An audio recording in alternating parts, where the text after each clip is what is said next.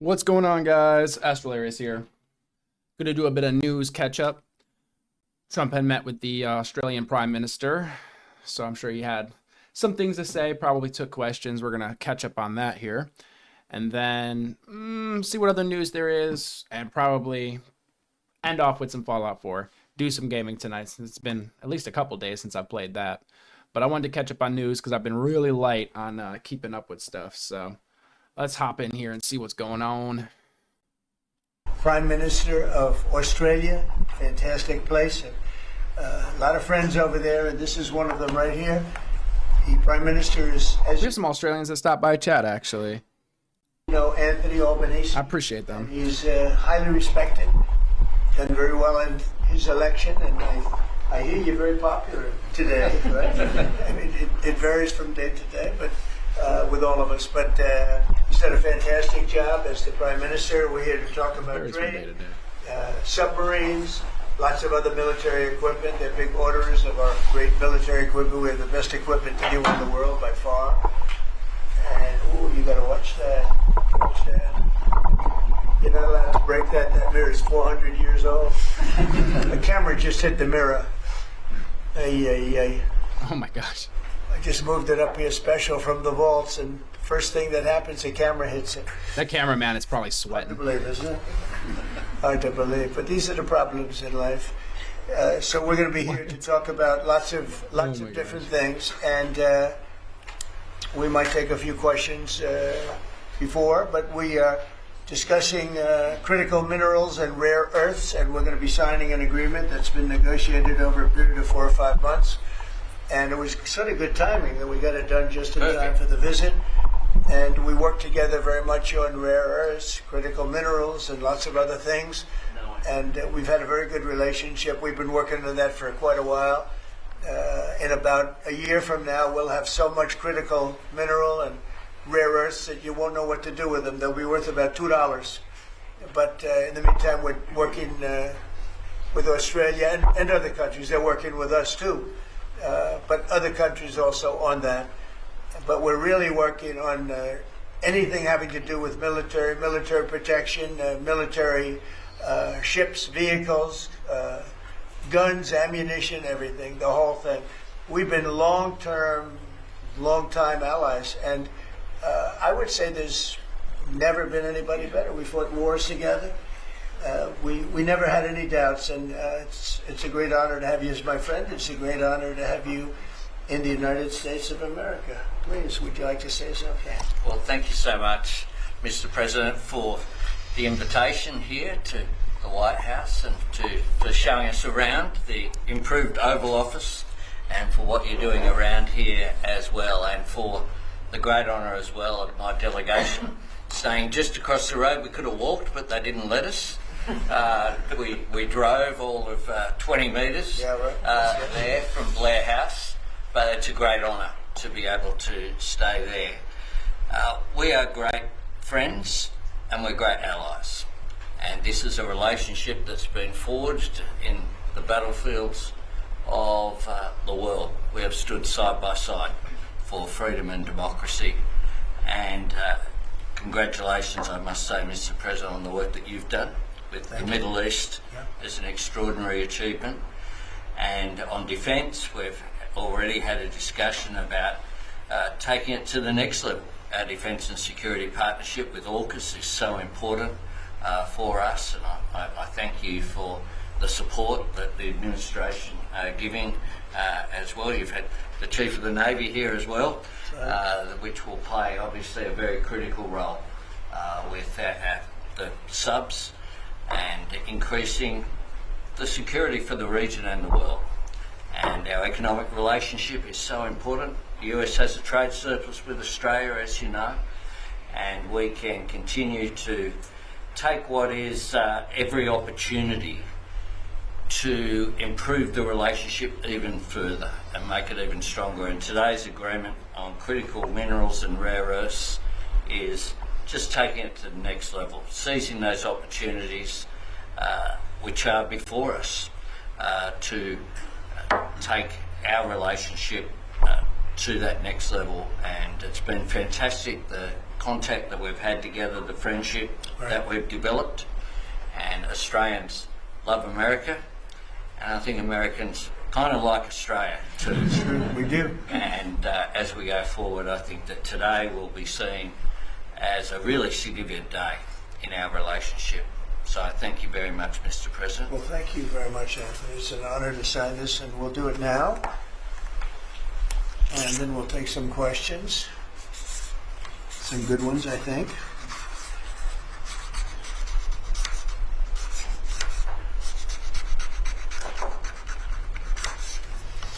Okay.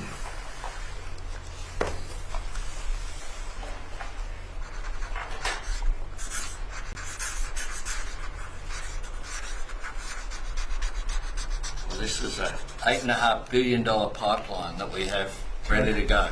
That's right. It's all ready to go. Just getting started. And we're doing a real job on rare earth and many other things. Perhaps I could ask John to say a few words, and then we'll exchange papers. But just how are we doing on your naval purchases and all of the submarines that we're working on with Australia? How's that going? Thank you, Mr. President. Obviously, Australia is a very important ally of ours in the Indo-Pacific and in every battle. They've fought with us since World War I and have always been side by side. The facility that they're building, Surf West, is critical and very important to our ability to project power in the Indo-Pacific and work with our allies. So we're working very closely. I think what we're really trying to do is take the original AUKUS framework and improve it for all three parties and make it better and clarify some of the ambiguity that was in the prior agreement. So it should be a win-win for everybody. So. And the submarines that we're building for Australia are starting to really move along, right? The process is getting very exciting, isn't it? We're getting better. That's good. Very good. It's going to be great. Thank you very much. Maybe we'll hold this up. Okay.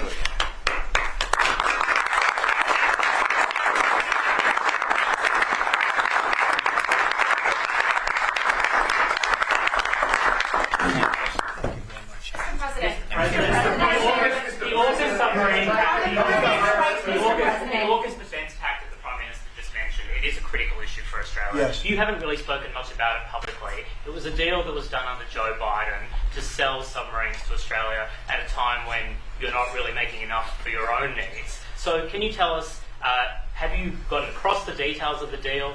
Do you support it, and will you honour it? It was made a while ago, and nobody did anything about it, and it was going too slowly. We do actually have a lot of submarines. We have the best submarines in the world, anywhere in the world, and we're building a few more currently under construction.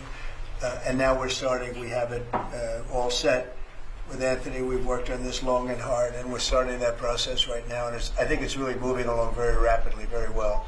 But if the rate of submarine production doesn't continue, how can you guarantee Australia will get the votes? Oh, it's getting, oh no, they're getting. Mr. President, at least 32 people have been killed in those Excuse me, two. you're next. Thank you. Go ahead. China's bad behavior has really only gotten worse since the AUKUS partnership was formed. With that in mind, is the door open for Australia to get additional nuclear-powered submarines or other military capabilities not already in the deal? I think China's been very respectful of us. They're paying tremendous amounts of money to us as in the form of tariffs. As you know, they're paying 55%. That's a lot of money. They never were paying anything over years and years and years.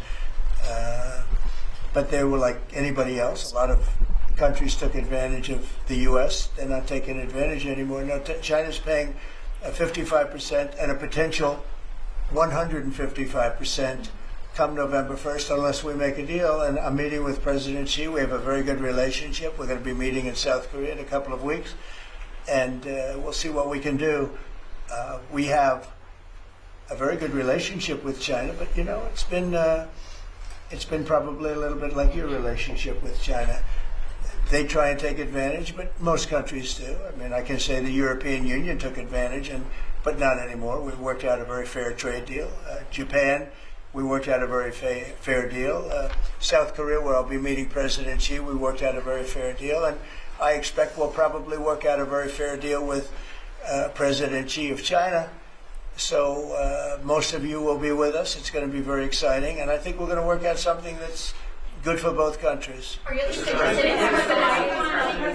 Are you at least interested in expediting the nuclear-powered subs to Australia? Well, we are doing that, yeah. We're doing that. We have them moving very, very quickly. Yeah, please. Mr. President, I don't think you've ever been to Australia. Have you thought about coming to Australia and trying out some of the golf courses? I would, and I actually have been to Australia. A long And I flight. did play one of your great golf courses. They have great golf courses there. But I have been to Australia, actually. Come And again? oh, I would. In fact, I've been invited to go, and Indeed. I'll have to give it serious consideration. No, it's a real Did possibility. the Prime Minister invite you today? He did. And perhaps we could time it, must be said, with the President's Cup that Australia hosts as well. When is the President's Cup? We'll organise it at a time suitable for you, Mr. President. Okay, please, in the back, please. Yeah, in the back, please. Yeah, Mr. President, the Prime Minister mentioned that there's a trade imbalance that's very heavily in America's favour. Why does America slap such heavy tariffs on a friend and ally? Well, we don't, yeah. Well, we do in some cases. We do in many cases because we've been treated unfairly. But actually, the tariffs are very light. The one thing is you buy a lot of airplanes, so that helps because you buy a lot of the beautiful Boeings, the best of the Boeings. Boeing, and by the way, Boeing is really doing well. They have lots of orders, and they're really doing a great job. They make a great plane. But Australia, because of its location, which is great, but one of the things dictated by that location is you have to order a lot of airplanes. So I guess we have that advantage. They need a lot of airplanes in Australia, and that gives us a little bit of an advantage. Yeah, President. Yeah, your Secretary of War, Pete Hegseth, in his Shangri-La speech in, I think it was May, warned about the potential likelihood or threat of President Xi ordering an invasion of Taiwan. 2027 is also the year that Fleet Base West is supposed to start rotating those US and UK submarines. Do you see AUKUS as a deterrent for China in the Indo-Pacific? Yeah, I do. I think it is, but I don't think we're going to need it. I think we'll be just fine with China. China doesn't want to do that. First of all, the United States is the strongest military power in the world by far. It's not even close. Not even close. We have the best equipment. We have the best of everything, and nobody's going to mess with that. And I don't see that at all with President Xi. I think we're going to get along very well as it pertains to Taiwan and others. Now, that doesn't mean it's not the apple of his eye, because probably it is. But I don't see anything happening. We have a very good trade relationship. We're going to have a very good, I think when we leave South Korea, could be wrong, but I think we'll end up with a very strong trade deal. Both of us will be happy. I don't see that happening now. Given the trade surplus that the US enjoys with Australia, would you consider lifting the tariffs that you've imposed on Australia? And can you give us any details about the critical... Yeah, well, the tariffs have been amazing because, tariffs have been really a reason that I was able to settle almost all of the, I've settled 8 wars in 8 months. Not bad. I have one more to go. It's Russia-Ukraine, and I think we'll get there, but it's turned out to be nasty because you have 2 leaders that truly hate each other. You can't have it all, right? They hate each other beyond all else, and it makes it actually a little bit difficult. But we try, of the 8 deals, I would say because of tariffs, 4 or 5 of them were settled. It's an amazing thing, the power of tariffs in terms of our country. But tariffs have always been used against us. We never use them against anywhere else. And now you have a president that for national security reasons and other reasons is using them. And we've become a very rich nation again and a very secure nation again. But we've also become a nation that used that power of tariffs and the power of trade to settle 5 of the 8 wars that I said. I settled 8. I'm very proud of that. Nobody else has settled 1. I don't think there's been an American president that settled 1. I think there probably hasn't been outside of the 2 countries involved, or however many are at war. I don't think there's ever been an outside country that settled a war, period. So I settled 8 in 8 months. I'm proud of that. Now, in the meantime, I'm running a country that's right now we're the hottest country anywhere in the world. We were dead. A year and a half ago, we were a dead country. Now we're the hottest country in the world, economically and otherwise. So. But I will say this, Australia pays very low tariffs, Very, very low tariffs. In fact, Australia pays among the lowest tariffs. Go ahead. Mr. President, there's been concern in Australia that it's taken 9 months to get this meeting. Have you had any concerns with this administration, with its stance on Palestine, climate change, or even things the ambassador said about you in the past, the Australian ambassador?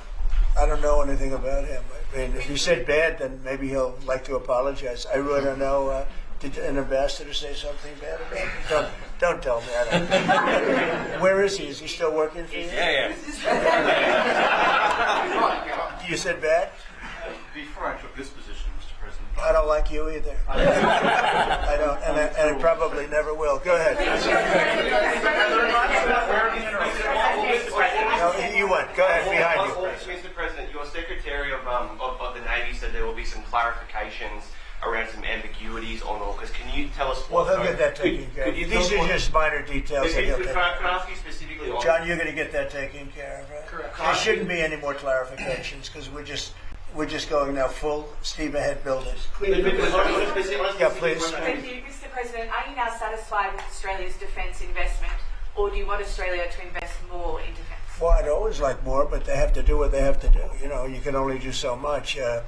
I think they've been great. They're building magnificent holding pads for the submarines. It's going to be expensive, too. You wouldn't believe the level of complexity, right, and how expensive it is. They're building tremendous docking because they have a lot of ships and a lot of things happening. And I think their military has been very strong, very, very strong. Over here, please. Mr. President, on the war that you haven't solved yet, the Ukraine-Russia situation, have you now locked in a meeting? And can you explain, just a few weeks ago at UNGA, you said that Ukraine could possibly win the war and keep its territory, but now the story seems a bit different. They will, but they could still win it. I never said they would win it. I said they could win. Anything can happen. You know, war is a very strange thing. A lot of bad things happen, a lot of good things happen. If you look at the Middle East, I would say prior to us hitting Iran so hard, we could have never made that deal because you would have had a dark cloud over the Middle East when we took out their nuclear capability, which was one of the great military maneuvers of all time. It was flawless. You saw that. Yeah. Those magnificent B-2s. I mean, that was a flawless move that was done by some very talented people, headed up by Pete and everybody else, and our great generals, and General in particular, Raisin Kane. We did a great job. And when that happened, everything was different, and we were able to get a deal. If we didn't do that, if it wasn't, you know, they wanted to do that for 22 years, Mr. Prime Minister. For 22 years, I had the pilots here, the B-2 pilots, and they came to the Oval Office, and I thought they deserved it. They flew 37 hours back and forth. We had 52 tankers up there. We had a lot of planes up there with them, but they were the primary plane. But we had a lot of planes, F-22s and F-35s and F-16. We had a lot of planes. But we had 52 tankers, can you believe that? And it was just like a flawless mission. And when it was finished, the Middle East just opened up, amazing. And they've wanted to do it for 22 years. The pilots came up to me, they said, you know, for 22 years we practiced this maneuver, 3 times a year for 22 years, our predecessors and us. These are now young pilots, you know, but they're older now, predecessors practiced it. And they said, we never had a president that would let us do it, but I let him do it, and it totally opened up the Middle East. It took the cloud over the, you know, we had a dark cloud over the Middle East, and now it's all, I mean, we have a little situation relatively with Hamas, and that will be taken care of very quickly if they don't straighten it out themselves, because they're in violation of their agreement.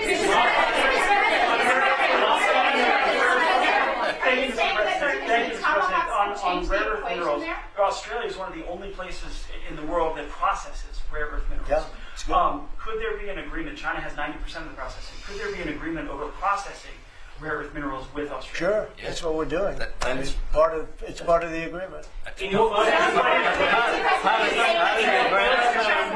say with go ahead, please. Thank you, sir. Just sorry. Yeah. On a follow-up on Taiwan, there are reports that you will come up, or China is pressuring you to not support independence for Taiwan in exchange for a trade deal. Well, I'm not going to talk about that. What I'll talk about, you and I will have that discussion in a couple of weeks when I'm in South Korea with President Xi. We're going to be talking about a lot of things. I assume that's going to be one of the things, but I'm not going to talk about that now. Yeah, please. Mr. President, you just alluded to the violence in the Middle East. What steps is the administration taking to maintain the ceasefire? Well, a lot of steps, and right now it's in the hands of others. You know, we have 59 countries that agreed to the deal. We have a peace in the Middle East for the first time ever. We made a deal with Hamas that, you know, they're going to be very good, they're going to behave, they're going to be nice, and if they're not, we're going to go and we're going to eradicate them if we have to. They'll be eradicated, and they know that. So they went in, and I don't believe it was the leadership, but they had some rebellion in there among themselves, and they killed some people, you know, a lot of people. But this is a violent group. You know, you probably noticed over the last 100 years, this is a very violent group of people. And they got very rambunctious, and they did things that they shouldn't be doing. And if they keep doing it, then we're going to go in and straighten it out, and it'll happen very quickly and pretty violently, unfortunately. Yeah, just following up on that question, when you say we are going to eradicate Hamas, who is we? Does that include American boots on the ground?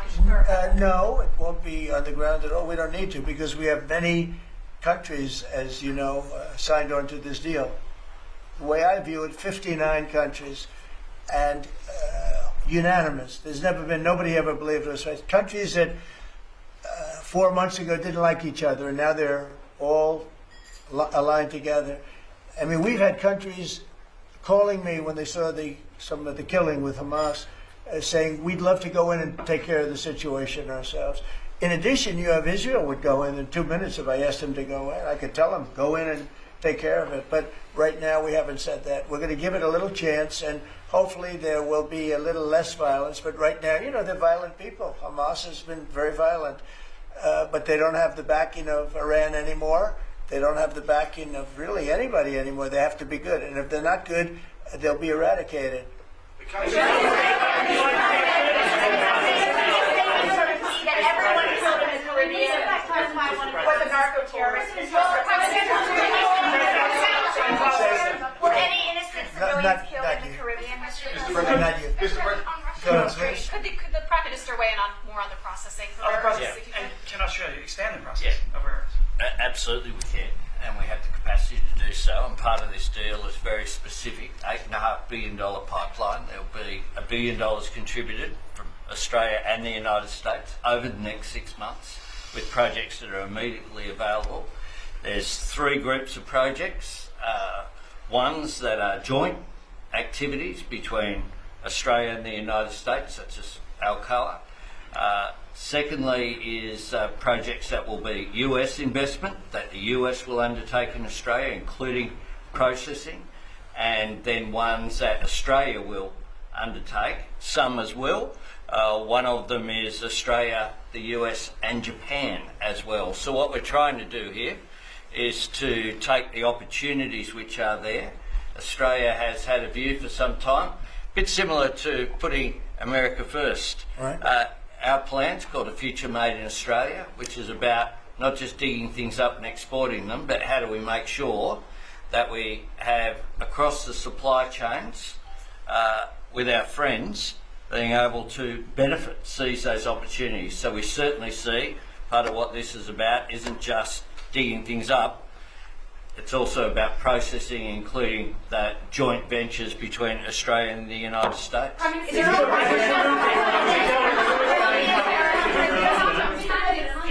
US and Australia really compete with China? Aren't we decades behind in terms of development? No.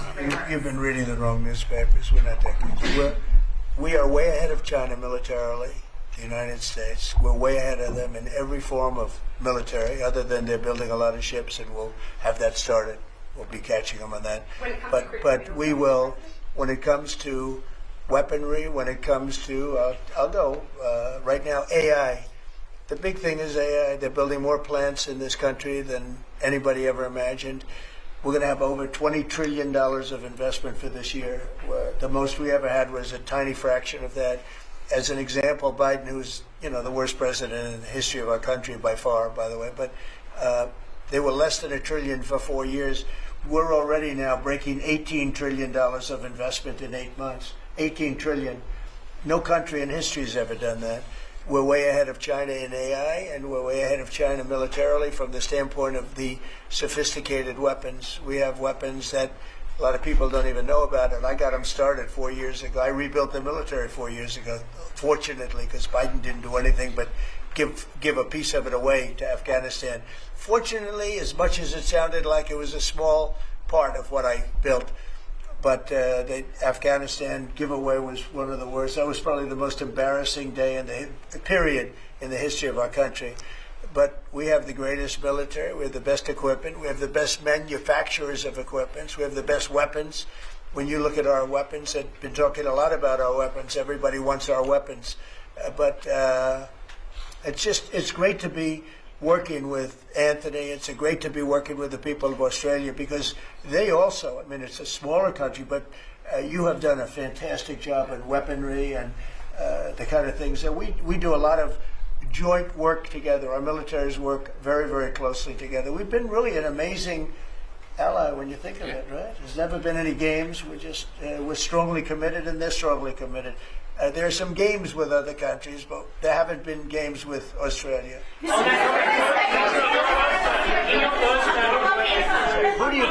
Where do you come from? I'm from Australia. Who are you with? The Sydney Morning Herald. Nasty guy. Go ahead. Oh, sorry. I was just going to ask. All right, go ahead. On your first term, you worked with two Australian Prime Ministers, Scott Morrison and Malcolm Turnbull. You might remember. They were from same side of politics as you. Mr. Albanese's different side. Can you tell us a bit more about what it's like to work with Mr. Albanese compared to those two? Well, I got along. I mean, that wouldn't be fair because the man on my right has a big advantage. You know that, right? But I think he's doing a really good job, and we've had a very good relationship. I don't want to compare one with the other, but I'll tell you, this one is. They really have a great prime minister. Thank you. Okay, is that a Thank good you. statement? I'll use it in my ads in 28.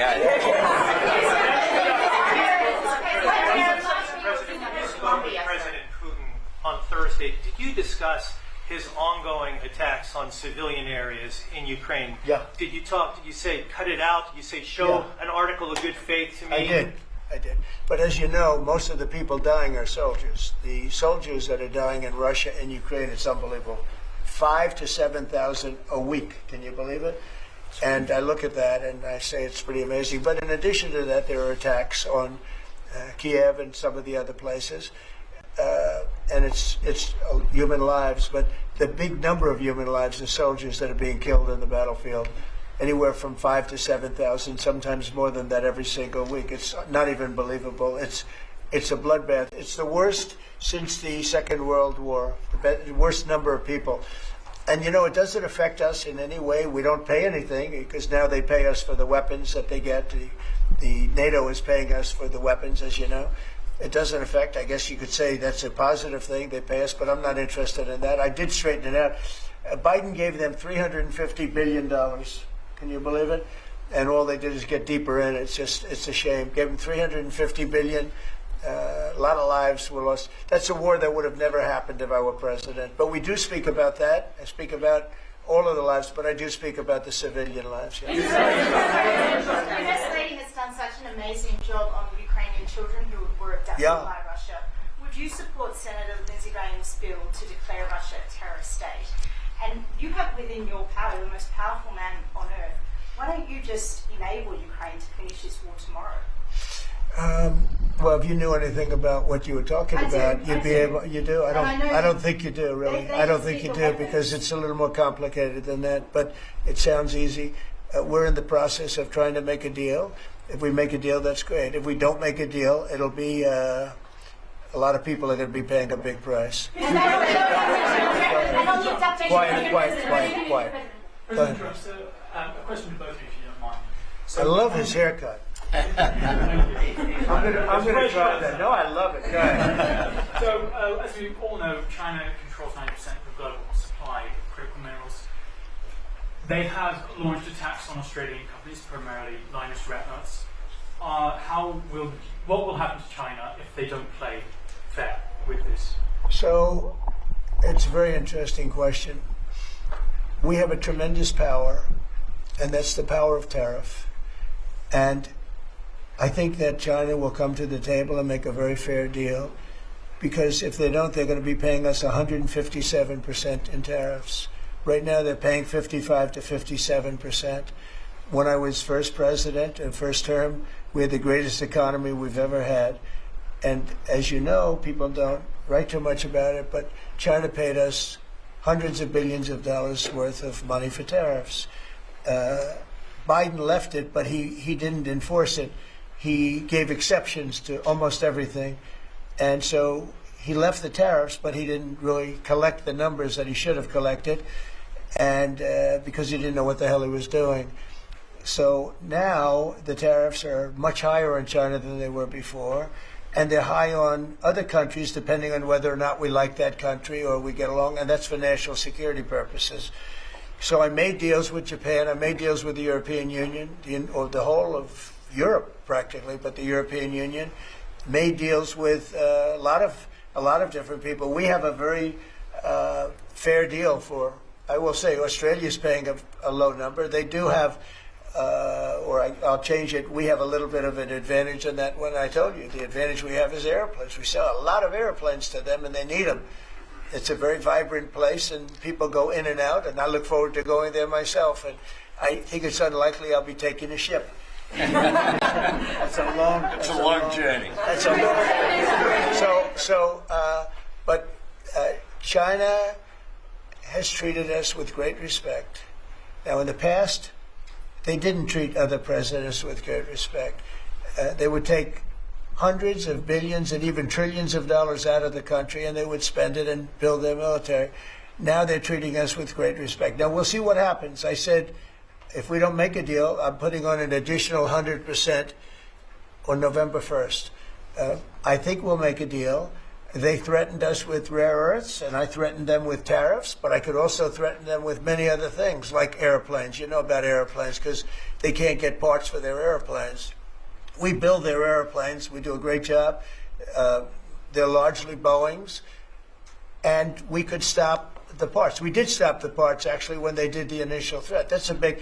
They closed down over 400 of their airplanes, but we don't want to do that. But we have a much simpler thing. If we don't make a deal, we'll charge them a very substantial tariff, and they'll be paying us hundreds of billions of dollars a year, which they're basically paying right now. We had presidents that allowed China and other countries get away with murder. We're not going to allow that, but we're going to have a fair deal. I want to be good to China. I love my relationship with President Xi. We have a great relationship. I believe after we leave South Korea, we'll be there together. We thought that would be a good place to meet, and we're going to be meeting. I'll be in Malaysia, I'll be in Japan, I'll be in a couple of others. We'll be sort of doing a little bit of a tour. I've been invited to go to China, and I'll be doing that sometime fairly early next year. We have it sort of set. But I think we're going to have a very good relationship with China. And again, they will threaten us with rare earths. I don't think they're threatening us too much right now. But they could do that, but I threaten them with something I think is much more powerful, and that's tariffs. Because at a certain point, they will not be able to do any business with us.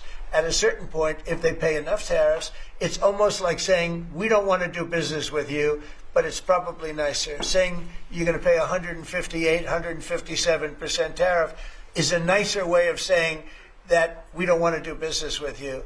And if they don't do business with us, I think China's in big trouble, I'll be honest with you. I think China is, I don't know that they even make it. I really do. I believe that they're in big trouble.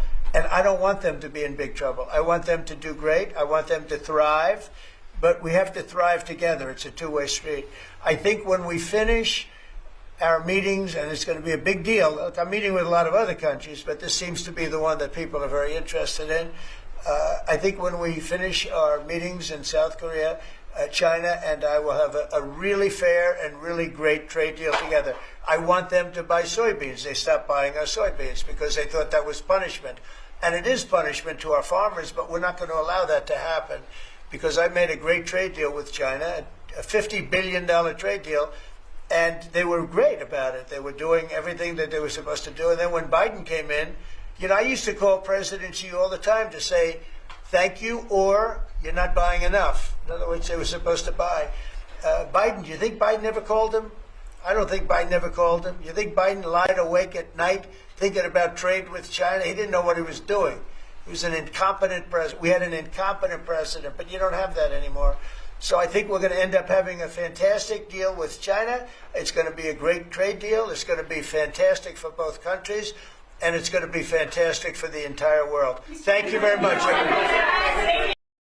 All right, up next, takes questions on Air Force One. Australians in chat, how do you guys feel about President Trump, out of curiosity? I'm always surprised at how many Australians stop through here, even when we're not doing anything like news that has anything to do with Australia. I love having my folks from down under in here. But anyway, Air Force One, I'm starting a new poll in chat. Seems like most of y'all are having great days. I love to hear it. But we're gonna do how do you feel about Trump? Is he doing a good job or not? So poll in chat here in like 1 minute. We had a good weekend. We accomplished a lot. Really, very lot. Catching up on the news. You probably just saw the piece on Steve and Jared. It was very good. 60 minutes. Any questions? You want to give me a little room here, Jeff? Just following up on the 60 Minutes story, what's your reaction to Israel strikes on Gaza today? Well, we're going to have to see what's happening. We want to make sure that it's going to be very peaceful with Hamas. As you know, they've been quite rambunctious. They've been doing poll in chat up. We think maybe the leadership isn't involved. There are some rebels within, but either way, it's going to be handled properly. It's going to be handled toughly, but properly. Is the ceasefire still in place? Yeah, it is. Mr. President, on Colombia, Senator Graham. The country of Colombia. Senator Graham tweeted that you would be imposing tariffs on the country either today or tomorrow. Can you give any details as to how much those tariffs might be? Well, I read the statement of Senator Graham, and it's correct. Yeah. I was with him today. We were working today, and I read his statement, and it's correct. Yeah. But how much the tariff rate? Do you have a rate in mind? I'll let you know tomorrow. Can y'all understand this? Yeah. Jay Jones has repeatedly said that if he wins in Virginia, that he Who said what? Jay Jones in Virginia. Jay Jones, you mean the one that wanted to kill somebody's children and kill somebody? You mean the animal that wanted to kill somebody? Yeah, who should not be allowed to be running for that office? Yeah, he said he can't wait to see you in court. I'm wondering if you have a response and if you're considering getting involved in that race. Well, what is he saying?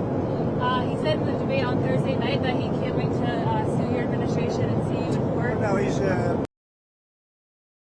Hold on, y'all. Let me see if I can get a better version for you. We had a good.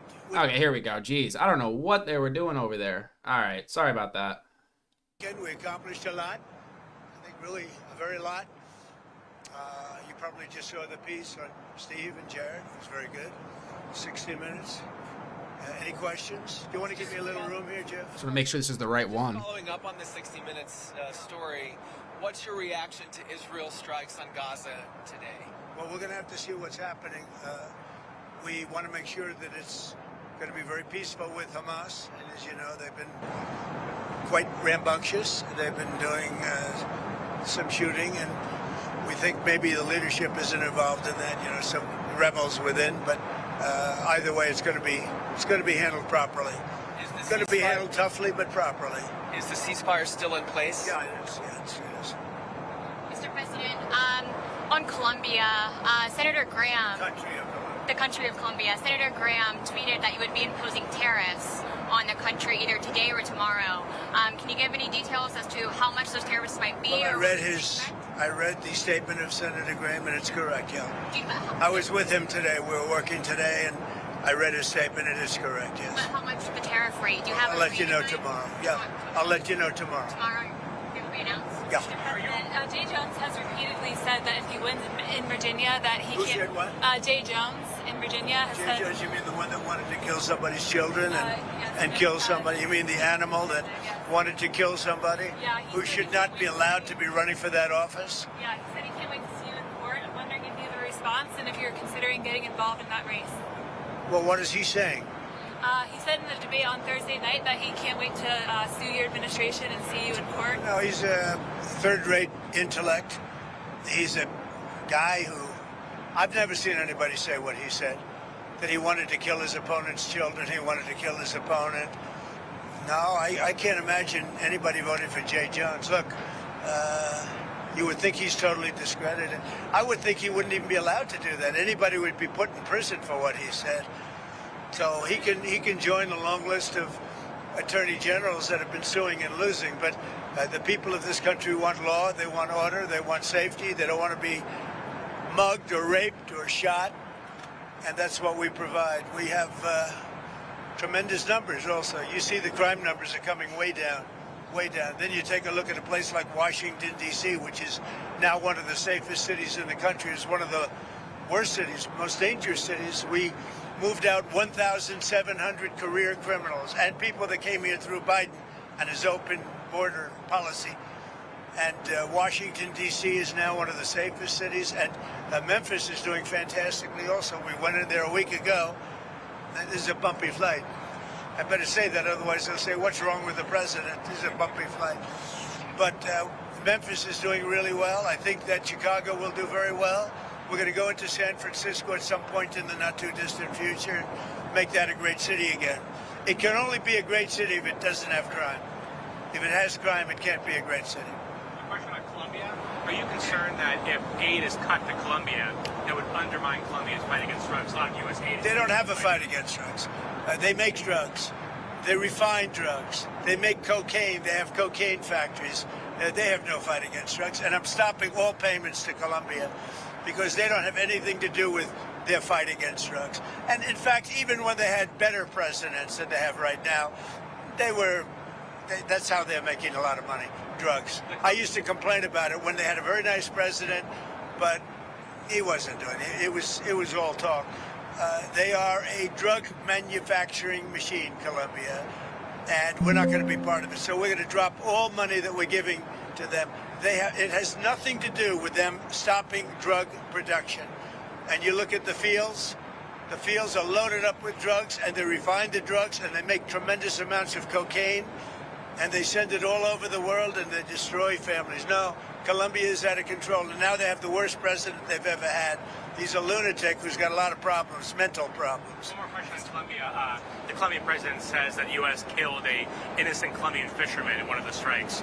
He said that when we shot down a submarine, that they were just fishing. This is a submarine. This was a submarine that was meant, by the way, this was a submarine that was meant for one reason and made for one reason, to carry massive amounts of drugs. Yeah, go ahead. No, but that's not the right strike that he's talking about. He's talking about a previous strike. Mr. President, on the shutdown, do you want to see the premium tax credits extended if the Democrats vote to reopen the government? Let me just tell you that there'll be no money given toward their crazy escalation of giving money to illegal aliens that came into the country totally illegally. I mean, they came in illegally.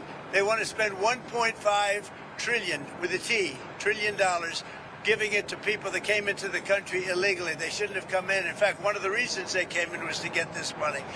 And California is a big culprit. I mean, California, they're out of control. And we're not going to pay California all of that money that they're giving away illegally. That's another thing. Between California and Colombia, there's not that much difference. We're not going to be making those payments. Just a follow-up to that, sorry. A July survey Who by are you with, please? The Washington Post. A July survey by your pollster, Tony Fabrizio, found that 72% of voters across political parties like the ACA tax credits. So are you worried that you might get blamed if you don't help get those through? Well, we want to have great health care, so we'll do whatever we can do to have great health care. But the Democrats want to destroy all health care because they want to give $1.5 trillion of this money, and they want additional money to go to people that came into our country illegally. Many of them are from prisons and mental institutions, and we're not going to destroy our health care for the Democrats. Mr. President, there were reports, and you even mentioned that in a recent phone call with Prime Minister Modi, and that Modi had said his country would stop purchases of Russian oil, Yeah, but India said that they were not aware. Well, then they're going to just keep paying a lot of tariffs. If they said that, but I don't believe they said that. No, I spoke with Prime Minister Modi of India, and he said he's not going to be doing the Russian oil thing, so that's it. Well, why would India say that they're not going to do? I don't know, but if they want to say that, then they'll just continue to pay massive tariffs. and they don't want to do that. Following up on Friday, you said you had a cordial meeting with President Zelensky. During that meeting, did you tell him he needed to cede all of the Donbass region to Russia? No, we never discussed it. We think that what they should do is just stop at the lines where they are, the battle lines. You have a battle line right now. The rest is very tough to negotiate. If you're going to say, you take this, we take that, there's so many different permutations. So what I say is they should stop right now at the battle lines. Go home, stop killing people, and be done. What do you think should happen with the Donbass region? Let it be cut the way it is. It's cut up right now.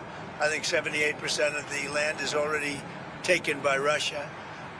You leave it the way it is right now. They can negotiate something later on down the line. But I said, cut and stop at the battle line. Go home. Stop fighting. Stop killing people. What do you think of Mandami's photo with the 93 World Trade Center bombing? Yeah, no, it's a shame. Look, the Mandami thing is it's a disaster waiting to happen. We can't have a communist in charge of a great, supposedly free enterprise, kind of a representative city. So I think it's, if you have a communist mayor, I think it's going to be very tough for him and for the city. Do you think he should have posted something like this so close to the election? Oh, I think it's a shame that that particular man is endorsing him and very friendly with him. You can see there's a relationship. He blew up the World Trade Center, right? And Mr. President, didn't the man you're talking about blow up the World Trade Center? And he's friends with Mandami? Mr. President, sticking with New York City, you've talked about the Hudson River Tunnel, the infrastructure project.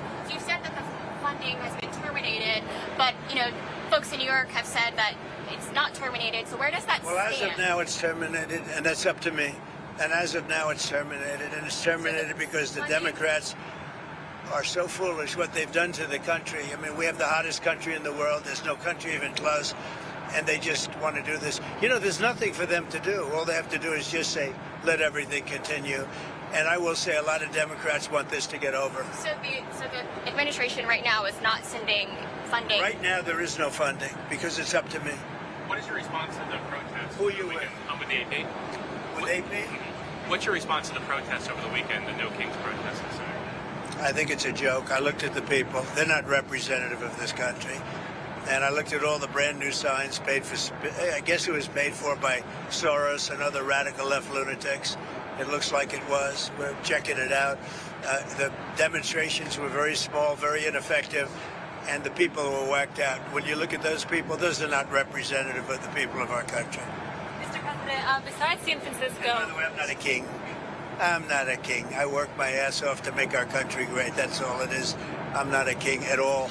He's been swearing a lot more lately. So are there other cities you're actively looking at for the National Guard right now? Yeah. What about it? I'm just wondering if you care to comment on that. Well, we've used the National Guard to be very successful in Memphis. You can see the numbers are falling like rocks. Washington, D.C., Chicago is getting better, even though we're going through a lot. And, we're trying to do it in a very nice way. I'm allowed, as you know, as president, like 50% of the presidents have used the Insurrection Act. They can use that, and everybody agrees you're allowed to use that, and there's no more court cases, there's no more anything. We're trying to do it in a nicer manner, but we can always use the Insurrection Act if we want. I mean, you take a look in the past, one in particular president used it 28 times during the course of a presidency. So we're allowed to do that. We thought we could do it in a very nice way. All we want to do is have safe cities. We're not looking for anything that would be spectacular other than crime-free become spectacular. We want to have great crime-free cities. So I'd be allowed to use, if I wanted, the Insurrection Act, and then all of this nonsense would go away. You have the absolute right. It's the strongest power a president has, and you have the absolute right to do it. We wanted to go this route, but we get sued every time you look at somebody. You look at somebody the wrong way, and you end up getting sued. We just want no crime. We want to have crime-free cities. That's not a big... I mean, it's pretty common sense, I think, but that's all I want is crime-free cities. I campaigned on it. It's become, I think, even more successful than we thought because of the tremendous success that we had literally in 12 days in Washington, D.C., and it continues. But Washington, D.C., we're so proud of it. People are eating in their restaurants. Restaurants are opening. All the stores and restaurants were closing. You couldn't walk down the street without being mugged or worse. and now it's a safe city. I mean, it's considered a very safe city.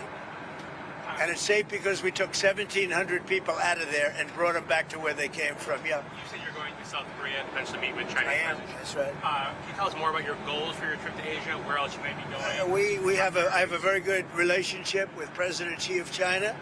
We're having disputes on things. They're paying us a lot of money, tremendous amount of money in tariffs, and they'd probably like to have it be less, and we'll work on that, but they have to give us some things too. Right now, China's paying a tremendous amount of money in tariffs, like they've never paid before. You know, they paid a lot during my first administration, my first term. Now they're paying an unbelievable amount of money to the United States. They probably can't pay that much, and I'm okay with that. We can lower that, but they have to do things for us too. It's no longer a one-way street. Yeah. What would you lower it to, do you think? Depends. I mean, we'll have to see what they want. One of the penalties we have, and because they're sending in fentanyl, we have a 20%. As you know, a 20% tariff on that, but they'd be paying about 157% tariff, which is, you know, record-setting type tariff. I don't want them to do that. I want to help China. I'm not looking to hurt China, but they have to give us things too.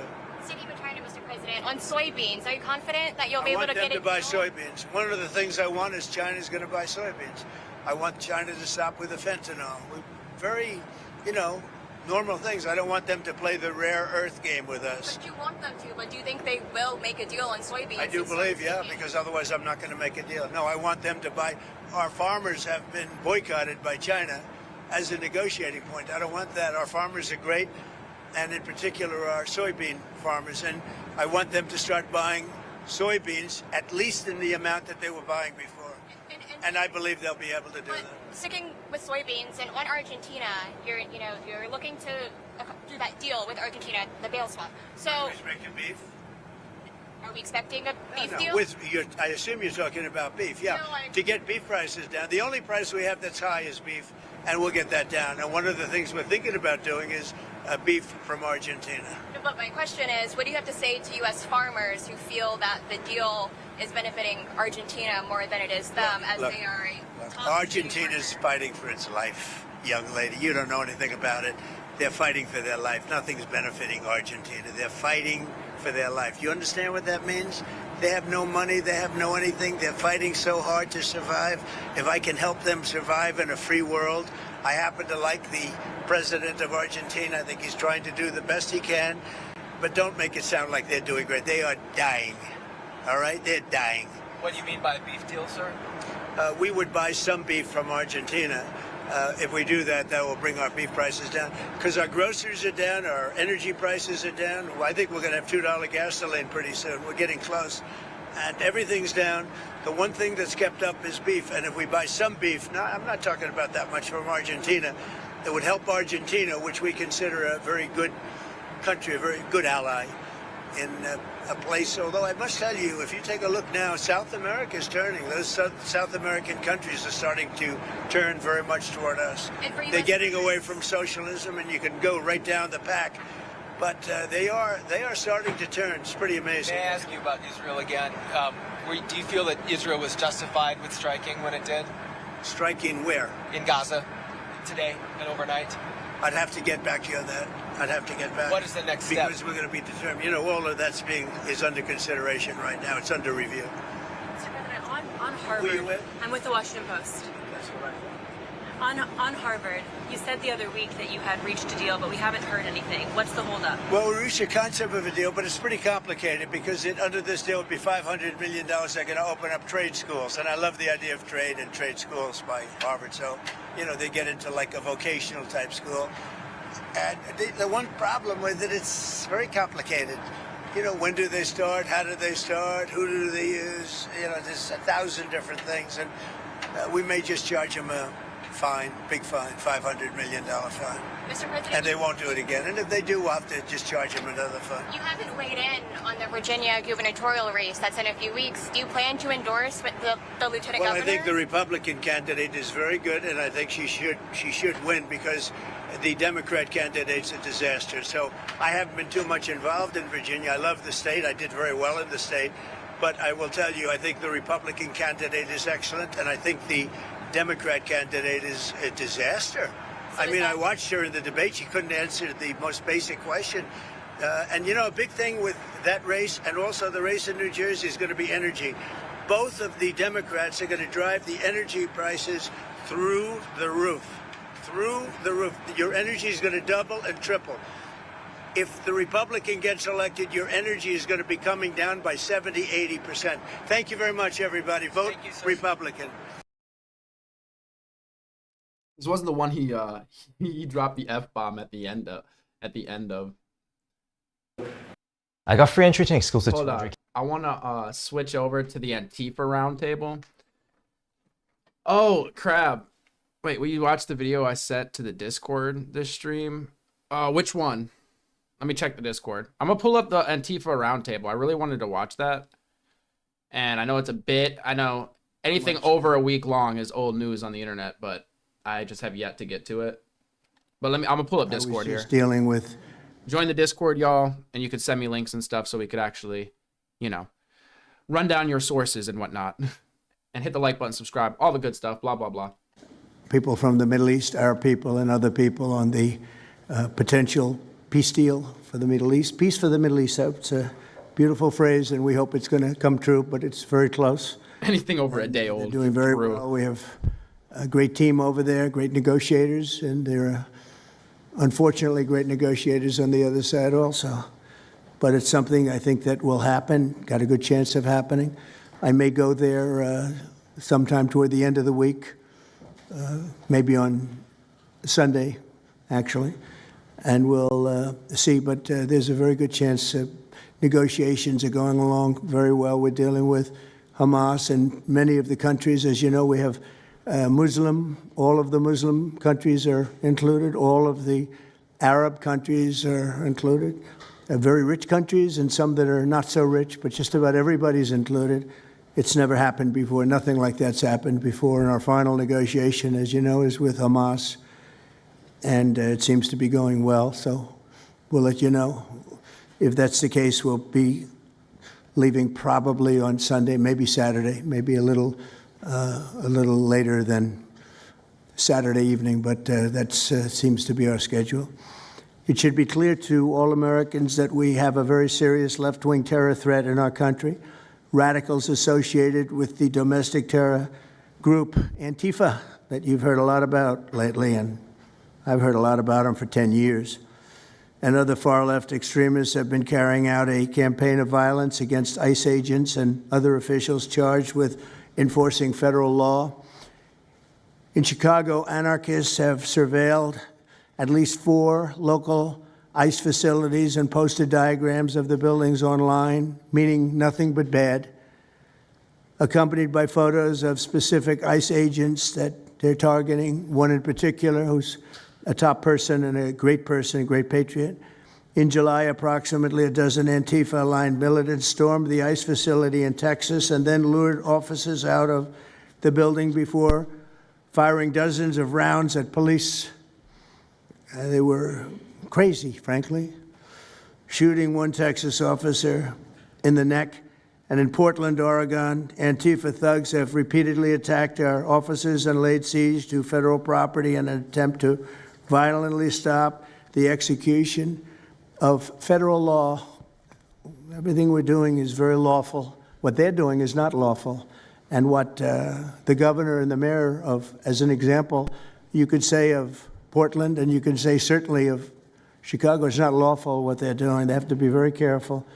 In addition, 2 weeks ago, a radical left terrorist in Dallas conducted a sniper attack on a local ICE facility, killing 2 people and leaving behind a note that read, "Hopefully this will give ICE agents some real terror." That's bad. This attack came the very same month that Charlie Kirk was assassinated by a far-left extremist who inscribed the words, "Hey, fascist, catch," meaning catch the bullet, onto the bullet shelf itself. The epidemic of left-wing violence and Antifa-inspired terror has been escalating for nearly a decade. At universities, Antifa has organized riotous mobs to attack campus speakers. I see it all the time. And these are agitators, anarchists, and they're paid. and you'll find that out. You'll be finding it out very soon. You should see what we have on these people. These are bad people. These are people that want to destroy our country. We're not going to let it happen. They've used armed gangs to assault local police in cities nationwide, and they've attacked journalists reporting on their crimes. So the journalists that report on their crimes, don't worry, you're very safe. I hope that's not going to turn you around, but they have been very threatening to people, but we're going to be very threatening to them, far more threatening to them than they ever were with us, and that includes the people that fund them.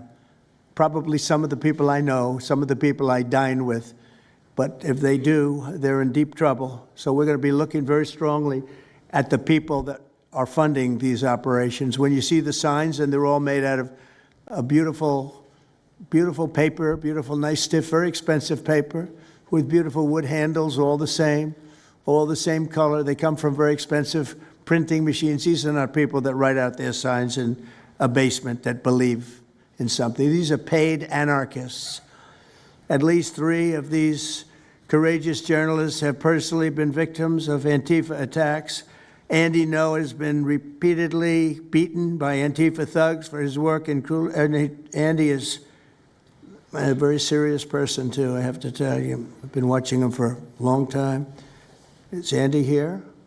That's what I thought. Hello, Andy. I thought that was you. You're looking better than you do out on those streets, huh? You look much better. It's nice to have you.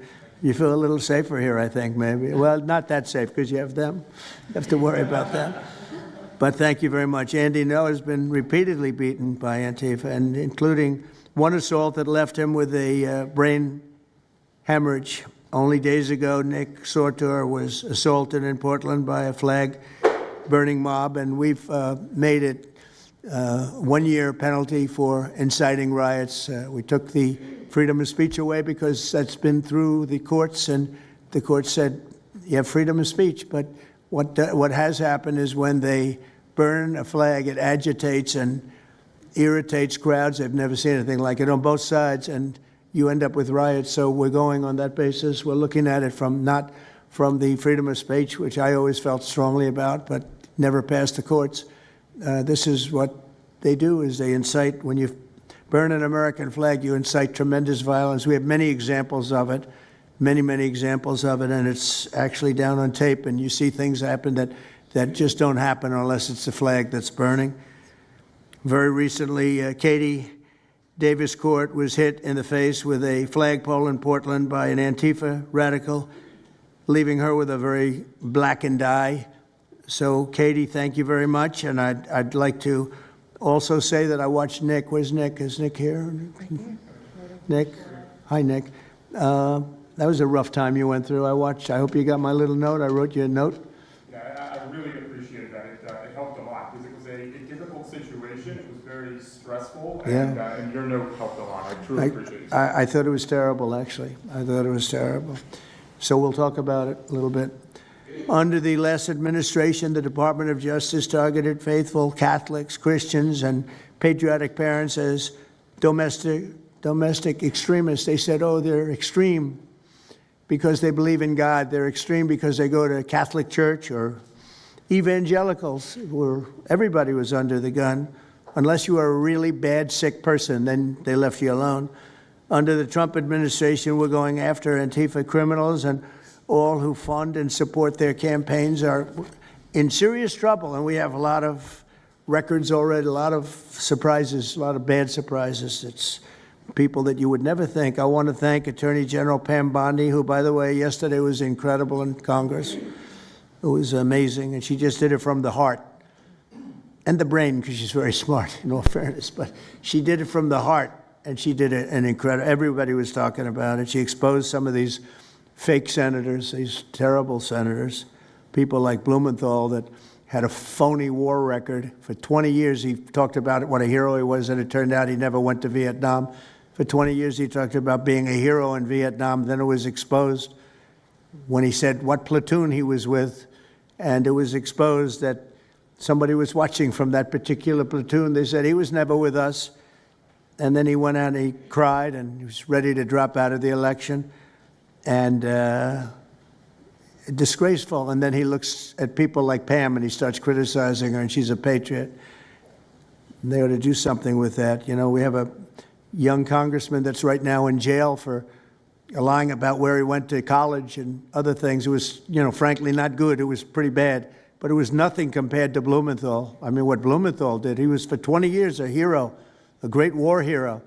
And then he sits back and, you know, sanctimonious kind of a guy, looks down, how dare you do this to the American public, you know? What a fake. But I thought Pam was incredible yesterday, as well as Secretary Kristi Noem, who's really out there courageously, and I appreciate it, Kristi, amazing what you're doing. FBI Director Kash Patel, who's really coming up with some great information, Kash. It's great. Keep it coming, because there's plenty of it. Deputy Attorney General, one of the best lawyers you'll ever find, Todd Blanche, who I know personally is a good lawyer because I'm here. Thank you very much, Todd. Good job, Todd. Let me ask Attorney General Bondi to say a few words, and then we'll follow it up with Secretary Noem and Director Patel. And we're going to have some of the people around the table, very courageous people, and they're going to be talking, journalists, almost all, and they're going to be talking, and we'll take some questions from the press at the end. Okay, Pam, please. Thank you, President Trump. And as you made clear, Antifa is a domestic left-wing terrorist organization. We've seen them on video for years because they wanted to be seen and they got away with it. They beat journalists, they attack courthouses, they attack police stations, they dox and assault our law enforcement officers. The Biden administration let them commit these crimes with total impunity for years. So did Democrat leaders like Pritzker and Mayor Brandon Johnson. Last week, independent journalist Nick Sorter was arrested just for protecting himself against Antifa. I saw it online and I called Nick. I couldn't believe what happened. He did all this just trying to save our American flag from being burned. He was pushed down and assaulted, yet the local police arrested Nick, not the Antifa thugs who did this to him. Antifa feels empowered to operate in the open because weak Democrats have turned a blind eye to their actions. Their hatred for President Trump and for law and order agendas fuels their violence. We've seen more than 1,000% increase in attacks against our ICE agents since January 20th. Secretary Noem is out there fighting for you firsthand to keep our federal officers safe, to keep our federal buildings safe, and we're not going to have it anymore, these thugs. We saw what's happening in Portland and Chicago, and you saw what happened in Dallas. No longer. This is not activism, it's anarchy. We can't and we will not let masked terrorists burn our buildings, attack our law enforcement, and intimidate our communities. Under your leadership, President Trump, we're deploying the full might of the federal law enforcement to crack down on Antifa and other domestic terrorist organizations led by Stephen Miller. And Stephen, thank you for everything you're doing. Last week, I issued a memo ordering our federal law enforcement agents, DEA, FBI, U.S. Marshals, and ATF to protect ICE officers from Antifa and other radical left-wing violence. Director Patel has been going nonstop. He and Deputy Attorney General Blanche were in Chicago yesterday. While Secretary Noem was in Portland, we are around this country fighting against this domestic terrorism. We had Apple and Google take down the ICE block apps. Hope they continue to comply with that. It's threatening the safety of our federal law enforcement officers. We're not going to stop at just arresting the violent criminals we can see in the streets. Fighting crime is more than just getting the bad guy off the streets. It's breaking down the organization brick by brick. Just like we did with cartels, we're going to take the same approach, President Trump, with Antifa. Destroy the entire organization from top to bottom. We're going to take them apart. Thanks to your bold leadership and the designation of Antifa as a terrorist organization, which is exactly what they are, Americans will no longer tolerate their unhinged violence. Thank you. Thank you very much, Pam. Christine. Well, thank you, Mr. President, and thank you for hosting today and focusing on Antifa and the terrorists that they are. Let's not make any mistake. These individuals do not just want to threaten our law enforcement officers, threaten our journalists, and the citizens of this country. They want to kill them. Their agenda is to destroy the American people and our way of life, and this president is standing in their way. He is stopping them from bringing their death and their destruction to the individual citizens in this country that just want to raise their kids and their grandkids in peace and in safety. I want to also thank everyone around this table for being so bold and so brave, for standing up and recognizing the threat that Antifa is to our way of life. By recognizing how advanced they are, how sophisticated their networks are, how they've infiltrated our entire country, and we're seeing them play out with their tactics from city to city, and how they have built out their funding mechanisms. And, sir, I also want to thank our Treasury Secretary for his work in getting to the bottom of these funding mechanisms and individuals who are perpetuating this violence on our American cities. I was in Portland yesterday and had the chance to visit with the governor of Oregon and also the mayor. They're in town, and they are absolutely covering up the terrorism that is hitting their streets. While you talked about some of the stories of our ICE agents, our Border Patrol agents, how they have been attacked, how they have been shot at, injured, the damage that they've done, these leaders in these local cities, along with Pritzker and Johnson, ignore what's going on, or, sir, they're helping Antifa cover it up.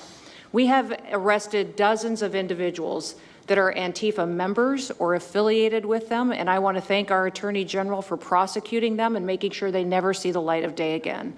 They have been so bold in making sure we're bringing those individuals to justice. One of the individuals we arrested recently in Portland was the girlfriend of one of the founders of Antifa, and that we are hoping that as we go after her, interview her, and prosecute her, we will get more and more information about the network and how we can root them out and eliminate them from the existence of American society. I want to thank the new journalists here today for telling their stories and for being able and willing to go to the streets and to cover what's happening here in America. Many times the legacy media has looked the other way, refused to tell the stories. The networks have not really focused on what this is and what damage it is doing to our country, and how this network of Antifa is just as sophisticated as MS-13, as TDA, as ISIS, as Hezbollah, as Hamas, as all of them. They are just as dangerous. They have an agenda to destroy us, just like the other terrorists we've dealt with for many, many years. And today is the day that we have a president that won't tolerate it and will stand up and fight for the American people. So thank you for being here, for being so bold, and for standing in the gap at such a time as this. It will matter. It will make a difference, and your life will be one of significance because of what you've done today. So with that, God bless you, and thank you, Mr. President. Thank you very much. Thank you. Cash, please. Thank you, Mr. President. Mr. President, the American people gave you a sweeping mandate in your victory in this election cycle, and they demanded safety and security for our citizens. And your administration, with your leadership, has provided us with the resources that we need, which is a whole-of-government approach to go after criminals absolutely everywhere, not just outside of this country, but within this country. And that takes a whole-of-government approach. The interagency seated up here with the Department of Homeland Security, our Attorney General, our Deputy Attorney General, and your White House staffers, including Stephen Miller's leadership, has allowed us to go out there and map out these networks. What we are doing at the FBI is simple. It does not require rocket science. We are following the money. Money never lies. And that's what it's going to take to bring down this network of organized criminal thugs, gangbangers, and yes, domestic terrorists, because that's what they are. They are harming everyday citizens in every single one of our communities. And the folks you see here on the right and left, they're some of the bravest men and women we have today. They're reporting the stories live time because the mainstream media won't cover it. They're putting their lives on the line. They're standing up for the flag. The least we can do is stand up for them. So you have my thanks. I read more of your stories than I do theirs because you guys are putting out the truth. And we deserve a country where you are protected as equally as they are. We, in this FBI, will go after with the criminals with a vengeance. We will not rest until we find every single seed, money, donor, organization, and funding mechanism that we have. And I want to echo the Secretary's comments on Scott Bessent, who's allowing us to map out these networks through their financial criminal activities. which has been going on for decades. And I would like to remind the American public, they built this disease temple of corruption over decades. And in 8 short months, Mr. President, you have crippled their foundation because of your leadership here, because of the interagency, because of people like Deputy Attorney General Blanche, and because of Attorney General Pam Bondi's fearless leadership to go after criminals wherever they are. They will not be able to hide. They were able to hide and conspire with prior administrations, and we are exposing their corruption from within. And we will go to every single city in this country under Operation Summer Heat and the other operations we are doing at the FBI to bring these criminals to justice. We will arrest every single one of them from whatever perch you sit in, private or public, no matter how your goal or your ambition is. It will be crushed by the Constitution because the American people deserve law and order, and that's what we're going to give you. Thank you very much, Cash. Great job. Maybe we'll start over here. Would any of you like to say something? Feel free. You can say it in front of a fine group of people, also journalists and reporters. You want to start? Sure. Go ahead. Absolutely. President Trump, members of the cabinet, really appreciate you guys bringing this together. And the fact that we are here today on such short notice shows how serious you guys are taking this issue of trans terrorists and frankly, the cities and police departments that are cooperating with Antifa, such as Portland. I mean, the Portland politicians are literally willing to sacrifice their own citizens just to appease these Antifa terrorists. It's sickening. I've seen it firsthand, obviously. When I went to jail that night, never expected it to happen. I thought that they were maybe removing me for my own safety. It never crossed my mind that I was the one that was being arrested for a crime after I was just thrown into a hole. I heard from the Department of Homeland Security after I had gotten out of jail, and one of your, I won't say exactly who it was, but somebody very close to Secretary Noem over here said that they were legitimately worried for my safety in the Portland jail. But luckily the Portland jail was, I was the only one there, essentially, because they don't actually arrest people in Portland, besides conservative journalists, I guess. So look, I'm glad that it was not a good night for me. Let's just say that. It was not fun sitting in that jail, but I'm glad to see what has come of it. And I've been able to talk to a bunch of FBI agents, ATF agents, DHS agents that I didn't even know existed until I went there and went to that ICE facility. And the morale is at an all-time high. It is so exciting to see these guys know now that they have the backing of the Secretary, the DOJ, as well as the President of the United States, and they are there to do their job. They are going to fulfill this mission and deport these violent criminals. I believe one of the ones that I did a ride-along with Secretary Noem yesterday, President Trump, and there was a pedophile that had come into the country 5 times over the past 7 years. 7 years, and apparently under the Biden regime that was just allowed to happen. That was fine, no problem. It's concerning to me that you're seeing the Portland Police Department, as well as the governor of Oregon, and the mayor, of course, coming out and running defense for pedophiles that have entered the country illegally 5 times. It's crazy. I'm glad it's taking a front row seat in the media. And, they're being forced to talk about it in reality because, we're the ones that were on the ground. We're the ones that are actually reporting what's going on. Much of the legacy media has been either ignoring it or covering for Antifa for years now. So thank you guys so much for taking this seriously. And President Trump, you mentioned that flag. So remember, you put out a truth right after That's right. I saw that. Took this flag from that man that was burning it in the street. I saw it. Do you know who he is? Oh, yeah, I know exactly who it is. So why don't you give it to Pam? Give it to the Attorney General, and let's start prosecutions. Yeah. I actually have a second flag that he tried to burn as well. So I have 2 of them from the same guy. You also saw what happened when that flag started burning. Everyone went crazy. That's right. And that's when it started, when they started burning the flag. So thank you. If you could give the information, it would be great. Absolutely. And at least that horrible night made you famous. I got a text from the President of the United States, so I appreciate that. And President Trump, after that happened to Nick, I called Harmeet Dillon and we opened a pattern and practice investigation into the Portland police very publicly as to how they let this happen. Thank you, sir. Mr. President, Brandy Cruz, you're going to hear us be very fired up today, and you can tell, and it's because some of us have been covering Antifa for 15 years and have never had anyone in a position of authority even acknowledge their existence.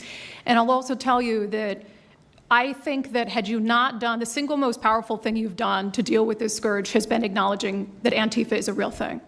I genuinely believe there would be people at these tables who would be dead today and would have been killed in Portland had you not called them a terror organization and said we're going to bring the full weight of the federal government to bear. I talked to Katie Daviscourt in Portland the other day. She'd been assaulted all summer. And she said the same thing. They didn't seem quick to violence as soon as you made that designation.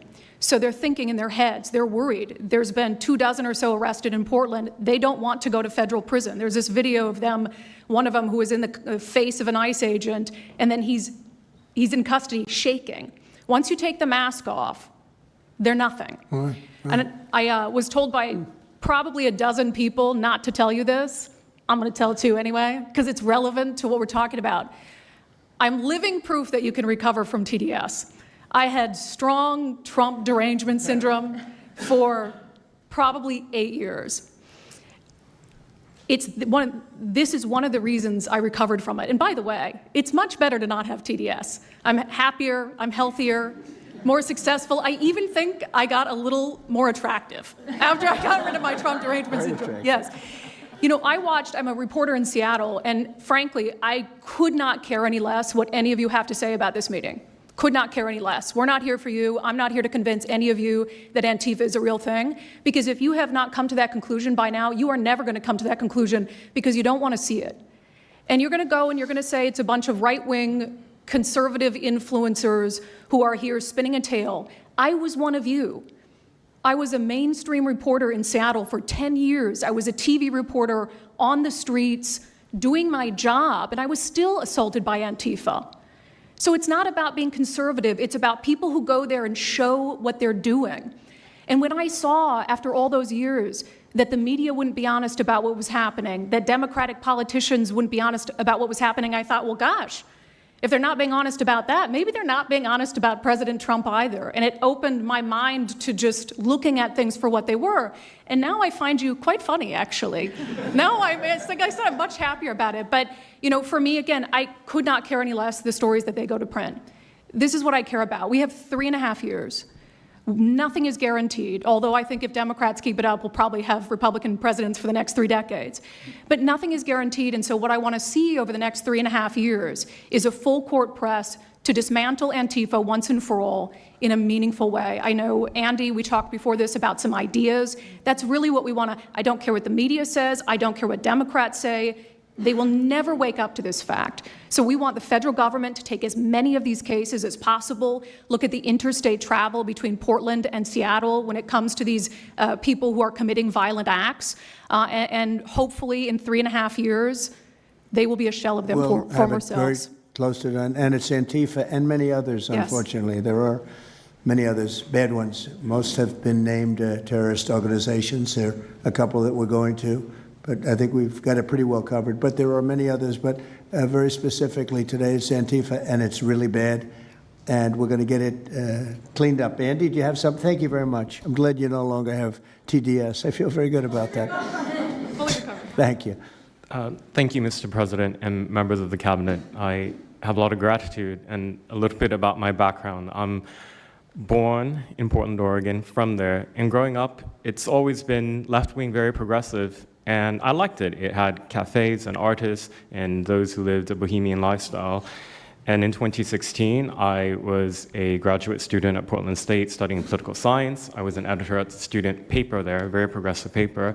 And I was assigned to cover the election night demonstrations. Well, the elections night protests turned to riots, 3 days of violent rioting in Portland. And it was the first time that I saw groups dressed in black with their faces covered. This was 4 years before COVID. Some of them were waving the black flag of anarchism, some the red flag of Marxism. And within seconds, they would ravage one street to another, to another, to another. And the next day, I would read the legacy media, which I still read at that time and looked forward to, and I looked up to those journalists. And I was really shocked to see that the narrative was that these, in my view, anti-democratic political violence was legitimate acts of protest because people were concerned about racism or all these other lies. And so for the next 4 years, I just continued going out with my video camera. I thought, look, people can ignore what I write because of spin, but videos can quite speak for themselves. And in 2019, it led to me nearly losing my life. I was covering another Antifa protest turned riot. At that point, had been routine in Portland, and then I was ambushed in a mob beating. And I had never been in a fight. I didn't even realize that I was being assaulted until seconds in. And the punches came from everywhere on my head and my face, and I was bleeding out of my eyes and ears. And then they threw all the drinks in my eyes to humiliate me further and to laugh at me. And I was rushed to the hospital in an ambulance and CT scan, and I had subarachnoid hemorrhage, which is bleeding in the brain. I nearly died. And after surviving that, the reporting that I saw in liberal media it seemed to suggest that I had deserved it because they branded me far right. And some even went so far as to suggest that I maybe faked my injuries. A BuzzFeed reporter asked for my medical records, which I did provide, but this felt so, it's like because I didn't die in that attack, there was another round of people who wanted to finish me off. But I continued, and then 2020, Portland was really the epicenter of the longest political violence. Those months of riots, I was on the ground, undercover, and there was an assassination there. There was a supporter of Donald Trump named Aaron Danielson who was shot dead by a self-described Antifa member who then fled out of state and died in a shootout with U.S. Marshals. In 2021, I returned undercover, naively thinking that enough time had passed, and was chased through the streets of downtown and beaten, nearly choked out. The person who was trying to choke me out held me so tightly that I had the blood, the vessels in my eyes burst. So one of the symptoms were my eyes were completely red after that, and I was hospitalized. So thank you so much for acknowledging Antifa and for directing your administration to treat them as domestic terrorists.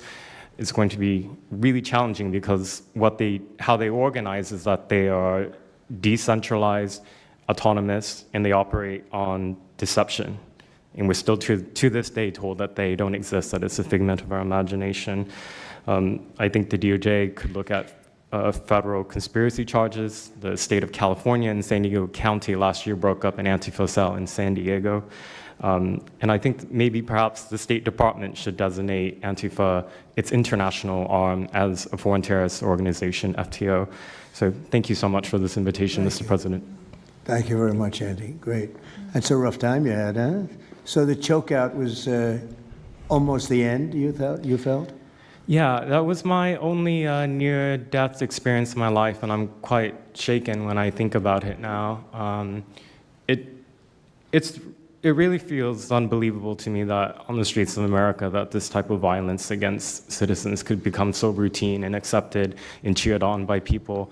Although, in the immediate aftermath of Mr. Kirk's assassination, we saw again that type of depravity play out on quite large swaths of the left. So there's a deep sickness that's in this country right now, and it pains me a lot to acknowledge it. Yeah, the amazing thing is you look at Portland, and you see fires all over the place. You see fights and, just violence. It's just so crazy. And then you talk to the governor, and she acts like everything is totally normal. There's nothing wrong. It's almost like, are you waking up from a dream or something? You see it on your network. You see it all over the place. And it's so bad. It's so crazy. It's like the movies you see for the kids, I guess not only the kids, adults also, where you have these bombed out cities and these bombed out people. It's like worse than that. I don't think they could make a movie as bad. And then the governor will get up and say, I don't know why they're coming here. It's such a wonderful place. And the amazing thing is the people want us to be there. The people, when they get the real people, that live there. Many of them have left, but the real people want us to be. The same thing in Chicago. So they've had 60, 70 murders over a short period of time. Murders, people that got shot. They've had hundreds of people shot, and then a guy like Pritzker, or this low IQ mayor, gets up. I mean, he got up. He's got a 5% approval rating, and the people are all against him. They want people to come. Beautiful black women are wearing a MAGA hat last night on television. Beautiful people, and they said, we don't care who comes, just stop the crime. They don't care, frankly, they don't care if it's National Guard and military. Send in anybody you want, stop the crime. And they're afraid to go out. They can't even go out. And then a guy like Pritzker, think of that, 50, 60, 70 people over a short period of time murdered, actually murdered, mostly gun violence, but knives, but gun violence, they're murdered, and hundreds of people shot. They had one weekend where they had like 18 murdered and 71 shot. But they said, you know what their excuse is? Yeah, but it was a long weekend. In other words, it was a long weekend, so that was okay. And then Pritzker gets up and he says, like, I don't know what they're talking about. We don't have crime here. They're crazy. I think actually they're petrified. You know, their families live there, everything else. I actually think they're scared. Pritzker was a failure in his family. They threw him out of the family business. The guy's a loser. But you know what? They actually, I believe they're scared. They're actually frightened for their lives. Jack, please say a few words. Mr. President, thank you so much for having us here today and holding this roundtable. Antifa is real. Antifa has been around in various iterations for almost 100 years in some instances, going back to the Weimar Republic in Germany. And it's now been just under 1 month since we saw a far leftist murder Charlie Kirk, and we saw thousands upon thousands of people, other far leftists and people in positions of authority, people like nurses and pilots and doctors and HR departments, celebrating the death and the murder of Charlie Kirk. This sickness that's out there is absolutely real. And Mr. President, thank you for mentioning the fact that one of the bullet casings read, "Hey fascist, catch" on it. One of the other bullet casings right next to that had Bella Ciao written on it. Now, Bella Ciao is a song that is known in Antifa circles as the international anthem of Antifa. And all of us around this room that have studied Antifa, we're very familiar with these symbols. And Mr. President, I think the situation is getting worse. When you look at people like Luigi Maggioni, in his 20s, Thomas Matthew Crooks, of course, who took a shot at you, sir, the ICE shooter in Dallas, and now this Tyler Robinson, we're starting to see a pattern of more and more murderous violence. And this same violence is not just random. It is targeted assassinations, which are getting worse. And every single one of us in this room that goes out there, and obviously you as well, sir, and all the staff, we are now under that threat every single day. And working there at Turning Point USA, and I've spent just about the last month out there in Phoenix with Erica, with the family, with the team. And I will tell you this, Mr. President, even though going through something like that, which is an absolute nightmare, and people say, you know, what was it like to speak in front of all those people? It was horrible. Every second of it was horrible. But we're not going to quit. And Turning Point USA is continuing the tour that Charlie was on. We had 6,000 people when we went back to Utah. We had 5,000 people last night in Montana, if you can believe that. We are continuing to organize on campus. We are getting more and more people coming out in the face of this threat, knowing what happened to Charlie. But Mr. President, we need to do something about this, because I fear that the next one who could be killed could be sitting at this table right now. And we're not going to stop. But they need to stop, and they will not stop until they are stopped. Thank you. Thank you, Jack. I appreciate it very much. One thing I have to say is that Washington, D.C. was almost as bad. I don't know what could be worse than Portland. You don't even have stores anymore. They don't even put glass up. They put plywood on their windows. But most of the retailers have left. But Washington, D.C. was so bad.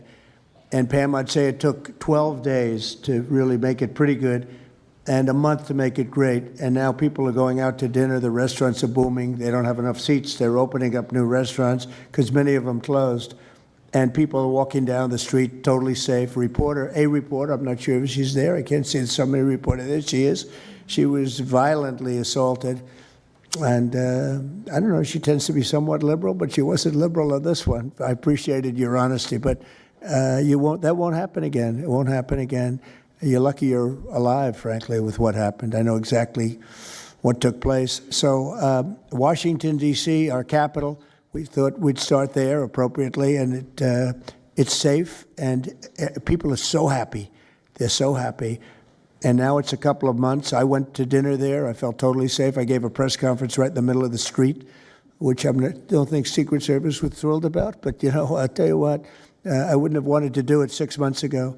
It's incredible what happened. Now we're in Memphis. As you know, we're having a great impact in Memphis. It's been only a week, but it's, Cash, I hear it's been amazing what's happening there just very early. But you take a look at D.C. and you take a look at some of the other. We've had a big impact. What we haven't said, because Pritzker said, well, crime is going down in Chicago. Well, 5 months ago, Cash went to Chicago with a lot of FBI agents just to prepare it so that we went in with, I guess you could call it a surge, call it whatever you want, but would be even more effective. And we're going to be doing that and very, very strongly doing that because Chicago is a very unsafe city. It's a great city. The head of the Union Pacific Railroad said, sir, please save Chicago. It's a great city. It can be saved. Other cities are gone. I mean, they're lost. They can get better, but they're just really, they've been so decimated. But I'm so proud of what they've done so quickly in D.C. And it's taking place quickly in Memphis, where we were asked to go by the mayor and by the governor. And it's really incredible what we can do and how fast we can do it. Let's go for two more. Would you like to go? And then Katie, you'll go. Okay, please. Thank you, Mr. President, for having us here. And not to sound like a broken record, but it needs to be said that Antifa is real. Yeah. It's real. It's a threat. I just saw them last weekend over in Portland while they're causing mayhem over there. And the reason why they're such a big problem is because we have Democrats and a lot of people in the mainstream media refusing to acknowledge that they even exist, right? So how can we as a country begin to address it is when you have large swaths of, these people who are supposedly decision makers and people who are supposed to inform, they don't want to say that it exists. Because the common argument is like, well, they're not a real organization because there's no national leadership, they don't have a national headquarters, so how can law enforcement go after a group that doesn't exist like that? Well, law enforcement goes after criminal groups that organize to rob banks or do smash and grabs. They don't have a registered LLC, they don't have official membership cards, they don't have a business address, but law enforcement still goes after them because they're working as a group. These people don't just show up, randomly at the same time to do the same thing, dressed in a very similar fashion, espousing the same ideology. And they say, well, it's an ideology. It's like, well, yes, it's an ideology because there's people alive, present, that believe in it, and they're acting on it. And so I've been very well aware of what Antifa's been doing. I was very busy during the riots in 2020. That was probably my most exposure to them prior to this year. I've been at the ICE facility at Broadview. I'm originally from the Chicagoland area, unfortunately, but that's where I grew up around. Like I said, I was in Portland. I was covering the riots in Los Angeles as well. And probably one of the most disturbing parts about that is, in addition to Antifa being present, they were tagging the streets with CJNG, which is Cartel Jalisco Nueva Generación, which is a cartel. So you have these people who are working basically in concert with other terrorist groups to say that we're here, we're present, and we're gonna attack federal agents and people who are gonna expose what we do. And so, to be clear, political violence, sustained political violence that we're seeing in this country is not a both sides issue. I was, I was at Charlie Kirk's memorial in Glendale recently. Conservative gathering, totally peaceful. It was the most peaceful gathering that I've been at. Every other time that I've been covering violence in the streets, just this year, just this year, it's always been from left-wing people, radical left-wing people. And it's not even just Antifa anymore. The shooting that happened in, the defensive shooting that happened in the Chicago area, that wasn't someone dressed in black bloc. That was just somebody that had taken upon themselves to go out and try to interfere and ram federal vehicles. So people are becoming more and more radicalized, and it was to be expected, unfortunately. And the reason why we're in this position today is because after I was done covering the riots, I was at the border from the San Diego sector all the way down to the Rio Grande Valley sector, covering the border crisis month after month. And we all knew the solution to that. We all knew why it was happening. It's because, well, it's racist to have a border. It's like, well, actually, it's not, but okay. And so it required you to come back into office and to fix the problem, but it's no longer just a border issue. It's a nationwide issue, and that's one of the reasons why you got elected back into office, because thankfully the American people said we're not going to deal with it anymore. But unfortunately, there's a lot of people, as we've seen, who are willing to take to the streets to do violence. And that's a scary thing, because typically when I was in 2020, I was covering Minneapolis, Los Angeles, Portland, Seattle. I was over in Chaz, and that was to be expected. But now, because the issue of immigration, illegal immigration, is so widespread, riots can happen anywhere. Attacks can happen anywhere. So that's why it was weird kind of going back to my home state to cover this violence. I mean, just after the Dallas shooting, they were chanting outside Broadview, shoot ICE, shoot those, efforts, shoot those efforts. So I'll just leave that. Thank you so much again for having this. This is very dangerous. We don't work for companies that have billions of dollars. We're running and gunning often on our own. We became friends. A lot of us are friends because we would see each other all the time, and we became friends because we wanted to have someone watch our back while we're out there. Because like I said, we're just out there. And but we'll continue to do it because it's an important topic. It's an important issue. The American people deserve to know what's happening in these chaotic situations, and we're more than happy to do it. So thanks, sir. Great job. Thank you very much. Katie, please. Hi, Mr. President. It is an honor being here today, and I first wanted to start by thanking you guys for designating Antifa a terrorist group. It's exactly what this group is. It's a long time coming. I'm an investigative journalist from Seattle. I work for the Post Millennial alongside Andy No and Jack Posobiec. I have been infiltrating Antifa cells in Seattle and Portland for the past decade. I know their inner workings, and Antifa uses extreme political violence to crush the civil rights of their political enemies and believes that violence is justified by any means necessary. But today, I want to focus on what is happening in Portland at the ICE facility. I've been covering this for the past 4 months, and this is a call out to corporate media who has completely ignored this story or has falsely reported on it. This is nothing short other than a sustained attack on the United States, which is being supported by Democratic elected officials. The Portland Police Bureau has completely abandoned several blocks outside the ICE facility, giving away their jurisdiction to a terrorist group who has spent the past 4 months harassing, assaulting, and intimidating anyone they perceive to be against their cause. Not only have federal agents been relentlessly assaulted for more than 100 consecutive days, black-clad anarchist militants concealing their identities behind black facial coverings have been assaulting reporters just for trying to cover their crimes. Today, I am sitting here with a black eye and a concussion after being violently hit in the face with a metal pole while reporting outside the ICE facility just this past week. After the attack, I immediately went to three Portland police officers who refused to detain the suspect. I took the time to chase down the suspect in the streets, had her held for 35 minutes. I was waiting for Portland police to come, and they never came. Then that's what opened my eyes to what this group is actually doing. I watched 20 Antifa militants help my assault suspect escape into an Antifa safe house that is 1 block away from the ICE facility. And this safe house is where Antifa-affiliated protesters are conducting paramilitary operations. It's where they're arresting, they're showering, they're eating to continue this occupation. I have staked out this safe house and have observed shift changes. This group is highly organized. It is being funded through mutual aid groups, and they have no plans of stopping. Residents living across the ICE facility have been held hostage by Antifa. They're begging for federal intervention. The city refuses to help, and they want you, President Trump, to come in and restore law and order. I want to stress the importance of taking this situation seriously because when I first started reporting on this occupation, I went undercover in Black Bloc. I talked to these Antifa militants. I lasted for about a month.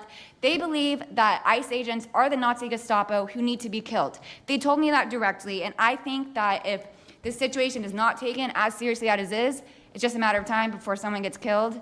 And thank you for having me. Thank you, Katie. That's pretty incredible. The only question nobody can answer is why. Why are they doing this? They're like insurrectionists. They're terrible people. But you really wonder why. Why are they doing it? What are they gaining other than they're obviously paid? They're paid a lot of money. Go ahead, please. Mr. President, if I can answer that question, the reason why they're doing it is because the same media that's sitting in this room with us has declared all of us at this table Nazis and fascists, and they've been doing this for years. This is why Antifa feels emboldened to attack us. Now, almost every single person at this table has been threatened with a steel bat. We've been assaulted, we've been harassed, we've been threatened, and that is in huge part due to the media. So my message right now is for you guys, because 2 years ago, back in 2020, by the way, I was censored for my reporting on Antifa here in Washington, D.C. You were talking about how safe it is now, Mr. President. It wasn't so safe back then. Back in 2020, I watched as a father was being mobbed and surrounded by Antifa members as his terrified, crying children looked on and the police here did nothing. I watched as a woman had her hair violently ripped out of her skull simply for waving an American flag on the streets of Washington, D.C. And by the way, if you guys try to go and find any of this footage, you won't find any of it because Twitter deleted all of it because our president shared my reporting and they deleted my entire account immediately after. So now, if you want to know what happened in 2020, all you're going to see is the media headlines that said that it was fiery but mostly peaceful. Thanks for that one, CNN. The reality is that it was an extremely violent period of time, and for the last 10 years, Antifa has been wreaking havoc on law-abiding and innocent American citizens, and it needs to end. Now, I'm with Turning Point USA. It's an honor to be here, Mr. President. Thank you guys so much, everybody in the administration, for giving us a seat at the table, because the media has not only been demonizing us for so long, but immediately after the brutal assassination of our founder, Charlie Kirk, our Turning Point USA chapters have seen an uptick in violence across the nation as Antifa chapters that are embedded in our universities go and target them. It's been extremely difficult to report on the ground, and for a long time I was afraid to go to Portland because I knew that the only people who would have my back, like Julio said, were one of my friends on the ground because there is no police force there. I was terrified to go because I knew if I got shot or stabbed, and I have been assaulted, I've been mobbed and robbed in Austin, Texas by Antifa, that nobody would come to help me. So my plea to the entire administration, especially to the DOJ, is every single radical left-winger who is in front of the ICE facility in Chicago, in New York, in Portland, please make sure that you use the full force of the law to come after each and every single one of them, because it is us being soft on left-wing violence that has fomented all of the terror that we have seen in this country, and it is the left wing getting away time and time again with assaulting law-abiding American citizens that has led us to this place. So truly, to the Americans that I speak to on the ground, they feel completely abandoned by their state and local government. So please step in. You have Americans begging for the National Guard, and to the media over here, please report on the truth. Please do your jobs. I'm an American citizen. Everybody at this table simply views ourselves as American citizens who have an iPhone and the will to actually tell the truth. So please take your job seriously and tell the truth to the American people. And thank you for letting me be here on behalf of Charlie to continue his legacy of cleaning up the country. Thank you, Mr. President. Thank you very much. Appreciate it.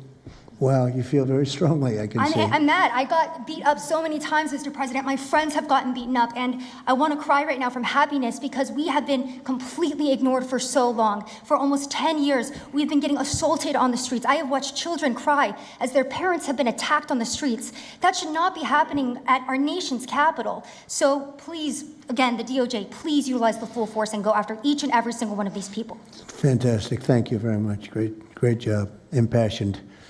That's important because you should feel like that. Please, go ahead. Mr. President, thank you for having us here and bringing together this panel of brave journalists, everybody on this side of the room. And no one can speak to the violence better than these people here. So I think we know that this is not just a story about violence and chaos, as you alluded to, Mr. President. This is a money story. And at the Government Accountability Institute, my colleague and I, Peter Schweitzer and our team, we followed the money, and we followed it to the top of what we call the protest industrial complex, Riot Inc. And we found a network of NGOs. It's not just the Soros network, the Open Society network, it's other funding networks, the Arabella funding network, the Tides funding network, Neville Roy Singham and his network, Foreign Cash. And it's also big left-wing funders. Some of them are not citizens of this country. Mr. Hans-Jörg Wyss of Switzerland. They're pouring money into this entire ecosystem. And so I want to share 3 money facts with you about what we call Riot Inc. Number one, like any corporation, Riot Inc. has many divisions. It doesn't just have the Antifa boots on the ground division. It has PR divisions. It has marketing divisions. It has a very well-funded legal division to get these boots on the ground back on the streets as quickly as possible. But it does have those investors that I mentioned. Number two, we have identified dozens of radical organizations, not just the decentralized Antifa organizations, but dozens of radical organizations that have received more than $100 million from the Riot Inc. investors. These would be the lawyer groups. These would be the groups that advocate for calling good, honest Americans fascists, et cetera. And then 3, I think the most shocking thing is that we have found that more than $100 million in U.S. taxpayer funding has flowed into these funding networks, including at least $4 million to these very groups themselves, not just Antifa types, but there was an event in Atlanta called Stop Cop City. Over 60 rioters were charged with domestic terrorism. These groups received money for that from both the billionaire class as well as taxpayer money. So one other thing, this money helps fund the decentralized crowdfunding platforms. These are ways that Antifa, the John Brown Gun Club of Elm Fork, which had links to that attack on the ICE facility, the Socialist Rifle Association, and just because they don't have LLCs or EIN numbers doesn't mean they can't get paid. Some of these funding platforms, crowdfunding platforms, are funded by this network that we call Riot Inc. So again, I want to thank you for your leadership, for the whole cabinet's leadership on this. We're going to keep following the money and appreciate everything you're doing, sir. Do you know the name of any of the funders? Do you know the names? Because if you do, I'd like you to give them to Cash or Pam. Absolutely. Or Christy. Yeah, we'll do that. As soon as you can. That's all of you. Because you probably know the names after a certain period of time. You tend to find out. But these are people that do not have good intention for the country, and that's treasonous probably. So if you could, very important, if you could do that, it would be great. Nobody would know better than you. You'll figure it out. Thank you. Please, go ahead. Yeah, my name's Nick Shirley. I'm 23 years old. I'm a 100% independent YouTube journalist. And over the past year or so, I've been able to go to 15 countries. I've hung out with people in the gangs of Brazil, in the favelas, in the prisons of Secot. But yet the most dangerous places I have been here in the United States, unfortunately. And I've had the opportunity to show people about the protest Antifa here in the United States, and there's nothing organic about what they are doing here in the United States. I've watched people be bussed in from states. I've watched the same lady at a protest in Atlanta be bused to the protest in DC and then in New York City. There's nothing that is honest about what they are doing. And they have signs. I've seen the same signs here in DC and in London as well. It's a big organization and corporation that they're running. And people may wonder, like, what's the threat to us as Americans if we go? Well, you'll be labeled as a fascist, you'll be labeled as a Nazi, and they'll wish death upon you, because they wish death upon me. And just last week in Portland, Oregon, I watched a lady get trapped in her car, surrounded by Antifa, and her sister messaged me after seeing the video. She said, the only reason I think my sister was safe is because you were there recording. I also was chased out by a member of Antifa who said he would smoke me, and next thing he knew, a DHS sniper had lasers on his chest. If he was not there, who knows what would have happened that day. These people are very dangerous, and people wonder how they're able to do it. It's the reason is because these cities are not enforcing the law. And why should these people be worried if the law is not being enforced? And we are not far right, nor are we far wrong. We're just right. And the truth about what's happening here in America with these groups is very dangerous. And I thank you, Mr. President, and your administration as well for acknowledging that. Thank you very much. It's too bad you have to go through it. I know, Thank it's a little you very crazy, much. right, Mr. President? Well, you're going to get to the bottom of it, so it's a very important thing you're doing. Thank you very much. Please, Kim. Yeah, I've just got something very short. I'm attacked every time I do my job. When I leave my house to go to work, I am violently assaulted. I've had guns pulled on me. I've been bear sprayed. I've been beaten down. I've been almost killed. So my question for all of you is, how would you feel if every time you showed up to work, masked militants tried to kill you? Because that's how we feel. That's our lived reality. And you guys go and tell us that we're liars, the riots aren't that bad, right? I've never seen any of you guys on the ground. In fact, I've never seen anybody representing the companies you work for on the ground. You guys come to us for interviews that never get published. Stop saying we're lying. We're not. We risk our lives every day to do the job that you guys are too afraid to do. What network would you say is the worst, if I could ask? Oh, man, that's a real tight spot. Honestly, it's a simple question. Well, there's a lot of people in this pool, and I would say I'm not talking about Fox. I'm not talking about Newsmax or any outlet that resembles them, so I'll let you guys put the pieces together on who I'm exactly talking about. Who would you say? Which network would you say? MSNBC, for sure. Oh, they're terrible. I agree. They're CNN, terrible. probably close, yeah. Yeah, I'd rate it that way, yeah.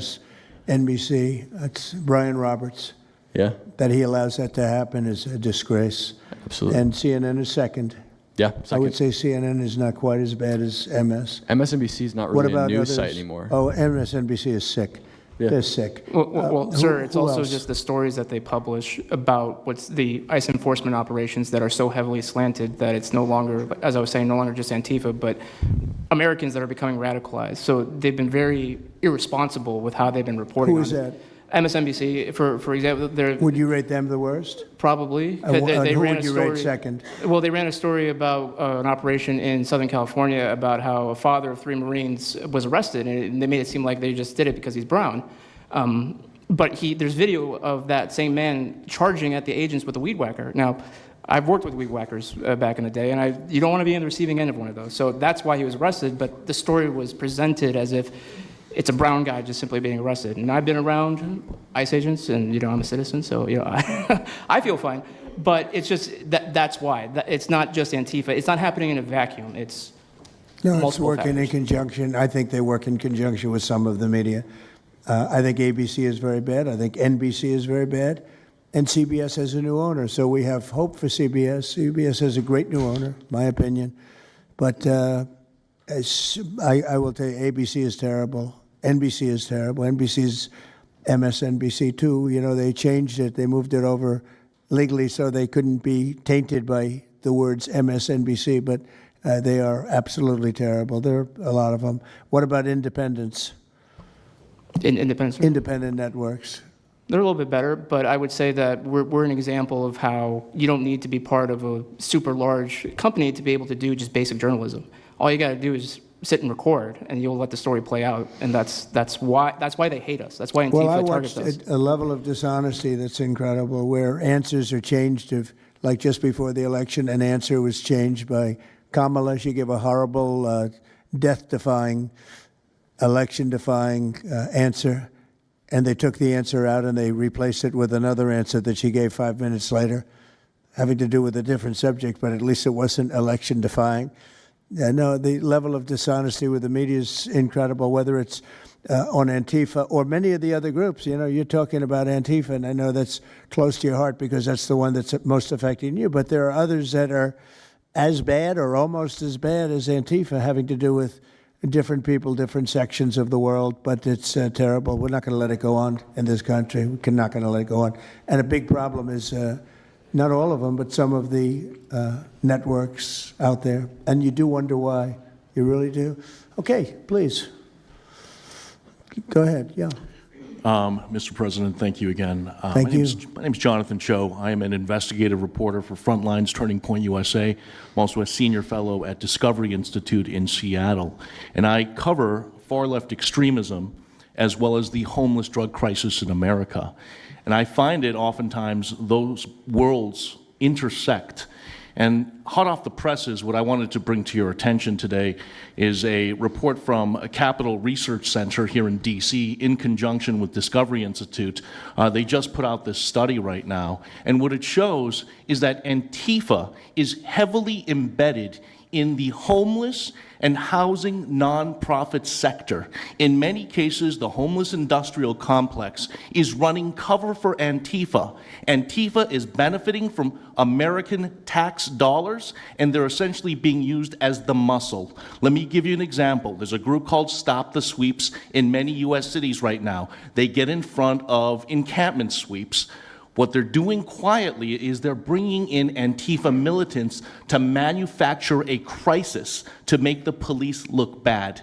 Another group right now that is behind Antifa and working with Antifa very closely, based on the research that we have right now that we're going to give to you and your team, are the Democratic Socialists of America, also known as DSA. Again, these far-left progressive groups tend to be aligning themselves with Antifa. So finally, in closing, what I wanted to thank you again, Mr. President, is that a few months ago, earlier this year, you put out an executive order on homelessness and the drug addiction crisis in America, and that's sent the entire homeless industrial complex on the run. You have absolutely moved the needle and changed the game. But what's also come out, again, is that there is a connection, a deeply embedded connection with the homeless housing nonprofit game in America, connected to Antifa and the far-left activists. And finally, I just wanted to say that all of our resources at Turning Point USA and Discovery Institute are at your disposal, and we will continue, again, to carry on the legacy of Charlie Kirk. He would have wanted us to pursue and chase the story. Well, he was a good friend of mine, as you know, and he helped us get elected. Us, it really is us. It's even some of them, but not too many of them, not enough of them. And did you notice when we mentioned CNN and MSDNC, the cameras went off. 2 of the cameras immediately went off, but they're not going to cover it anyway. The problem we have is that this is a very important meeting, but you'll see very little press about it. These are major statements being made by major people, including the people right here, and you're not going to see too much about it. They don't like to cover this kind of thing. So it's very dishonest what's going on there. I think the press is a big factor. Please, go ahead. Thank you, James. Mr. President, thank you so much for having us all here to bring attention to this matter. You did mention MSDNC, CNN, a handful of those other outlets that have been lying about, various things, but especially what ICE, the brave men and women over at ICE have been doing. I was talking to Antifa members in Portland the other day, and a lot of these people genuinely believe, they buy these lies, and they genuinely believe that they're fighting against literal Nazis and not brave men and women that are putting their lives on the line to basically, enforce basic immigration law, right? That everyone seemed to agree with up until maybe a few years ago, a handful of years ago. So once again, thank you so much for having me. My name is James Klug. While my primary job is traveling around the country, having conversations with Americans about various political topics and issues, I have had a lot of run-ins with Antifa over the last 5 years. And I do think that Antifa is a primary reason why many conservatives are afraid to go out and protest and make their voices heard and maybe bring friends and family to a demonstration and exercise their First Amendment right, because they are literally deathly afraid. And I talk to these people all the time. They're afraid of militants showing up in black bloc and hurting them and their families. And, I've personally witnessed Antifa assaulting hundreds of police officers. I've witnessed them firebombing police departments and federal property. I've witnessed them making death threats against federal agents, police officers, journalists. I think I've witnessed every single person here, maybe not personally, but I've seen them get, hunted down and attacked. And so, this is a group that is responsible for a good percentage, if not a majority, of the violent riots in 2021 and 2020, when Democrat mayors had a kind of a hands-off approach with these left-wing militants. Just as a quick reminder for everybody, we're talking about dozens of murders that happened in those riots. We're talking about billions of dollars of damage to property and communities all over the country. We're talking about thousands of officer injuries. So this isn't just like some little thing that they're, they punch a journalist here and there. No, they're responsible for a lot of damage and a lot of people that have, unfortunately died and basically suppressing people's voices, you know. And so what I did want to talk about is, to get this footage, almost every single person in the room here, to get this footage, you have to go undercover because you are at risk of being beaten or worse. You have to go undercover. You have to film low key to capture them committing crimes. This is stuff that the mainstream media was not doing and has not been doing. They'll show when Antifa is maybe, it's a little bit more peaceful, and they'll show when it's more mellow, but they'll remove the cameras when things get violent and it's actually dangerous to be here. And I have personally witnessed legacy media vans showing up at a riot 300 yards away, getting out of the vehicle, filming for 30 seconds, saying something like, you know, fiery but mostly peaceful, packing up, and to add insult to injury, you have Democrat politicians that are saying it's just an idea, right? That's all this is. So it's just an idea. After all of this chaos, it's just an idea. Well, that idea has threatened to kill me and many of my friends that are here today. So, Mr. President, thank you so much for bringing this to the forefront, and it's definitely making a big change. Really appreciate you. One question. So why is it there are numerous groups? I mean, Antifa is terrible, but you have other groups that I guess probably are almost as bad or just as bad. Not one other group was mentioned. I'm sort of surprised at that. You just come into contact with Antifa? It seems to be that you mostly come into contact with Antifa. Please. There's a lot of overlap. And I would say that, for instance, Jonathan brought up the Democratic Socialists of America. They're basically the same thing. I mean, there's a lot of Democratic Socialists of America who are out there in black bloc, you know, hiding their faces. And so I think we use, and I do understand, for the record, I do understand the challenge, as Andy pointed out, with Antifa as a graspable entity. I do. But at the end of the day, when you look at behavior, you prosecute behavior, right? We're not prosecuting ideas or ideology, you're prosecuting behavior. So whether you can prove that this amorphous thing is Antifa or someone has a patch that says Antifa, it doesn't matter. You know, did they assault someone? Did they assault a federal agent? Were they engaged in rioting? What is it? And so they're always using that, oh, well, they don't call themselves Antifa, even though some of them literally do. It's called Rose City Antifa. How long has it been around in Portland, Andy? Since 2007. They call themselves Antifa. In Seattle, I was outside the federal building, and they were yelling, there's no police here, this is Antifa land. And then at the same time, Democrats, like our governor, oh, Antifa is an idea. But yeah, I think Antifa can overlap with a lot of other entities and organizations. Okay, very good. Thank you.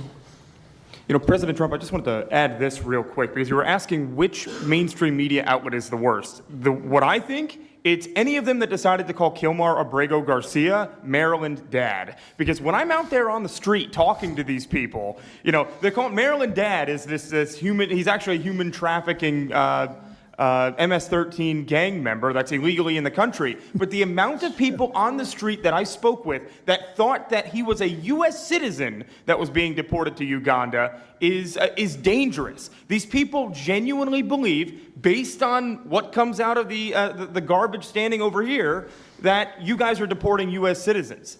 So that's what's causing all these problems. So when you have a governor like Pritzker in Chicago, where you have Illinois, which is in a lot of trouble. Chicago's there, you know, potentially a great city again. It's not great now, but it could be great again. That's why we have to get there soon, because eventually you can't do that.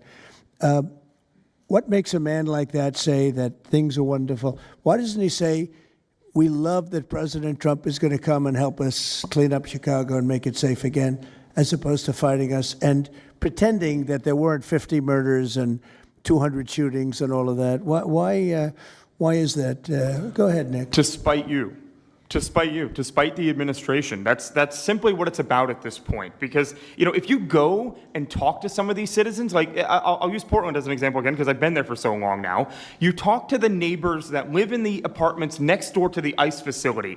There are veterans with PTSD that live there, and they're here all night long, screaming, fireworks being lit off by these rioters, children crying because they, you know, can't sleep at night and they're scared of all the noise outside, and they can't leave. They can't. I mean, they got a lease. You can't just leave. These people aren't wealthy individuals, and that's one of the major problems here. And these people are afraid to come out and speak out and they're getting no help from their government at all. They've been begging for the noise ordinance to be enforced outside of their apartment complex for months now, and the city of Portland has ignored them every single time. The victims are, as I said, they're afraid, but the governments aren't doing anything because they want to spite the administration. It's all political. And the politicians make you feel like you're foolish, like there's something wrong. How could President Trump be saying that about Chicago? And yet the night before you see that, 11 people were shot, 5 people died, and you have him talking about like it's a wonderful situation. They make you feel guilty. And a lot of people don't get over that. They just don't get over it. I think they convince the people. Do wealthy people leave too or not? Places like Portland, are the wealthy people leaving? People that can leave, are they leaving? I think that they're moving to the areas that have been gentrified. I mean, the Oregon governor, when she was saying, we don't need Trump here, she's walking around. It's a very tight shot, if you notice that. And she said, Portland's just fine. Look at me. And they'll focus on the couple areas of Portland that are very nice. Well, she was saying that, and there were explosions in the background. Mm-hmm. Yeah. I mean, there was a reason they cropped it in. Explosions in the background. Sir, anybody have anything else to say over here?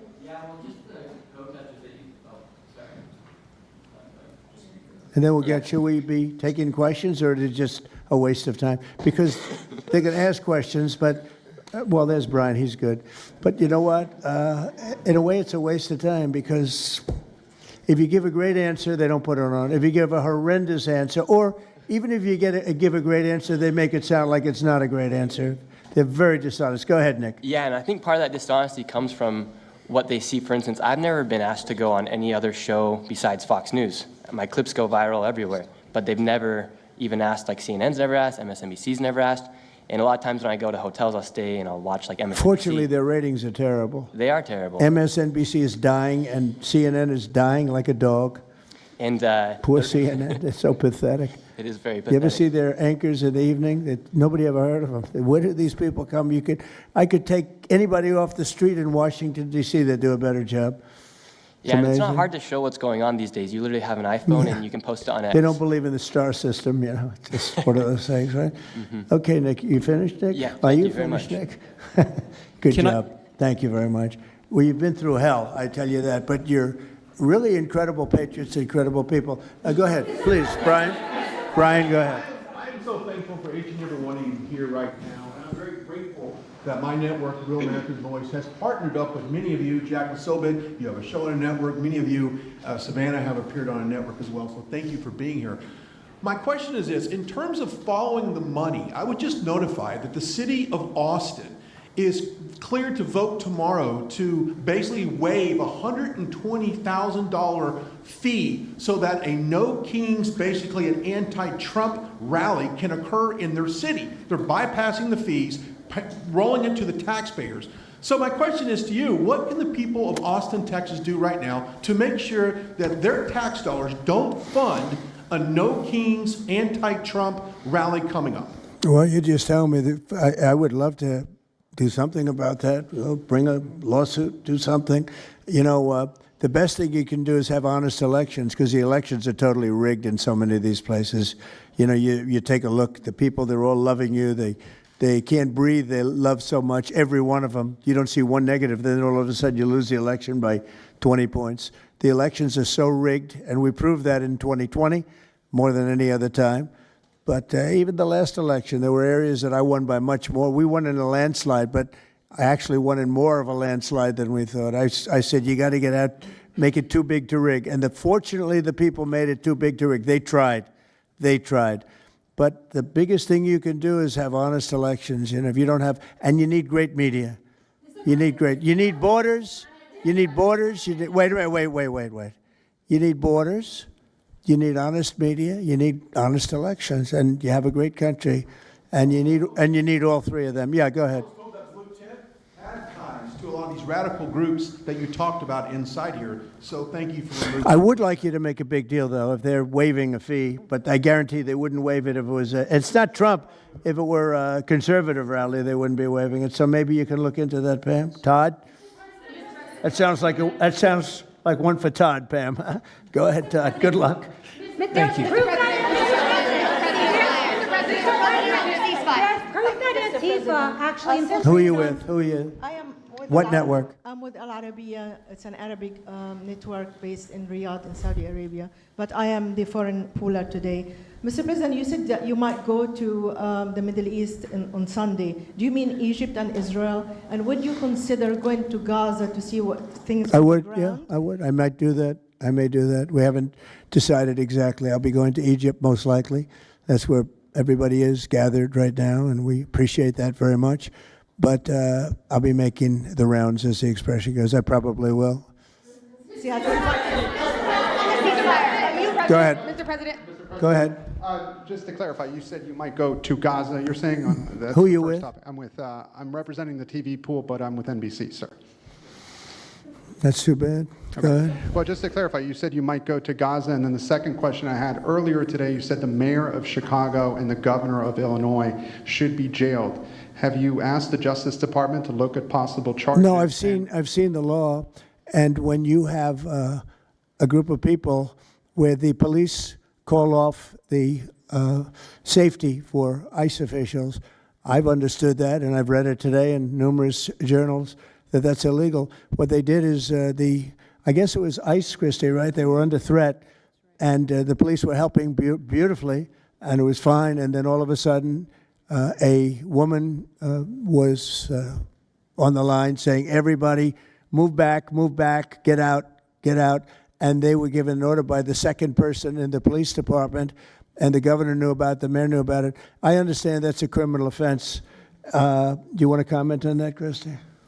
Yes, sir, we're seeing that kind of pattern happen with local law enforcement and state law enforcement, not just in Illinois, but also out in Oregon, too. In fact, in Portland, I was there yesterday, but some of the ICE officers were telling me that as they drove by the rioters that were saying, "Kill ICE agents, Molotov cocktails, melt ICE," that the Portland police were cheering them on and had their fists in the air cheering on the rioters that were threatening their lives. So in Chicago, we had a 10-car caravan trail our ICE officials and pin them down. And those ICE officials, to get out of their vehicles, a woman tried to ram them and run them over, and shots were fired to get them to safety. So it's happening on a regular basis, and any elected official that allows this to happen and gives cover to those kind of individuals who are perpetuating murder should absolutely be prosecuted, in my opinion. Mr. President, Daniel. And by the way, we have Marco Rubio. Marco, come on up here, please. He's going to bring a little stability to this group. Come on up. Does everybody know Marco Rubio? Is there anybody that doesn't? Some of the reporters don't. That's why they shouldn't be reporters. Which job is he here for today, Come sir? on up here, Marco. Anything we should know about the Middle East? That's what we're hoping to talk to you about here, Mr. President. He's doing a good job. He was born for this job, I can tell you. Daniel, please. Thank you very much. I have two questions for you, if that's okay. Seamus talked a little bit about the money aspect of this. Do you believe if you go after where the money is coming from with Antifa, in regards to Antifa, do you believe that would be similar to cutting the head off the snake, so to speak? And It would help. I don't know that it would be totally complete, but it would certainly, you'd knock out 75%, 80%, 85%. These people, a lot of them don't believe it. You know, when I watch them, I say, I can almost tell a pro by, they're like professionals. That's all they do. And they get paid by somebody. I think it would knock out a lot of it. Yeah, not all of it maybe, but a lot of it. A lot of the people who we've listened to over the last hour, they've emphasized that Antifa, it's not necessarily this big organized thing. It's a bit ambiguous. It's deorganized. I think that's one of the words that Andy used. What is the challenges of going after a group that makes it intentionally difficult to go after and find? That could be for you, the Attorney General, anyone up there. Well, they're smart people, and they deceive. A lot of them are crooked people. A lot of them have been staying out of trouble their whole lives, and they've been bad from the day they were born, frankly. But these are sick people. Pam, go ahead, please. Well, they're smart, but they're not smart enough. Oh, my microphone's broken. They're smart, but they're not smart enough. They have been covered by these liberal cities for so many years. And that's why we're all working with Treasury, with all these different departments, to find the criminal conspiracy. Okay. I'm just giving. I was just given a note by the Secretary of State saying that we're very close to a deal in the Middle East. and they're going to need me pretty quickly, so I will take a couple of more questions. Please. Thank you, sir. I also have two questions for you, if I may. Have you given any more thought to possibly suspending habeas corpus to not only deal with these insurrectionists across the nation, but also to continue rapidly deporting illegal aliens? Yeah, it's suspending who? Habeas corpus, sir. Oh, I don't know. I'd rather leave that to Christie. What do you think? No, sir, I haven't been a part of any discussions on that. All right, go ahead. In the ceasefire This is CNN speaking, by the way, so. Are you This is one participating? of the worst reporters that you'll ever. I don't even want to take a question. It's a waste of time. Go ahead. Mr. President, how will you decide? Are you This is participating? one of the worst reporters that you'll ever. I don't even want to take a question. It's a waste of time. Go ahead. Mr. President, how will you decide which workers get back pay and which workers do not? Well, we're going to see. Most of them are going to get back pay, and we're going to try and make sure of that. But some of them are being hurt very badly by the Democrats, and they therefore won't qualify. Go ahead, please. What will the administration do to foreign Antifa organizers and funders who are located overseas? Go ahead. In the yellow, please. So the Nobel Peace Prize will be announced on Friday. You've been nominated by many world By many, many countries. That's many right. countries as well as the hostage families. Do you think you will win? I have no idea. I mean, look, I did settle. Marco would tell you we settled 7 wars. We're close to settling an 8th. And I think we'll end up settling the Russia situation, which is horrible. 7,000 people died last week, by the way, in Russia, between Russia and Ukraine. I think we'll settle that. So I don't think anybody in history has settled that many, but perhaps they'll find a reason not to give it to me, Perhaps they will. President Trump, are you participating in the ceasefire negotiations? Thank you so much, Mr. President. Thank you. Going to the shutdown quickly, what is your position on the extension of health care subsidies, which is what Democrats are asking for? All I want to do is very simple. I want to get the country open, and then we're going to discuss that. And we'd like to. Obamacare is a horrible mess, and it has been from the beginning. We want to make it better, stronger, even if it costs more money, we want to make it better. The Democrats want to make it worse. The Democrats want to approve health care for illegals coming into our country, many of them coming in from prisons and mental institutions and drug dealers. They want to give them health care. We don't want that for our people because that's going to destroy the health care that we already have. We'd like to make Obamacare better for people, less expensive and better health care. Yes, ma'am. Mr. President.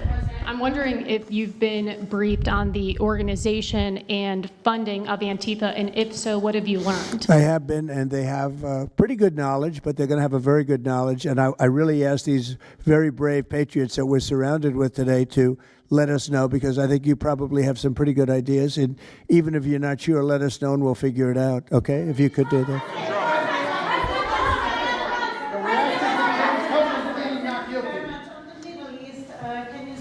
You're from Italy? No, I'm from France. Oh. Can you specify how close we are to the deal? Would that be announced today, tomorrow? And do you want to see the hostages released before you travel to the region?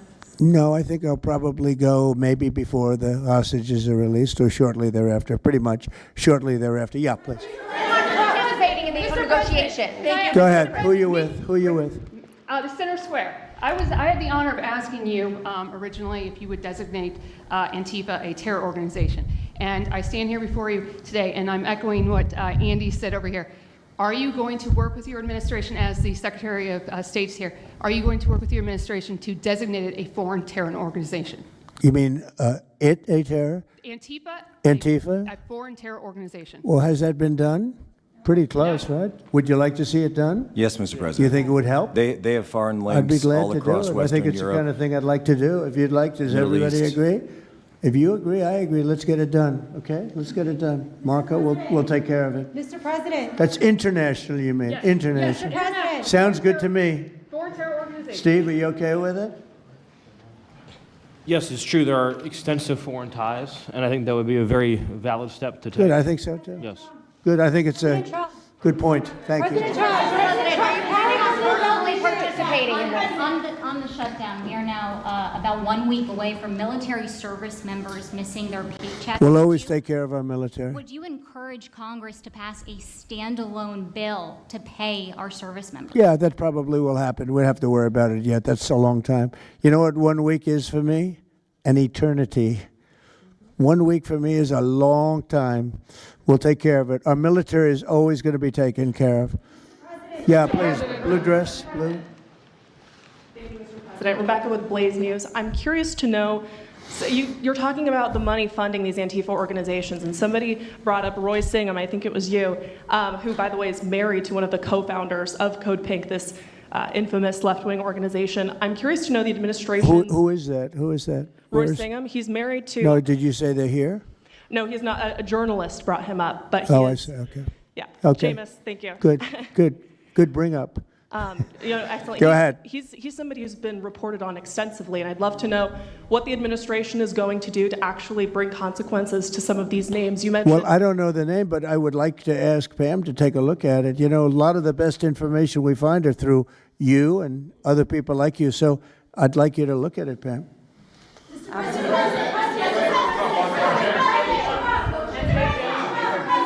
In the back, please. Compelling proof that Antifa did infiltrate on January 6th, dressed up like Trump supporters and incited violence.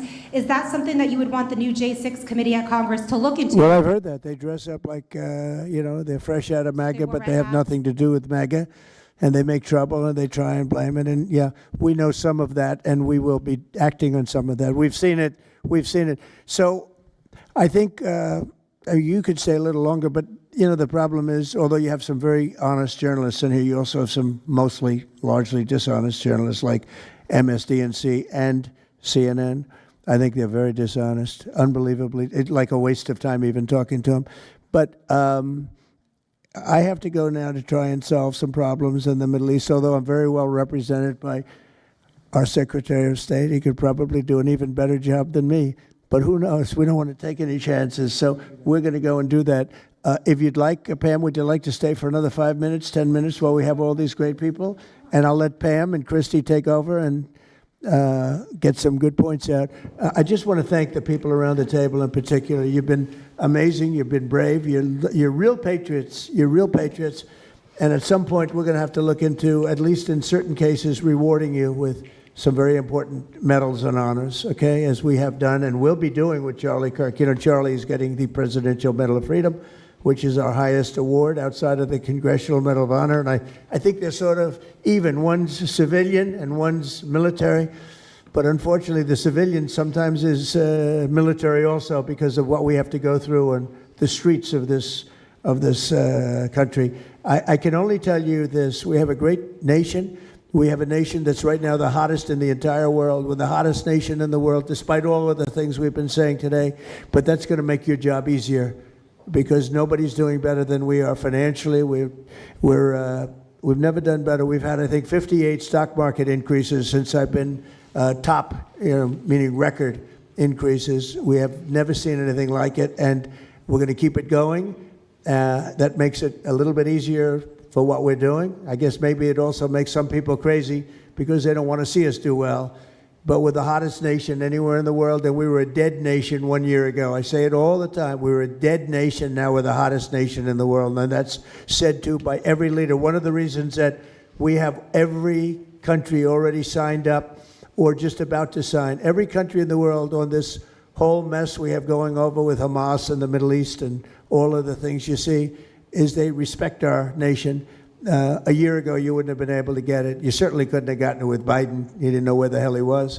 But a year ago, you wouldn't have been able to have a situation like this. So I just want to thank the people around this table, and certainly the officials around the table, because they've been incredible. They've been brave. And I watched yesterday, Pam, and I watched a little bit. I thought it was so good. I rounded up, and I watched it late in the evening because I thought you were fantastic yesterday. You really, look, you had some wonderful senators, some great politicians asking you very fair questions, and you had some real slime balls. But I thought you were amazing, so thank you very much. And Christy, thanks for the great job. Cash, thanks for the great job. Appreciate you guys for coming through. Some of y'all sent me some clips on Discord, so we're going to go through some of those clips, the ones I could watch on stream. Otherwise, guys, join the Discord. Appreciate y'all for hanging out. If you are getting out of here, hold up. I want to do a quick to all the moderators, to everybody in chat that, you know, kept their shit together. A round of applause. But I'm going to play some of these things that you guys sent me in chat or in Discord. The South Park clip. South Park... If I play South Park, YouTube does not like that, so I don't know if I'm going to chance playing the clips of her shooting the dog. But, yeah. Let me see what we got here.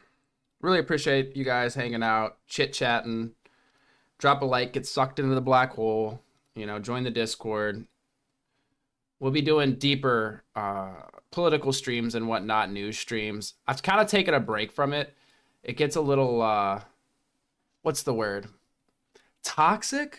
I mean, don't get me wrong. I love rolling around in it at times, but sometimes decompressing from it is nice. So we've been doing more gaming streams as of recent, which is what we're probably going to flip into after this. But let me see about some of these links I was sent. Christopher, I think some of these are from you. I think, oh yeah, the one that you sent. Let me see. Joe Rogan, but the only reason I go, sometimes YouTube with Joe Rogan, it's not like that. Well, let me see what we can do here. But Joe Rogan, appreciate the mods and whatnot, and all the people keeping the peace. I mean, I like the chaos too. But all right, this is coming from Christopher. I think you sent me this. Benny Johnson, what we got with here? A perfect breakdown of the left-wing No Kings protests from this weekend. Protesting on the streets, 99% of them are losers. The other ones work for the Fed. It's FBI agents and losers. That's all it is. Every protest is FBI agents and losers. I talk about this all the time. I'm like, for me, you want me to join a protest? You want me to get out on the street? First of all, to make a sign? The f*** out here. And then you don't have to make the sign. There's a guy with a van who's paid by George Soros, and he's got stacks of signs that were made at Kinko's. Okay, they're not homemade at all, and you just pass those bad boys out. As we have proven time and time again on this channel, these protests are fake. These are not real, authentic Americans. They are people who are being paid to be there. These are people that have no idea what they're doing there, like this young man. Trump's a Yeah, why is that? I saw this clip. we don't like him. That's the word around here. I think he's trolling, right? Particular reason why you don't like him? No clue at all. I'm just going with everybody else saying. Or like stop. Senior citizens who are like being trotted out of their senior citizen home because they need something to do for them during activity hour. It is. All right, how many of y'all participated in the No Kings protest? Hold up. I really like the poll we have in chat right now. Can you be anti-fascist without being Antifa? This was a nice split. 60% say yes, 40% say no. I find that a very interesting question. We're probably going to do a deeper dive on that here in the future. But, boom. Hold up, let me put this in. Did you No King protest? Question mark. Bam. Truth that the left has lost the heart and soul of America. This is a center-right country. And these protests are indeed fake or attended by very, very old people needing activity hours in their nursing homes. This is what it is. Cry about it. Joe. All right, we got Benny Johnson on here. You guys can check him out. I'll send this link on Discord. Join the Discord. Send me links. When we go to do deeper dives on stuff and you guys make claims, Joe Rogan with it helps a lot to just send me a link because then we could just investigate together. But this is Benny Johnson. Check out his stuff. What else did you guys send? I don't know what this is. I'm gonna take you. All right. I think this was another Chris. There's a lot of Chris's in chat. If this is not from Chris, I apologize. Sometimes your guys' Discord names are different from your YouTube names. It confuses me. Go into an Antifa dungeon. You ready? Get a light out of face now. There you go. There go that male aggression on drugs. Right on cue.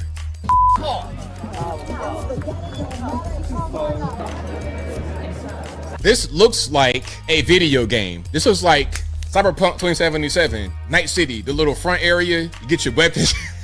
What in I still haven't played Cyberpunk. Sorry, beside the point. In the world? Someone please save the dog.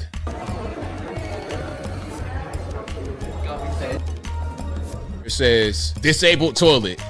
Hey, I wonder what kind of horrors lie behind that bathroom door. I'm sure an Antifa crowd stench is got to be the stinchiest stench of all stenches in the whole world. Hey, happy Buddha, appreciate you. And I hope you stay blessed as well out there. Little upstairs area. Trans liberation. What do trans folks need to be liberated from? Their genitalia? I don't. Bam. Well, damn. Wow. This guy's quick with it. But yo, in the chat, my trans viewers, what do you need liberated from? We got some trans viewers. We got everybody. We've got all flavors in chat, which is what I love. I don't understand. So you get the idea of what's happening in an Antifa dungeon. Does it look enticing to you? All right. This was Anthony Brian Logan. This was sent to me on Discord. Never see this guy, but, you know, got to show support. Hit that subscribe button if you guys enjoyed that. Check him out. What else do we got here? I feel like you guys, yeah, like I said, I'm going to have to avoid the South Park clips. I'll watch those in my own time. Or maybe like on Discord or something. We could review that stuff. JRE clips. Man, YouTube smacks me down when I do JRE like clips. So I don't know how everybody else does it.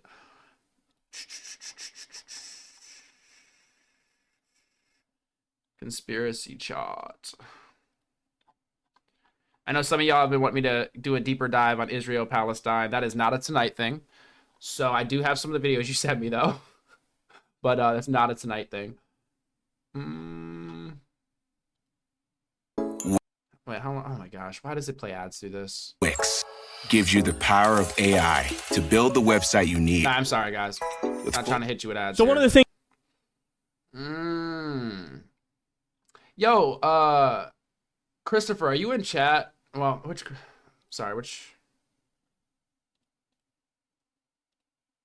Oh, it won't show me your stuff. Yo, Christopher, that sent me the secular talk video. Are you in chat, bro? Because I'll watch that. I know you wanted me to watch that. If you're on chat, I'll just wait till later.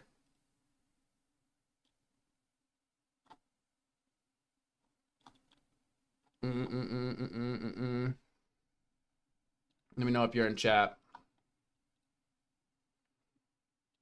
If you guys are prying yourself away from the black hole and you'd like to, you know, help me with the algorithm, be sure to just slap the like button. You could lightly slap it, you know. You could backhand it too. It's your choice, really. I'm gonna leave that up to you.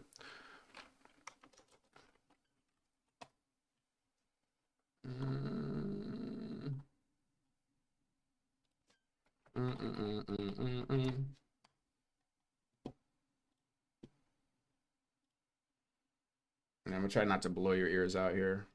Imagine being... No.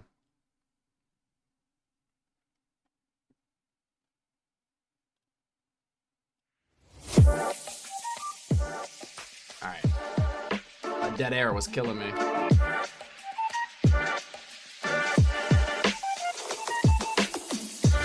Hey, appreciate y'all. Somebody says secular talk is GOAT. Okay. Yeah, because I've had some complaints. People say I watch too much right-leaning content. Guys, I try to watch content from all sorts of people. But sometimes, you know, I am influenced by the algorithm.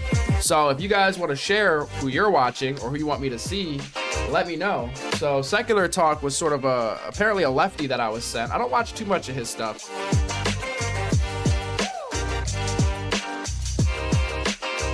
You said which clip? All right, sorry. This is actually way too busy, this music. Let me turn it down. Jeez, it's way too busy.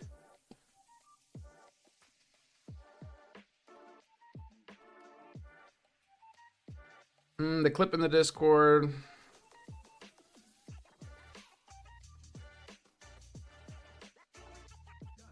This is just our news catch-up, guys. I know I'm not on the breaking news tonight. I'm not doing breaking news. I'm not doing the new stuff right now. That's a tomorrow thing. Or later today, depending where you're coming from.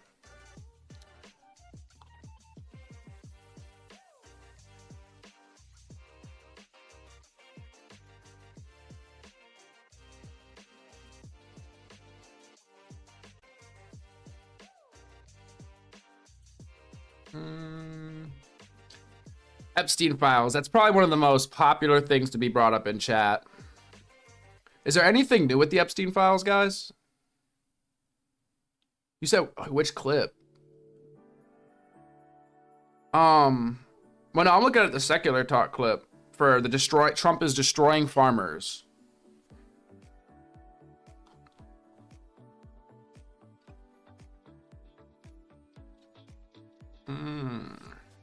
Okay, I'm sorry. This music is not doing it. This is like, oh my gosh, I don't know what kind of music this is. There we go. Just something chill in the background.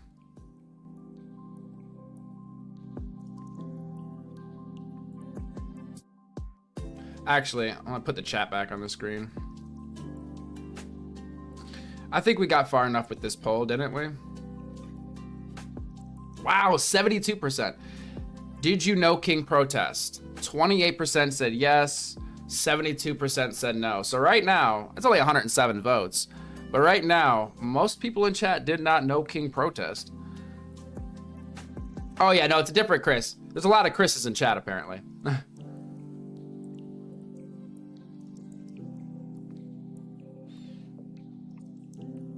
Let's see if I can actually get my chat working. I've been trying some different stuff with stream.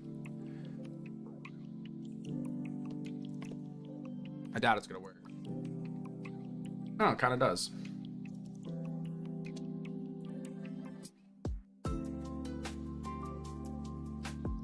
Well, the chat box doesn't work though. Guys, we're figuring it out, okay?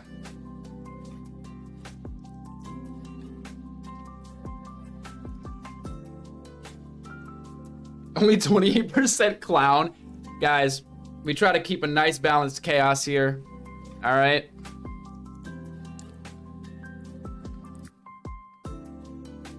You said you flipped the people off that were protesting? Yo, you gotta be careful with that. You gotta be careful. They're gonna surround your car. Where are you gonna go then? Were you on foot or were you in a car?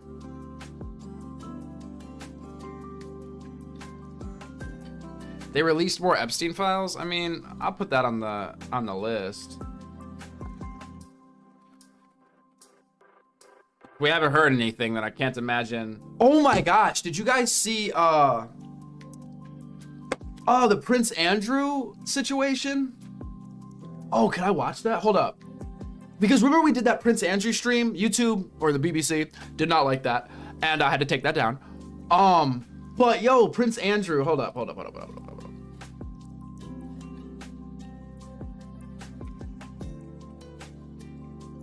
I mean, you guys are talking about Epstein, so.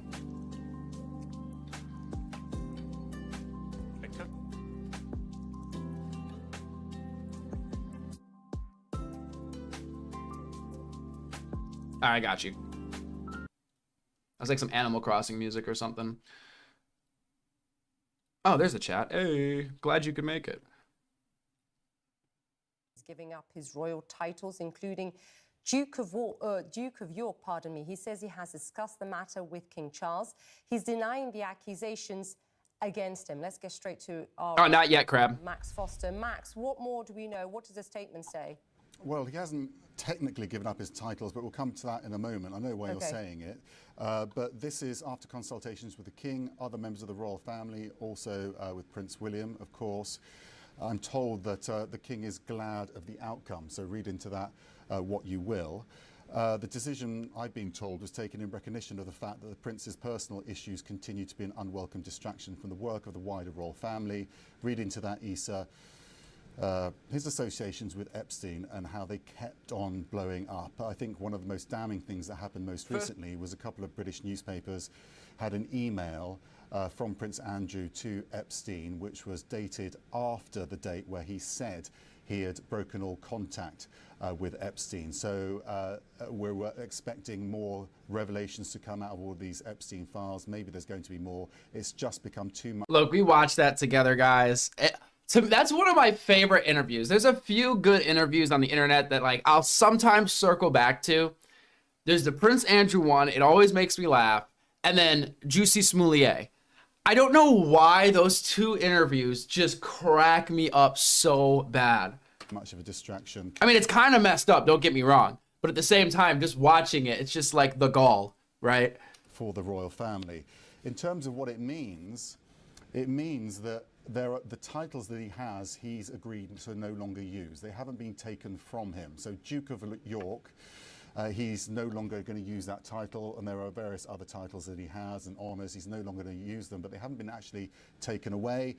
This was the quickest and cleanest way of doing it, frankly, because taking away Duke of York would need an act of parliament. Yo, George Rodriguez, I haven't fallen down or too deep down the Charlie Kirk conspiracy about, well, I know Candace Owens has apparently been on the case, and I've been meaning to do a deep dive into that and some of her streams and some of her content, just haven't made it around to it. Has anybody watched Candace Owens or heard any of the conspiracies out there? I'm just curious. So this is just a swift solution, I think. Oh, and the Sky News one, I got that link. I'm gonna pull it up. The royal family to get away from this scandal. Wait, you said no one watches Sky News in Australia? We laugh at Sky as the Temu Fox. Really? Oh my gosh.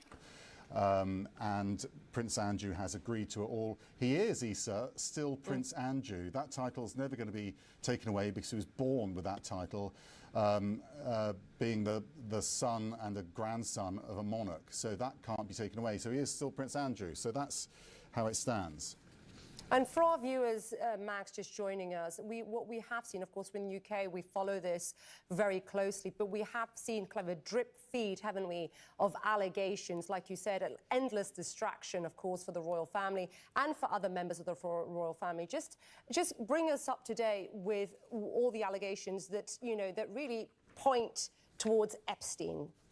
Well, you know, these rumours have been around for a while. He decided to do a big BBC interview on it. It absolutely backfired. There were lots of inconsistencies in that interview, and he came across terribly, and that cost him his job as a working royal. At that point, he was also stopped from using the title Your Royal Highness, which is, you know, a sign of seniority within the royal family. So he got cast out, as it were. But then things keep happening, as I describe, you know, more emails, more scandal, it just won't go away.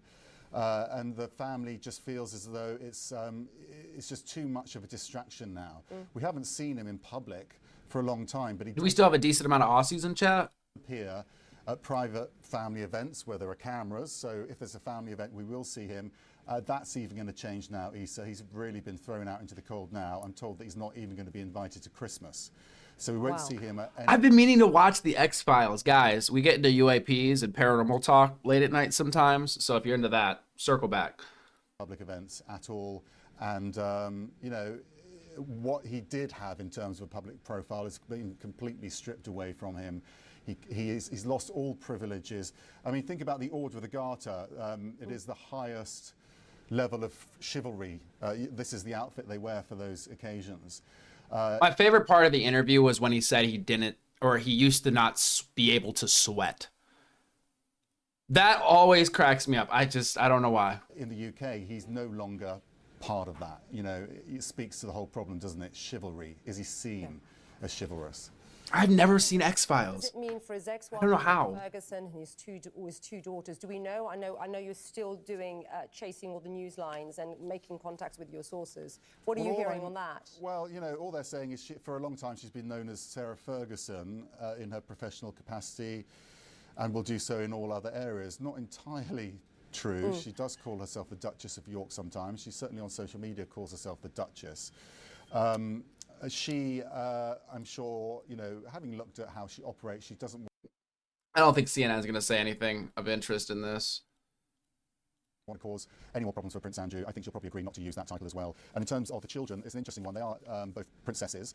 They are actually quite fondly regarded within the royal family. They have been associated with Epstein to some extent, so took a jet with him, we found out recently. But I think that they will still be included. Certainly to I don't really care about his, like, status.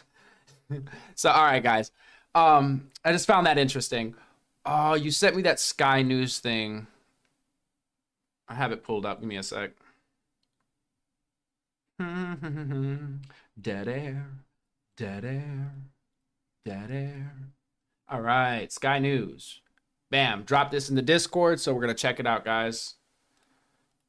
This is... The Melbourne CBD resembled a war zone this afternoon as police used tear gas, stun grenades and rubber bullets in a bid to control dueling protests. Yeah, thousands of people joined March for Australia rallies around the country.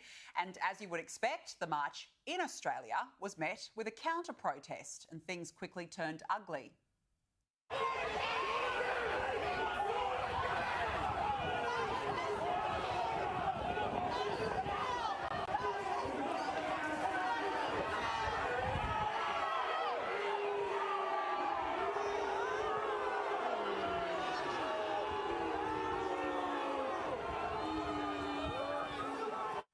These scenes come just days after Victorian Premier Jacinta Allen insisted the CBD of Melbourne is safe.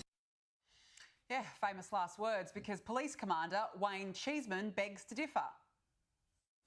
This is what was thrown at police today, and I think Melbourne has had a gutful. The left-wing group were running up and down side streets. We were lucky we had barriers and police in place, but they were desperately trying to get to the March for Australia group, who was for a long time static at Parliament House.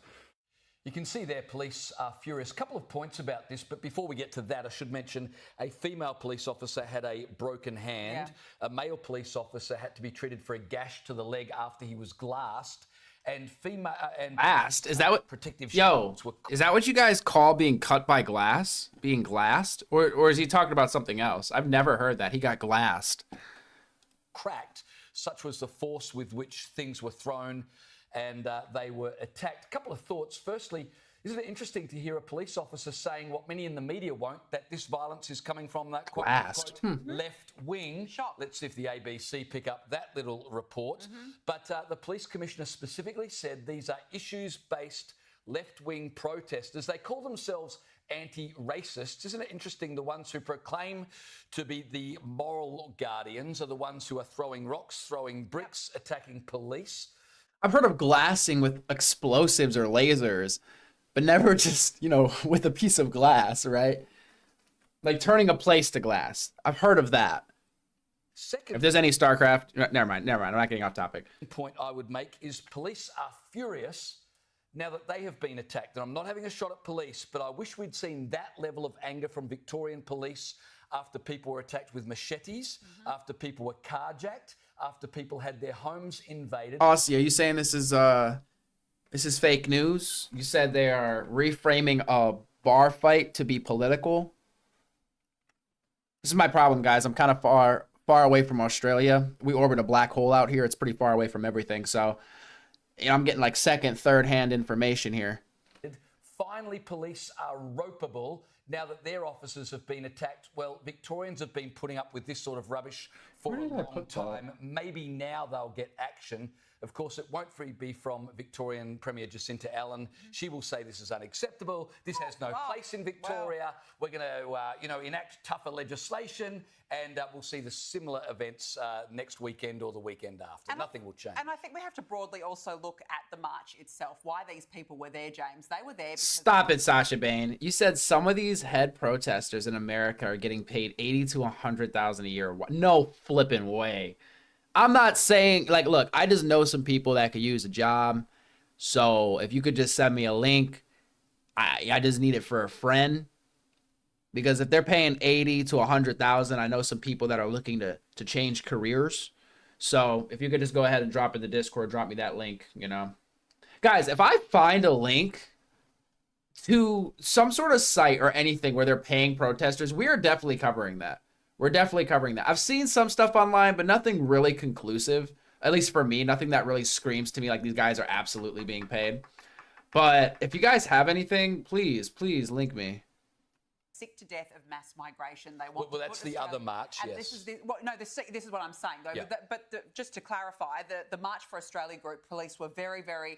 They were very strong. In fact, that police officer that we just threw to, he said they were peaceful, engaging, and followed instructions. You said cover a story on Jesus. What's the hook? What's the angle? The other came with masks, hoodies and umbrellas, throwing rocks and hiding behind barriers. They came to harm our members. It's got to stop. So I just want to point out that this March for Australia, why they were there. They were there to say enough is enough.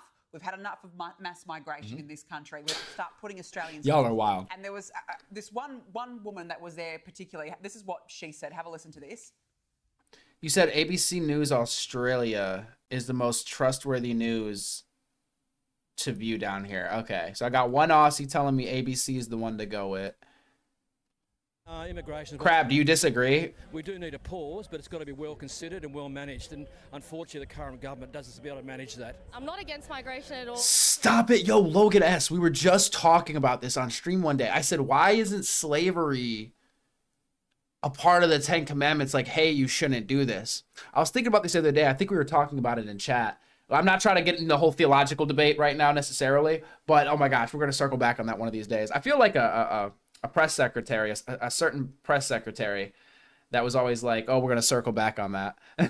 Immigrants to Australia themselves, but I just think that we should have quality migration, not quantity migration, I think. Obviously, in a crowd like this, you're going to have many different opinions. However, March for Australia's message is end mass immigration, protect our heritage, our culture, and our way of life. Right, so we're talking... Bam, she was very well spoken. Bam, bam, bam. Bam, bam, bam, right? Everyday Australians who have absolutely had a gutful of mass migration, which has obviously put a lot of pressure on the cost of living crisis as well as housing. We've got everyday Aussies, James, that cannot get into housing, yet literally Labor has the welcome mat open with more than 1.1 million Aussies coming into this country, right? But Labor will not have a proper debate. No, I'm not going to get caught. See, this is how I get caught up. I get into some random debate or really conversation, because I'm not going to debate religion. I'm more just going to have a conversation with people about their beliefs, just because, what am I going to debate? You know what I'm saying? Your God isn't real. This God is, like, it just doesn't make sense to me. It's not my lane, but I'm very interested in your guys' beliefs and whatnot. You know, there's a lot of people that are on YouTube Live that just read the Bible. It's very interesting to me. I've thought about it. I was like, maybe one day we'll do like a Bible reading or like a Bible study. That'd be interesting. Later on in the show, but Labor refused to have a proper debate. The problem is with the left. Now, last time there was this big protest, every single MP, and I'm talking on both sides of politics, were falling over themselves to call all of those who attended the March for Australia rally racist. These people are not racist, so I can't wait. So in Australia, what is, like, it sounds stupid, but like, what is racism? Like, who do you guys, I don't want to say who do you guys hate, but if there's like a bunch of Australians calling a bunch of other Australians racist, who are they being racist towards? Like, what is the minority group in Australia that's being targeted by the racists, if they are being targeted? Like, who is the victim in this? Wait to hear what our politicians have to say tomorrow. Are they going to call them racist, or are they going to go, actually, that what the left did today, the disgusting scenes we saw, are they going to call them out for what they are because they're a disgrace? Yeah, I would hold my breath, but I value my life too much to do so, Danica. And it's pretty clear the tactics of the left, right? They cause mayhem at these rallies. So the message of the March for... Really? Just Aboriginals? I mean, somebody said Chinese. Australia's flooding their country with people, same as UK, Ireland, France, Spain, Canada. It is interesting that we're seeing sort of anti-immigration protests all over the world seeming to happen at the same time. That was blowing my mind. Wasn't there just a huge march in the, I believe it was in the UK? A huge march. I mean, it looked like, I mean, I don't know how to, guess here, but like a million people or millions of people out in the streets. It looked insane to me. For Australia rally is lost in the violence and the mayhem. And it's that's a what they deliberate want. tactic. Newcastle. To achieve their aims. Yep, exactly, which is such a shame. After speaking at Google, Disney... All right, listen, guys. I promise on the next one I'll be in the right... I'm not in the right account for my damn stuff, so I'm getting ads. I apologize. You said not just Aboriginals... Oh my gosh, get this out off my screen. Oh, I'm sorry. Not just Aboriginals. There's definitely some racism against Asians and Indians, but it's blown out of proportion often. Hold up. What? Let me look up. What is the demographics of Australia? All right. So, Australia. The population is aging with the median age of 37 years old and has a slight female majority. The most common ancestries are English, Australian, and Irish, though there is a rich diversity of other backgrounds with people of Chinese and Indian descent also making up substantial groups. All right, where's the numbers breakdown? Population, over 25... Really? Wait. Over 25 million people... That's it? What? Stop it. Stop it. 27 million people in 2024. Yo, you guys don't have any people. That is crazy. Urbanization. 89% of the population lives in urban areas, making Australia one of the world's most urbanized countries.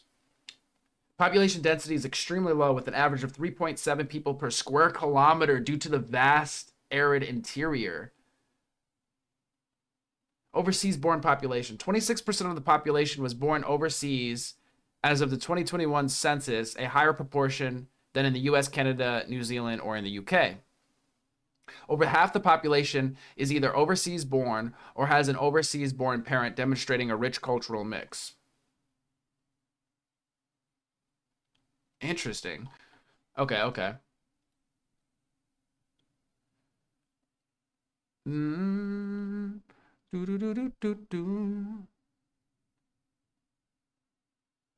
Damn, 27 million? Am I crazy? Like, is that like, that's nothing. That's wild. There's giant spiders in the middle. Look, I was looking up some of your guys' animals and stuff. What do you guys have? The lyrebird? That was really cool. That thing was cool. You showed me some other interesting like rodents or something. Those were very neat. But the spiders, look, I don't mind if the spider's up in the corner doing its thing. It's on its web. It sees me, see me, and it understands it's gonna stay over there. I'm gonna stay over here. It eats the bugs. I leave it alone. Some of those spiders though over there, guys, I don't know if I could do it. I'm sorry. You heard of 3.5 of the population stuff? No. What is this? You said America is crowded. Is it though? You guys need to look up Wyoming, okay? If you think America's... Look, how many people live in Wyoming? Wyoming. Apparently I can't spell. Population. 500,000 people, basically. 587,000. Now, when you actually look at how much space is there, it's basically empty. Now, is it the greatest place to live? I don't know. Never been there. Yeah, the cities are dense, but we have so much land here. We could probably double our population to be just fine. We could probably hit 1 billion people in this country and be just fine, honestly. Koalas with STDs. Yes, we did the koalas with the STDs. That was fun. It's because most of Australia is a desert. Look up Australia population density map. All right, all right. You guys don't like living in the desert? Australia pop density. What do we got here? Oh, damn, yeah. I mean, you guys... I feel like you guys are not utilizing all of the space that you have. You know? Okay.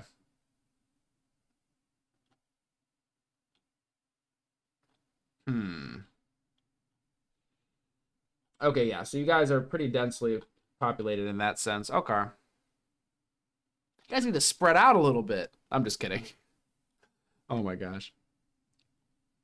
The Chinese population conspiracy is a crazy topic. What do you mean? Like, what's the conspiracy? And what's like in terms of Australia, or is there like some other conspiracy that I'm unaware of?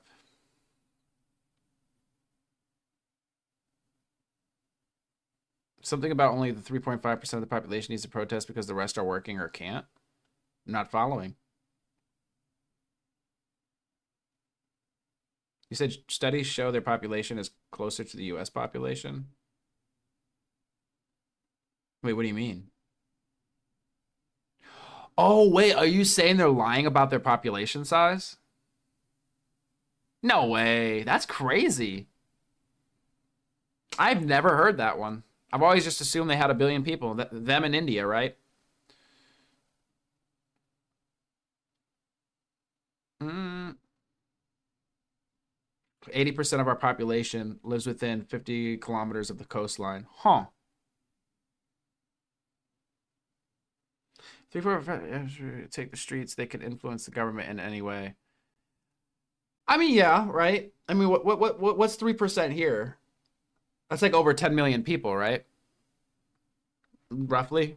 I mean, 10 million people is a lot of people. All right, I might fall down that rabbit hole, maybe. Eventually, I'm just going to go over to China and just check for myself.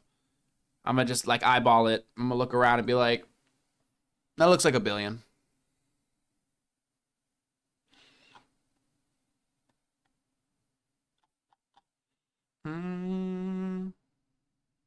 All right.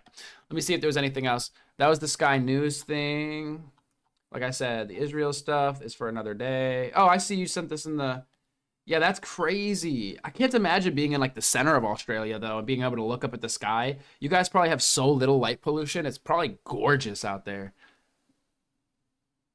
Wow, that's crazy. It's like empty. Wow. How dangerous is it to like travel through the desert there? Let me see if there's anything else here we could work through. It seems like everybody likes to drop things in the conspiracy hole, which I do enjoy. I'm glad it gets used. Wait, C Carol, are you in here? I wanted to watch your thing, but I hate to watch it without you. I hate when people send me stuff, I watch it and they're not here and they're like, what the hell? I didn't get to see it.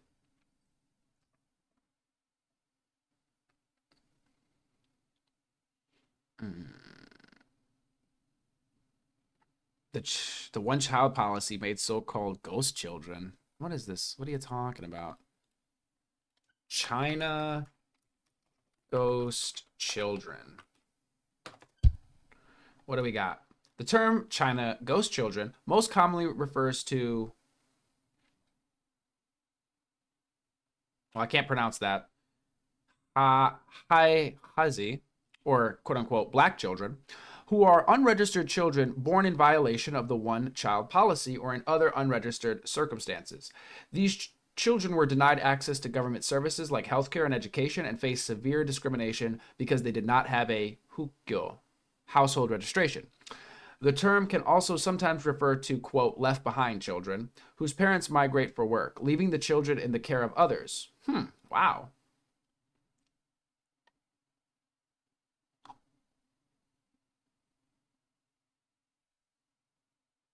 Interesting. I kind of wondered how that worked. Like, what happens if you did have more than one kid? So they were just like, oh yeah, we're just not going to acknowledge that you have a second kid. That's crazy.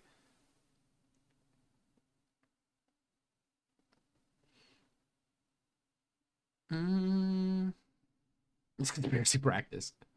Exactly. I feel like conspiracy and conspiracy theory, I think, used to be kind of a bad word. Like, it would turn a lot of people off. But over time, I think more people are open to considering other ideas, non-mainstream ideas, things outside the official story.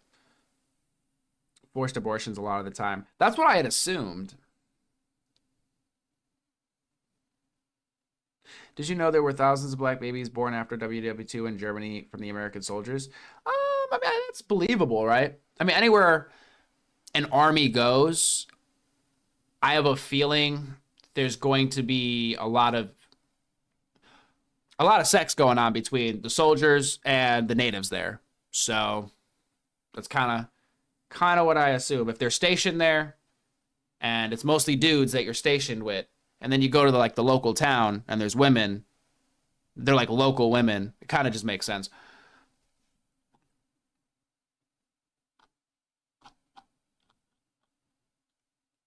Same with Vietnam. Yeah, I'm assuming it's just kind of just a norm, right? I said religious conflict is so stupid. I mean, conflict is kind of silly, right? Saudi politics? Me neither. We're learning.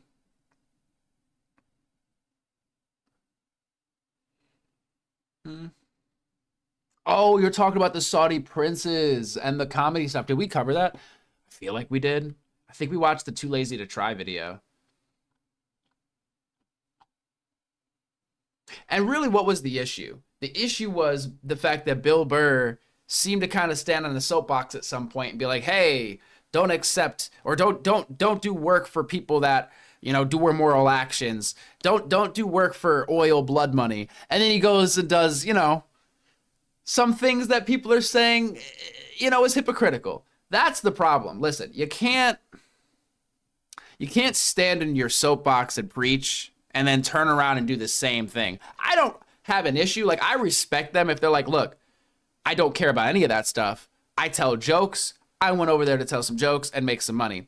But once you stand for something, if somebody just offers you $1.5 million and that makes you go, well, you know what? I don't think I stand for that anymore. Come on. What are you doing? What do you do? Just tell jokes and don't try to be a social warrior, like social justice warrior or whatever it is, if you're not going to stand by it. Because there were people that denied it, right? Didn't Shane Gillis not go? I respect that, you know. Again, I don't care if you went or didn't go, but if you were standing there like being all preachy and stuff, and then you went, it's kind of seems hypocritical. But I mean, get your bag, make your money. I mean, let's be honest. It's not like him not going was going to make some sort of giant social statement that would have changed anything. I think they waited too late. I was saying what they should have did was be like, look, we're going over there to spread Western values and to try to help them assimilate to our culture so they adopt our ideas of freedom of speech and things of that nature. But they waited too late for that to where everybody saw through it. Like, you're not going over there for no humanitarian aid or whatever. You're going over there to get a bag. And look, if somebody offered me $1.5 million, look, if I literally stood there and said the opposite, I'm probably not going to take the money. Especially because this is the problem. Most of us, I think most people, right, at like the normal level of society, 1.5 million is a lot of money. But you also have to consider the fact the guy already has millions of dollars. Now, shoot, make more money. It's not my business, right? But if you already have millions, it's money that you could turn down potentially, right? So, anyway, it's a non-issue. Aren't those the 9/11 guys? Yo, Shane Gillis with that was crazy. Oh my gosh. I respect it. I mean, what do you think he was offered? I bet you he was offered over $1 million. Tim Dillon said he was only offered like 300,000 or like 350 or something. I mean, don't quote me on these guys, but I mean, it was something around like 300 and something thousand. You said you sent me something in the black hole Discord conspiracy. Australia is under attack. Okay. Copy tag. Oh no, copy leak. A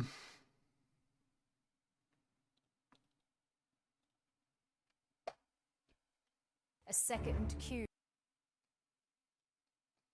All right. Courtesy of, what do we got here? Well, this is coming from Isaac Butterfield on YouTube. Pull up this channel. This is who we're about to watch. But this is courtesy of Crab in the chat. Dropping this link here. So I'm unfamiliar with this guy. We're about to see what's up. Family has been left traumatised after a team of thugs broke into their home last night while they slept. Police say 4 aggressive and dangerous men are on the run after a man was allegedly punched and robbed. Victorians could soon be given more power to protect their homes from intruders under a bold new bid to overhaul. What's the situation with gun rights in Australia? Do you guys have guns, not have guns, allowed to have guns? I'm curious about that. The state's self-defense laws. What has happened to Australia? Something is going wrong in this country right now, and it seems that no one has of restrictions. The fix for it.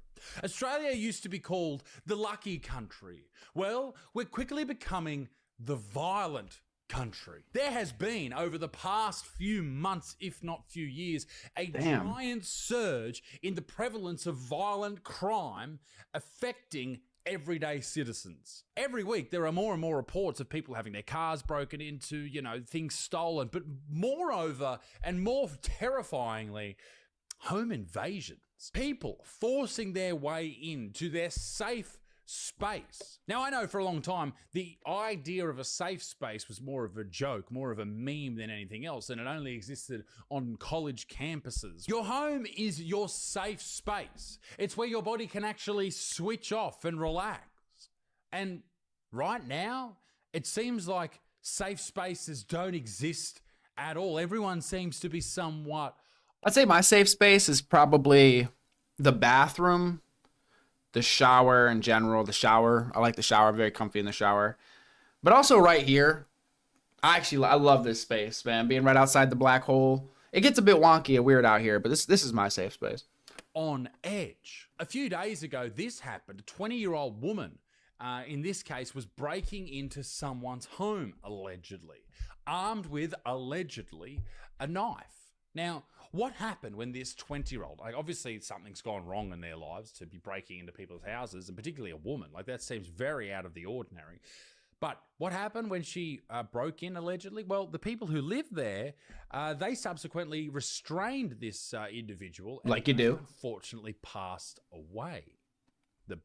The person who broke in. Right, okay. Right. And I say it's unfortunate because, you know, we don't want anyone, you know, dying. Particularly a 20-year-old woman, obviously something's gone terribly, terribly wrong in her existence for that to happen. But officers rushed to the scene and found the woman unconscious and performed CPR before rushing her to hospital in a critical condition. The woman died in hospital on Wednesday. Now, when they were restrained, I don't know too much about the details, but let's assume that they put her in like a, you know, a rear naked choke or something like that. Yeah, you gotta be careful with those chokeholds. Once you cut off the oxygen, or like the blood flow, rather, to somebody's brain, they're out in like a few seconds. It happens really fast. I took some like MMA classes and stuff, and yeah, you don't pass out from lack of oxygen, like breathing, like air. You pass out because you're cutting the blood flow to the brain. You pass out like really fast from that. And then if you hold it too long, the person will get brain damage and probably die. That and she passed out. Maybe she didn't start breathing. I don't know. Who knows what could have happened in that situation? Maybe, and I'm obviously just speculating here, maybe there were drugs involved. Maybe there was alcohol involved. Maybe there was a medical condition involved. Who knows? And I know I'm probably being a bit too lenient on this 20-year-old woman because she's a woman, and maybe that's a internal misogyny coming out. But I don't know. I don't like seeing a 20-year-old die. Call me crazy. But what's even worse than all of that is the two people involved in restraining this person. Let me guess, they're getting sued or they're in trouble. Are now facing very serious charges. I imagine they're murder or manslaughter charges. Yo. Because they defended their home. What's the laws in Australia? Are you guys allowed to defend your home, or is it you're supposed to like try to run out of your home, like try to escape? Are now being turned upside down because some lunatic allegedly broke into their home. I'm gonna be honest. If I break into somebody's house, I expect to get killed. That's why, you know, well, one, I think I'm a decent person, but that's another reason that I don't break into people's houses. I kind of assume I'm going to die, or that it's a very likely chance. It's a non-zero chance, that's for sure. Safe space. People aren't feeling safe in their homes because we, as Australians, don't have the ability to defend ourselves and defend our homes. Like these guys, like they may get off these charges, and I hope they do.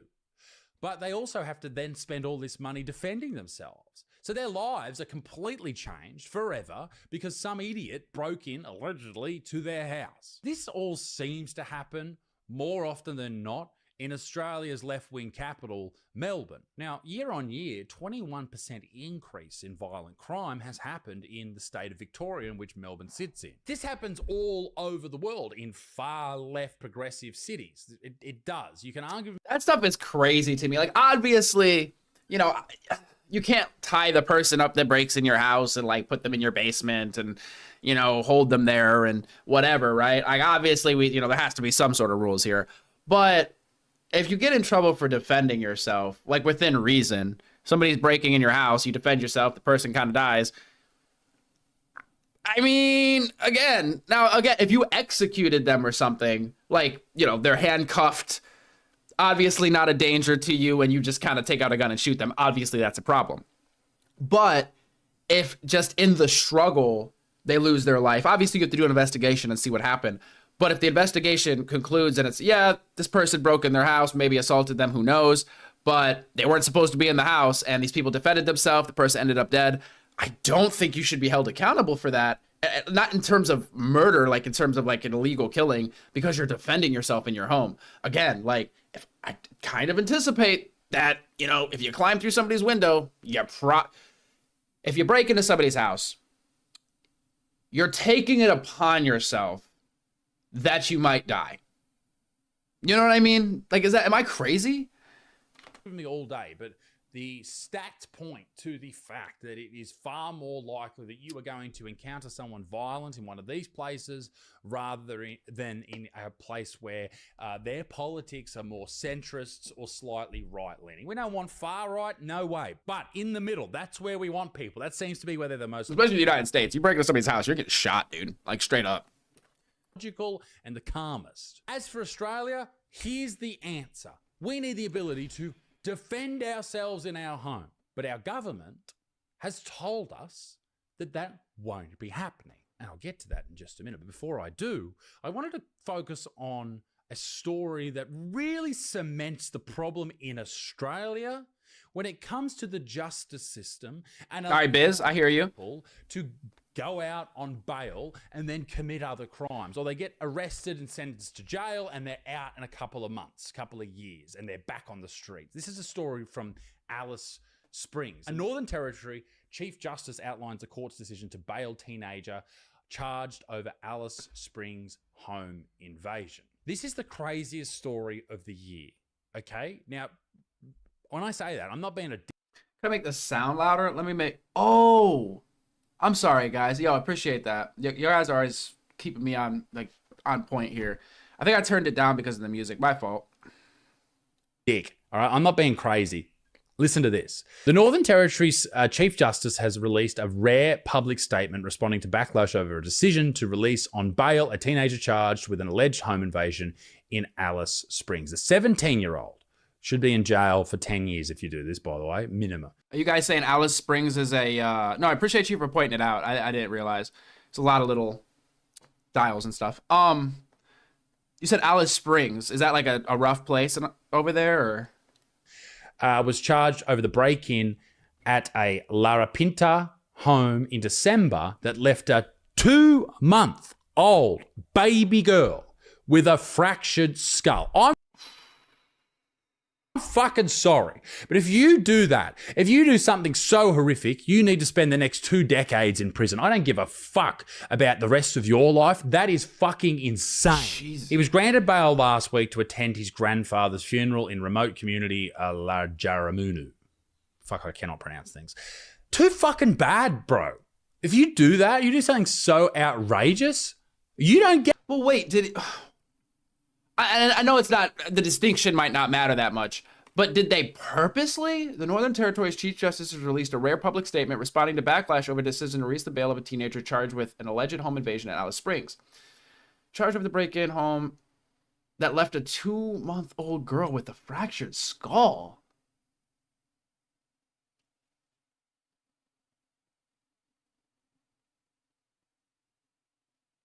I'm just... fucking insane. He was granted bail last week to attend his grandfather's funeral in remote community Larjaramunu. Fuck, I cannot pronounce things. Too fucking bad, bro. If you do that, you do something so outrageous, you don't get bail. And this is the problem. These people are being let out onto the streets, and this guy just went to his grandfather's funeral, but it's the message it sends. If you go to prison, you should be locked up for your time, however long that happens to be. We need more power for the courts to... You said you could... yo, Art, what's going on? You said, Biz, you can get a gun license, but you cannot keep at home generally. And if you do, gun safe and ammunition separate safe. No way. In a separate safe?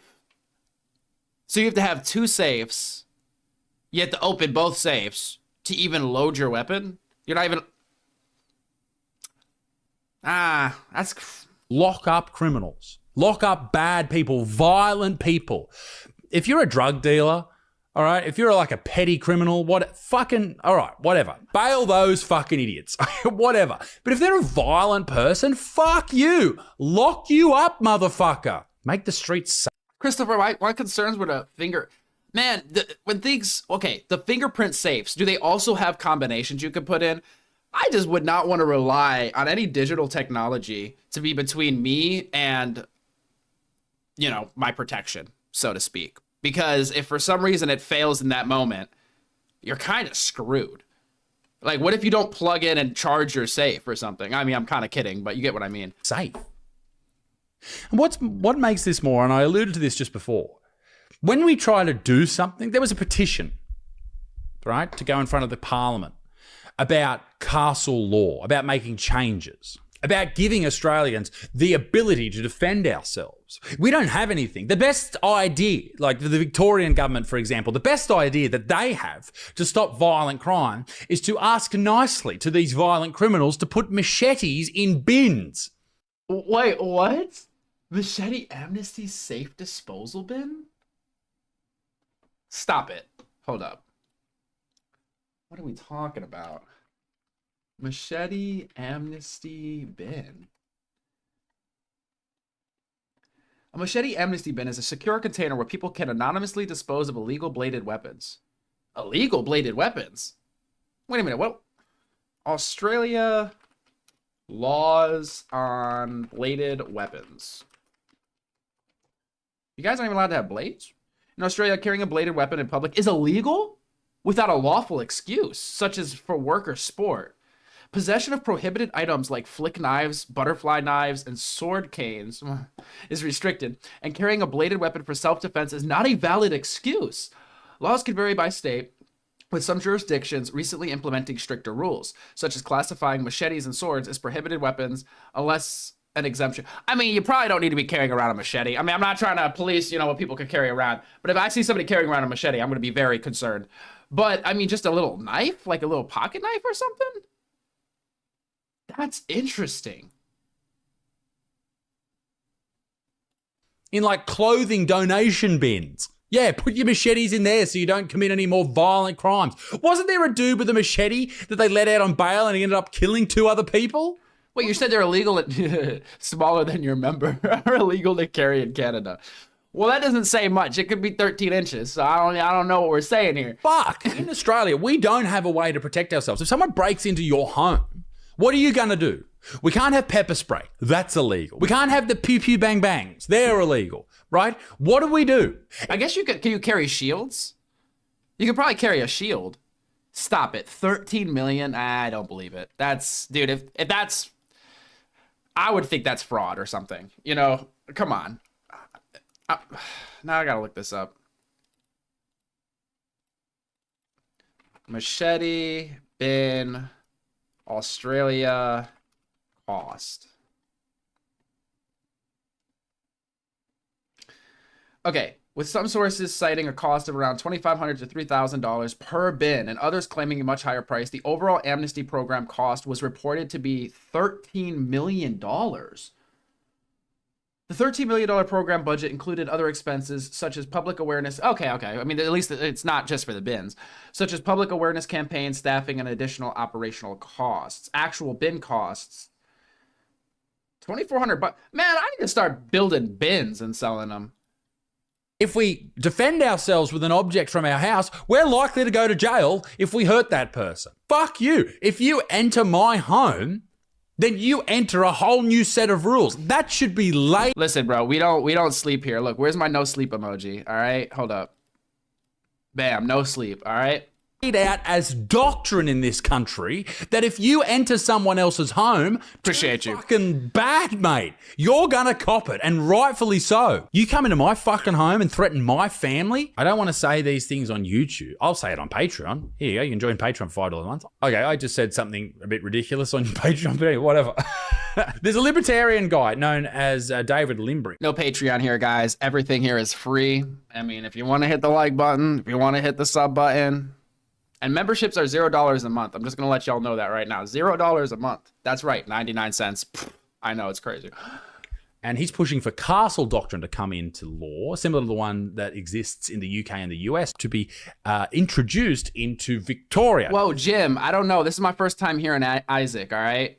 I was recommended Isaac. You said he's terrible. Oh, Lord.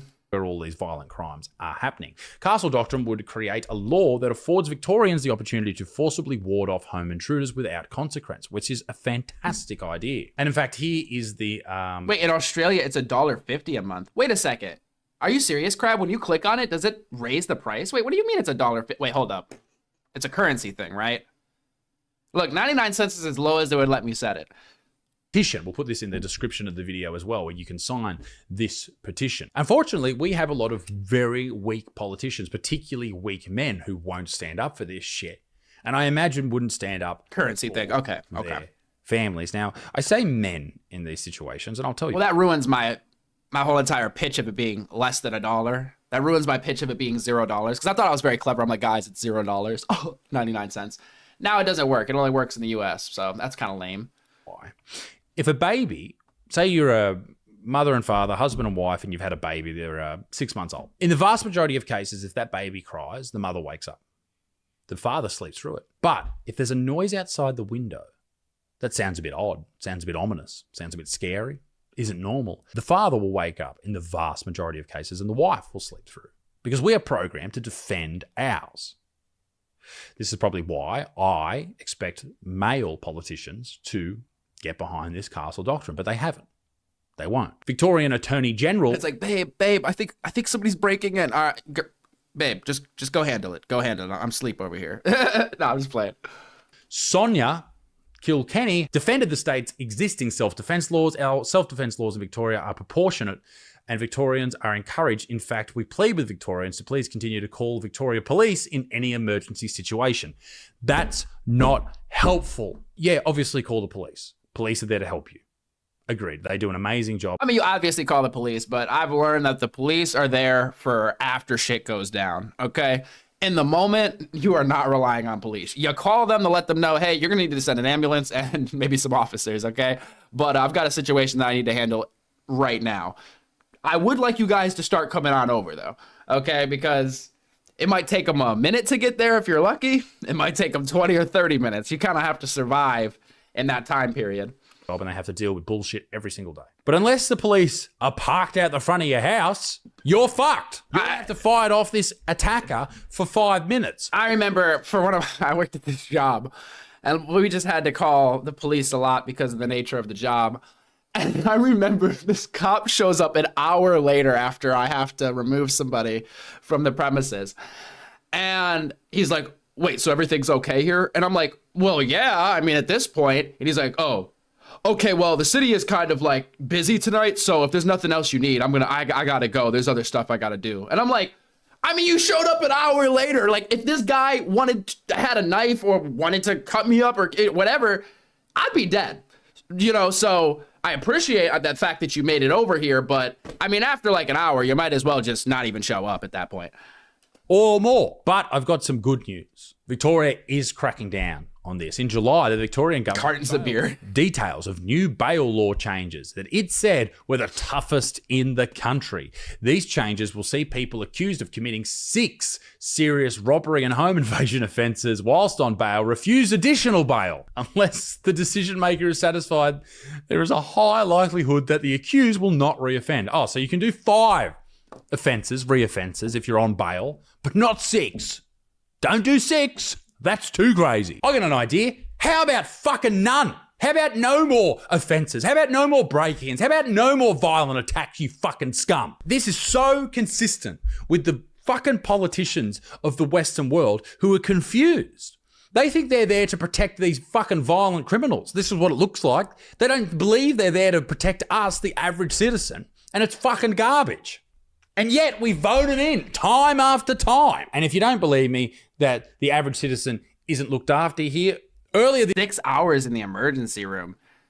I'm assuming it's a triage situation, and I would hope that if you're there for 6 hours, I don't want to say it's not so serious, but it's not life-threatening in that moment, right? Because, oh my gosh, I hate emergency rooms because,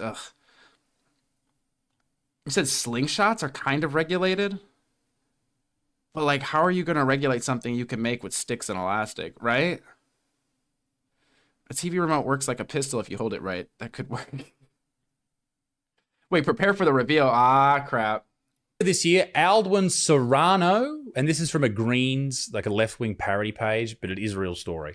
A family man from Queensland faced a terrifying home invasion. A gang of thugs smashed a window and attempted to break into his home, threatening his wife and children. In a desperate bid to protect his family, Aldwin used pepper spray to defend them and stop the attack. All right. What happened? Well, Aldwin was charged with unlawful possession of a Category R weapon. Stop it. Nope. We got to Google it. We got to look it up. Is pepper spray legal in Australia? What? Pepper spray is illegal in most of Australia, but it is legal in Western Australia.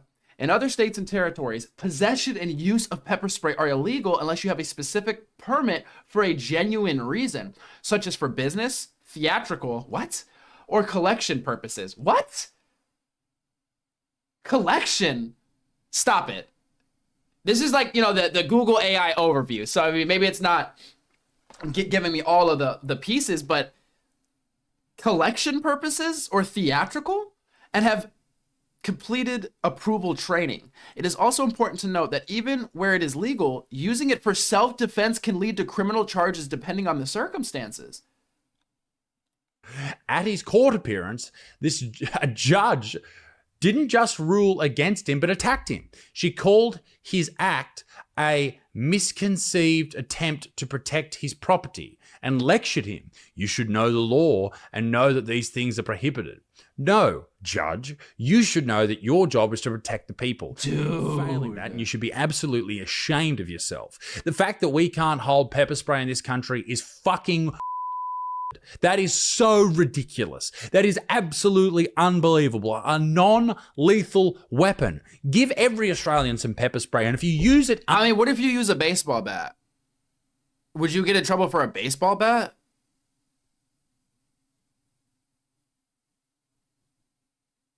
What?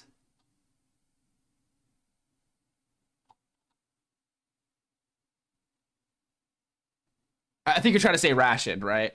Right? Rationed. Yeah. I mean, we got bats laying around here. I mean, I cannot. Okay, you wouldn't get in trouble for a baseball bat. Okay. I mean, hey, that's Old Faithful right there. Although, I mean, if I'm against a group of people, I'd rather just not. I'd rather have something a little stronger than a baseball bat.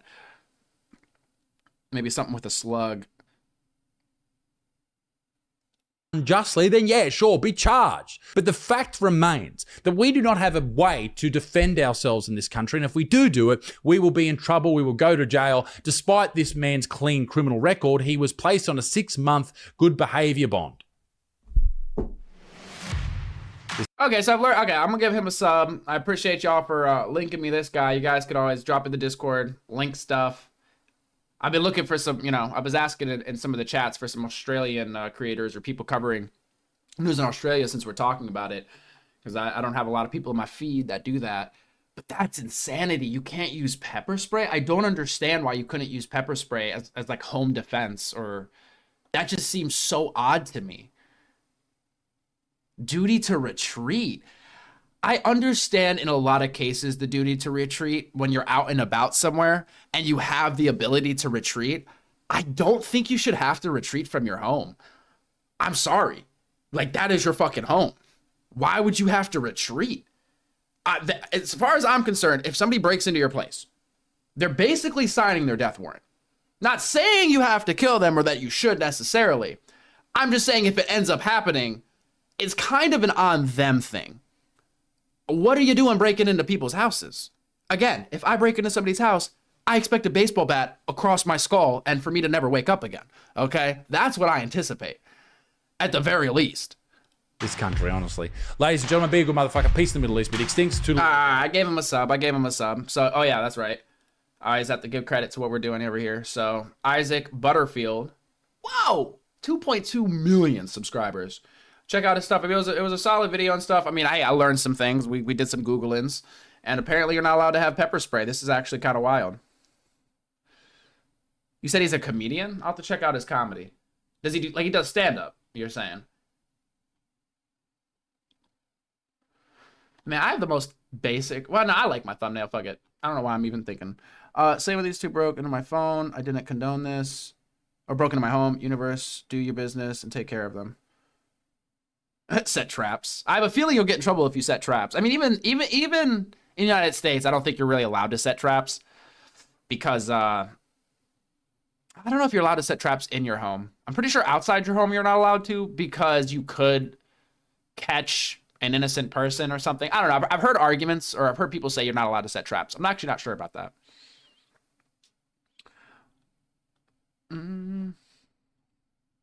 Yeah, I don't know, man. I don't know.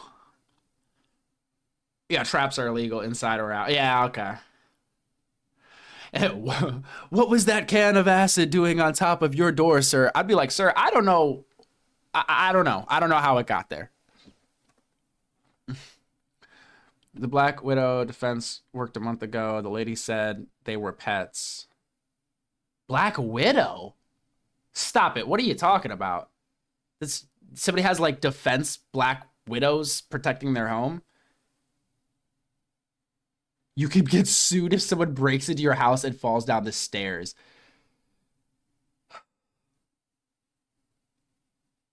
I think if that happened to me, and it's like somebody breaks in, they're like climbing through the window and they cut themselves or something as they're climbing through. And then somehow, I call the cops show up, they get arrested. And then I end up getting sued. I think my brain would actually break. I would probably come on here and crash out so hard. So hard. I would crash, dude.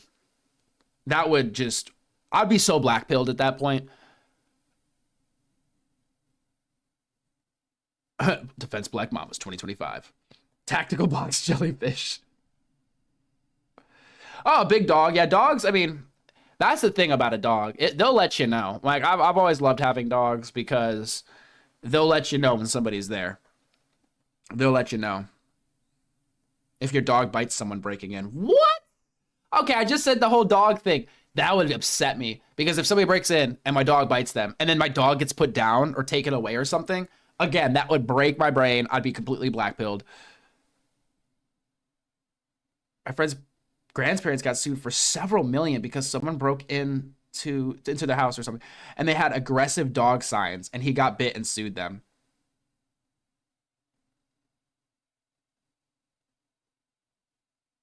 Yeah, I met a Black whose Rottweiler protected him from intruders. She chased them down the street and ate the dude's calf muscle.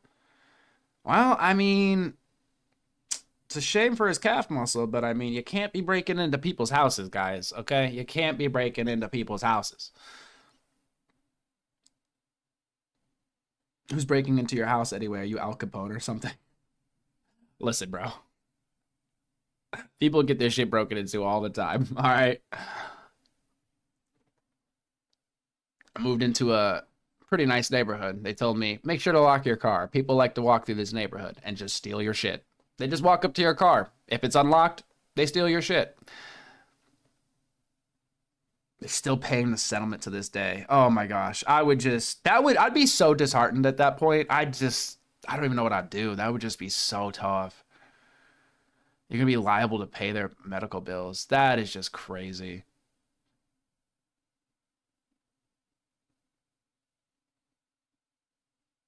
You could set non-lethal in a gray area. Doors locking to trap somebody. I don't know. Is that even true? Because can't you get hit with kidnapping if you lock somebody in a room? She didn't get put down. Well, at least that's good. Well, it's common in Australia. Yo, man, home invasions happen every literal minute in the US. Yeah. I even hear about break-ins where I'm at. Ashley sent you a vid. Check it out. All right, check it out.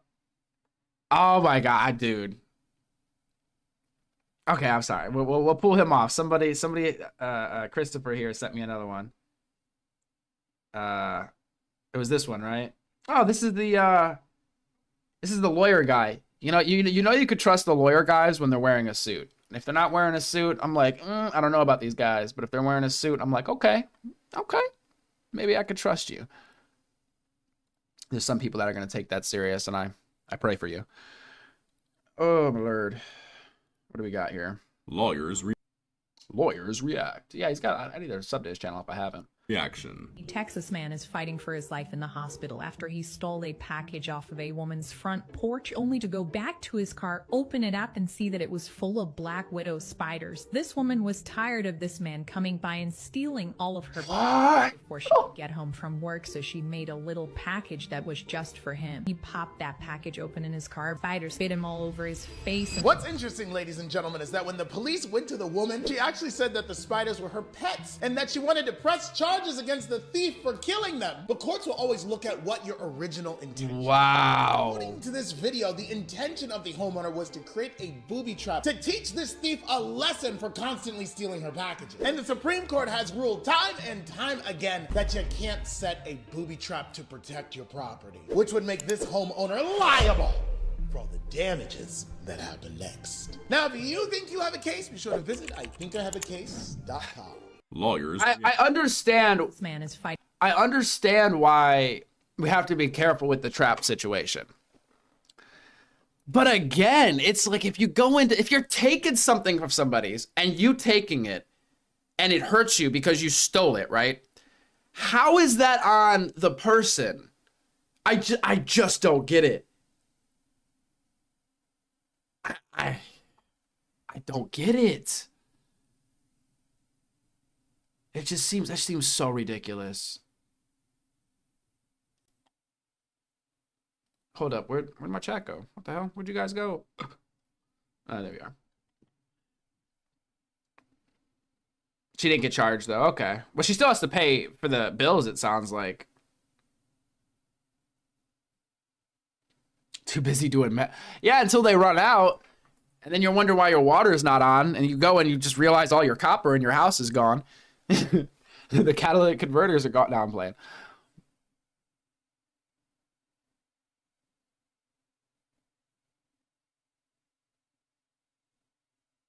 So if someone keeps stealing your food at work and you put something in it and the thief is allergic to, and you're aware, you could also be charged with assault up to murder. Same thing. It breaks my brain. It breaks my brain a little bit. Oh my gosh. But how would you even figure out that they did it on purpose? It's like, okay, somebody, is stealing my food. I make a peanut butter and jelly sandwich one day. I like peanut butter and jelly. Peanut butter and jelly is good. They're allergic to peanut butter. They eat my peanut butter and jelly sandwich. They have an allergic reaction. I get sued. It's like, bro, it had my name on it. Why are you taking my sandwich? Oh my gosh.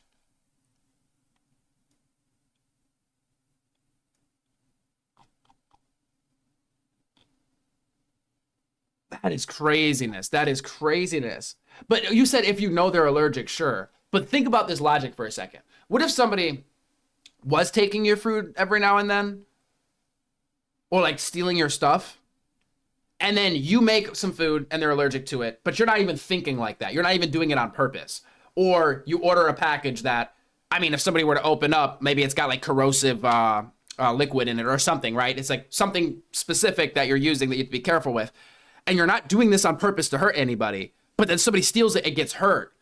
Again, they would have to, I guess, prove that you did it on purpose, but that just seems like so hard to prove. I don't understand how that would fall on the person who is being stolen from. You need intent. Okay. Yeah, but oh man, that seems so frustrating. They just cook more, man. My bro's baby was inhaling fumes from the house behind his shit. Wow, yikes. Put a condom in the food. No one is allergic to condoms. Actually, people are allergic to latex, I think, right?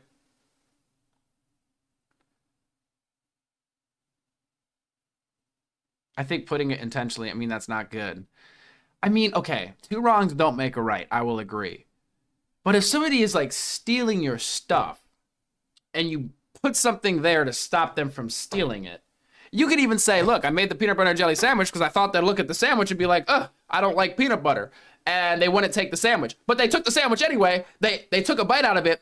They were like, peanut butter. And then they continued eating it. They ate the whole sandwich and then they had an allergic reaction. How is that on me? Oh, I'm sorry. This is actually sending me. This is actually sending me.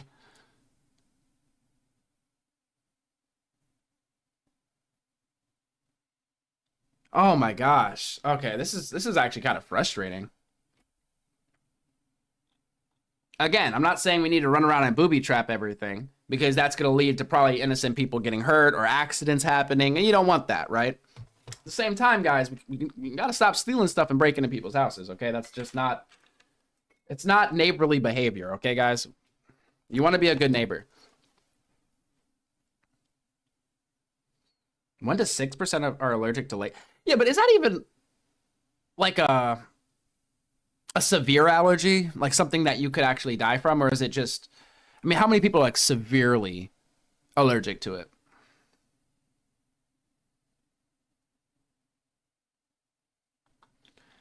Oh, man, this is... I'm getting doomer pilled over here. Australia, interesting place, man. Every time we talk about Australia on here, it just seems more and more interesting to me. You guys had me with the animals. Some of your guys' rules are a little backwards, but...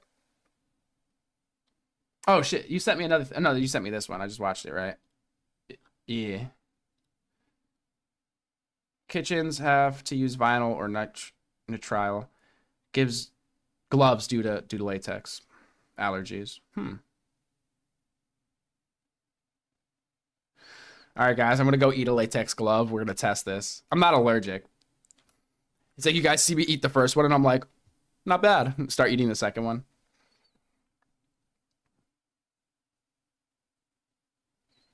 Wait, 1 to 2% it says, or 33 to 66 million in just the US. Well, that is not 1%. 1% of the US population is like 3.8 million. Now, if you meant 10 to 20%, maybe. Well, even that doesn't make sense.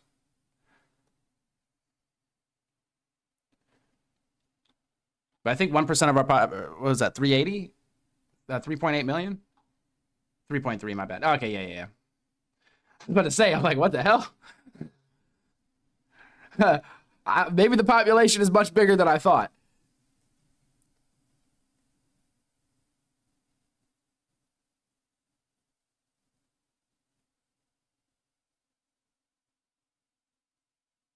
Wait, what do you mean? How about the scenario if the neighborhood trying to take over your life, like they literally coercively doing stuff on a person he didn't wish off? Does it happen to your place? Can you give me an example? I mean, that sounds like harassment. Because there's all sorts of weird things you could do. You could make like a... What is it called? Like you could use like subsonic sounds and just point it at somebody's house, and I think you could crank it a bunch and make them extremely uncomfortable, but you won't hear anything. They'll just be very uncomfortable. I mean, there's a lot of weird things. Yeah, HOA. HOA, actually. Homeowners Association. They come by and they see how tall your grass is, and they bitch you out. Well, actually, you get a letter, but it's the same thing. You're getting bitched out regardless.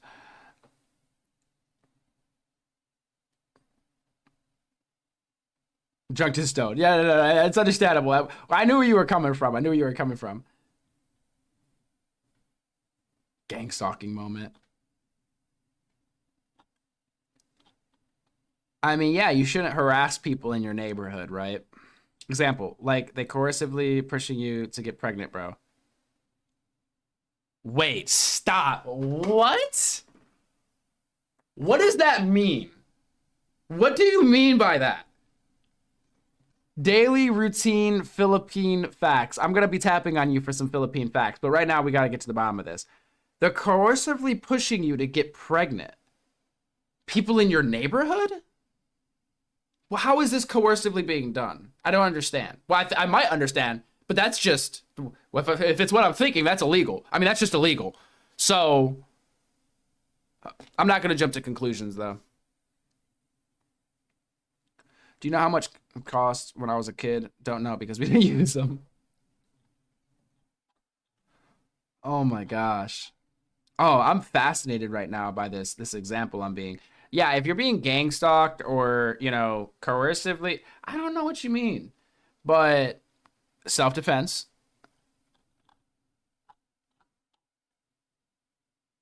Self-defense. Oh my gosh, yo, routine Philippine facts. I need to know. I'm like, oh, I'm at the edge of my seat.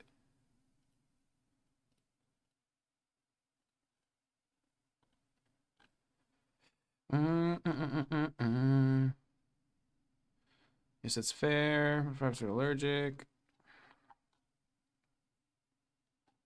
I don't think I'm gonna get my answer.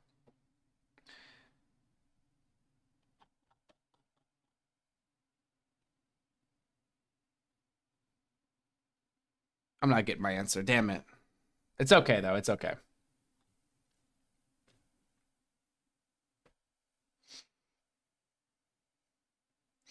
$200 bots? I hope not. I hope not.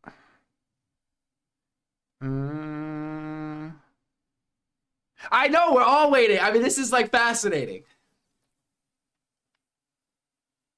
Frank Ruman has entered the chat. Yo, welcome, welcome. You missed a crazy stream, man. It was a bit hot in here. I'm not gonna lie. Gangstalking trying to ruin the life of the person, but doing coercive control. Well, yes, I'm against that. I'm against that. Again, that sounds like harassment. I mean, stalking is generally illegal. Gang stalking just seems illegal multiplied. So yes, I mean, are you asking me what I would do in that situation? And you are right. I guess that's right. Yeah, it's harassment, right? It's harassment. I mean, talk to the authorities, I guess. And I mean, it just depends on the situation, right? Will, welcome, welcome.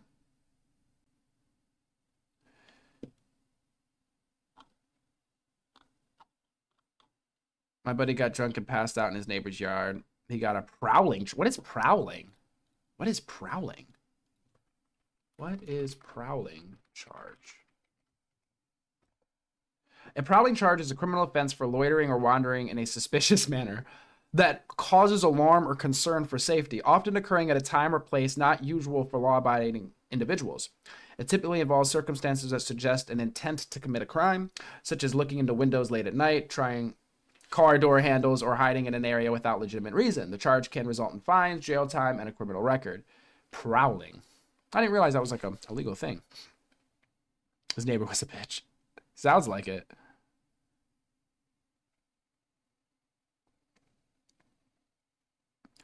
Yeah, it really depends on the situation. Depends on the situation. I would, I mean, probably try to go the legal route initially. Again, there's a lot of context that needs to be sort of explored here. But, you know, I'm not going to say to do anything illegal, but knives and pepper spray are illegal in Scotland, UK, 4-year minimum. Stop it. Actually, I believe you now because we just looked it up for Australia and it's illegal there, which is wild. Or at least in most of Australia. It says in Western or West Australia that it might be legal in some circumstances for collection purposes and theatrical purposes, which I don't even understand what that means.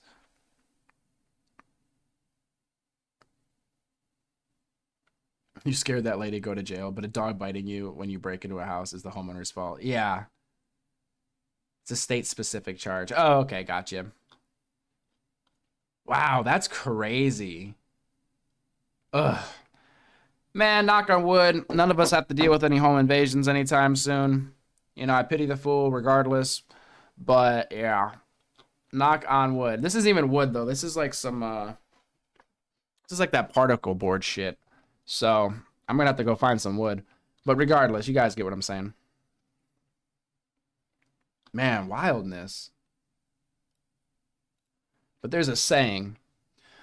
There's a saying some people live by. Shoot first, ask questions later. You know? So before you go and break into somebody's house, you do have to understand there are people that live by that philosophy.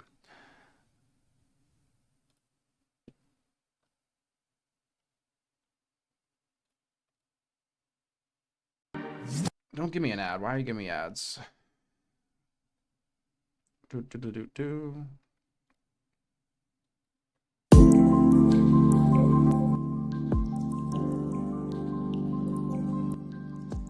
Sorry if I blew out your eardrums.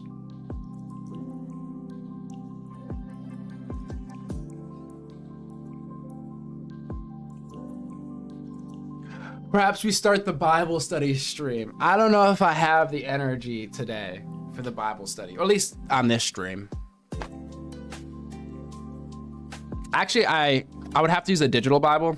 I have a lot of books. I don't know where the Bible is though.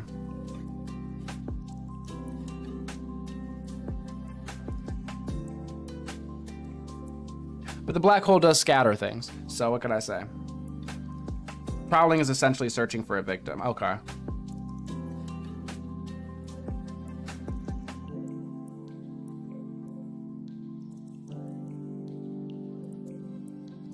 Yeah, I figured, I mean, that's why I said I'm not even surprised. Sadly, I'm in Maryland and it's not a stand your ground state, so I'd have to flee if someone broke into my house. That is wild. Home invasion is actually a real concern. It's sad, thou shalt not poison thy thieving coworker. I use a digital Bible.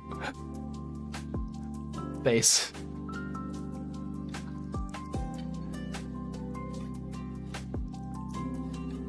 Well, we are on the wind down at this point, guys. Join the Discord so you can drop links, keep the conversation going. I'm gonna let this stream run on a little longer. You guys could chit chat amongst each other and whatnot. I am gonna stand, stretch, drain the main vein, refill my coffee, possibly grab a smoke. But I'll be back because I'm finishing the night off with some gaming. I'm gonna be chilling out playing Fallout 4, just letting y'all know. I'll probably end up closing this stream when I come back and opening a new stream for Fallout 4. I have a dual stream going on right now. The one you guys are watching is in like the phone portrait mode. I also have a stream in the desktop mode. For gaming, if anybody is interested, I suggest watching the desktop version because you can actually see the game, but to each their own.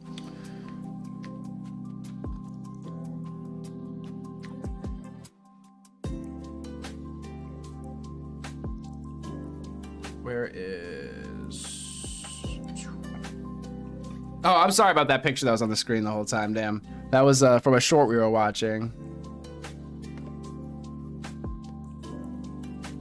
Well, it's the same thing on this screen, so it doesn't make a difference.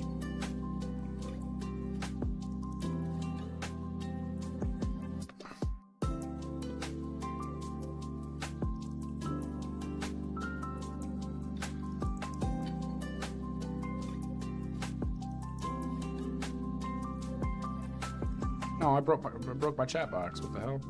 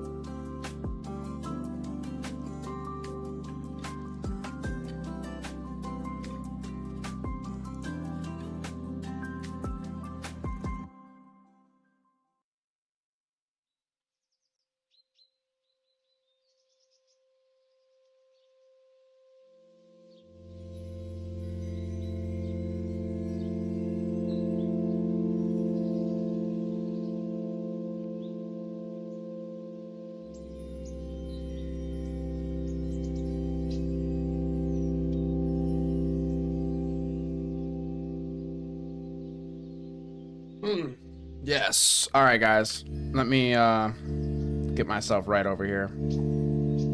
I will be back.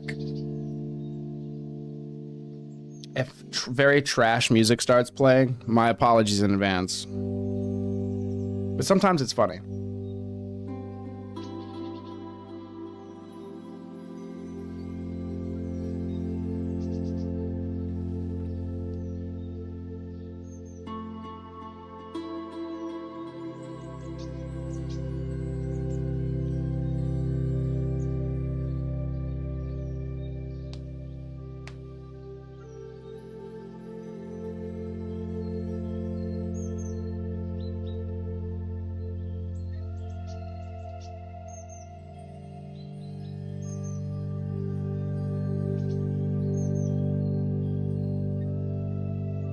Remember, if you get too close to the black hole, you will get sucked in.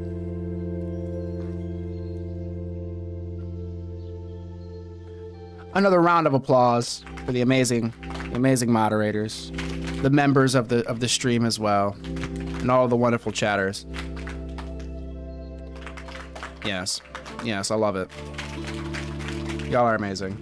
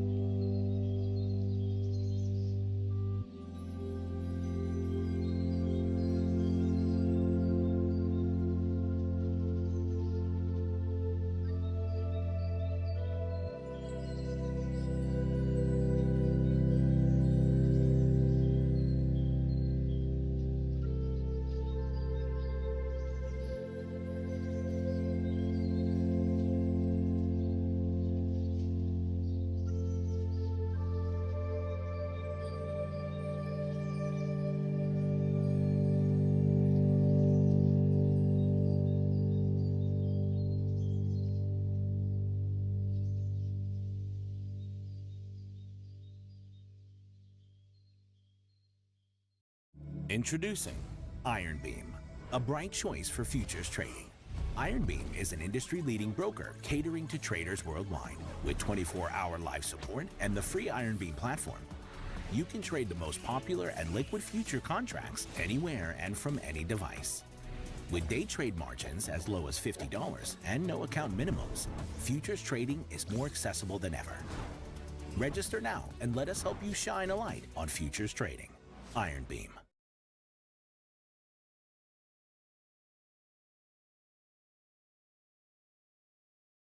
Oh my God!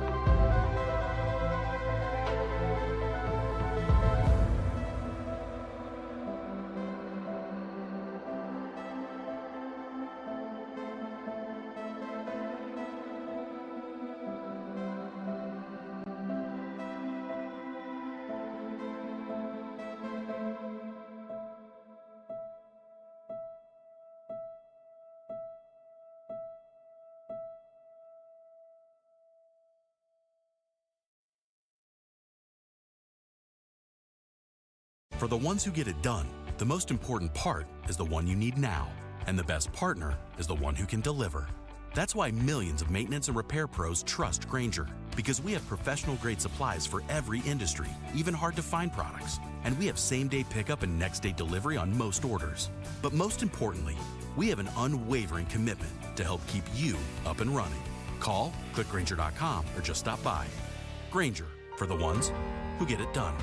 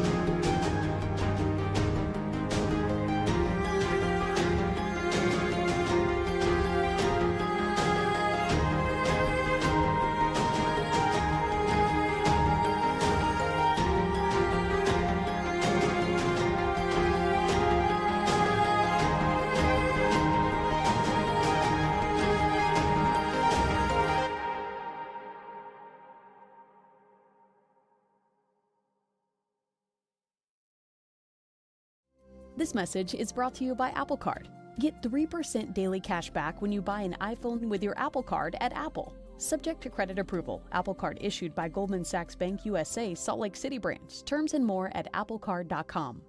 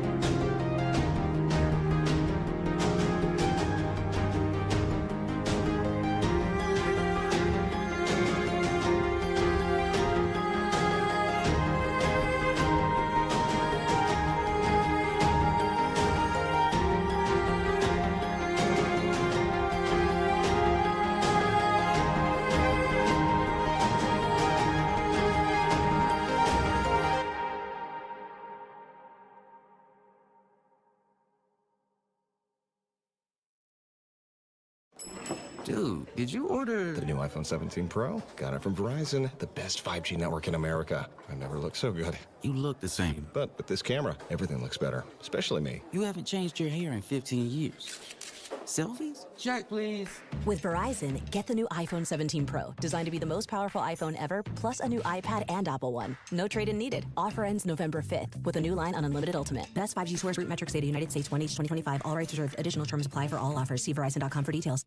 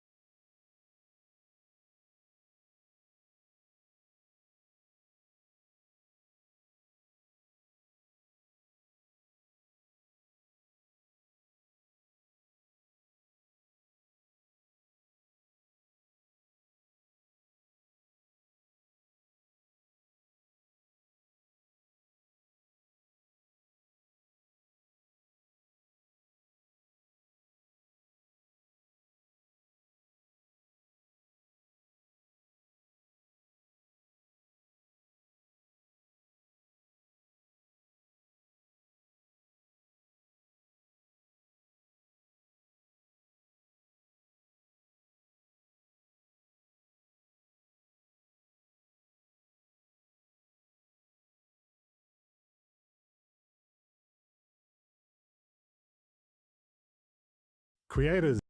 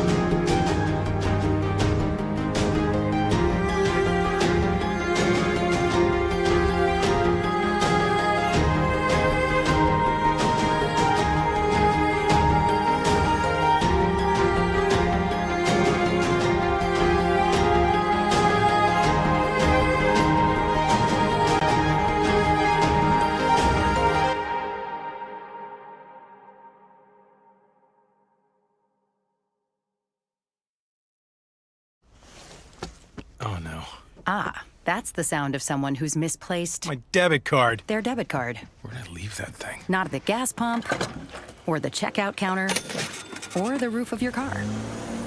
Now, if he has the Chase mobile app, he can use Card Lock. Wait, I could just lock my card. Yep, just a few tippy taps on his phone, and that sound? That's peace of mind from Chase. Chase mobile app is available for select mobile devices. Message and data rates may apply. JP Morgan Chase Bank N.A. Member FDIC.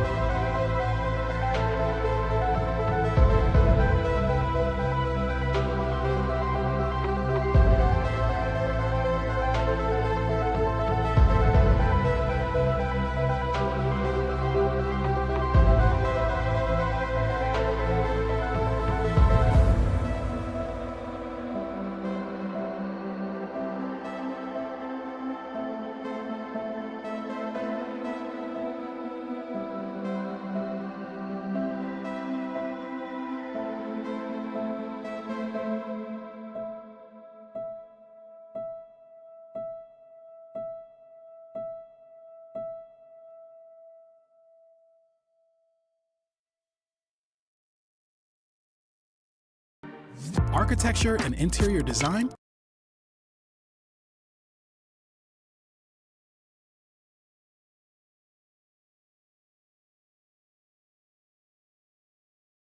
Promise the ads will be gone on my next stream.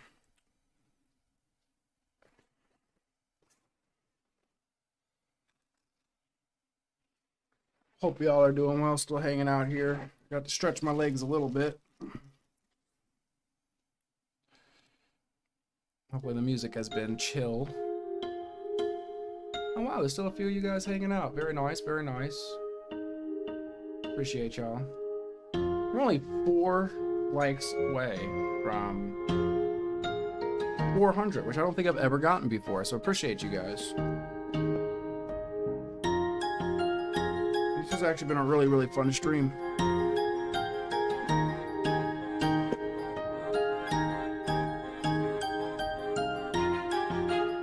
Sirius Snape. Yo, it's been a while. Holy crap. Welcome, welcome, man. Good to see you. I've been meaning to get to something like this.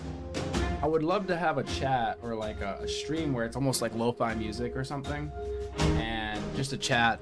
That way I could like drop in and you guys could like hang out and chit chat with each other. And then I just drop in throughout the day when I'm gonna go on stream or whatever. Sort of like a 24-hour stream. It's been in the back of my mind for a while. Oh my gosh, hey, I'll never forget you either, Sirius Snape. Appreciate you for coming through. Like, sometimes you guys like to take a hiatus. I get it, life is lifing, life is doing its thing. But I appreciate y'all getting sucked back in over here. You missed the craziness earlier, but you're still in time. I think I'm gonna end up finishing up to playing some Fallout 4. And then I might just do a 3rd stream in the morning. A lot of times I do these all-nighters and then I end up doing the news in the morning when the sun's coming up. So appreciate you guys. We're 3 likes away from 400. I don't know if I've ever gotten this many. Actually, guys, I'm not gonna lie, I don't think I've ever gotten this many views. Like, this is kind of different. So I really, really, really appreciate y'all. Appreciate the mods. You guys are just awesome. Appreciate the members.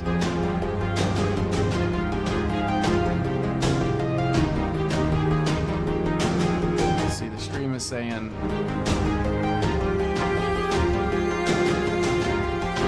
what is the stream saying? Bro, 233,000 views. I mean, that's just incredible. I mean, that's wild. Wow. But we're at 399 likes, guys. You guys are amazing. I promise I'm gonna be doing this daily. My tagline is on daily except for when I'm not. Here every day except for when I'm not. But I've kind of been working out a schedule, so I will be here every day. Every time I swear I spent like 6 hours setting up like some stream stuff, trying to get things different, you know, so I could hit like different buttons and stuff and make things all fancy. And then my internet went out and there was this huge outage in my area. Then again, I saw it online. Apparently there's been a lot of websites and services going down recently due to AWS or Amazon Web Services.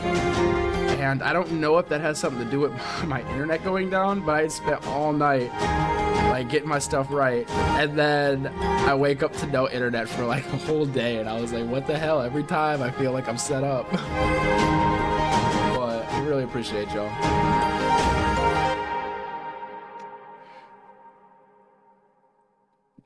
Ayo. Hear ye, hear ye! You just get more when you bundle and save at Bob's Discount. Yeah, I noticed that YouTube was down for a bit as well. There's been a lot of sites going down. The sub number... Or save two. Oh my gosh, I'm sorry. Like I said, guys, there won't be ads. Oh my gosh, that's so annoying. Later on today, there won't be ads. I'm on the wrong account, and it's kind of annoying. How many subs? I've been slacking. I should be further along, but I've been slacking, guys. I'm not gonna lie.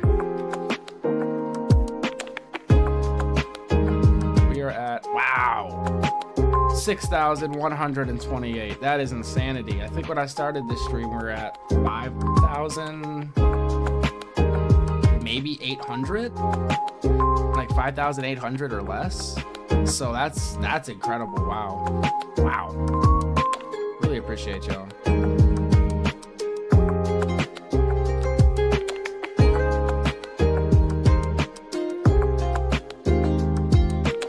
Oh, the music. Sorry about that. Bam, there you go. It's another one of those fancy things I'm supposed to have where it turns down the music when I talk, but a few more things I need to calibrate here.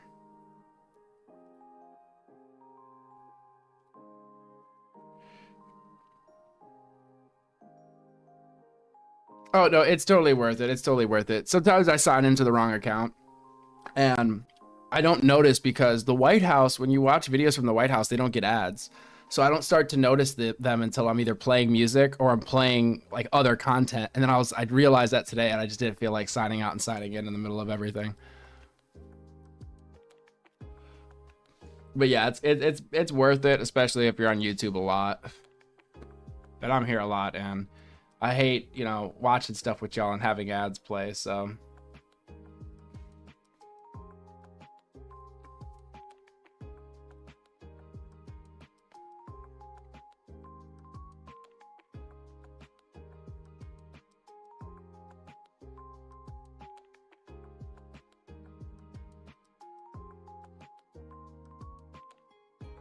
Wait, the music channel, wait, the YouTube channel music platform is the best. Are you talking about the,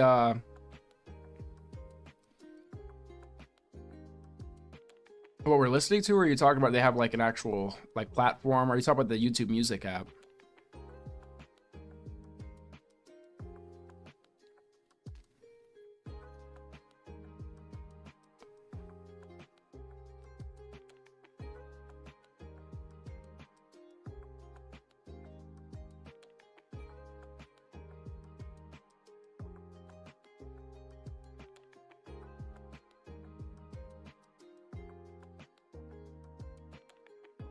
Oh, the app. Yeah. No, I'd be using the music app. No, the guys in chat are really cool. They were more interesting than your channel. Lol, don't take it as rude. I do not. My favorite part of this is the chat, to be honest. I love chit-chatting with y'all. I need people to yell at the screen with. That's my problem.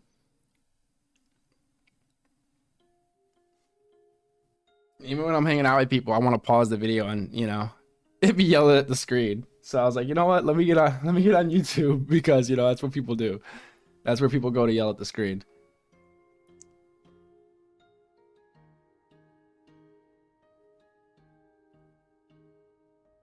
Snow and surfing. I'm glad you guys kept the conversations tame. They do get a little out of hand sometimes.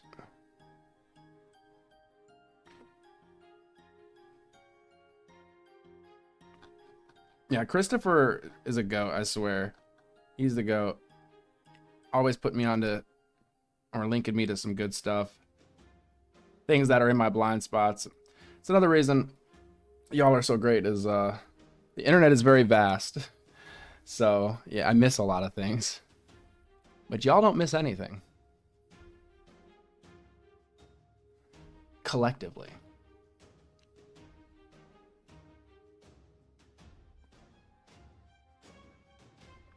And we try to keep, you know, the chat open to everybody. This is not meant to be biased, partisan. I mean, I like just having, because, you know, we talk about the politics, people bump heads, we roll around in the mud. It's all good and, you know, fine and dandy, but then you could kind of chill out and, you know, talk about normal things, you know. It doesn't always have to be, you know, right at each other's throat here.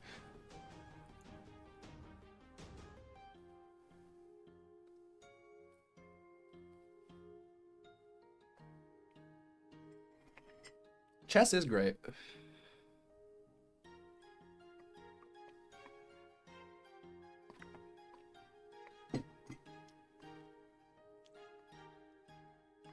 Better than checkers.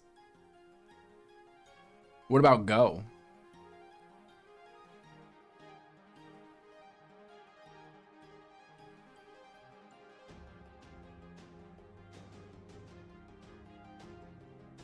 Oh, dude, Christopher, that's totally... I appreciate you. I appreciate that, but no worries. I wish I could give them out. It just sucks because if you try to gift memberships, it goes to random people. I still haven't figured out the rhyme or reason to how it works. I think it goes by watch time or something. Because we tried one day to be handing out like memberships to specific people and it just did not work. But I appreciate you. I mean, if you hit the like button, you're subbed, you hang out. I mean, that's really enough. Kick it, chit chat. I mean, that's really the vibe.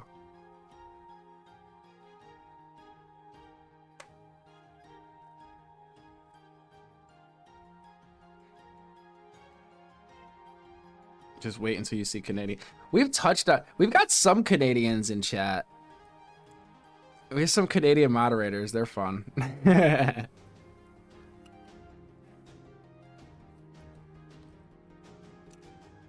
I think most of my Canadian people, though, at least the mods, I think I have 2. I think they're lefties. Not to put words in their mouth, but... Oh, Christopher, you're too sweet.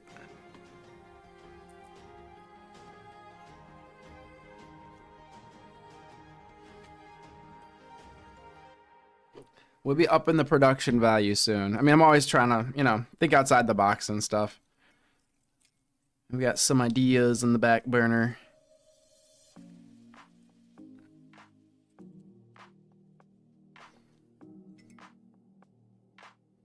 To the left here is literally communists.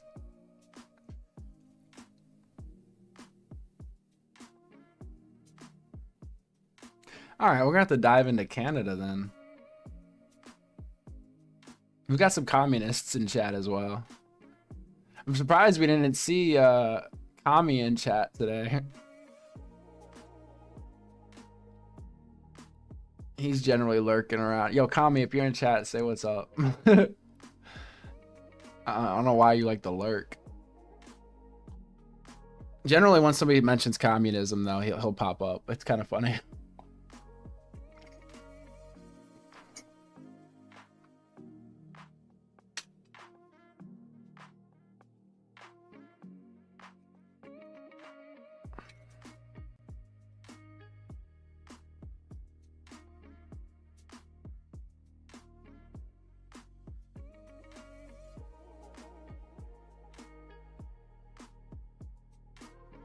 People often ask, like, oh, well, which way does this channel lean? Or what are your leanings and all this kind of stuff? And I'm like, well, I'm kind of outside of it all.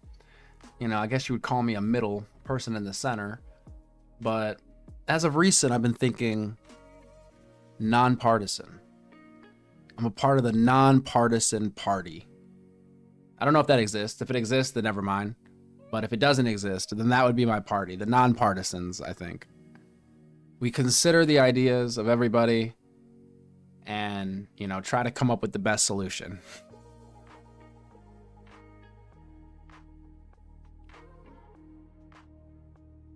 Who is the communist? If you talk about in like the community and chat, there's a moderator with the name Communism 2.0. So really hard to miss. I think he's got the hammer and sickle as his profile picture. So really on the nose there.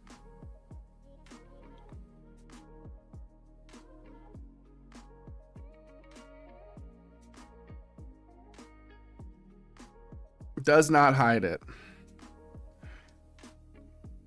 He's constantly trying to convert me and arguing with me. But I enjoy his passion. I respect when people believe, you know, what they get behind or what they're preaching. And I think he at least believes what he preaches. And that I could respect. Grifters, don't really like grifters. I understand people got to make money. And that's how some people make their money, but it's just not my cup of tea. Not my cup of tea. I say if I'm going to be a slave to a dream, let it be my own. It's an Astral Aries quote. Also, I'm the reflection of your negative. It's another quote. He's at 3 point now. Is he really? Oh my gosh. He actually might be. That's the funny. Oh my gosh, he is. Oh my, in the Discord. Okay, yo, he's at 3.0 in the Discord. That's crazy. He has upped the communism to the next update. Oh, of course, we wish him well. Hope he's doing well. I don't know why he hasn't stopped through. I'm gonna have to bother him.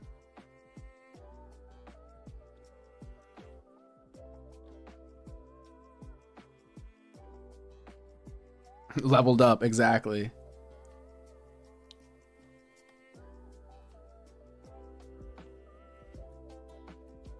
Hey, 400? Are we serious? Oh no, we're almost there. 399. Up? Question mark. We're close. We're close. Upgrade complete. Oh, that reminds me of StarCraft. I doubt anybody gets the reference, but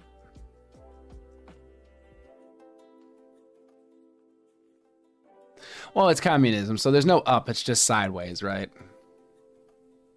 I don't know about 500, you know. I'm happy with the 399. That's beautiful.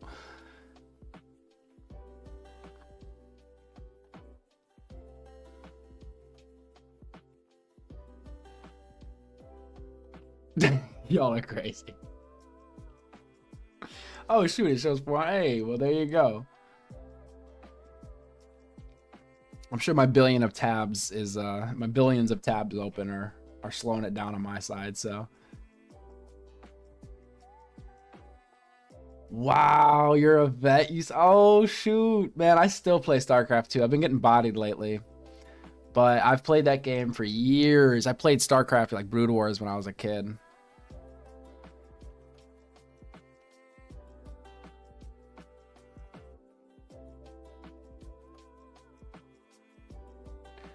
He said Karl Marx was unemployed and relied on. Is that true?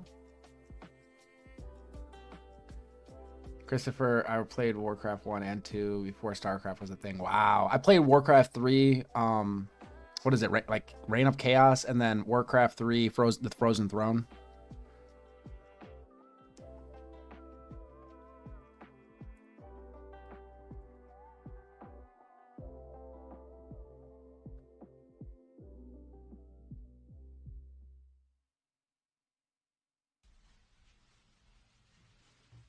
Oh, Jim. Okay, you're saying it's not true. What, for Karl Marx? Uh-oh. What was his job? Uh-oh. Oh, yeah, no, it was the RTS, the strategy game. Yeah, I never played World of Warcraft, but I played the RTS. One of my favorite characters had to be Illidan. I played a lot of Command & Conquer as well. Like, what was that? Yuri's Revenge? I can't remember all of the expansions, but I remember Yuri's Revenge was one of them. You said Warcraft 3 turned you off. You're not into RTS games? He said he was a teacher and editor. He had all the jobs.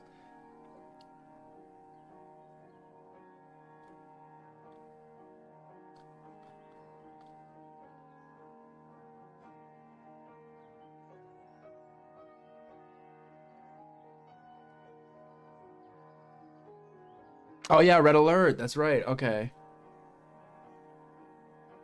You didn't like Warcraft 3? I mean, I played the so at that point, I think you had to pay for BattleNet, and yeah, no, I wasn't online, but I played the campaigns, and I thought the story was really cool.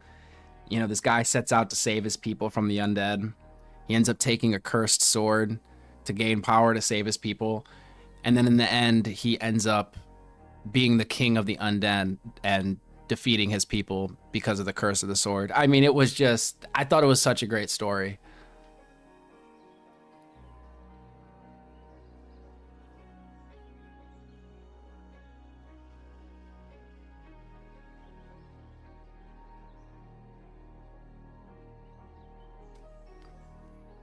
Maybe I'm speaking from nostalgia. I don't know. I did enjoy playing that a lot.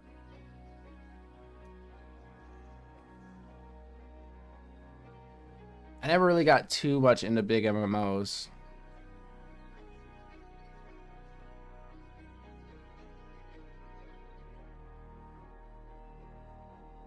Oh my god, you said that. I think I can hear the soundtrack you're talking about in my head. Okay, I'm not gonna try to do it. I'm gonna fail. But I think I can hear it. I know what soundtrack you're talking about.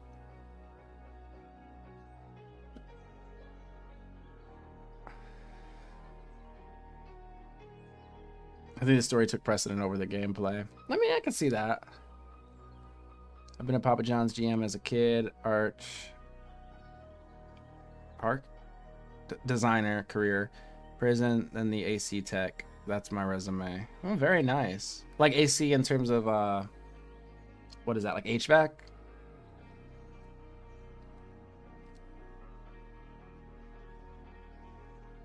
Tim Curry.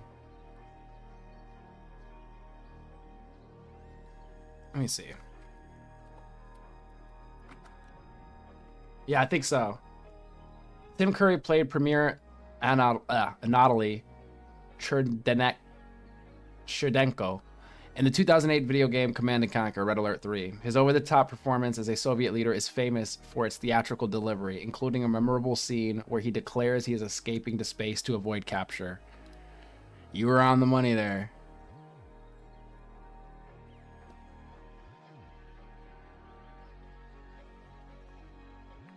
Oh yeah, architectural design and HVAC. Okay, very good. Denied a teaching post and work for a local newspaper. Uh-oh, we're pulling quotes. What's going on, Bahubali? Your opinion on the war on drugs? Probably bad. Probably bad.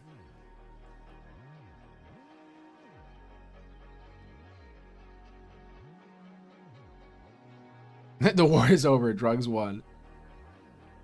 Drugs will always be a part of society. There will always be demand.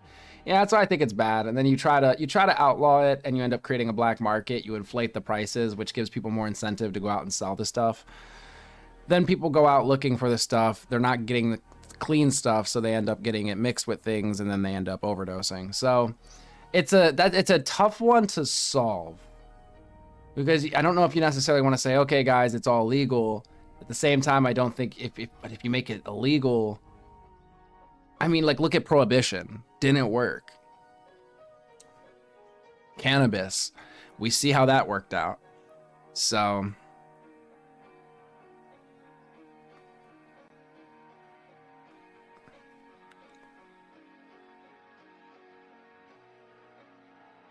that makes sense, Christopher. I mean, it's a huge border.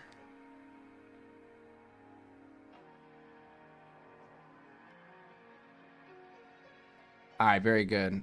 I'm glad you enjoy that, Bahubali. I was fighting with it earlier because apparently when I make a poll, I don't know. I need to figure this stuff out, because if I make a poll, it was just ruining the chat, and I couldn't put it on the screen. And I like having the chat on the screen for transparency, because YouTube blocks a lot of messages because it has just blacklists, and people will think that we're blocking messages. But when the chat is on the screen, if your message doesn't appear on that chat on the screen, and you don't see a moderation note like, hey, your comment was deleted by such and such, that means that YouTube has sort of like shadow banned your comment. So it kind of gives more transparency. So you're not just yelling into a void like, why aren't people responding to me? You can kind of figure out like, oh, they're not seeing my message. So that's one reason I like to have the chat on the screen.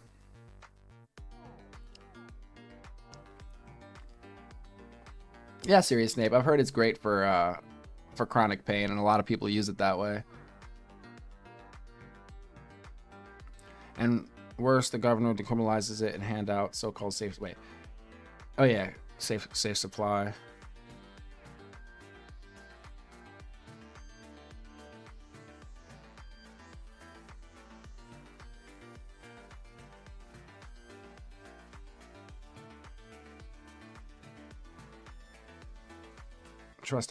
Treat addicts like unwell people. Yeah, I think that's probably a better way to go about it, because there are some drugs out there that the hooks that they put in you are just otherworldly. So I haven't had personal experience with them, but I've spoken to people. Well, I've dealt with people that had issues with substances, and then I've talked to people who beat those issues. But even years later, I remember I was hanging out with somebody. This was years ago when Breaking Bad was like still on.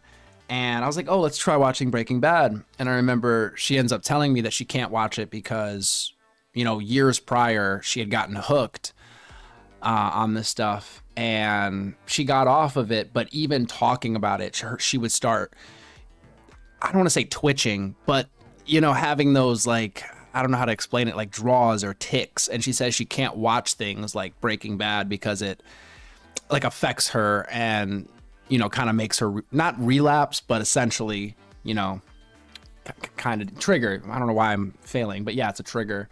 So, and I was just surprised because it was like maybe a decade. It had been a decade since she beat it. So I was like, wow, that's crazy.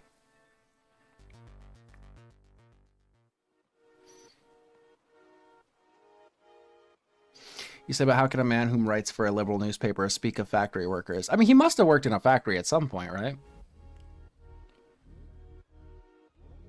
Which tool? I'm not sure what tool we're talking about here.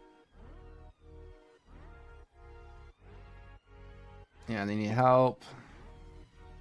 Wait, RE2. How much? Was written by... Oh, wait, hold up. Is my music on? Alright, cool. Was written by... Frank Klacke, and it's used in German war speak. Who used German army drill speech? Everyone is in the world. Wait, RA2.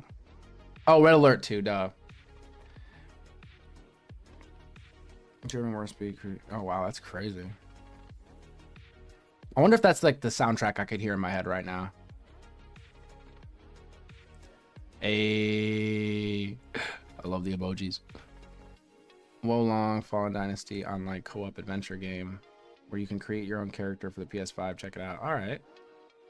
Wolong Fallen Dynasty. Copy. Paste. I don't have PlayStation. Only game you guys are going to see from me is on the PC at this point. I do have an Xbox, but I just don't really use it. Oh, it's on Steam. Okay. Very nice. Oh, it's asking me to verify my age. I was born in 1905. Am I old enough? Oh, looks like I am.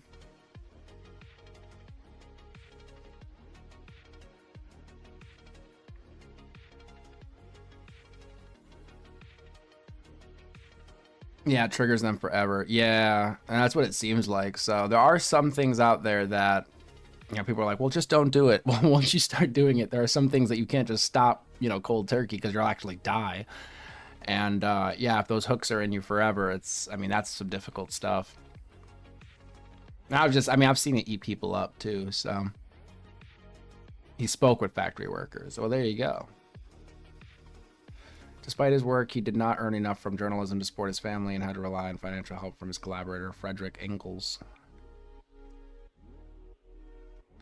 He's pulling quotes. Orange God is pulling quotes.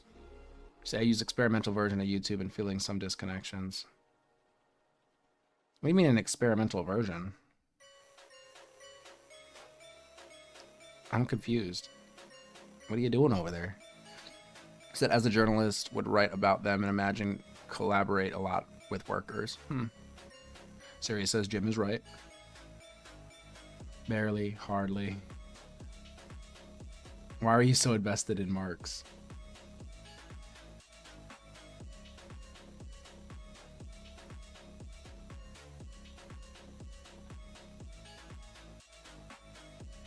Oh, I missed some things. Canada brings in all the drugs. Central. Oh, yeah, no, I think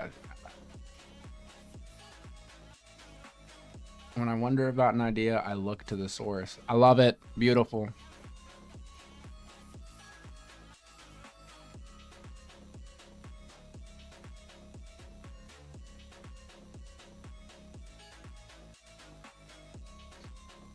I have one of his books here. Where is it? I think it's Capital. I think it's volume 1. I've been meaning to read it.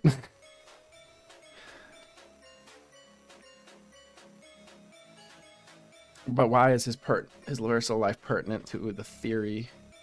You're saying it's not relevant.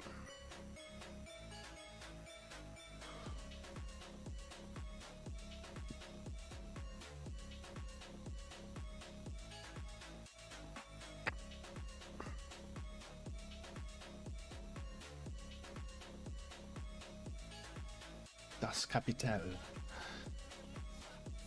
I mean, I look at it, I'm like, I'm gonna read it, and then I fall asleep. I need to, though.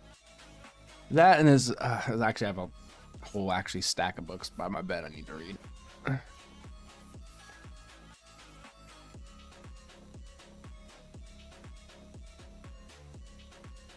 Rules for Radicals. When I went on vacation, good book. But it's not the way to live, honestly. The Price by Machiavelli was good, too. All right. Rules for Radicals and The Price. Rules for Radicals. Rules for Radicals, a pragmatic primer for realistic radicals, is a 1971 book by American community activist and writer Saul Alinsky about how to successfully run a movement for change. It was the last book written by Alinsky, and it was published shortly before his death in 1972. Interesting. And the other one was, I don't know where to go. The Price, Machiavellian. The Price.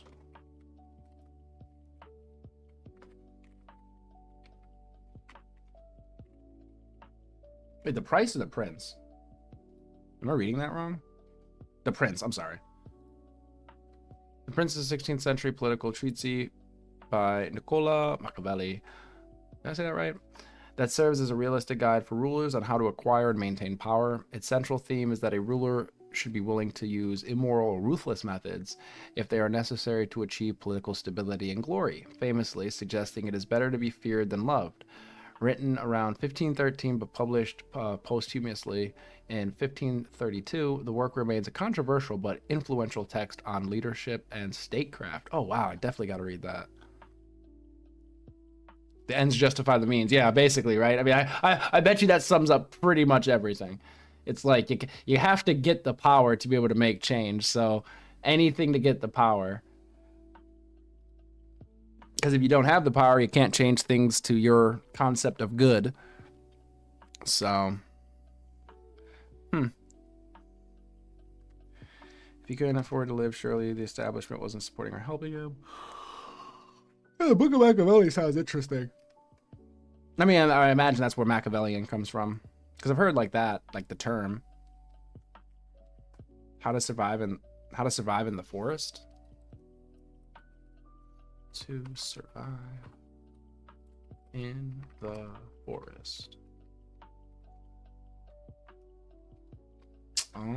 Book.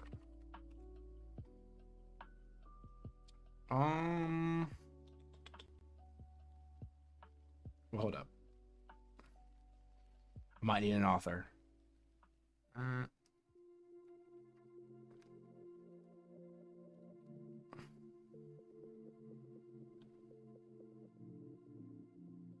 Is it How to Survive in the Woods? How to Stay Alive in the Woods, and Complete Guide to Food, Shelter, and Self-Preservation Anywhere?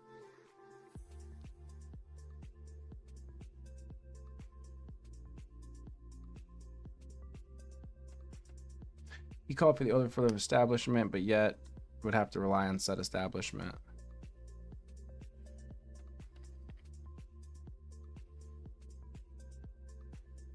Pringles was a photo's existence on occasion. Doesn't that show us that the establishment doesn't support the workers? Curse lover. High school, my history teacher told us of Machiavelli. I don't know, I feel like I'm saying that wrong. And asked how he was wrong. I told her that it was proved wrong when Hitler invaded Poland. Then she asked if I viewed that as unsuccessful. Gave her a crazy look, and she realized what she was saying.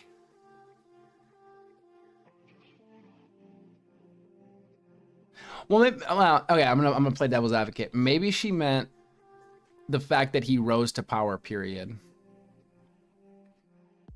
Like, sure, in the end he lost and all that stuff, but the fact that he was able to like get to that level of power in the first place, right? None of them are applicable in practice today. It's a literal how-to guide. Yeah, okay, I see what you're saying. 47 Laws of Power is banned and stuff. Really? I love that book. I swear I got it laying around here somewhere. I had I think it's 48 Laws of Power. Maybe it's 47. And then there was there's a game strategy book. What is it called? Strategy of War or something like that. It's not Art of War, but it's like Strategy of War. And that was a really, really interesting book. The Prince only really works for autocrats and dictators. Definitely not a way to live a regular life, right?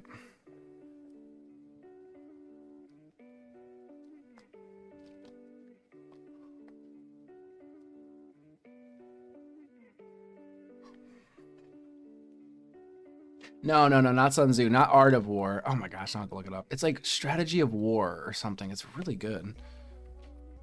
It just used like historical examples to explain just different strategies, and I thought it was really neat. Wait, this is a PDF? Oh, here it is. Yeah, Oh, the 33 Strategies of War. I wonder if it's by Robert Greene. Yeah, 48 Laws of Power. Oh yeah, it's actually by the same author. Robert Greene wrote the 48 Laws of Power, and he also wrote the 33 Strategies of War, which I found really interesting. I'm actually have to go back and read that.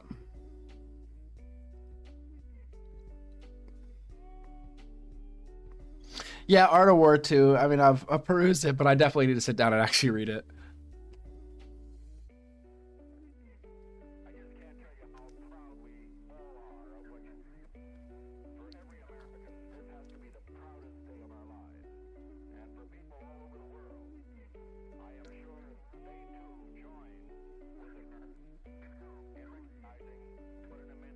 That's what I feel like I could read on stream, because I've been wanting to do like a book talk type of thing, and I'm like, yeah, I probably can't read books on stream because that seems like a copyright issue. But I feel like Art of War would definitely be something I could read. Like that's public domain, right? Let me look. Is Art of War public domain? Yes, Sun Tzu's original work, The Art of War, is public domain, but each translation is a separate work that may be under copyright. Translations published before 1930 are in the public domain, as are works where the translator died more than 70 years ago. Why do they gotta make it so complicated? The original Chinese text is ancient and predates modern copyright law, so it is in the public domain worldwide. Well, sure, but I can't read Chinese text. Any translation by a living author or one who died less than 70 years ago is protected by copyright. Translations published before 19... So I gotta find a 1930 translation.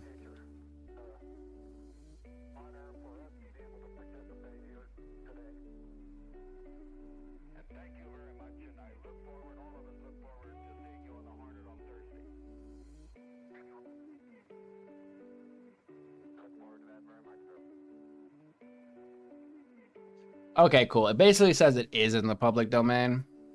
So, maybe we'll do like a review. That'll be kind of cool.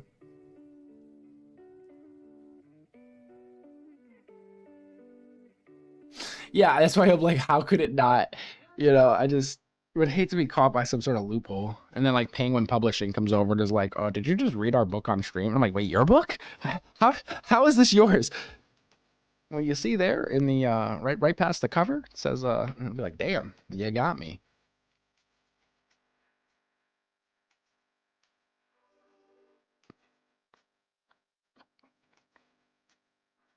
Revenge is a dish best served cold. Great chapter. All right.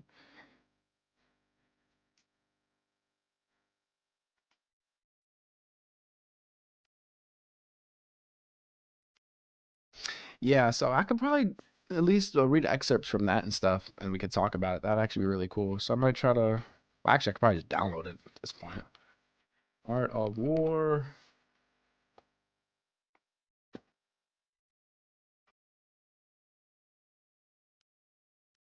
Bam, got it right on my screen.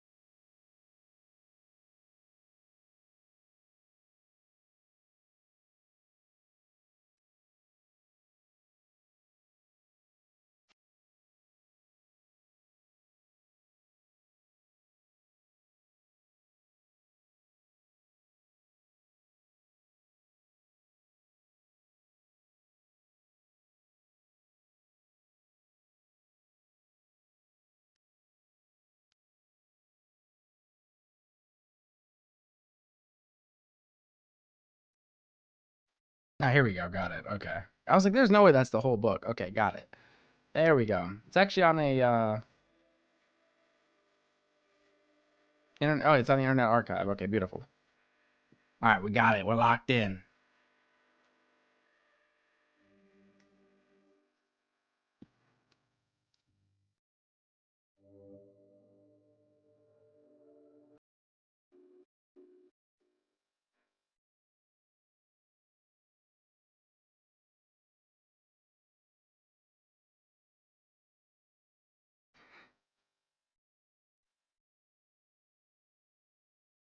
Only 500 years old. Jeez.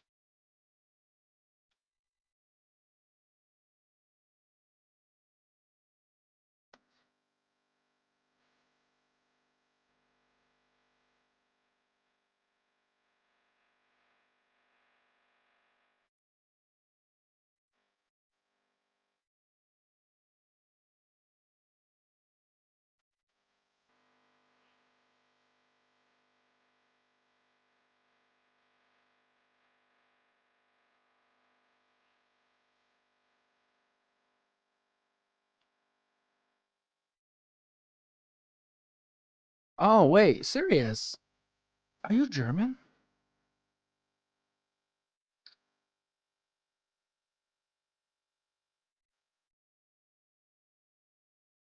Don't dox yourself. Don't dox yourself. You across the pond.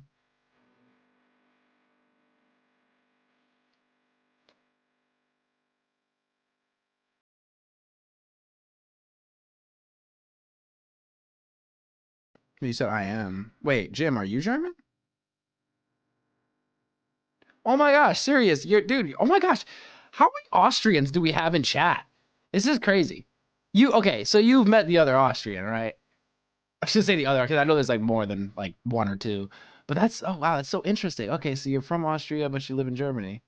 That's so cool. I'm sure you've told me this. It's just, sometimes keeping track of everything. I'll be surprised every damn time. Oh no, you're Australian, Jim. That's right. You're Australian. I have French, English, German, but mostly Polish blood. My ancestors came over on the Mayflower. Oh wow. Yeah, no, international chat is the best. It is the best. I wish I had some sort of way. It'd be really cool if it would give you guys like little flags or something to show where you were coming from, because I find it so fascinating. I mean, we've had Iranians, Russians, Ukrainians. It's just really neat. South Africa makes it kind of high up on my list of demographics because it like breaks down. Like Canada is second, UK is like third or fourth, South Africa is like fifth, Australia is up there too, like either fourth or sixth.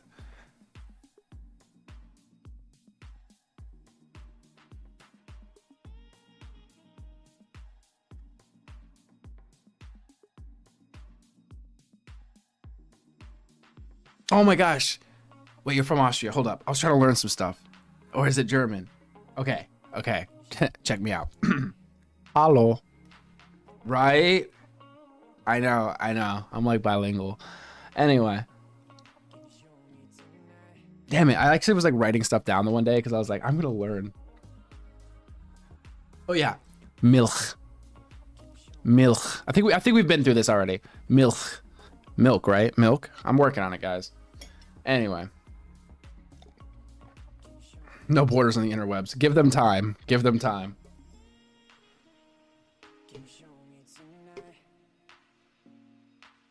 You said ich habe. I'm not even gonna try. Let me stop.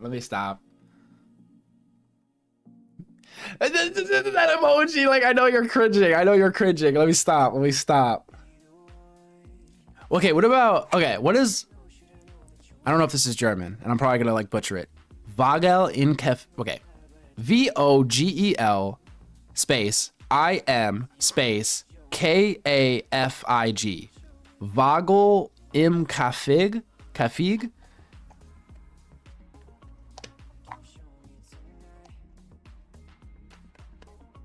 Is that German? I don't know. Vogel? I don't know.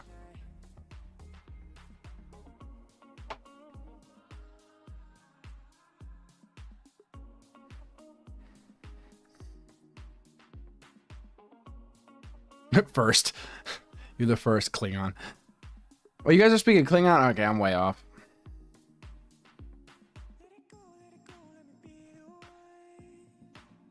Well, what about Volkswagen? It's a respectable company, I imagine. Imkaf is German, but the first word I've never heard before. Vogel is like Vogel, I believe. And I think it has like one of those little squiggly lines over. Let me stop. Vogel.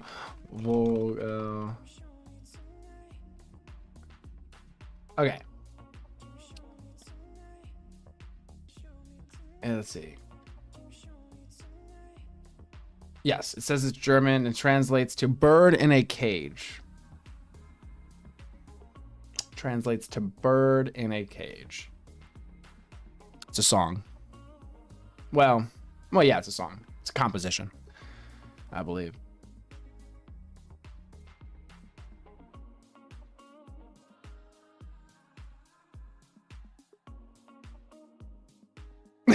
Respectable company, I'm sure, guys.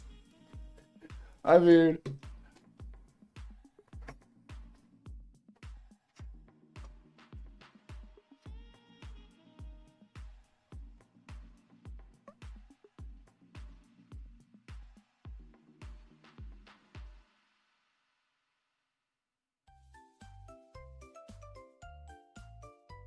oh yeah, it's really good. In fact, I'm gonna drop a link to this guy. Oh my gosh, I'm so sorry about this music. This is a really funny, this is like an inside joke in the chat when that song plays.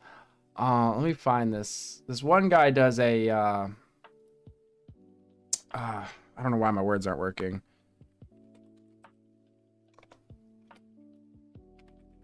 His own oh my gosh, not composition, not rendition. What is it called? I don't care.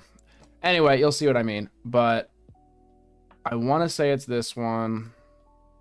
I wish I could play it for y'all, but I don't think I can. So let me just post in the chat. But this one, this is just like the piano version, but I really enjoy this.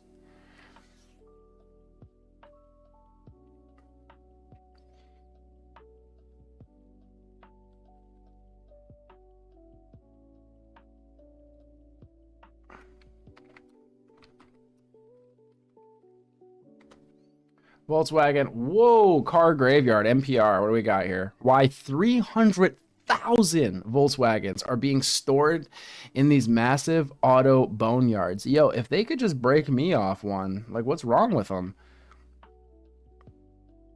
As part of the settlement after it got caught cheating on its emissions tests, Volkswagen has bought back about 350,000 of its US diesel vehicle. Oh, diesel. The automaker so far has spent more than $7.4 billion on cars, according to court filings seen by Reuters. Where does Volkswagen put all those cars? Wherever it could find the space. The German automaker has 37 remote storage facilities across the U.S., and they're not just parking lots. The sites include a former football stadium in the Detroit suburbs, an old paper mill in Minnesota, and a giant patch of land in the California desert. What? People who own or lease one of the affected vehicles can choose to sell their cars back to Volkswagen, terminate their lease, or have their car modified for improved emissions. Owners and leasees have until September 1st to submit a claim. Okay, but are they not allowed to sell them? Because, dude, if I could get like a cheap Volkswagen, like a really, really cheap Volkswagen, like we're not really allowed to sell this, so give us $100 kind of a thing.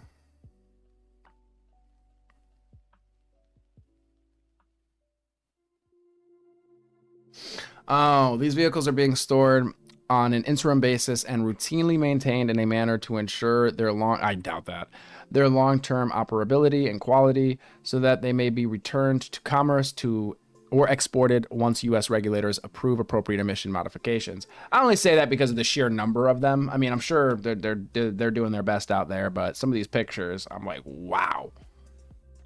That is a lot of cars. That's a lot of wagons, all right?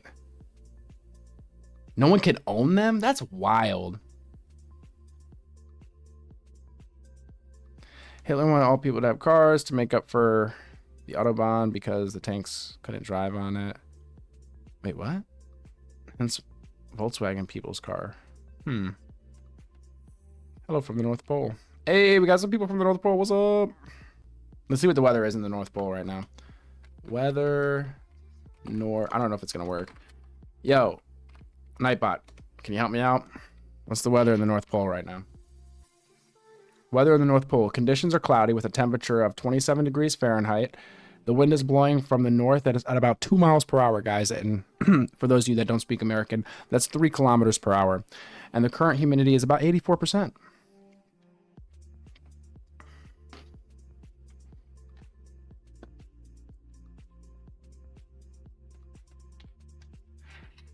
Tanks can drive on the Autobahn. That is the reason that pushed the Autobahn. I am anti-fascist. Well, that's what threw me off, is I'm pretty sure, isn't that why America has its highway system? I mean, partially was so we could move, well, tons of people when they need to be evacuated, but also you can move the military across the country using the highway system. So it makes sense that any highway system, Autobahn or whatnot, would be used for military transport or like logistics. H&K makes my favorite guns.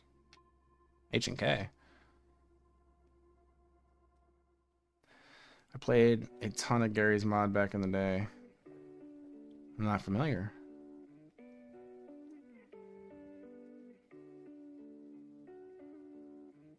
Well, what are you talking about? Same as Steam games now. You only rent it on their platform. Ugh, I'm sick of this. The fact that you can't buy software nowadays. Everything is a lease. Everything is a subscription. They don't sell you anything anymore. They want you to pay on everything forever. And then when they want to drop the service, it just disappears. Absolute insanity. TwitchCon. Oh my gosh, yes. Yes. TwitchCon had a female streamer get extra harassed. YouTube, there's a lot of words YouTube doesn't want me to say. It's a big topic of discussion lately. Also, the Hassan guy electrocuting his dog on stream. Oh my, I did cover a bit of it. I tried to avoid it, but wait, who's in chat? Yo, if you're in chat, like, you already know I'm talking about you right now. Somebody came and they were arguing with me that Hassan, I didn't even know what their argument was. I mentioned the dog thing and they were like, well, it's his dog. And then we just started going in because I'm like, well, what do you mean it's his dog? Like, of course it's your dog. So, you know, you're going to train it how you're going to train it. You're going to, you know, treat it how you're going to treat it. But that doesn't mean you could treat it any way. It's not like, you know, a piece of property in the sense of a pencil, right? It's not the, man, that Hassan thing, oh my gosh, has gotten so much worse. And then, yeah, the Twitch streamer drama. I shouldn't even say drama. I mean, she was like assaulted. Was really crazy. I was really looking forward to the Senate, I think it was the Senate hearing. Oh, let me get this right. Well, it was a hearing with Congress about, that was supposed to have Twitch, Reddit, Discord, and, oh, what was the other one? Twitch, Reddit, Discord. Oh, yeah, and Steam. I don't understand why Steam was there. But it was supposed to have those 4 CEOs showing up and testifying on the radicalization of their forum users. I don't know if it was canceled. It was supposed to like be last week. I ended up staying up waiting for it, and it ended up not coming through. They said they just never scheduled a date for it. I'm not sure why. I'm not sure. Well, they posted that it was going to be that day, but then they said they never scheduled the meeting. So I don't know how that works. Maybe the government shutdown had something to do with it. I don't know. I'm really looking forward to that. And now that this situation happened at TwitchCon, I have a feeling it's going to be brought up there. So, very interesting stuff.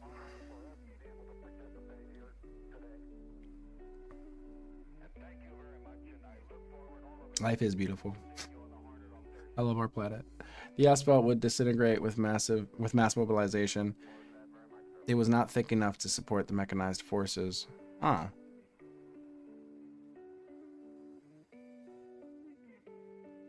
You will own nothing and be happy, they say. Yeah, it's more and more of a reality, it seems. It took a lot of thought and logistics to create the American system, and others are just ad hoc with population. Clark Kent? I don't know. When I get there or wherever I'm going, it'll be an interesting chat with God or, you know, whomever. The receptionist, or I'm not really sure, you know, how the actual system works, but it'll be interesting. I've got some questions. They probably have some questions for me. So, well, if they know everything, then I guess they don't. But anyway, Germany moves tanks on the Autobahn till now, but the tanks are on a big truck. I would imagine I don't know why my words are failing me. The tread of the tanks would kind of tear up the road. I mean, I lived in an Amish community growing up, and the horseshoes from the horses, from the horse and buggies would kind of tear up the road over time. So.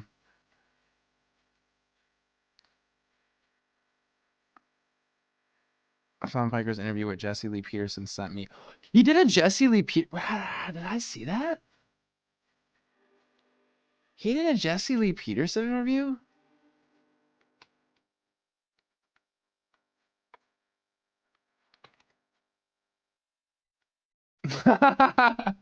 Yo, dude, Jesse Lee Peterson is a character, man. Okay, we might have to catch this at some point. Yo, this is crazy. Did I miss this? Yo, good look. His Destiny's Jesse Lee Peterson interview was pretty funny.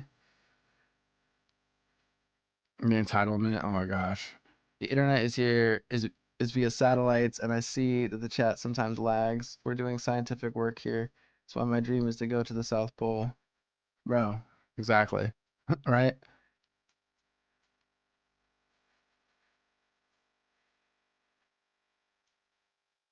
I appreciate you, Clark Cat. Are you Superman by chance?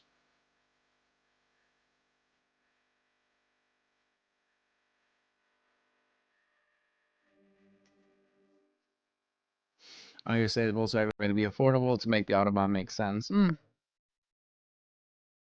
guess that makes sense if they couldn't use it for something else. It would seem like a waste of money. Fun fact, all North American bridges are engineered for loading of a marching army to cross. Huh. Marching army causes more stress than anything because of vibration. On trucks, yeah.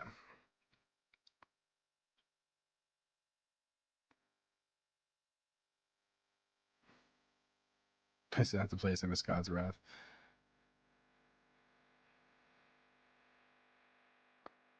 Man, Destiny. I don't like Jesse Lee Peterson. I don't know how much of it's a character. I don't know how much of it's a character. I mean, it could just be how he is. It really could be, but it's really hard to know.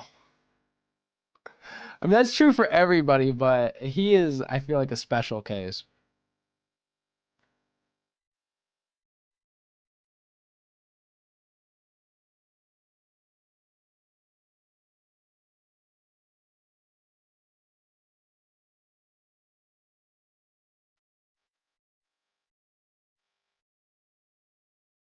Oh no, I mean, I've listened through some of his arguments. His delivery is viral.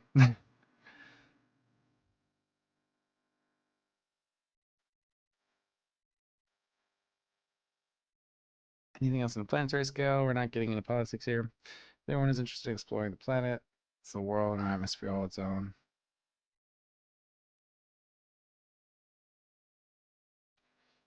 You guys are trying to get into that theological discussion.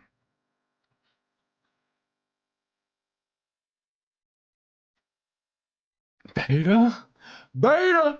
Yo, that, oh my gosh, fire. Or Destiny's a girl's name, or Destiny's a woman's name. That sparked that meme for so long of Destiny being a black woman. Oh my gosh.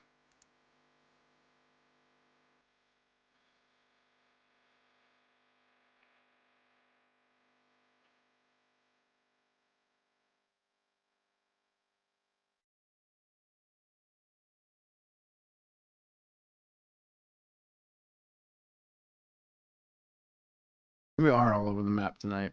That's how I like it.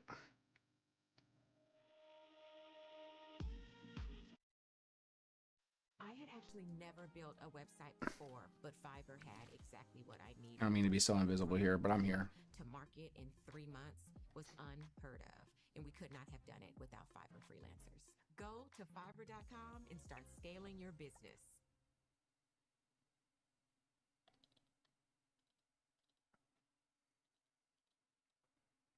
But all right, y'all. I don't know why. I do know where some of y'all are coming from, but it's got to be late where you guys are. Y'all need to get some sleep. I give Charity all my money unless Destiny is dancing that night. I'm stealing that. I'm putting it in my pocket. I'm gonna use that one day.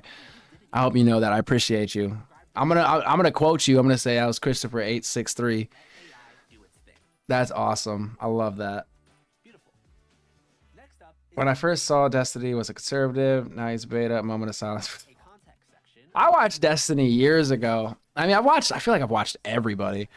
I mean, not really, but I've watched a lot of different people. And I remember his JonTron debate. I remember his debate with race realists, ethno-nationalists. I mean, just so many interesting debates with people, and I really enjoyed them. I don't really watch him nowadays, though. I mean, I catch some of his, more viral clips and whatnot, but I don't really watch him like that. I don't really watch too many people. I mean, I watch like a lot of people. But I don't watch anybody like, I don't want to say religiously, litigiously. You know what I mean. If you need to tweak something, just brush it over, write what you want, and there it is.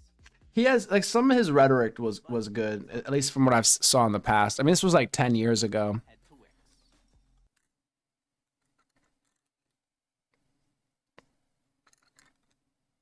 But as a recent, I can't really, I don't really keep up with him. So yeah, Christopher, there's a lot of stuff out there on Destiny allegedly. So I don't even know. I've seen this, I've seen that. I don't really know what's going on over there.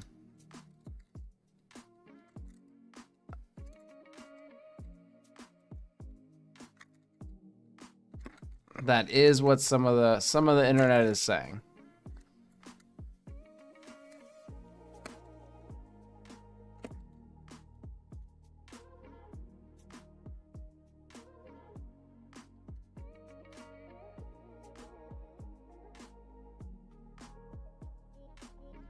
Yeah, I don't know. I think he's got, I don't know, some sort of situation he's working through. And I think once that situation is worked through, the public will have more knowledge onto what was happening behind the scenes with that. I don't want to put that on anybody, you know what I'm saying? But the internet talks, spin stories and whatnot. Bait? Dude, you're killing me. It's so funny because a lot of times when I see that word, especially if it's capitalized, I think of it in Jesse Lee Peterson's voice.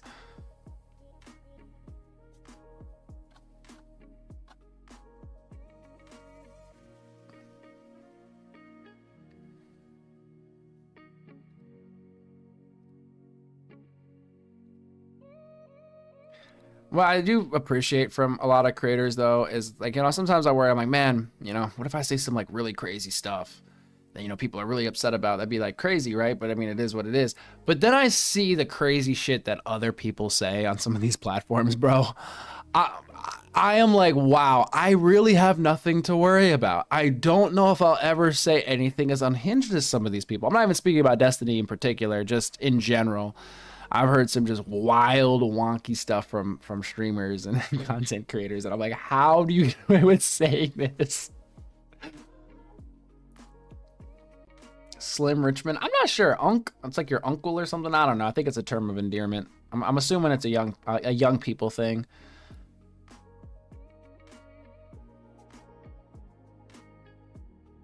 Beta. Unk is a term of endearment to the middle-aged dudes. Cheryl, what's going on? Welcome to the black hole. Get sucked in.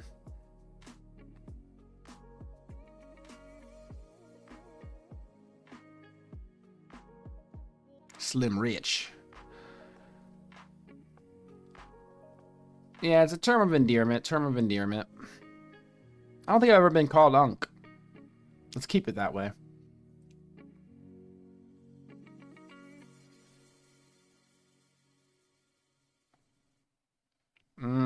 I don't know, Cheryl. I don't know.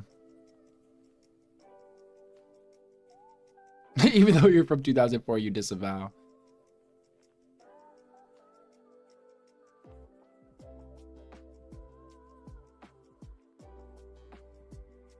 How about brother? Brother works. Brother works. Unc, I don't know, man.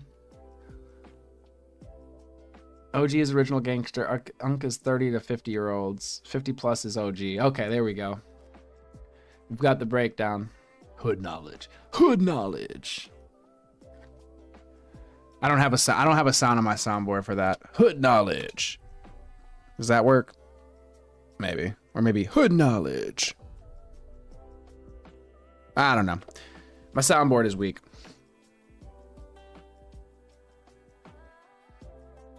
All women are your sisters. All men are your brothers. I mean, I get your sentiment though. I get your sentiment. It's just like taken to a logical extreme. That could be problematic. The more you know. Why is one of the states in America named after a Japanese greeting?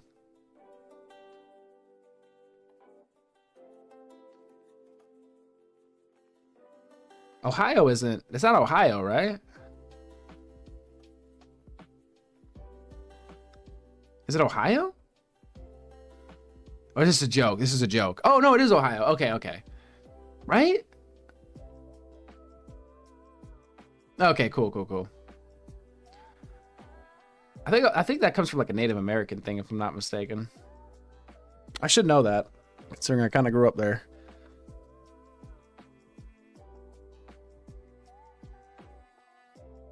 Wait, Unc is from Asians rebranded by black people, meaning... Oh, I thought Unc was like uncle. Jesus loves y'all. Appreciate you. Nightbot says amen when y'all say stuff like that. Yeah, Ohio is definitely native. Yeah. I want to say Cherokee, but I'm not, not well versed in the subject. So I'll let somebody else give y'all the history lesson.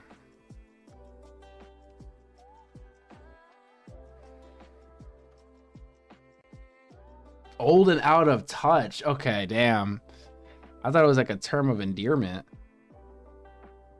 Like Christopher was saying, like in between an OG and a youngin'. A Zoomer, or whatever they're called nowadays. When too much work bogs you down. You added the out of touch. Yeah, I don't know about that one. I just haven't seen it be used like that. It seems like people are being... But then again, to be fair... I mean, has anybody ever said to you guys, bless your heart? Now, this might be a Southern thing, but bless your heart is not always a nice thing to hear from somebody.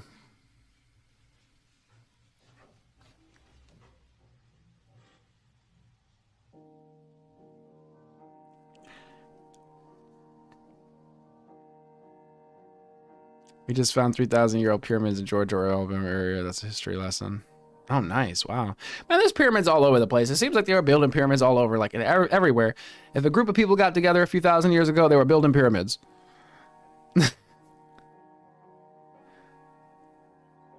Sometimes it is, but mostly not, which is honestly kind of low-key cap.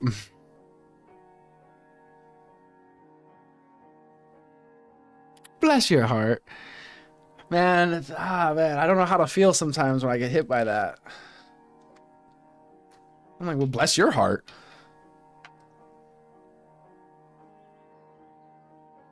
Do you call a young person cuz? No, I don't really use cuz. I mean, sometimes, it really depends. But hardly.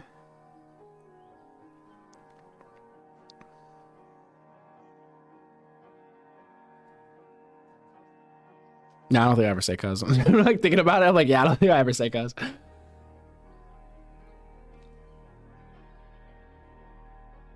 No, people say nephew. People do say nephew.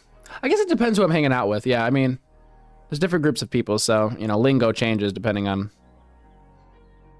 who you're talking to. Because if you're talking to somebody that doesn't understand the lingo, then you're kind of speaking a different language.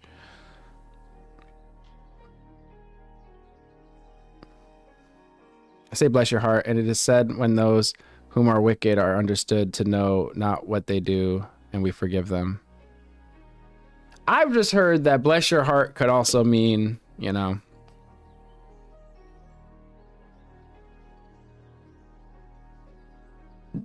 No, I guess I see what you're saying.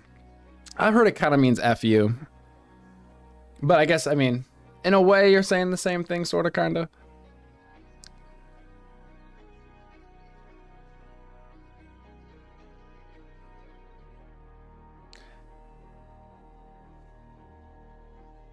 Never F you? Nah, I've heard people say, like, if somebody says bless your heart, it's either like F you or like you're dumb or something like that. It's like a very polite way of saying F you. What's funny is, Christopher, you said bless you after a sneeze. Old meaning was sneezing was cleansing your body of evil spirits. So, quote, bless you after you sneeze. That's interesting because I've heard, and I don't know, I mean, there's all these sayings and stuff, but somebody told me once that when you sneeze, you're closest to death. Like your heart skips a beat or something and you're closest to death. So that's why people say bless you. I mean, it kind of sounds like some BS, but I've heard that as well.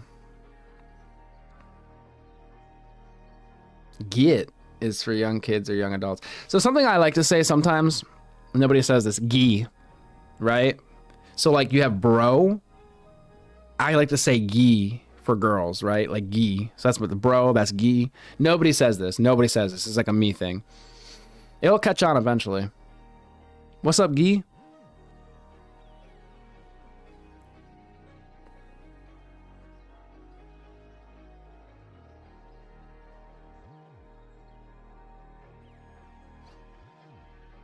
Bless your heart, you tried to figure something out but couldn't. Astra, dude, just pray for her. I understood bless you to mean that when you sneeze, you are unconscious and to rejoice to come back to consciousness. Okay, so that's similar to what I was saying. Bless your heart is sarcastic. It means you're dumb or ignorant, but I'm not going to be rude. Exactly. That's what people have told me. That's what people in the South have told me. Like, you would think, you know, coming from up north, you'd think like, oh, bless your heart. Oh, she's so sweet. You know, what a kind lady. And then people are like, ooh, that's not what she meant. And it's like, oh, well, damn.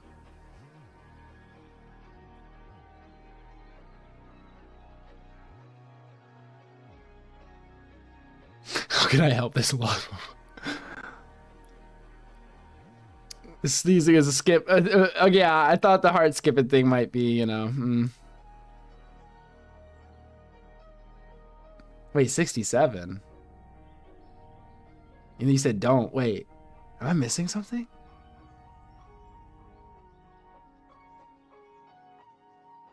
Your mind is dirty. Wait, what are y'all talking about? What am I missing? I don't know 67. Slim Rich. Oh, I'm sorry. Yo, Quantum, are you still there? Are we live? Yo, we are live. I don't know if you're still in the chat, but you're in the horizontal chat. You are in the horizontal stream. So if you're still over there, I am sorry. I was not looking at that chat. You said, are we live? Everyone ages. One day you will be called Unc. Yo, you could hop over. There's a link at the top. It says Mobile Crazy Chat Live. If you click that, it'll... Wait, what? Oh, I just realized. Oh my gosh, I did just realize something. Remove that. I'm so slow. Oh, that's hilarious. Weird. Okay. Huh. Well, go to my channel and then go to lives and go to the portrait mode. That's where everybody is. I'm sorry. I need to like look at both chats. It's just like nobody goes to the horizontal chat. But welcome if you're still there. Anybody over there?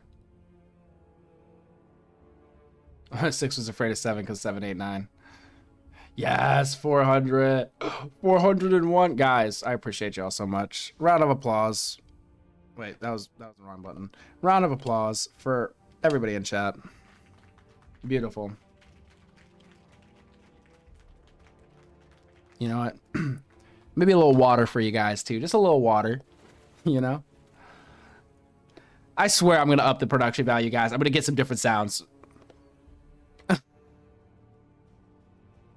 I also have birds. I think they're seagulls. Anyway, beside the point though.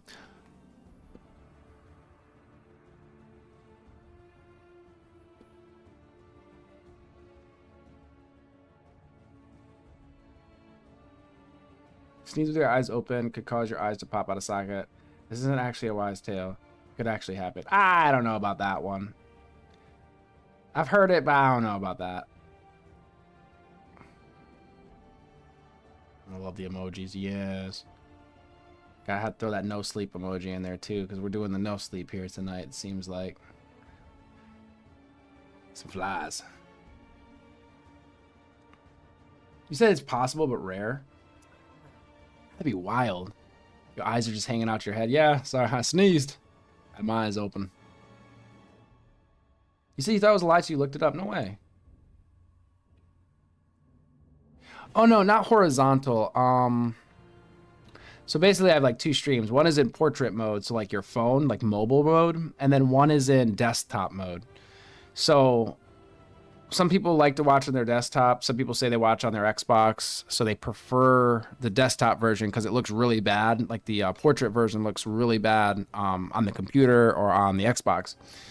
But then I also have the like desktop version for when I do gaming, so you could actually see the screen better, because people have to like squint and, you know, look closely if they're trying to like watch the gameplay on the mobile version. I've heard of, yeah, no, I've seen Silk Song. I haven't played it though. But everybody, like, it's a great game, right? I mean, I've always heard good things about it.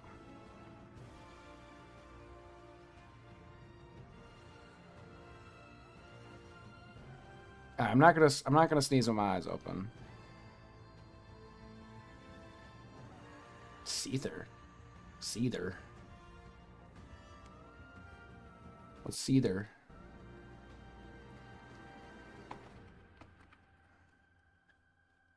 The rock band? The band that rocks?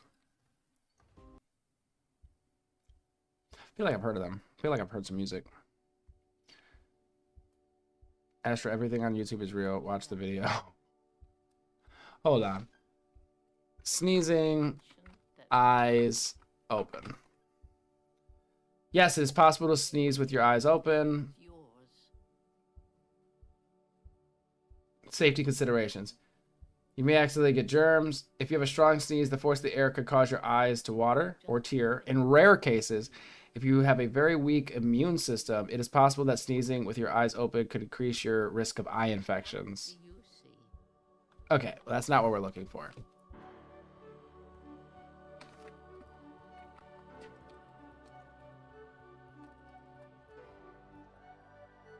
No, sneezing with your eyes open does not cause your eyes to pop out. Your eyeballs are secured in their sockets by 6 extraocular muscles, and the pressure from a sneeze is not strong enough to dislodge them. While a sneeze can cause a pressure buildup in your head that may lead to ruptured blood vessels in the eyes, it does not cause the eyeball to pop out. Okay, so now, I don't know, guys. Now, that's just the Google AI. It could be lying to me. It could be trying to set me up.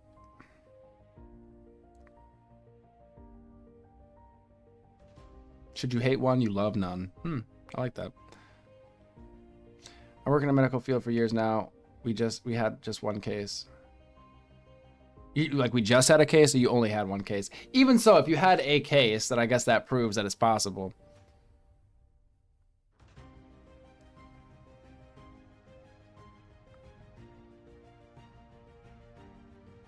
Tis a band. Oh, yeah. I feel like I've heard some of their stuff.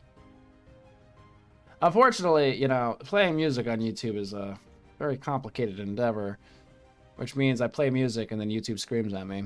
So this music we're listening to is copyright free, supposedly, but then after my stream it likes to yell at me about this music too. So really, I can't win. I even paid for a service to play music here because it was supposed to be like, oh, you pay the fee and then you're good on copyright. And then after my streams, they would get copyrighted, and I'm like, what the hell? Like, I'm paying for this shit. Oh my god. But I'll definitely listen to some. I swear I've heard some of their music though. Broken. Oh, Fake It. Oh yeah. No. Definitely. Definitely.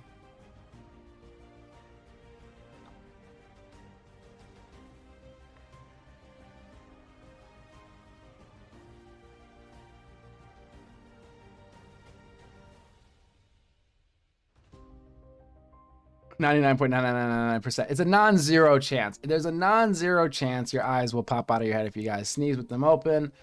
This is a PSA, guys. Be careful out there.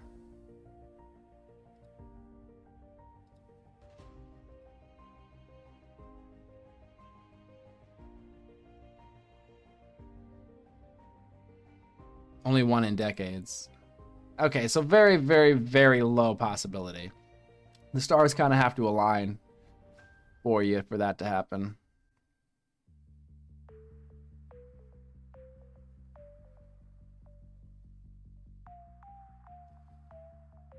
We've got some weird emojis here. We got like the Astra poo, which I need to like the hair on the emoji kind of matches the color of the poo, so it kind of it kind of doesn't work. But and then we have rainbow. We have orange man. So we've got all of the, you know, different distinctions here. So if you think I'm talking trash or I'm talking shit, or like really however you guys want to use them.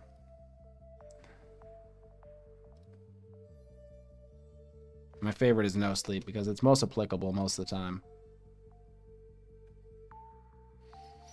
It is. You can't see the nose ring on it. That's the only annoying part. So I need to make the nose ring bigger because I try to have balance.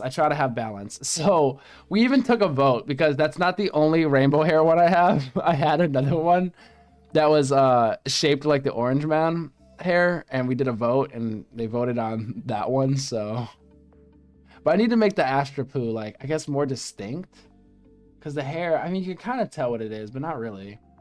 So.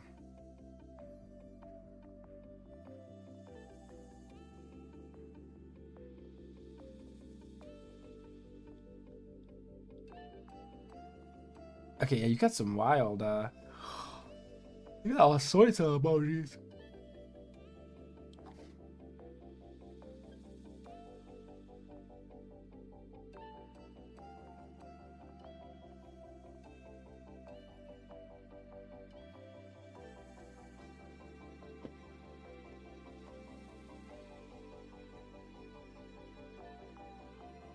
I mean, not the nice one in chat.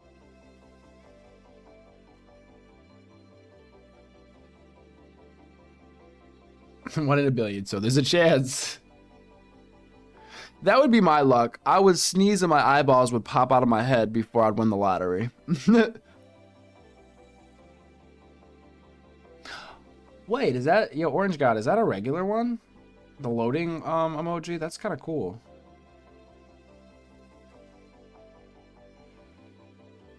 I need that for when I have no sleep and like words fail me and my vocabulary shrinks and I'm just sitting here trying to think of the word. I need to be able to like hit that button so you guys know I'm trying.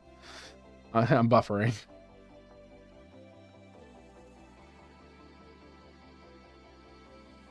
You're telling me there's a chance. How the hell do you do that one? I will find it. What's that search emojis? Let me see. Circle.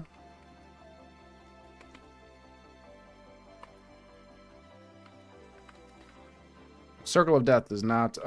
Nope. Let me type in loading. Loading. Huh. You must have a really special. You must have some special emojis, my good sir.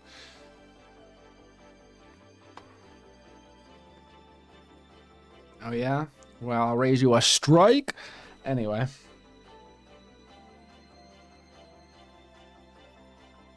That's right.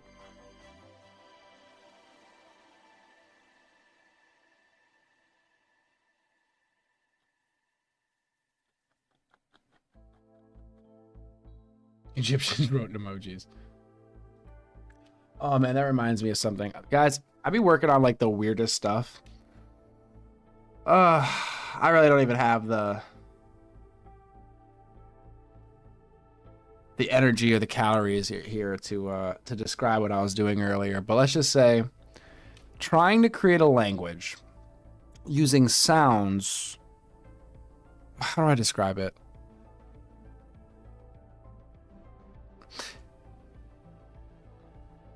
Hold up. Let me try to break it down here. This is something I'm gonna have to just show you guys one day. If I could actually get it like built out.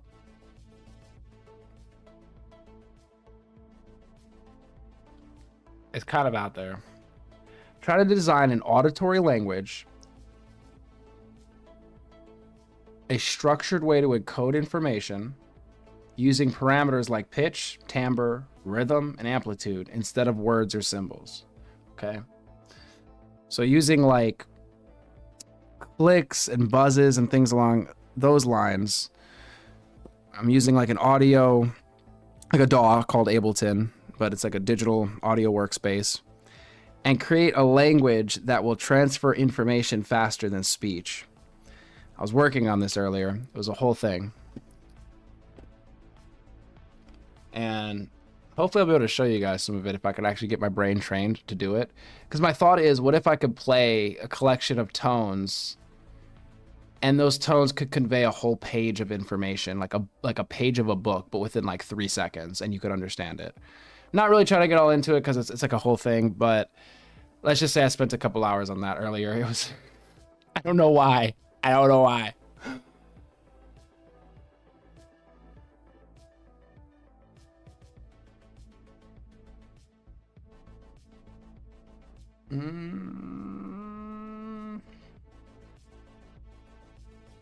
Oh, serious? Are you out of here? Take care. Yes, no sleep. But take care. Hey, I appreciate you for coming through. It's been a minute, but it's always nice. Hopefully it doesn't take you 6 months to come back. But we'll save you a spot regardless.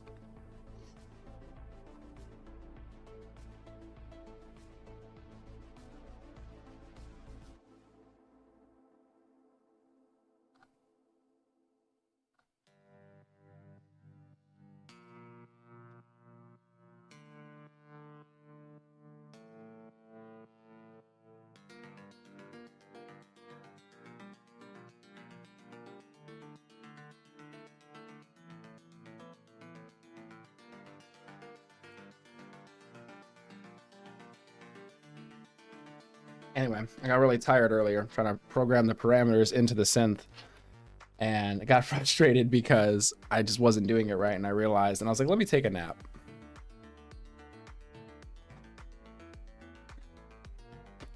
And then people came over and they're like, what were you up to today? And I showed them and they're like, well, that's kind of out there. Then a few hours later, I was building an app and they're like, what? And I'm like, wow, check out this app I built. And they're like, what? And I'm like, yeah, I'm sorry. I know. I need to get on my stream. They're like, you'd do anything to procrastinate streaming, won't you? And I'm like, no. I just have many interests and ideas that pop into my head. Why don't I sleep?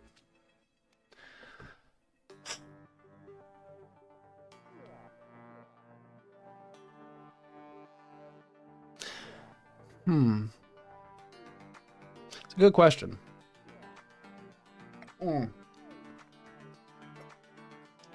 That is a good question.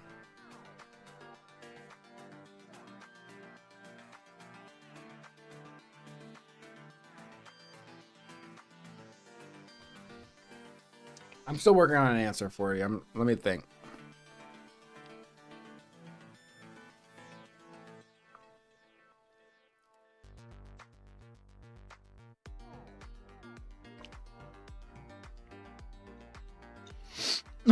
Ingrovert, much better, but all people in the vertical chat, right? So when I do gaming streams, I think what I'll do is just not have the vertical chat or the vertical stream. It's just weird. YouTube is so interesting. It seems like most people watch on mobile, so that's why most people end up in the mobile chat. And hopefully over time, I'm either going to find a way to combine the chats. I can combine the chats on the screen, but I can't combine the chats like through YouTube. So it frustrates me because I hate the fact that it splits chat into two because, you know, people want to talk to each other and stuff and like communicate. So I wish YouTube would figure that one out where it just combines the chats, but right now it has them split. So I could, like I said, I could do it on my screen though, but again, you can't at each other if you're in two different chats. So it's just a little thing I need to figure out.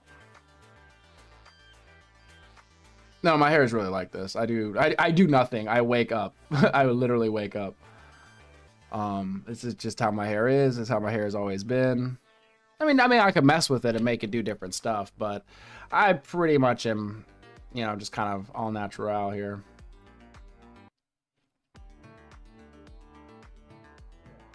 It's just how it is.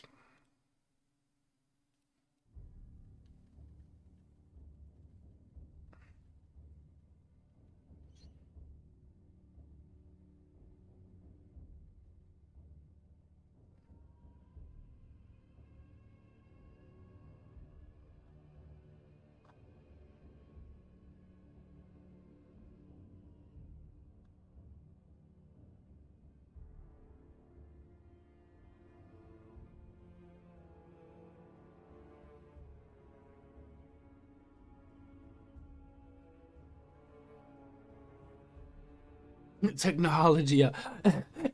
Ingvar, why are you in that chat? There's nobody over there. And then the Nightbot is just going crazy over there. Again, I got some settings to figure out with that stuff. It's supposed to be programmed to wait like 30 or 40 or 50 lines in between each message, plus 30 minutes. But over there, Nightbot does not care. He just posts. So...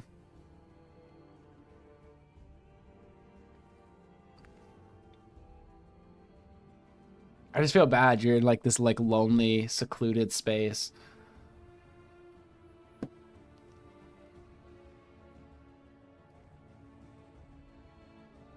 Okay, they dropped down to 0 viewers over there. Okay, cool. Nope, now there's one. Guys, go over to the to the vertical chat. 19, Cheryl? 9 plus 10 is 19. That's a plus sign, right? Yeah, it's a plus sign.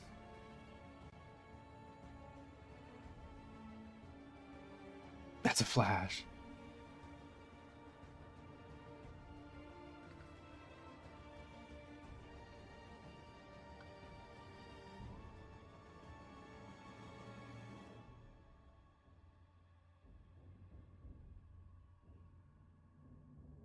Wait, it's 21. Okay, what am I? Because somebody else said 21. Hold on, stop. Let me think about this for a second. What's 9 plus 10? What?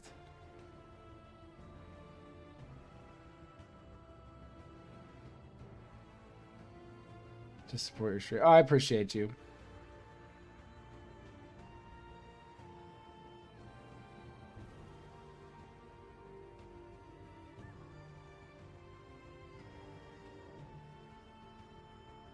It's a meme.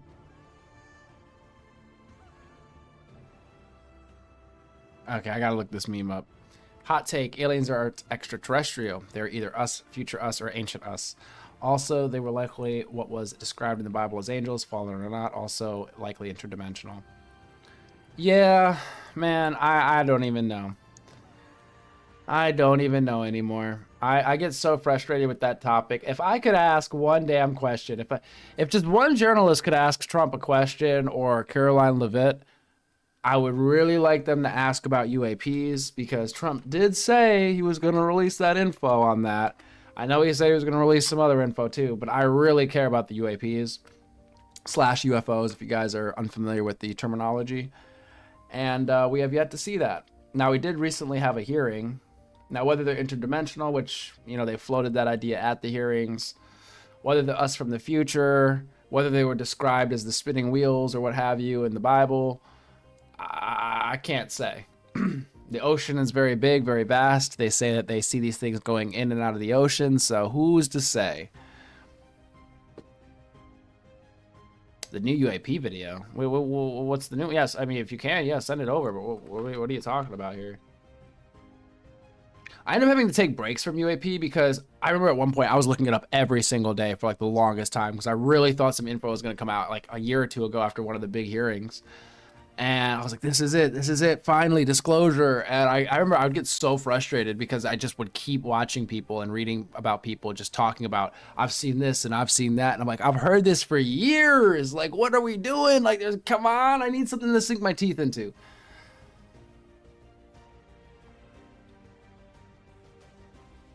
Oh, holy crap. When did this go? This is June 20th.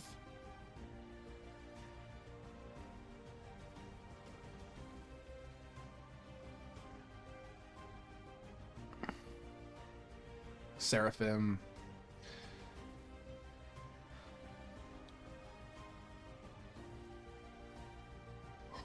You know Seraphim from One Piece?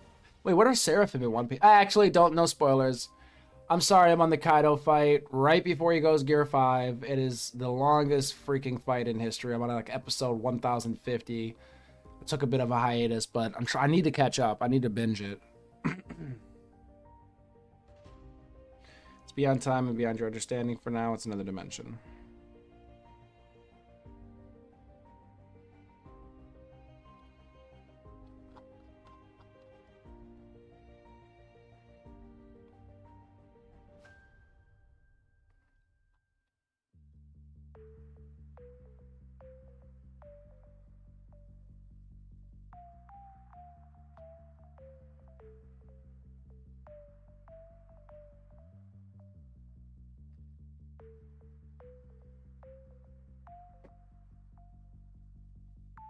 Mm.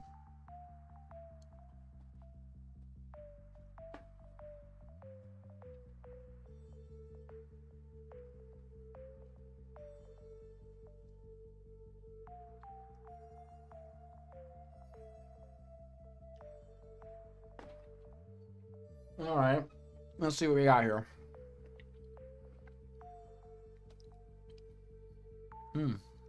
I'm sorry, I'm eating a homemade Reese's Pieces. Like Reese's Cup. It's actually really freaking good. My compliments to the chef.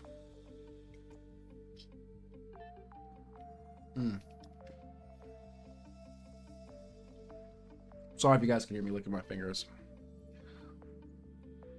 All right, let me pull this up.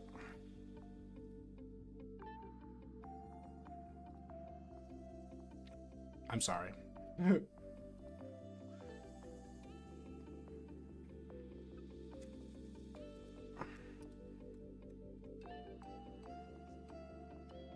I just messed up everything.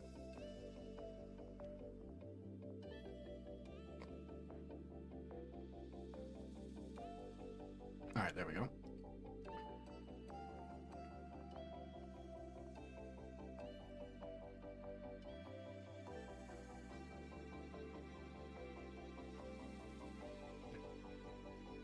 All right.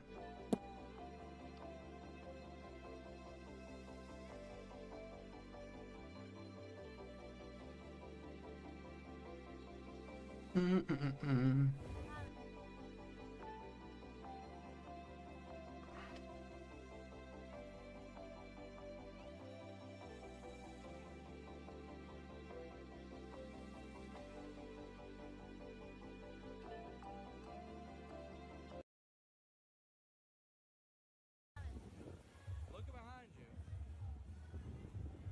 Insane. Whoa, did you see that just shoot across? Did anyone else see that?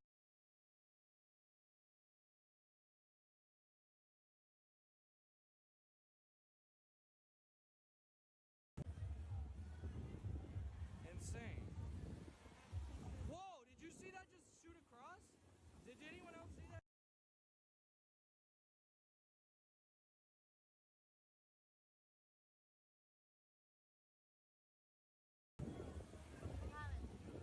Look behind you. Insane. Whoa, did you see that just shoot across? Did anyone else see that?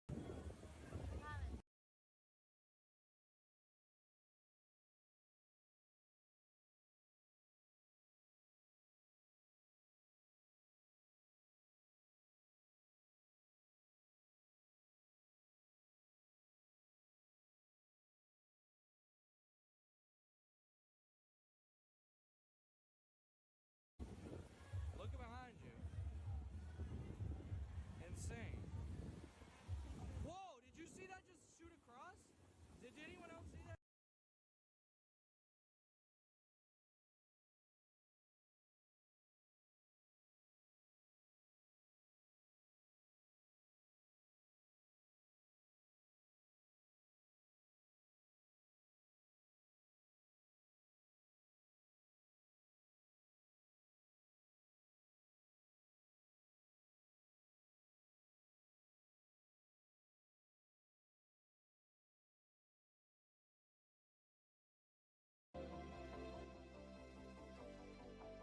I just realized I was muted because I turned on my speaker. Okay, you know, that's interesting. It could be a weather balloon, as some people have pointed out. That's a bit of tongue-in-cheek there for you. I appreciate y'all. Yeah, I should have realized my mic was off. I don't know why I do that. I want to believe. I really want to believe. I mean, that was interesting. I mean, I'm sure some people will say ball lightning, but it did look, I mean, assuming there's no like tampering with the video or what have you, it does look like something just shoots across the sky. And with the way that the pilots describe the acceleration of the UAPs and whatnot, that's what it reminds me of. It was hypersonic, not a balloon. I don't know, man. I'm just waiting for the government to come out and be like, it was actually a new type of weather balloon. Swamp gas, you know? Saw some crazy stuff in the night sky one evening. The only way I could describe it is a shooting star coming directly towards me. I noticed it too. It wasn't new. You know, when it comes to UAP and UFO stuff, call me a conspiracy theorist, but a lot of that stuff is shadow banned. As of recent, so I don't know when it happened. I forget, but YouTube did a crackdown on what is it called? Conspiracy videos, and UFO stuff and paranormal got kind of roped up in that, from what I believe. And a lot of it's a little different now, but even just like a year or two ago, if you were to type in UFO or UAP, you would only get mainstream news sources. You would only get Ancient Aliens History Channel. You would get a very, very curated type of content, and you would never be shown small creators or just non-mainstream creators. I think that with the UAP hearings and just like it getting publicity, that's been like this, the shadow banning or what have you has been kind of like easing up. But yeah, like you'll see these crazy videos from, you'll think it's brand new and it's like, oh, this was a year ago, this was 5 years ago. And you're like, wait, what? How did I not see this? So it's just something that it's something that I've noticed because, I've looked into the subject a lot.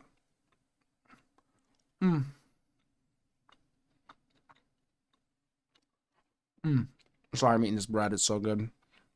Don't get me started with the damn China balloon, because that's what pisses me off. They freak out about some spy balloons, what have you, floating over the United States. So they have to freak out, do news stories, and shoot them down. Yet you have UAP, you have unidentified objects flying around military bases, flying around our fleets, flying around training ranges, flying around our jets, being chased by our jets, outmaneuvering in our airspace, and the government is damn near silent about it. Yet it's a national security risk, the China balloons.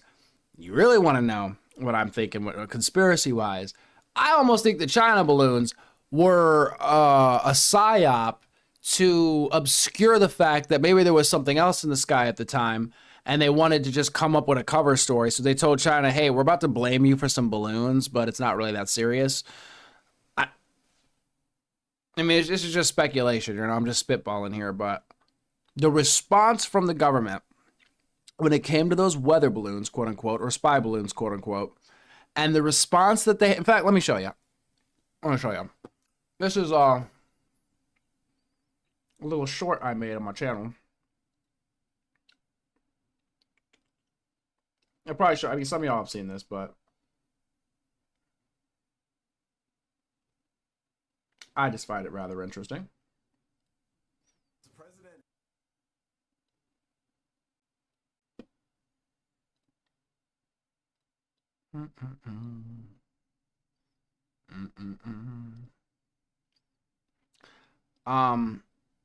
It's cut off at the bottom because of the nature of the shorts, but maybe I can I fix it?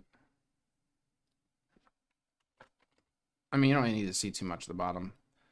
Anyway, I made this. So this is 3 different press secretaries over the course of multiple administrations. And, I mean, yeah, you guys will see. Question hasn't come up in our back and forth, but there is no indication of aliens or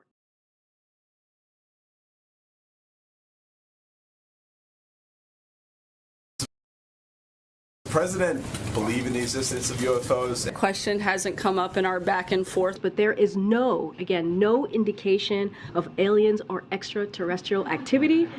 We don't know. We don't have the answers about what these phenomena are.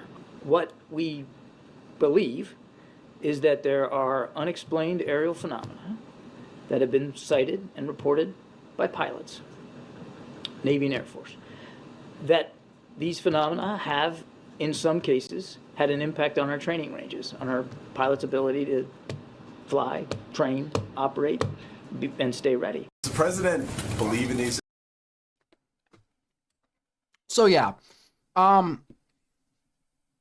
that's their response to that. But the China balloons we had to freak out about. Come on. Come on. There's something going on. Yo, Acid Does, welcome back. If you go to my channel, go to lives. I have another live going. We have 2 lives. Everybody is in the other chat right now on the mobile version. But I see you over here. I mean, you could stay in this chat if you'd like to, but it might get lonely. But you said, I remember they made a mod about the China balloon in Skyrim and called it the Thalmor balloon. Laughed my ass off. Oh, wow, interesting.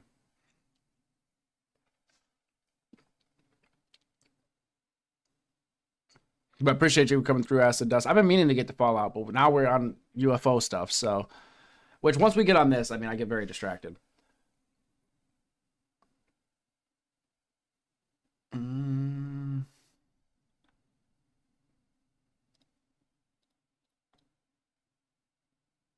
We don't know. We don't know what it is. What the fuck are you talking about?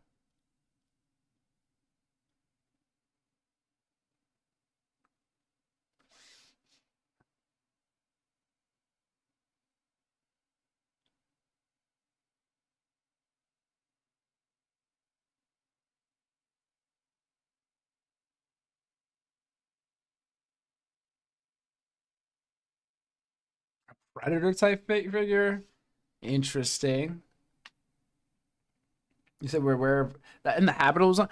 Yeah, and that's if you're thinking inside the box. I mean, we're assuming that life is kind of like us. I imagine life might be able to come about in different types of environments. But yes, if you're just going by the Goldilocks zone of planets, that are similar to us in temperature or temperament or what have you. Temperament, whatever. Yeah, there's plenty of planets out there that fit the bill.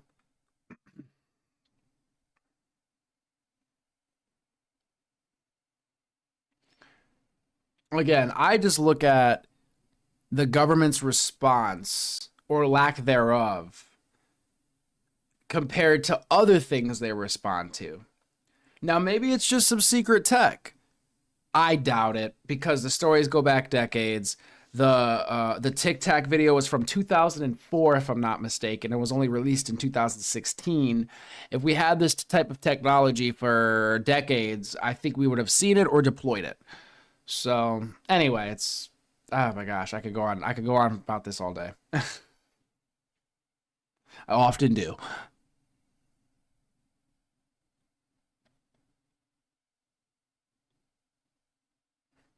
Chris Carter series. Chris Carter?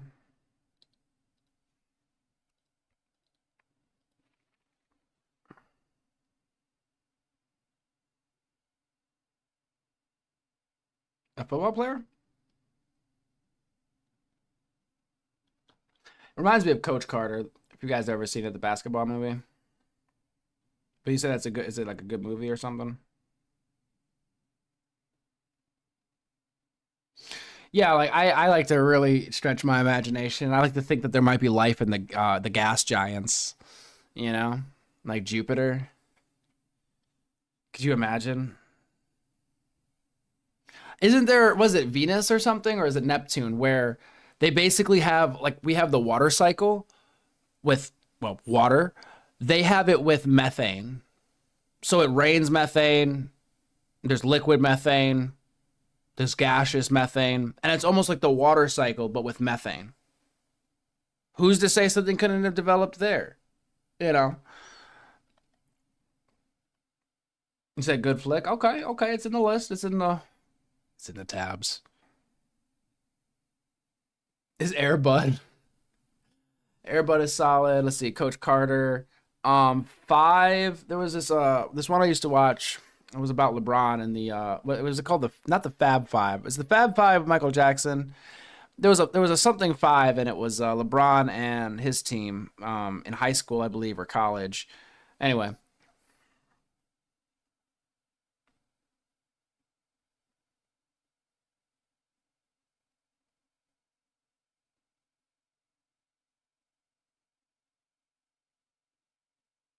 Jackson 5. No, not Jackson 5. This is like LeBron basketball. I'm glad you made it over to the chat. Acid dust. Scott 2390. You talk about that like giant storm that's moving about?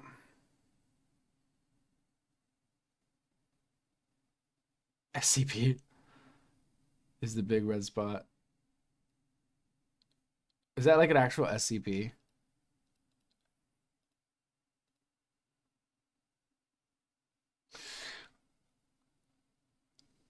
A hostile anomalous alien superstructural capable of causing an SK class barren Earth. The giant alien Jupiter red spot. Yo, that is so cool. Yo, SCPs are great.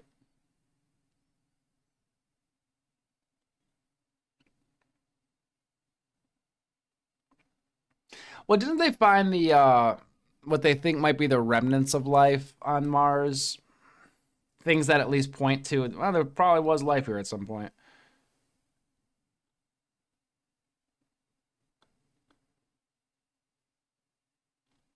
Titan moon of Saturn.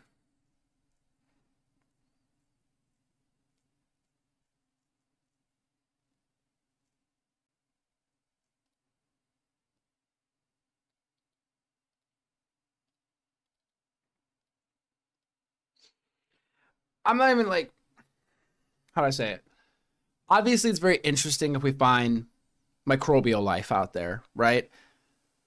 It'll be a moment for us. However, I assume there is life out there, even if it's just microbes. Okay. At this point, if there isn't life outside of Earth at all, something so weird is going on. Okay? That is too odd. The likelihood of this planet being the only place for life just doesn't make sense. Plus, I mean, aren't there like tardigrades and stuff? There's like creatures that could survive the vacuum of space. It is very hard for me to believe this is the only planet with life. It just doesn't make sense.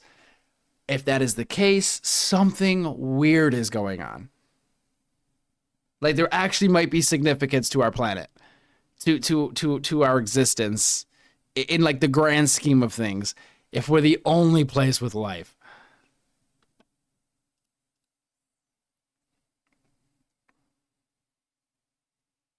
Yeah, tardigrades, exactly.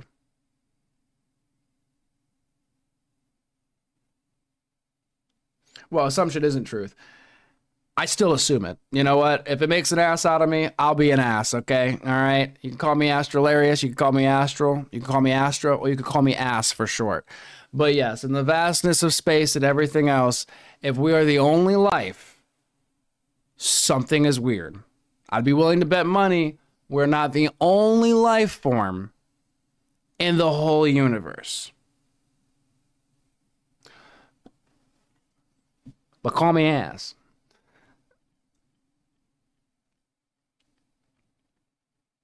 They have a fungus that only grows on the outside of the space station. Holy shit.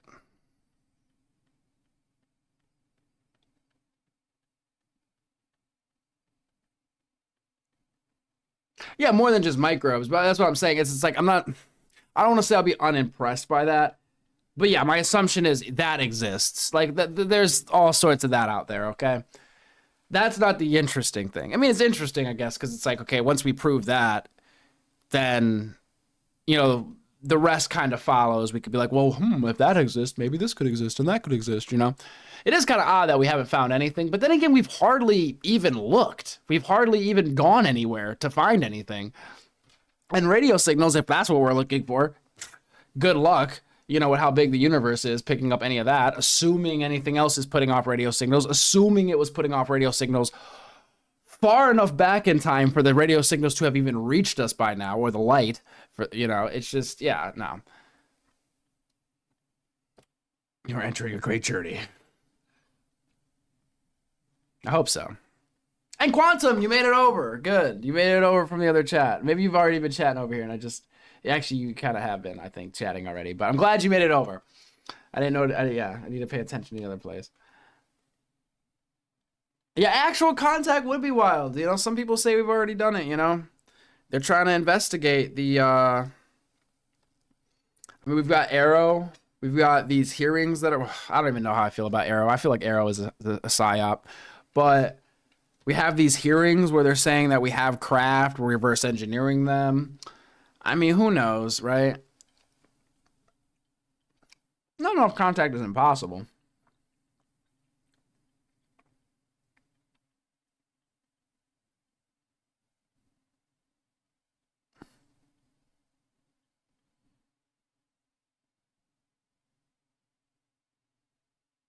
Sure, but you're assuming they're using radio signals. I just don't think they are. But it could be. No worries.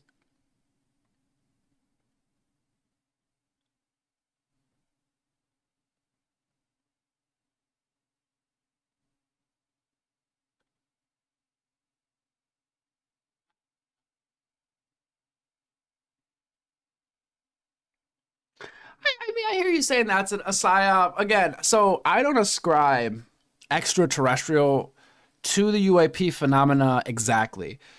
Is that one possibility? Or let's go down the possibilities. Some sort of weird universal or atmospheric or whatever you want to call it phenomena that is just very, very weird. Very, very, very weird.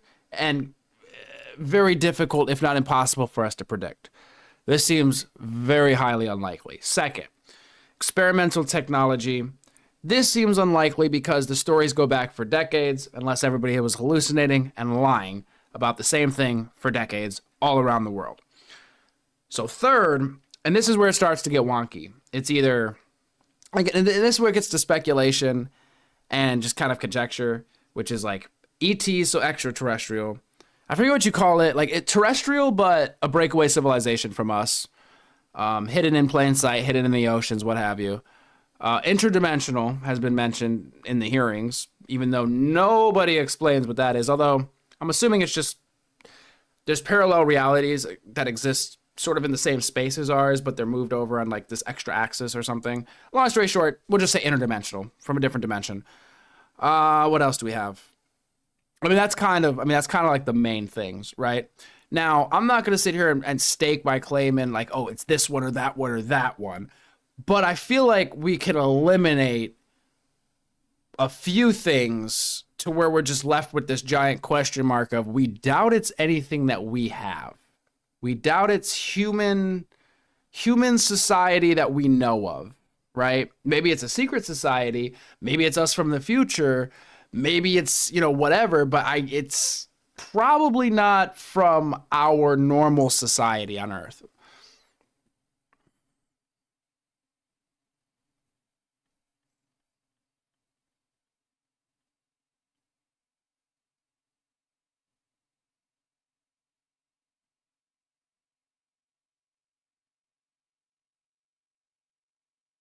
Yeah, civilization is, it's even life is difficult to really define. I mean, we're defining life by sort of our own standards, but there could be something that is just so different than us out there, but is quote unquote alive. I mean, shit, there's some people that think AI will never be conscious, but, if consciousness does come from complexity, then it's possible the systems could be, but you could have a system that is like, oh, I'm alive and this, that, and the third, and nobody will consider it alive. So the concept of life, right? I guess it's intelligent life is what we're looking for. Because obviously if a probe came here from somewhere else, or like some humanoid robot or some robot came from somewhere else, was like, hey, I'm from this star system over here, we would consider it life, or we would consider it coming from life or something, right? Some sort of advanced civilization. So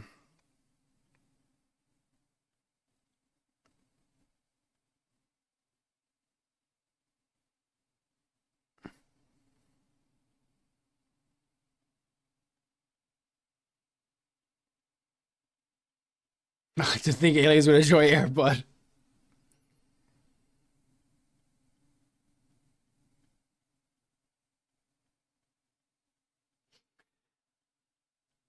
I don't know. This is like the one subject. There's only a couple subjects that I, for some reason, lean towards thinking there's something there, but I don't have a lot of evidence for it, like personally. It's like this one and certain paranormal stuff. I don't think I'm a kook or nothing. I try to be grounded and whatnot.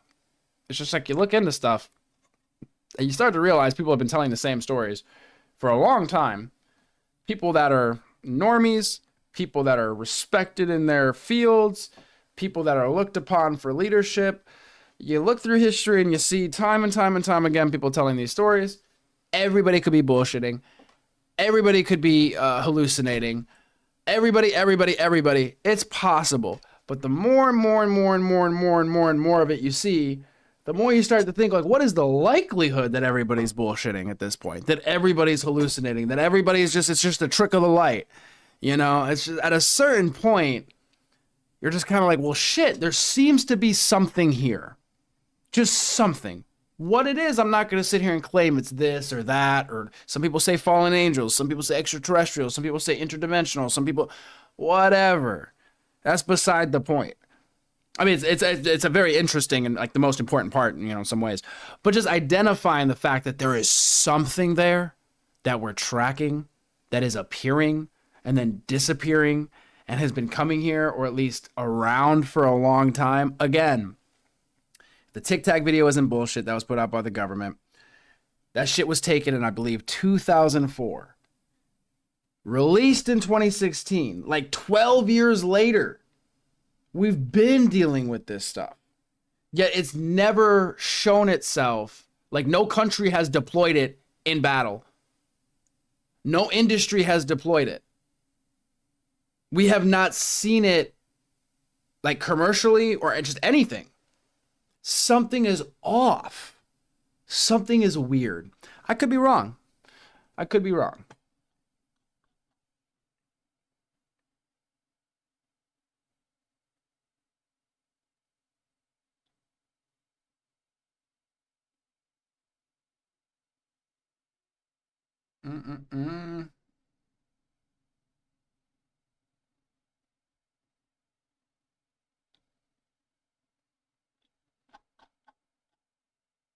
I mean, I'm sorry. It's just like, it is so, even if you want to go theological, I mean, really, God is all powerful and he only created us. Come on. One planet. Come on. Come on. But let's just, okay, theology, set that to the side. If you set that to the side for a second, really? You think that we were born from random chance on this planet, life, and that it's just so rare that it doesn't exist anywhere else, never existed before us, hasn't existed since we've come about, just doesn't make sense. Is it possible? I suppose it's a non-zero chance, yes.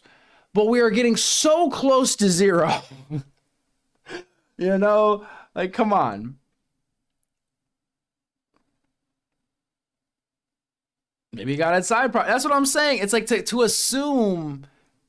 It's just like, would it not be within God's reach or God's ability to create other, you know, life forms, to create other planets, to create other solar systems? Like, is it not within his ability?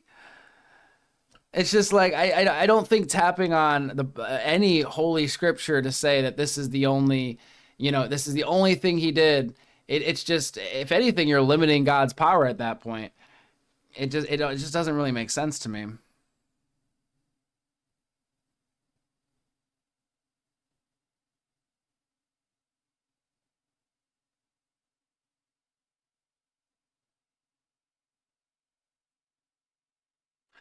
Orange God, I don't even know. I thought they couldn't lock onto it. I thought it was actively jamming them, which is also apparently jamming a fighter jet is an act of war.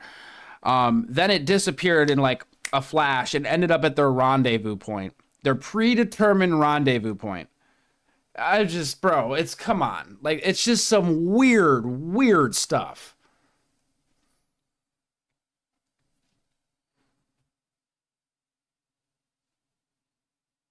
Why would he need to create other things than man? Why would he need to create man?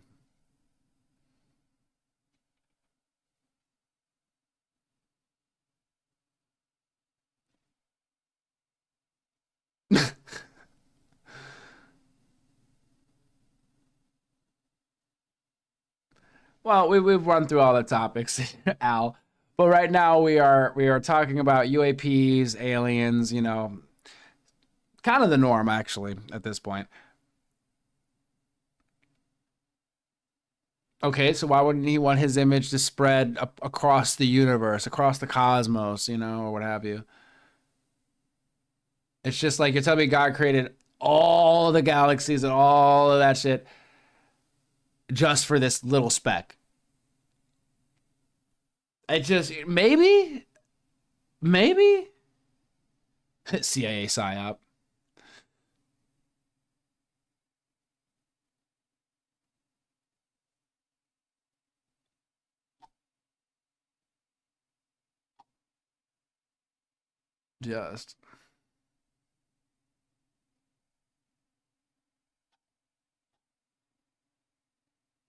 Just for us to look at. Hey, that's possible too. You know, it's possible. You know, guys, if I'm being honest, I'm leaning towards there's something out there. That's where I'm standing. That's where I'm standing.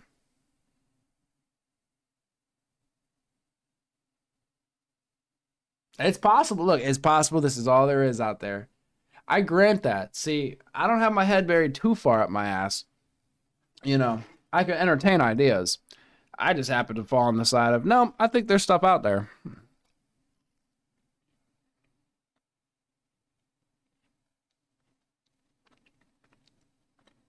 don't know if people are hateful. I mean, people are hateful, I suppose, in general, but in terms of this conversation, I don't know if people are hateful. I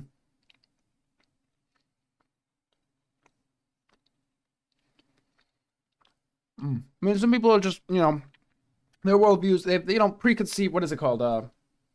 Presuppositions or whatever, right? So, you know, a lot of us are coming from different places.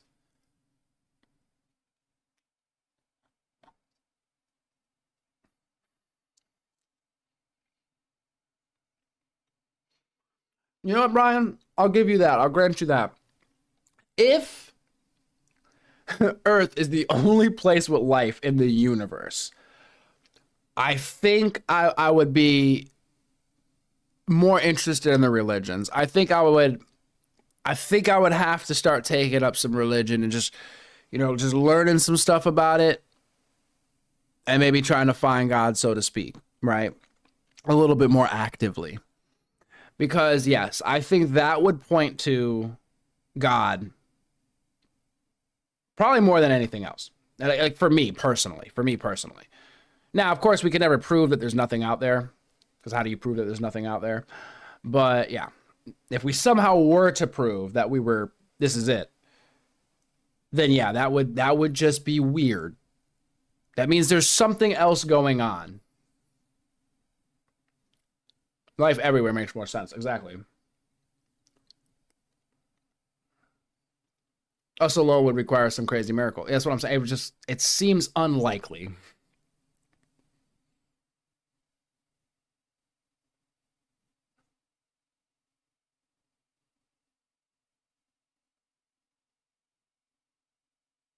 I don't think something that isn't scary and easy. You just feel safe. I don't know about that, Jim.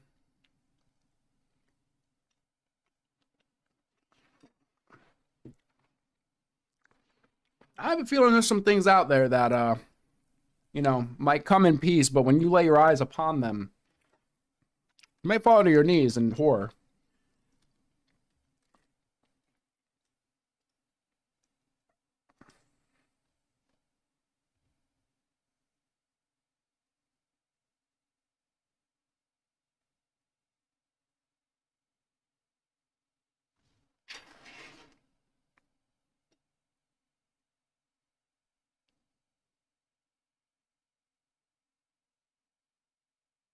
I appreciate you, Christopher. Yeah, again, this isn't to. I don't disregard religion. I have like my own sort of beliefs and stuff when it comes. I mean, my own spirituality or what have you. Because it appears to me that there is probably forces at work that we can't quite measure. Maybe we'll never be able to measure. But there's something operating right under our noses that's either moving things or keeping things together. Again, we can't, it's not tangible, but it's there. And all the religions for the last however many thousands of years and all the different flavors of them that tell somewhat similar stories to each other, I don't think it's coincidence that all of these people around the world just had this imagination that they're these gods and these things that exist that control everything. And through faith, you can get closer to them. In some cases, you go to hell or heaven. In some cases, it's reincarnation. In some cases, it's this, it's that, whatever. Everybody's telling all these stories. Something tells me that all of these stories kind of are getting at something deeper, and they're all kind of telling the same story, is kind of what my idea is. But we just have these stories to kind of convey the allegory over time, and it's not exact. That's kind of what I think.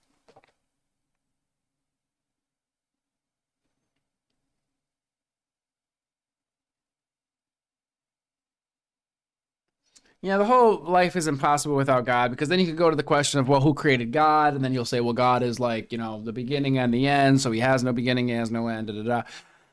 And then it becomes, but then it's like, well, how do you, conceptualize that? Well, we're not meant to conceptualize it because we're not gods, we're mortal, blah, blah, blah. I've run the gambit a little bit, okay? So, reality is a strong illusion. Yeah, probably, actually. I have a feeling our brain is sort of like an antenna, and it's like tuned basically to the reality that we live in, essentially.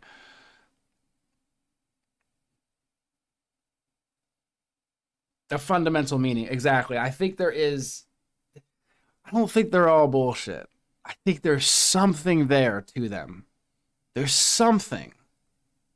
Now, some people believe in, Islam. Some people are Christian. Some people are Jewish, Hindu, what have you, right? But I do think a lot of them are touching on similar things. I think there is something to spirituality, probably. And, yeah. Plus, I've had weird experiences that point to there being something operating here. I don't want to say good or evil, just something. I don't want to put like a moral lens on it necessarily. Although, I do think there are things operating here that have helped me personally save my life, at least once. So, yeah, things I can't explain. So,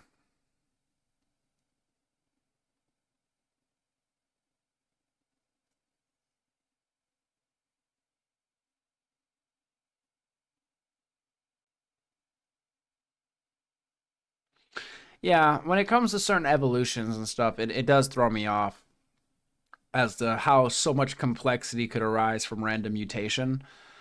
Uh, yeah, I'm not knowledgeable enough in like biology or evolutionary biology to really speak strongly on this, but it does seem, even with a lot of time, that random mutation would be rather difficult to get the diversity of life that we have on this planet. But people say if you throw enough time at it, it'll work, I guess. So, I suppose.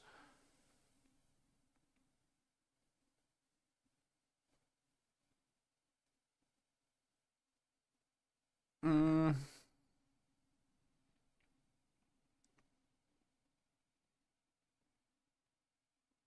Yeah, to say there's no other life. Yeah, I don't know why, unless there's something specifically in the Bible or in, religious texts that say man is the only living thing or something along those lines, which that doesn't even make sense, because like, what are angels and like demons and stuff like that, right? I mean, or are they not living? But again, like, what is this concept of life that we're talking about? I don't think there being a God necessarily means that man can be the only living, or Earth can be the only place that harbors life in the universe. I don't think that they're mutually exclusive. I think you could have a God that created everything and have life in different parts of the universe. I don't think these are mutually exclusive ideas. Now, you said in Genesis. All right. Look, I'll have to peruse Genesis again.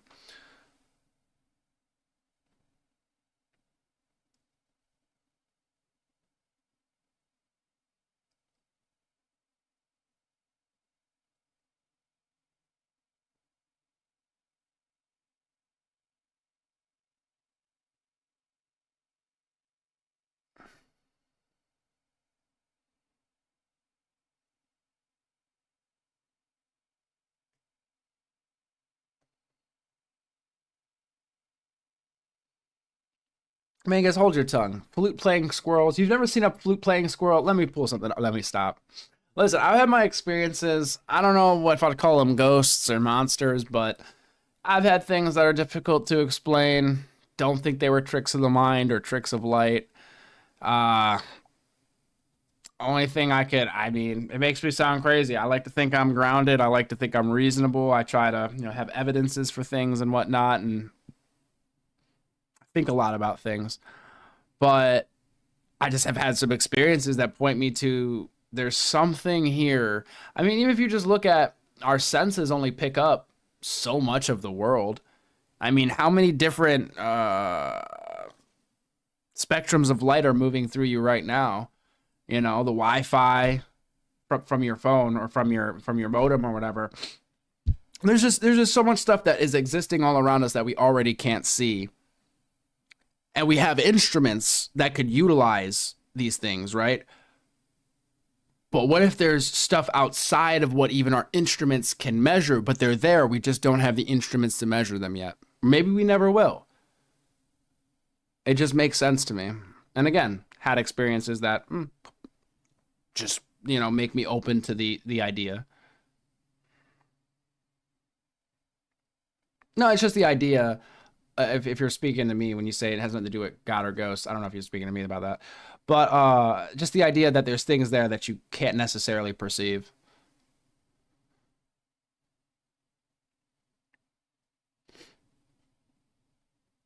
Spiritual attack. I don't know if you're talking to me with the spiritual attack.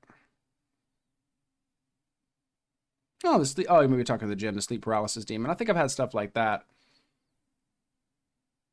For me, I've seen a shadow person, caught it on camera. That was really interesting. And again, I think my life was saved one day. I probably should have died. And something seemed to be there and pushing me out of the way of a train, quite literally. So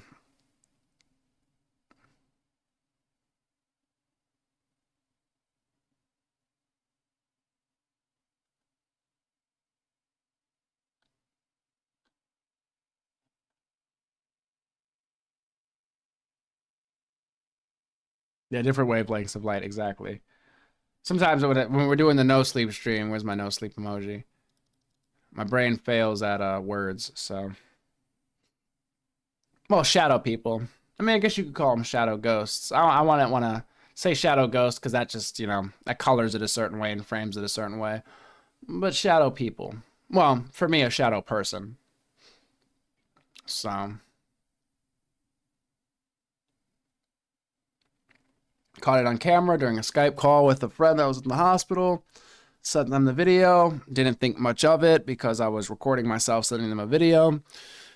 They called me. I'm like, how'd the operation or whatever? They're like, whoa, stop. What was that thing behind you? Me and my mom have watched this over and over. What was that thing behind you? And I watched the video. I mean, even when I was making the video, I remember I saw it because the camera was facing me and the screen was facing me. And I went, and I turned around because I saw something move behind me.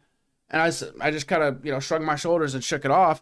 But after they said, look, we've watched this video over and over again, I looked and it dead ass looks like I'm in the room, blinds are closed, the lamp is on right here, I'm sitting down with the tablet, I'm recording the video. It looks like there's a shadow on the wall. It looks like somebody stands up. It is a silhouette of a person, well, a silhouette of a humanoid figure. It looks like somebody stood up and walked across the room. Limbs and everything. I'll never forget it. There was nobody in the room with me. There was nothing moving in the room. I was by myself. Even with the place the lamp was placed and the way the shadow moved, it is impossible. I'll never forget that.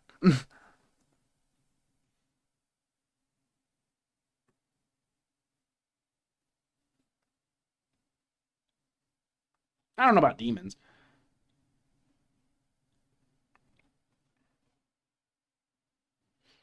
If I could sign into that Skype account and it still exists, it was on a Surface RT. If you guys know the Microsoft Surface Pro, the Surface RT was like one of the first iterations, or like the cheap version, like 10 or 12 years ago, maybe even longer than that.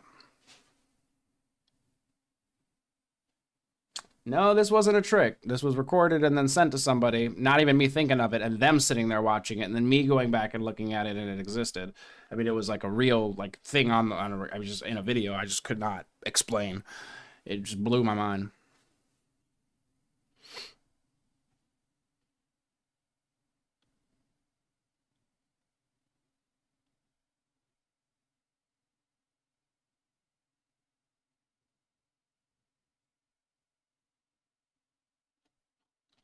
It's incredible. It was incredible.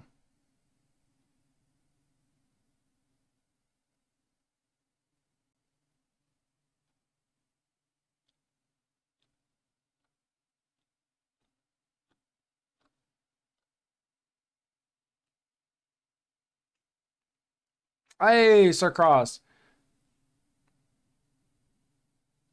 Humans say we come in peace. We could be scary to other things out there. True. It could be. Everything else could be afraid of us. Maybe nothing else is talking to us.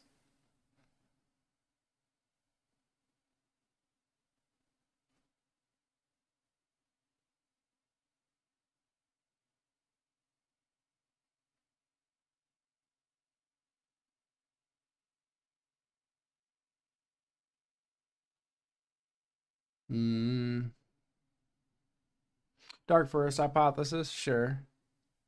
Everybody's hiding in a dark forest, you know, afraid to alert the predators of their presence.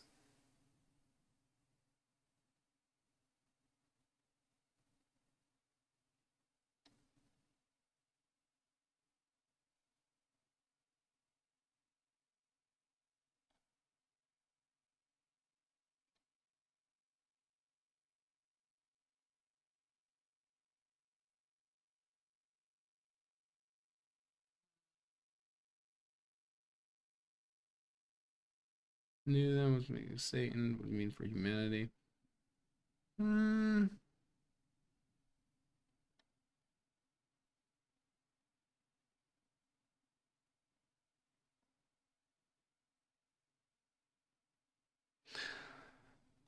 How do you guys fit in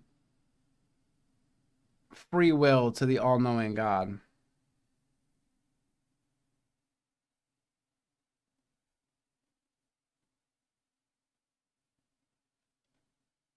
Or is it just the illusion of free will?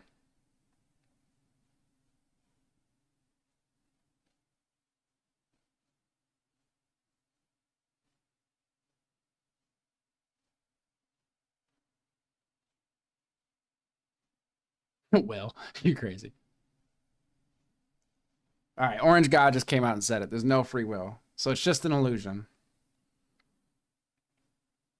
Is everything deterministic from like a physical sense or like a like a material sense, or is it God's plan?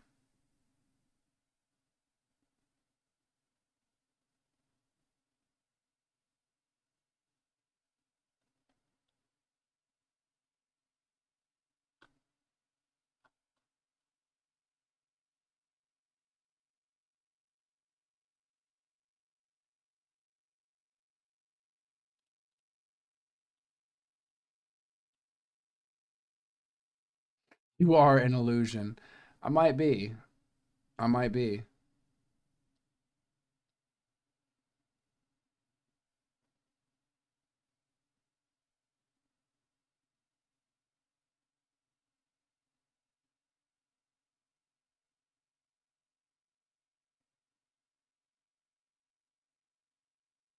Oh no, a fight in chat. No, we were doing so good, guys. Guys, we were getting along for hours. We got along for hours. Come on now. Oh my gosh, this has escalated very quickly. Censorship can't. That illustrious hair. Yo, by this point of the stream, illustrious is not the word I would use, but I appreciate you. Holy shit. God knew Lucifer was going to give us the forbidden fruit. God knows all.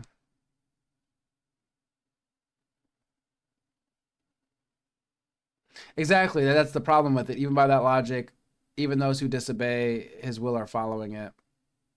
Nah, I know, Jim. I'm just messing. It's been very chill. It's been very, very chill.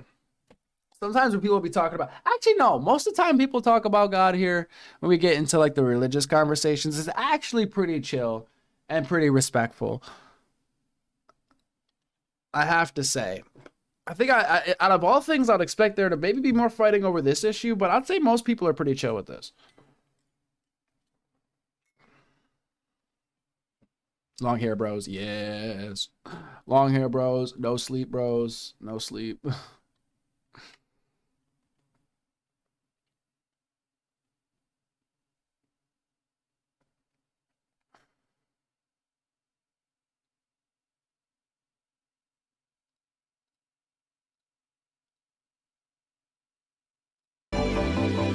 What is on the screen? No, it's just me in the chat. Turn off the music a bit. No, it's not just my voice, yeah. Turn that down a bit. A little background. A little ambiance.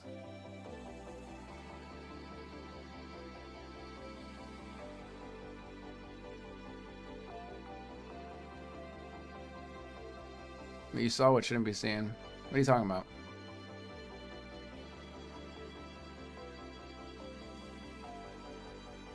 Did you read me? Wait, I'm so confused.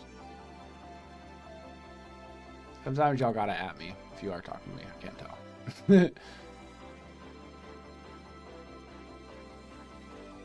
Oh, the shadow people. Yeah, no. I mean, yeah, shadow person. I don't know how else to explain it. Yeah, the shadow person, yeah. Shadow man, I just say shadow person, shadow people. But person, because it was only one, I didn't see multiple. And it wasn't just seeing it, again. The only reason it was such a big deal is I see a shadow behind me in the camera, like on the video, and I turn, and I look, and I just kind of shake my head, and I'm like, whatever. I mean, that was nothing, like trick of the light or something. I must have just, whatever. And I send the video out, whatever. They call me and they're like, what was that thing behind you in the video? We've watched it over and over. And then I sat there and watched it and was like, whoa, what was that thing? And again, it just looked like a person that just stood up in my room and walked across the room, except I was the only person in the room. Just weird.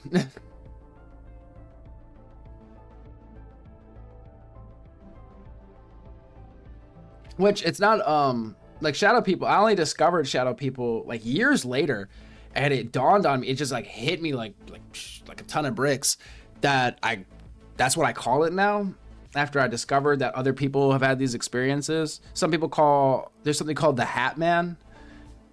If you look it up, that's what some people see. Mine didn't look like that. A lot of people connect it to sleep paralysis type stuff. I wasn't asleep, I was wide awake filming a video. But yeah, shadow people, I mean, shit, we watched a video on it during one of the streams, one of our paranormal streams.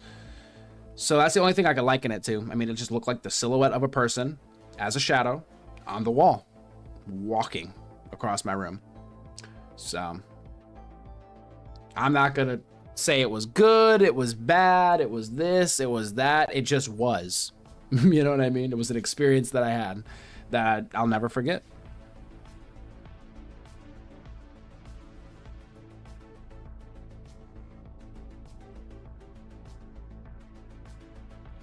Oh yeah, if your chat doesn't appear in this box up here, then YouTube might be banning it. So it's not me, it's not the moderators. If it doesn't appear in that, YouTube, I mean, I'm still working some things out, but generally if it doesn't appear there, you said something that YouTube didn't like, so you need to rephrase whatever you're saying to please YouTube.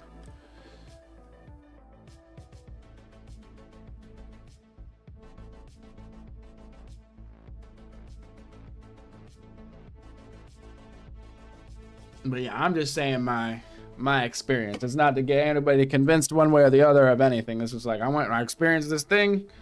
I can't make heads or tails of it. I can't really tell you what it is, what it was, what it meant. I can't say anything. I can just say I had this experience. It's very, very odd. Other people witnessed it as well. In fact, they're the ones that pointed it out to me, to where I know I'm not crazy, because had they not even pointed it out, I would have just never looks back at the video to even notice it. Yeah. So.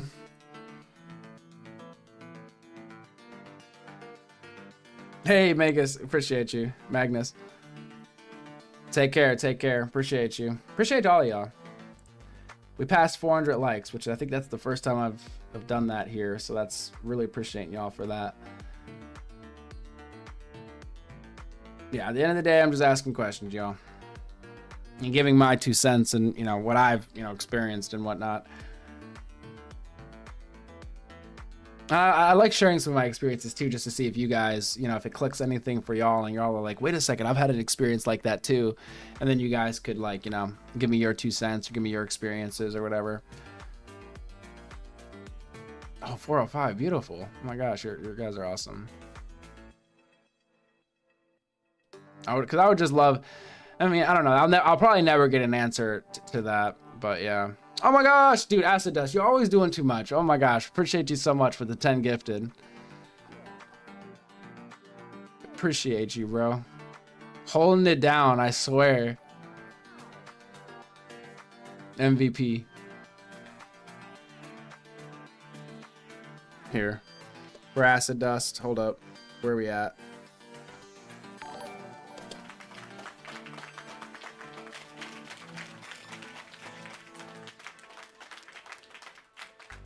I'm going to try to get to my soundboard today to make it a little bit more exciting. But there's a splash for you too. I also have seagulls, phone call, crowd awing. I will improve this in time. But appreciate you, Acid Dust.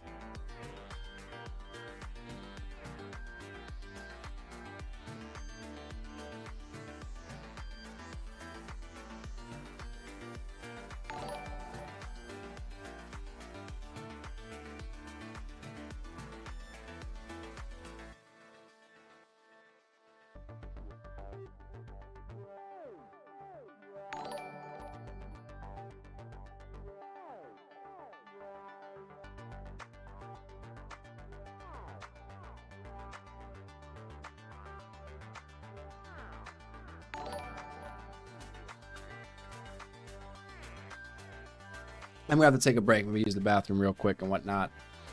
Yeah, I appreciate you. Acid Dust. Doing the most, I swear.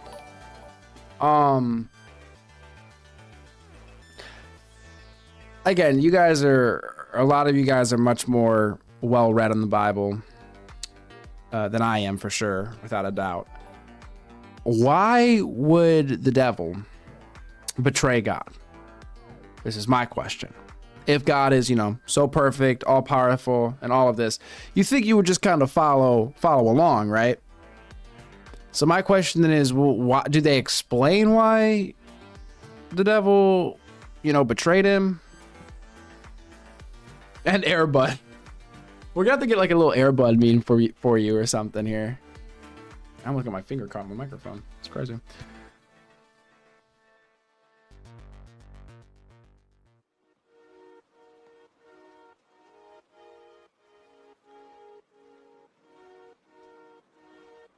You're keeping the lights on here, Acid Dust. We're gonna be getting, I think we're gonna do a long Fallout stream today, I think.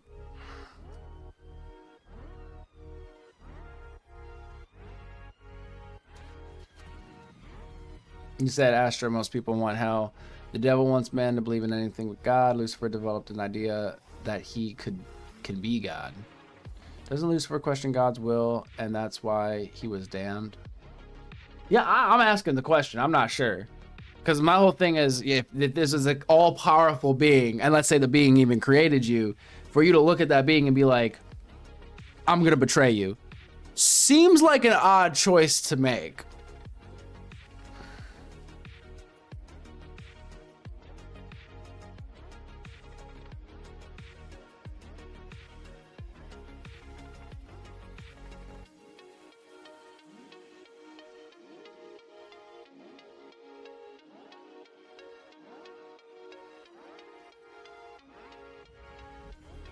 Humans do it all the time.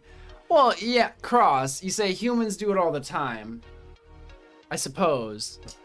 But even so, it's like, I mean, we're humans, we're mortals. This is, you know, an all-powerful entity that's creating like everything, right? Essentially creating the rules for the universe, probably, right? That just seems to be at a different level. You said the devil opposes God because he was originally created with free will, but his pride led him to choose rebellion over his creator. Like other angels, he was not created evil, but his choice. But it was like his choice.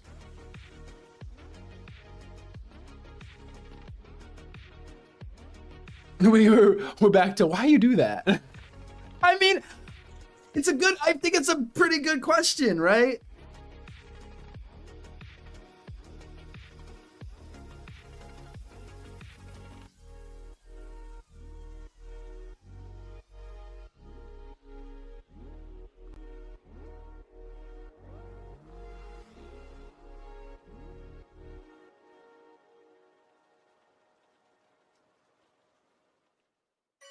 Well, what? I heard the all-powerful thing. What is the paradox? You know, can God make a? Oh, what is it?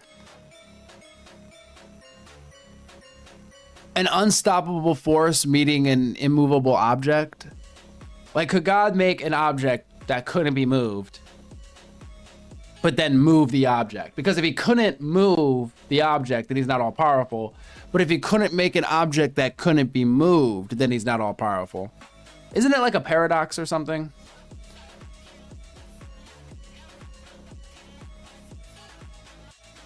But then again, maybe this is just too complex for our like mortal minds to wrap our heads around, really. Or we're thinking too literally or something. DJ Technics, perfect match. What are you talking about? What are you talking about? We're gonna put that in the old search bar. I'll add it to my list of things to fall down.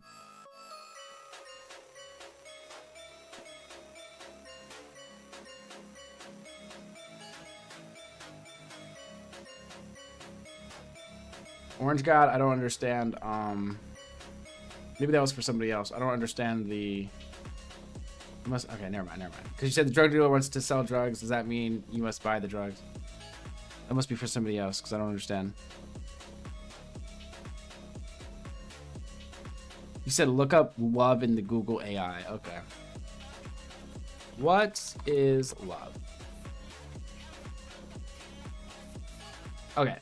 AI overview. Love is a complex range of strong emotions and behaviors that include deep affection, attraction, and care, but can also involve commitment and passion. It is expressed in many forms, such as a love for a family member, a romantic partner, or even a thing, and can be experienced as a positive emotion bringing joy, or as a source of sadness. At its core, love is a fundamental part of the human experience, fostering connection and relationships.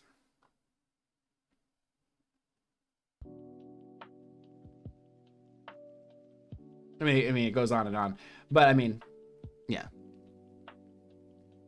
Baby, don't hurt me. Oh my gosh.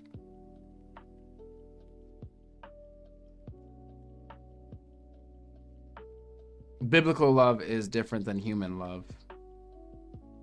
No, not AI overview. Hey, I'm just using the tools at at my disposal here. You said it gives a good definition.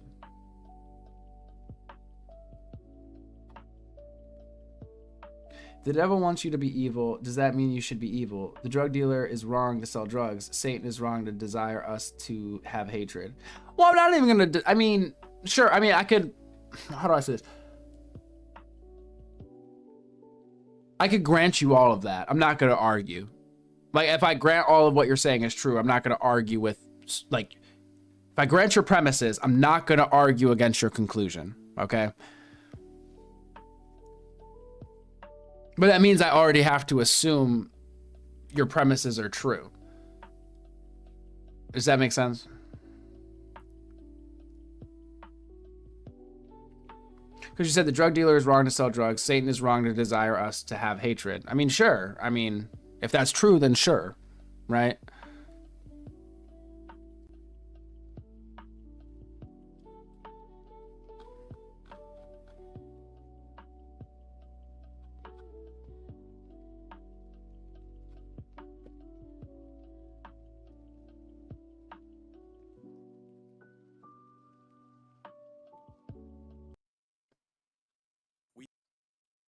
My apologies for the ads. Like I said, later today, we will have no ads.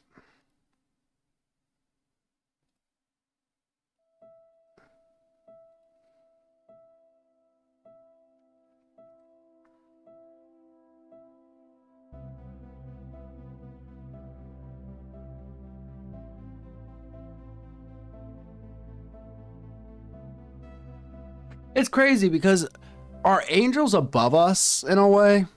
In terms of, if there's a hierarchy, and you got God up at the top of the hierarchy, would angels not be next on the hierarchy in some sense? And then humans would come down here somewhere?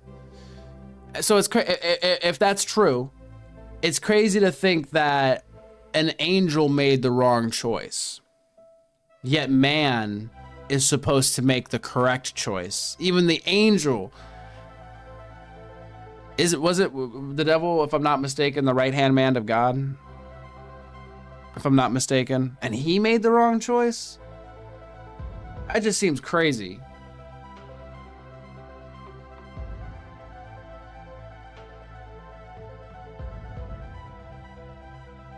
You said, no, man is created in God's image. Angels were created to serve God. You said, no, Astra, God loves us more than his angel lapdogs.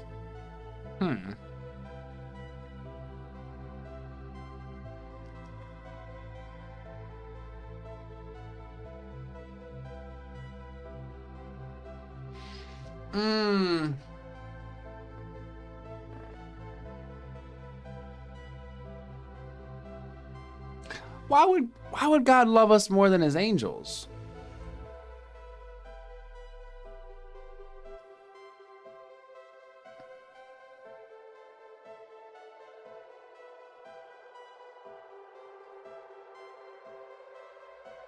Baby, don't hurt me.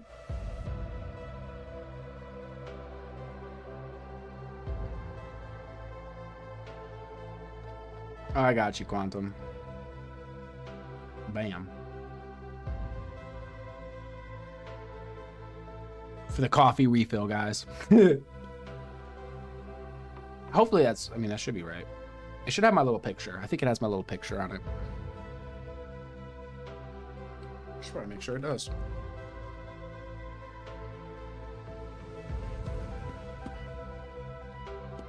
But really, guys, all you have to do to support the stream, if you really like the stream, guys, double tap the screen and hit the subscribe button. Come back here to talk about everything from politics, at this point, religion, paranormal UFO stuff, gaming, really a little bit of everything. Kind of depends on the day.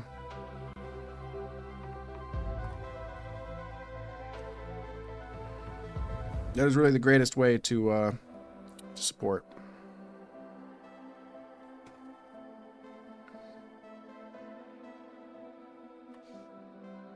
Just your guys' presence here is truly a present.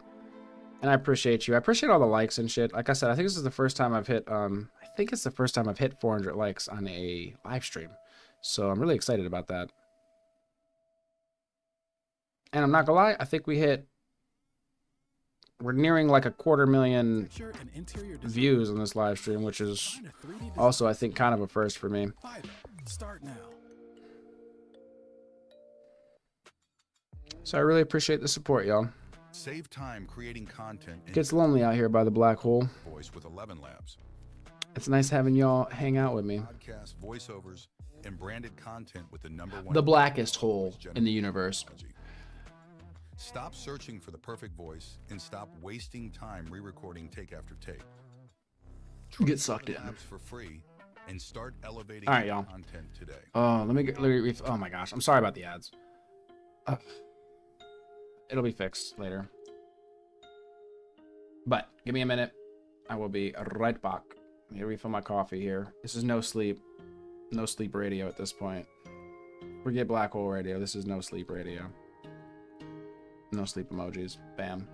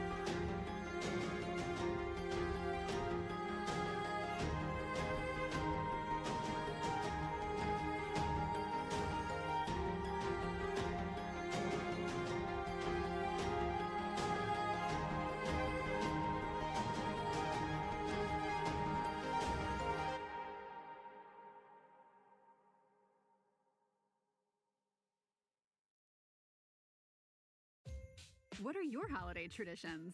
Putting up a minimum of 6 trees? Decorating every room with a different theme? Whatever it is, here's one way to make those traditions extra special. Start the season with Etsy. On Etsy, you'll discover original pieces from small shops to help you celebrate your way. Shop Etsy for holiday decor that makes you feel seen. Special starts on Etsy.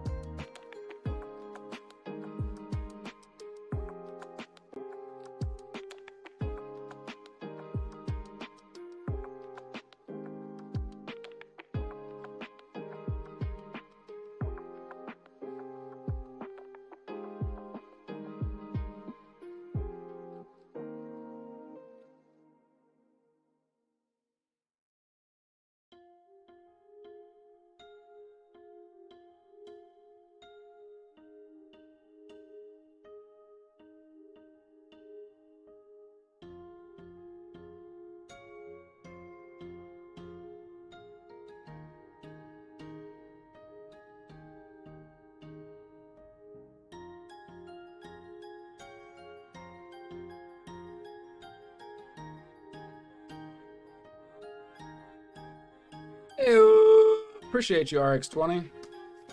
Feeling or heating up my coffee at this point. Got it heating up. Also, Quantum, appreciate you for the support. Amazing. Y'all are too sweet, really. But welcome to the Astral Anomalies. Oh my gosh! RX20, you became an anomaly?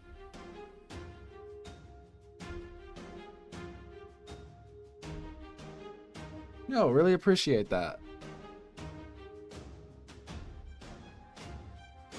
A special shout out to all of my astral anomalies. Let me pull up the list, guys. All right, let's read through it. All right. Thank you to my astral anomalies. RX20. All right, that's the end of the list. Guys, I appreciate y'all. Nah, seriously though. Y'all are too sweet.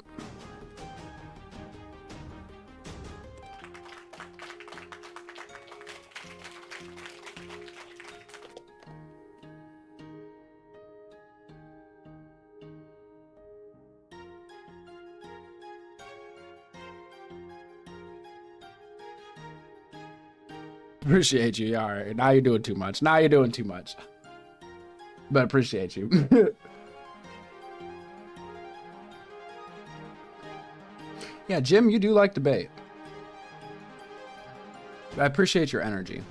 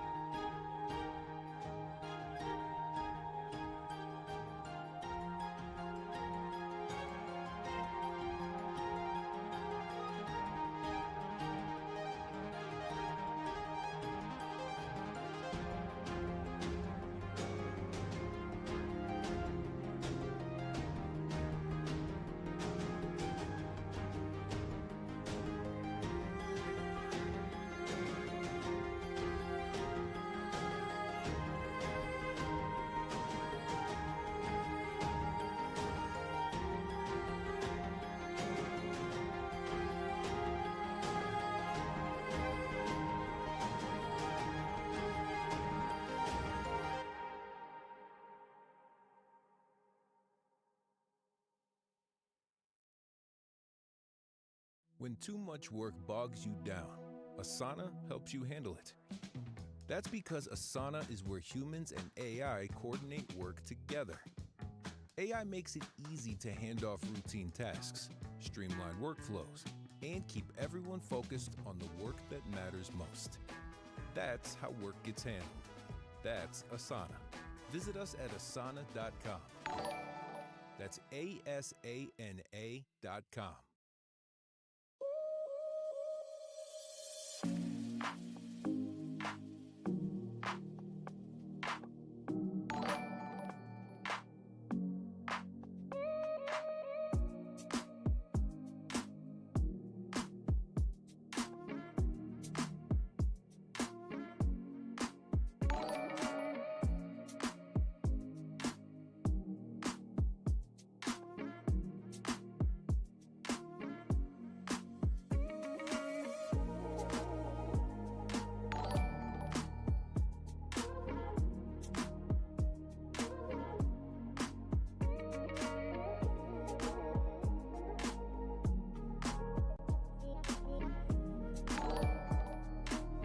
Man, I came in heat my coffee up. Yo, Christopher, what are you doing? Appreciate you. What the hell? Bro, y'all are too sweet.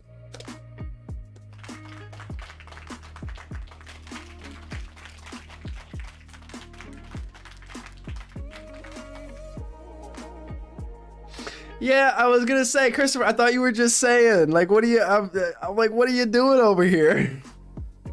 I appreciate you. Don't find any more. All right.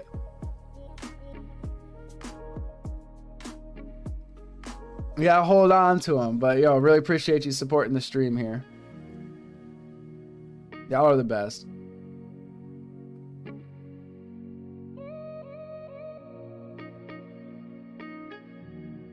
And if you guys would like to support, remember, just hang out and double tap. Hit the like button, guys. Just hang out. Enjoy the vibe. Get sucked in to the black hole. It's the blackest hole. All right? It's the blackest.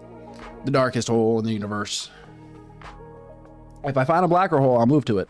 But right now, the old radio station is kind of stuck orbiting this one. Will, yo, appreciate you. Another Astral Voyager taking off. Applause. Y'all are too much today.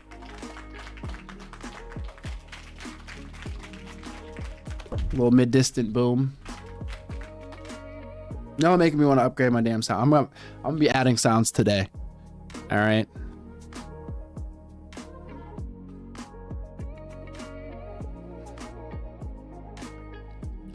Yo, hey, who said that? Hold up. Where's my chat?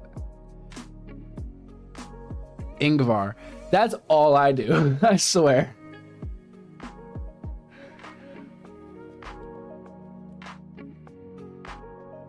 All right. One sec.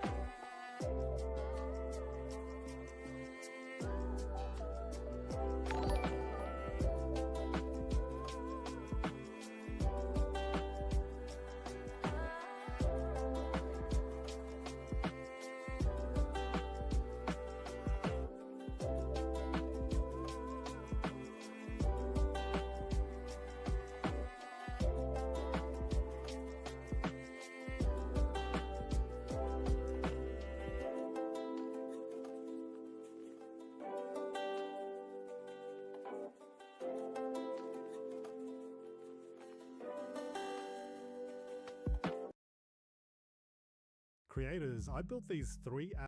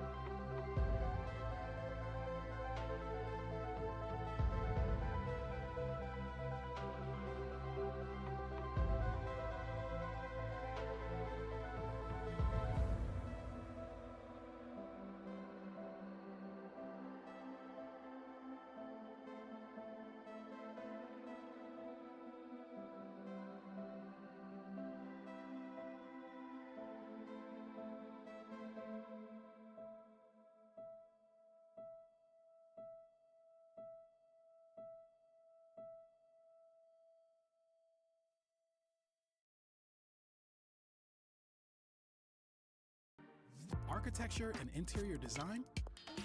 Find a 3D designer today. Fiverr. Start now.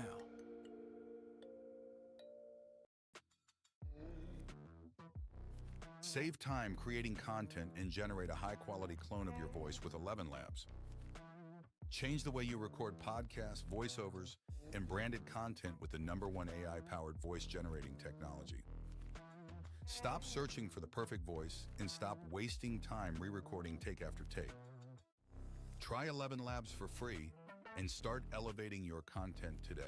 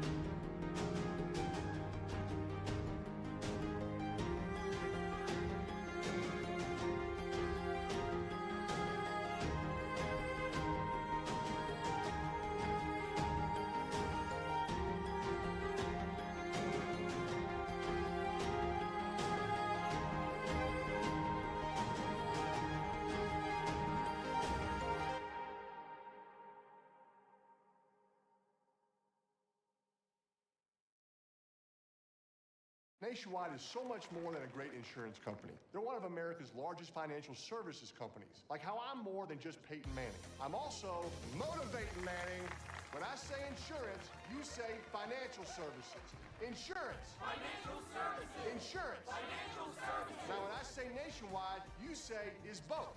Nationwide. Is both. Nationwide. Is both. For your insurance and financial needs, Nationwide is on your side. Nationwide Investment Services Corporation, member FINRA, Columbus, Ohio.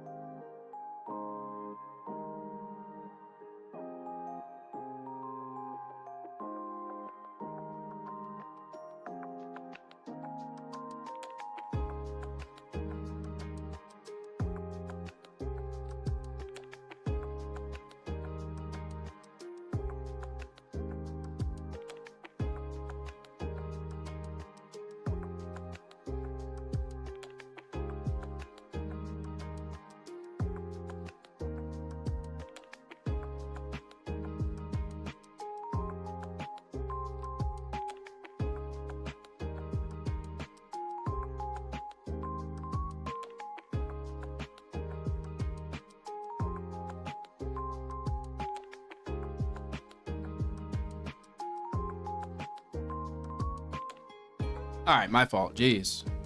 Christopher, I said stop. Stop finding dollars. What are you doing? Nah, I appreciate you, bro. Where are we in the chat?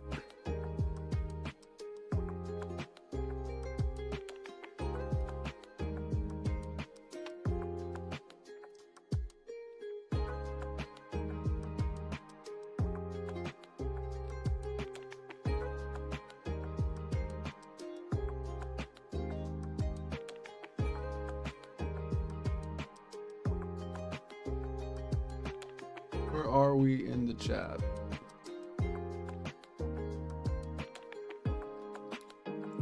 Oh, I'm still on theology. Very good.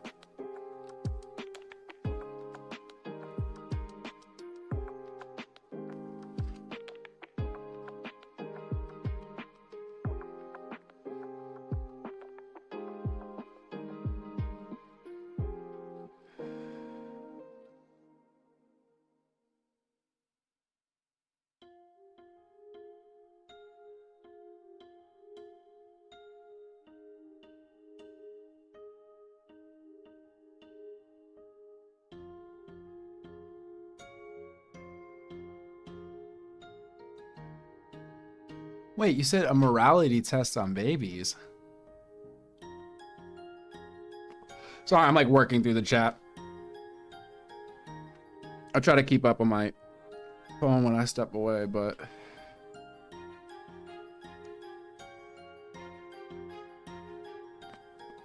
stream is buffering. Y'all are killing me. I don't know how to do that emoji.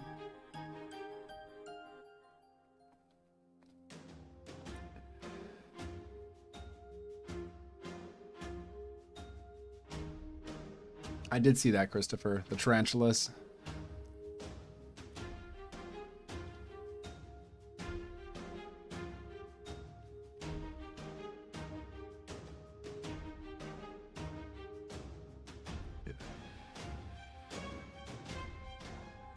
They're like a symbiotic. Is that what it is? Relationships.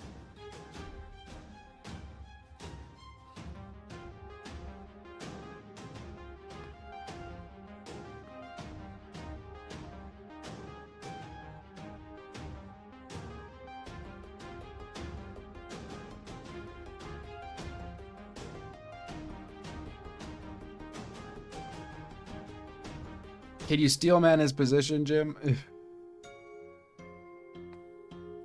Can you give the most charitable representation of the opposing viewpoint?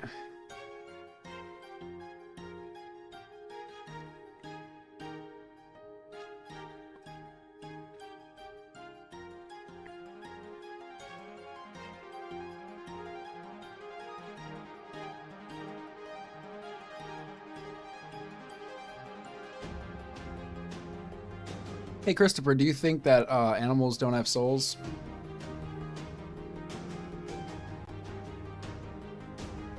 I remember as a kid, I was riding the bus, and there was a lot of Amish, and I went to school until generally 6th to like 8th grade. And I remember I was talking to this Amish boy named Luke, and he told me that animals don't have souls.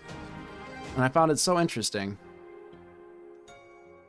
But I don't know if it's like all Amish believe that, or, you know, I'm sure there's different sects and stuff, but the ones over there did not believe that animals had souls.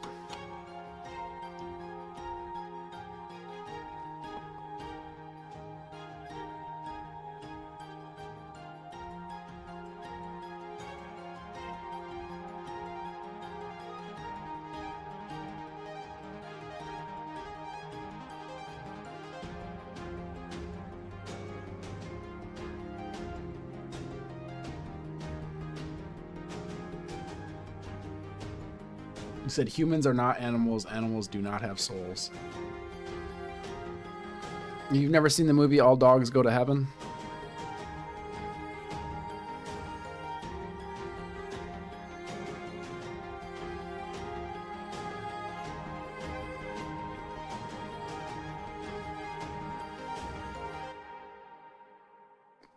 I have not seen A Dog's Purpose, no. Most people don't know that you can get a domain from Squarespace, not just a website. But you're not You can't steel man it. because now you know you can get a domain from Squarespace. Something like velvetchords.com for your music studio. Or KidCords. Isn't there some sort of test they did where when somebody passed away, they're not sure the validity to this, but they weighed somebody, and when they passed away, they weighed less. And they think it was sort of like a measurement of the soul, so to speak.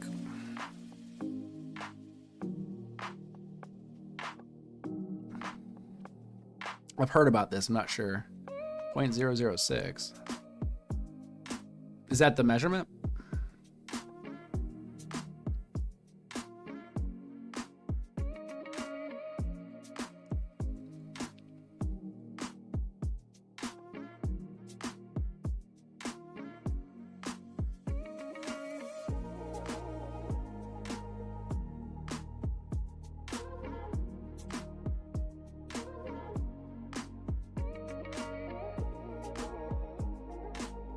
The weight of the soul by what you're talking about. Let me see here. Weight of the soul. Experiment. The idea that a soul weighs 21 grams originates, it says, from a flawed 1907 experiment by Dr. Duncan McDougall, which is widely discredited by modern science. McDougall hypothesized that the soul had physical weight and claimed that 1 of 6 dying patients lost about 21 grams at the moment of death. However, his work was criticized. Okay, weight of the soul. I'm going to do 0.006.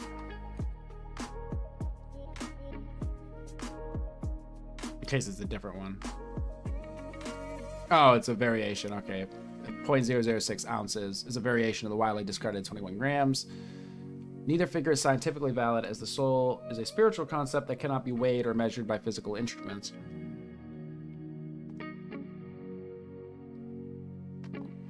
It does make sense that it wouldn't be able to be, you know, measured by physical instruments. Otherwise, I feel like we would have measured it a long time ago.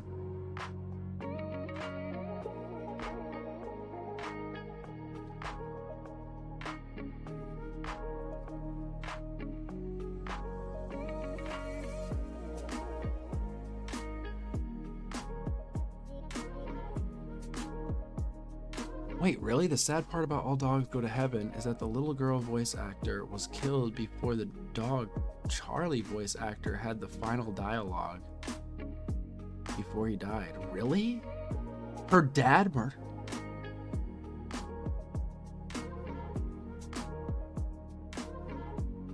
What? All Dogs Go to Heaven. Voice actor death.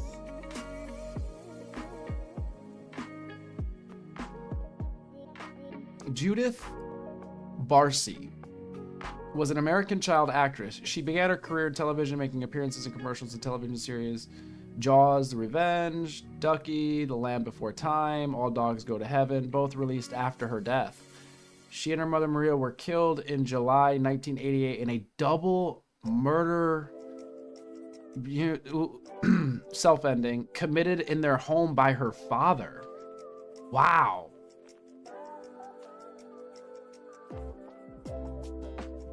Well, that's tragic. I did not know that.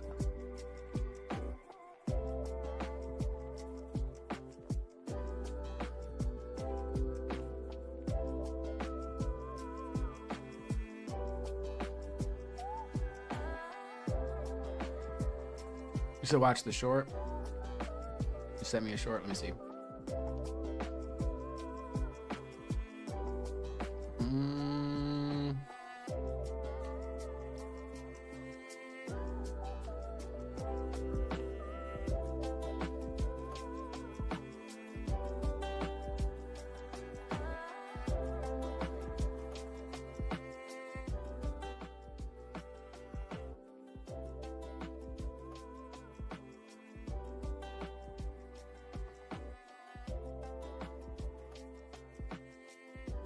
Wait, is it are you saying of the girl? Like a short of the story?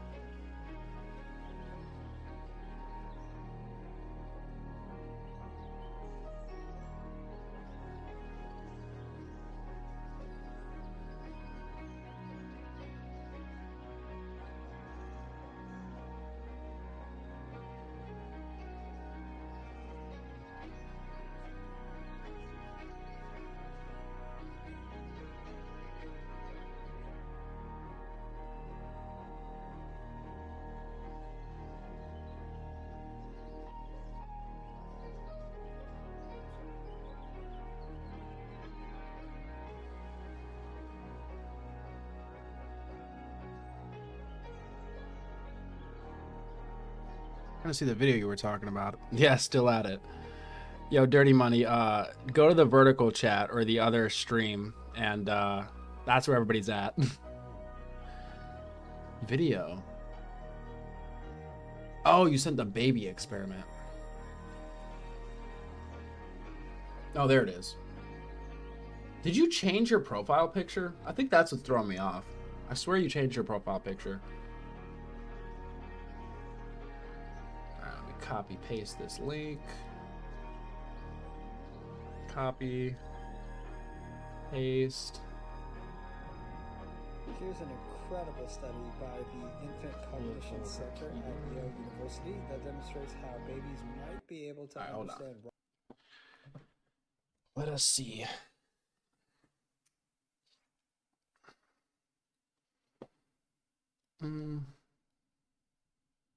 Where is my media? All right, here we go.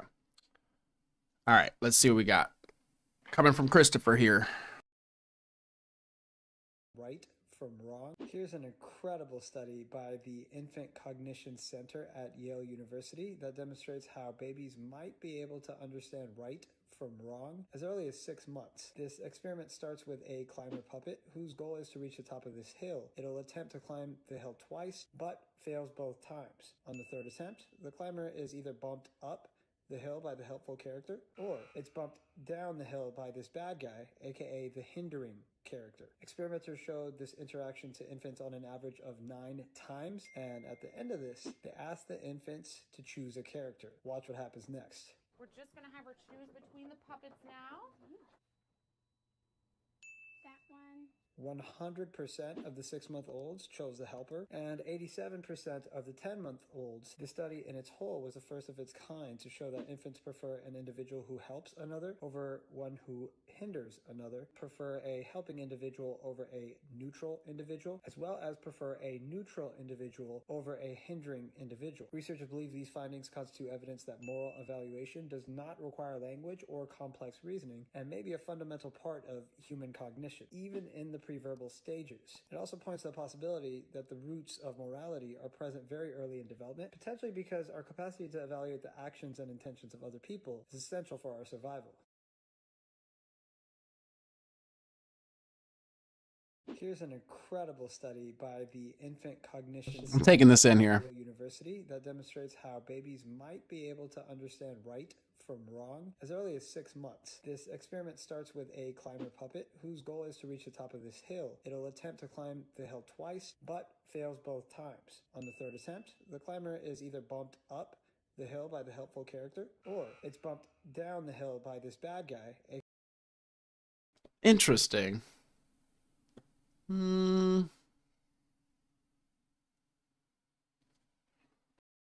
AKA the hindering character. Experimenters showed this interaction to infants on an average of 9 times, and at the end of this, they asked the infants to choose a character. Watch what happens next. We're just gonna have her choose between the puppets now. That one.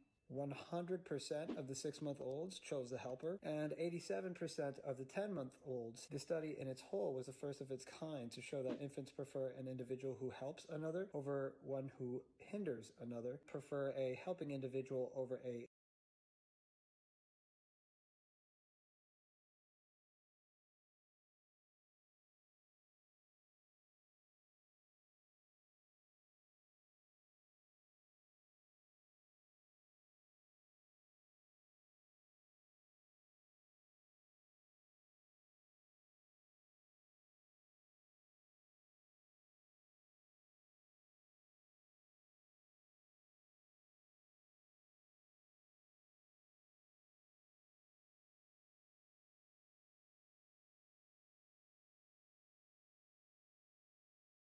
So basically, babies start off good, but maybe over time or like life makes them bad. So what you're saying is they start off morally good.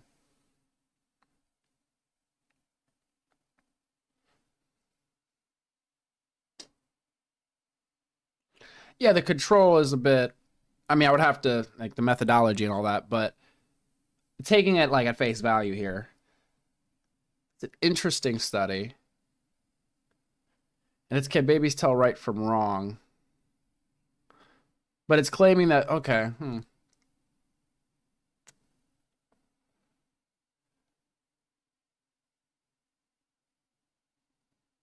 You said at least 4 months old, plenty of interaction and conditioning. Would love to see the the deprived of interaction babies. Ah.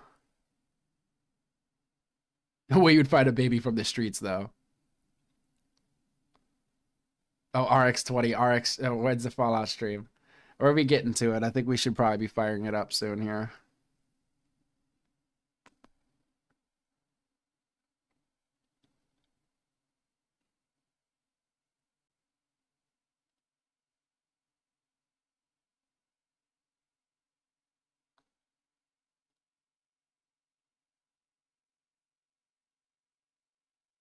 Not that hard, sadly. Oh my gosh.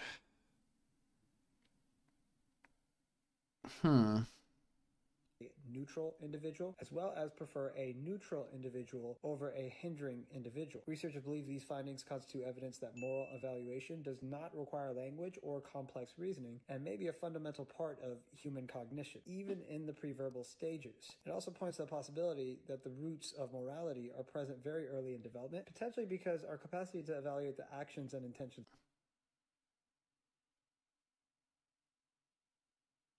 Did they do the test over the same? It's a possibility that the roots 6-month-olds.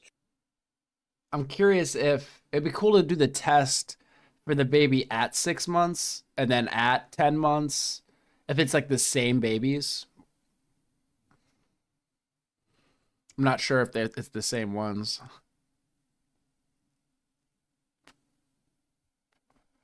But you can find them.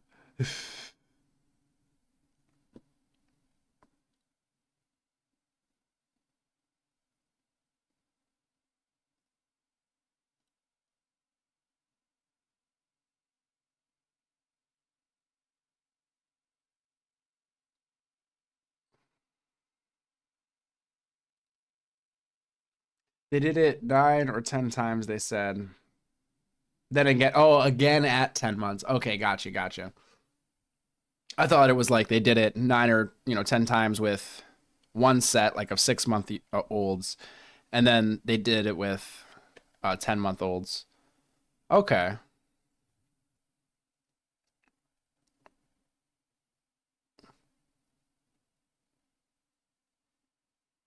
I guess I'd be curious to see if they did it again with them at like 12 or 14 months and then again at 20 months and see how it changes. Because right now, I mean, it says it was, it went up a bit. It was like 100% for the 6-month-olds. Then it was like 85% or so for the 10-month-olds. I'm curious if it continues as a trend and as they get older, it evens out maybe. That'd be interesting. 100% at 6 months chose good. 85% at 10 months.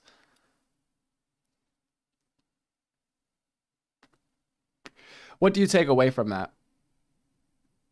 All right, RX20. You'll have to catch the Fallout stream later then.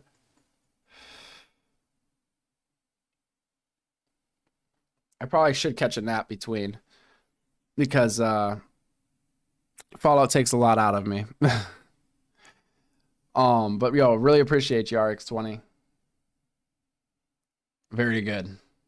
Get some sleep. Rest. Recuperate. Babies might be good people. I don't know. Well, I don't know if it's color identification, because that's the thing, is it's like, well, why are they choosing it? I mean, what they said is there was, one character trying to work its way up a hill but struggling. There was another character that helped it, and there was a character that hindered it. And the babies would choose the helping character 100% of the time at 6 months, 85% of the time at 10 months, and they were more likely to pick the helper or the neutral and least likely to pick the hinderer. Now, yeah, I would assume they would have to switch around the colors, I would think, right? So that maybe make the helpful one color, during some of the experiments, make it a different color during some of the experiments, and like so forth.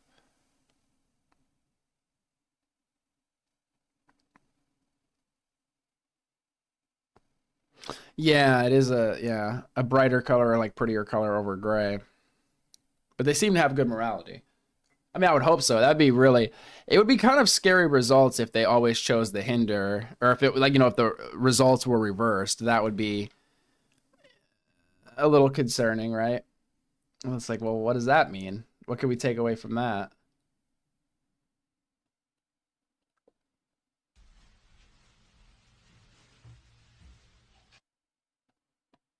What if you can create your own?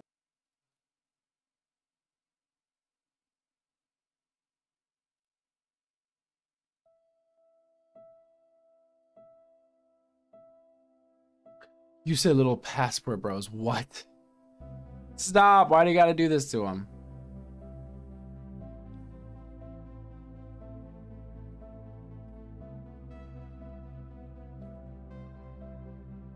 Yeah, a much larger sample size with different variables. Yeah. But starting out, I mean, it's interesting.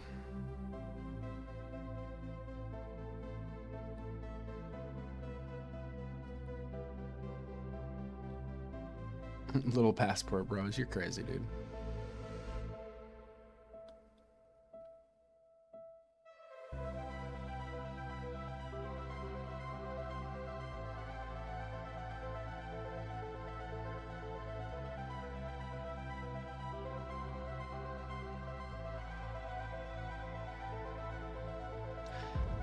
If you find more experiments on that, I mean, experiments, again, yeah, like on babies, it's interesting because they have little, I guess, world experience to color their actions.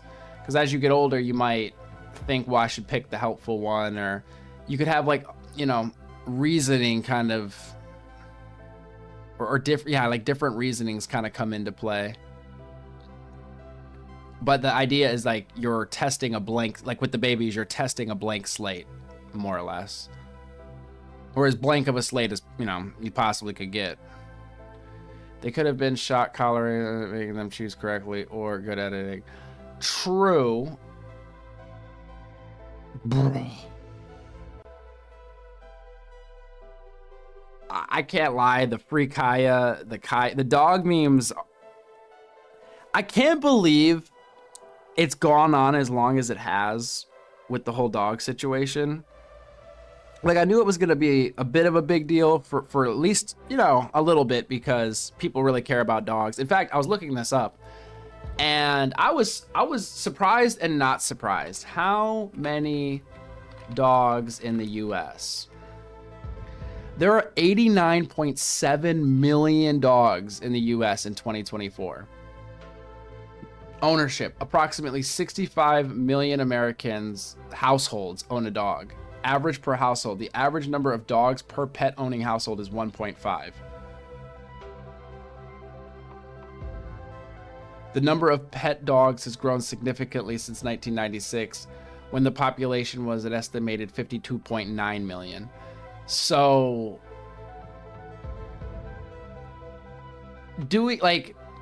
basically, yeah, hurting an animal, especially a dog, is going to ruffle the feathers of a lot of people. Wait, he admitted when they catch you, deny. Well, the thing is it's like, you know, we got his story, you know. He says he didn't shock the dog. You know, that's his story. There's a lot of clips out there that, you know, for me, it paints a different picture. Looks like there's something going on there. But what are you talking about? Did he admit it? The rule of shock collars: you shock them at first, but also with a vibration or sound. After they're trained, you only use vibrations or beep sounds. For me, it's not even really the electric collar part of it that is the concerning aspect. It's the fact that when you watch the video, at least from, you know, my perspective, all the dog did was stand up, step off of the bed. It looks like, you know, Hassan went and said something to the dog to sort of like let it know, like, hey, get back on the bed. Like, what are you doing? It appeared to me that the dog was going to get back on the bed. And then, you know, Hassan's arm moves and, you know, suspicious manner. The dog yelps and jumps, you know, into place and lays down. Doesn't lick itself or, you know, act as though its paw was hurting or anything along those lines. And then it's not just that clip, it's all of the other clips that have come out that are sort of building this narrative and sort of making it like every time, like there's more clips where he reaches over to the same spot on the desk and the dog appears to maybe jump or jolt or move quickly to its space, you know, on the bed. Yeah, used to train. For me though,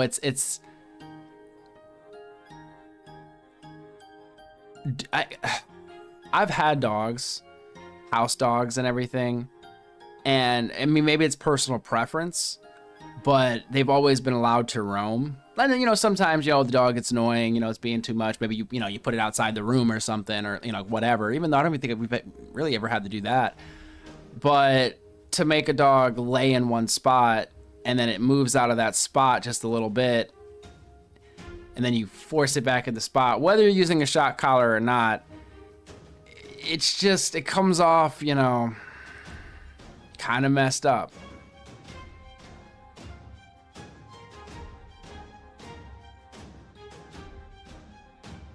Can't believe a word he says now. Once a liar. The history tends to repeat. Yeah.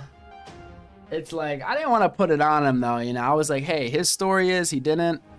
But the story kept kind of seeming to change. And again, it's all of the added context where people went digging through his VODs. And I mean, it just, all of the other evidences that people are pulling up just don't paint a really good picture for him. And he probably would have been better off. Let's just say he did it, right? He would have probably been better off coming out and just being honest about it.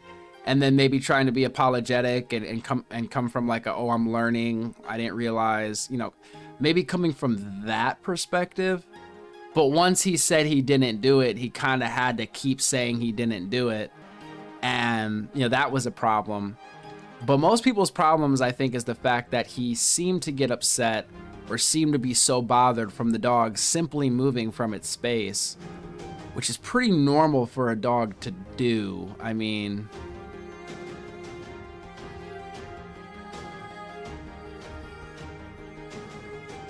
Mr. Muscles, at this point, I mean, we're winding down. We covered some of the news with Trump. We covered some peripheral memes and subjects.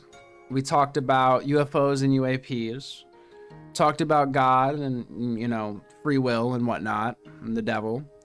And whether or not the soul exists.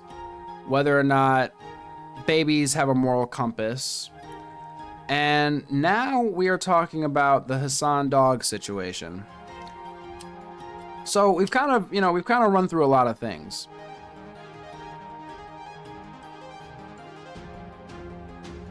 I'm Muslim. Am I welcome here?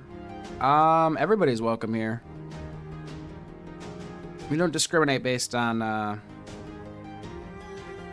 you know, religion, sex, you know, all the stuff, right? We don't really discriminate like that. It's like, just don't spam, you know, don't break the YouTube rules. It's actually really pretty simple. Of course, Mr. Muscles. Yeah, we have a very diverse, you know, people here, so. Now, I'm not gonna lie, sometimes it could be unhinged, depending on what we're covering. So, it could get kind of crazy in chat. You came during a very, very chill time. But for the most part, I mean, it really is chill. Everybody gets along. But during the politics and the news, you know, people, you know, bump heads with each other and roll around in the mud. But at the end of the day, we all come together. We talk about Hassan's dog. So, it's all good. I respect Christian, but I don't like... Shoosh. Well. I'm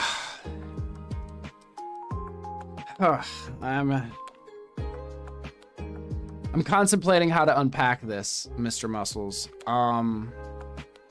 I'm contemplating if I have the energy to unpack this right now. I mean, you're still welcome, sure. I mean, you're still welcome, of course. But I mean, simply put, I mean, he just said, I appreciate the honesty. I really do. I guess, why don't you like Jews? I didn't necessarily do anything bad. I'm gonna be honest, when it comes to comments about the Jews, your comment was, I would say, pretty tepid or pretty moderate, you know, as it kind of goes on the internet, especially as of late. There's been a lot of what some would call anti-Semitism on the internet. I've noticed much more of it in the last 6 months to a year than I normally notice on the internet. Oh my God, Will. But yeah, I mean, I guess the question is, like, why? You know, this is a very steep, slippery slope. We were doing so good too. He's like, you know what? Because I thought he meant I don't like Christians. Or he said, I respect Christians, but I don't like them. That's what I thought, you know, he was going with. And I'm like, okay, I could kind of get what you're saying. You know, you respect it, but it's not your cup of tea. I did not expect Jews to be the end of that that sentence there.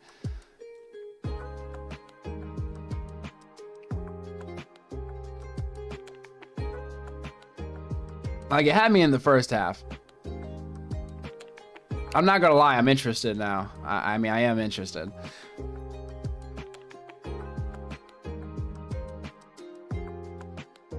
Because it's hard to believe you don't like all of them, right? I mean, it's a lot of people.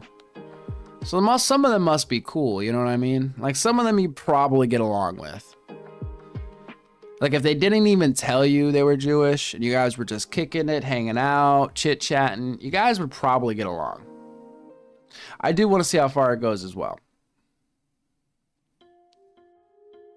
Is this because of, you know, ancient history?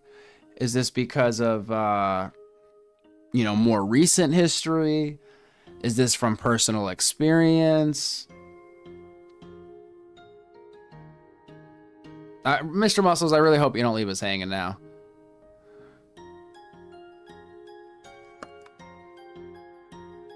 I feel like you can't come in and just drop that and then, you know, not expand upon it. And the popcorn's ready. I met some of them online. They are nice, but don't talk politics with them. Okay, there we go. So we're getting somewhere. So they're nice. They're nice. But don't talk politics with them. Well, that, you know, you could say that about pretty much every group of people. Honestly, this is very tame. This is very tame. So you don't agree with a lot of their political ideas. Now, I don't really treat large groups as a monolith. That is, I don't think that they all, like, large groups, all the people in that group think the same. I don't believe that. So I guess the question is, what politics in particular have you butted heads, you know, butted heads with them over? I'm assuming it has to do with Israel, Palestine, but I'm ready to be surprised if it's not.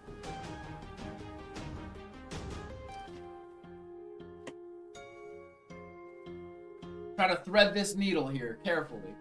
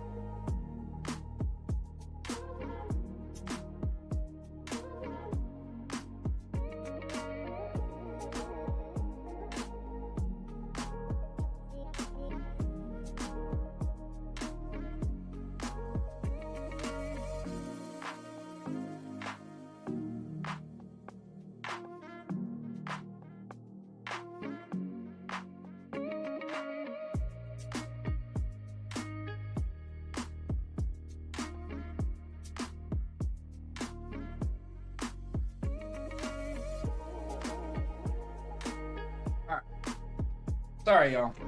I threw some eggs on the stove. I'm starving. Now they're cooked. Now we're good. Okay.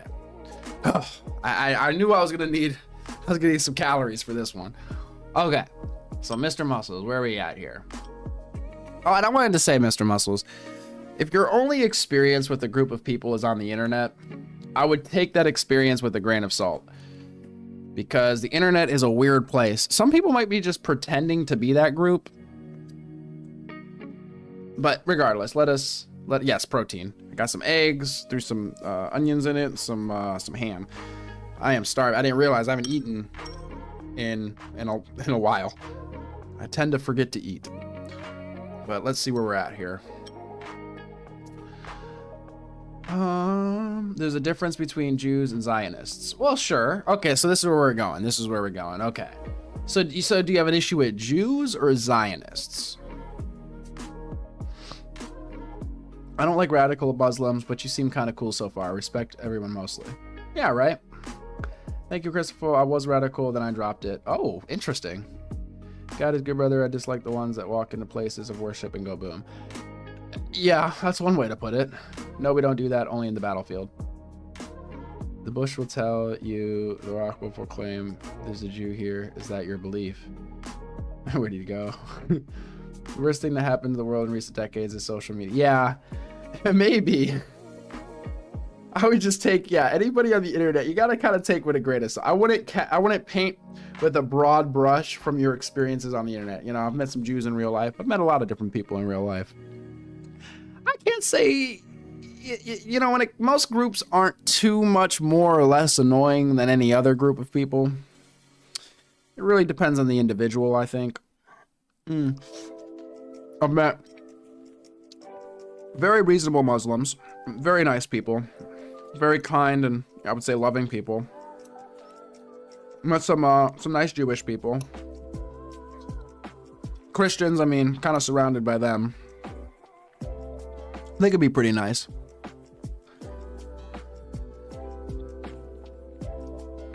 So your issue, I'm assuming, is with the state of Israel existing.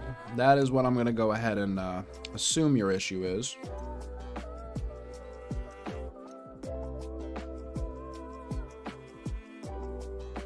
Bro,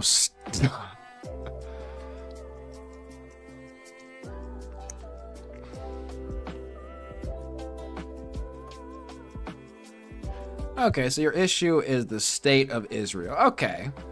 I mean, to be fair though, you did start this by saying Jews, and then you're making the distinction between Jews and Zionists. So are you sure it's just the state of Israel? Are you coming from like a predominantly Islamic nation?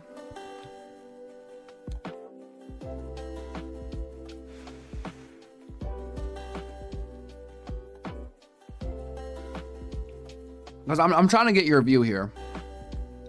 You said, yeah, dude, I'm confused. They are sneaky. Interesting. Well, how are they sneaky? Speaking of Jews.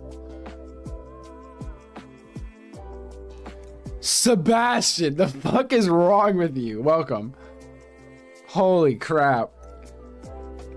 Guys, the stream is taking a turn I was not anticipating. Speaking of good movie, oh my gosh.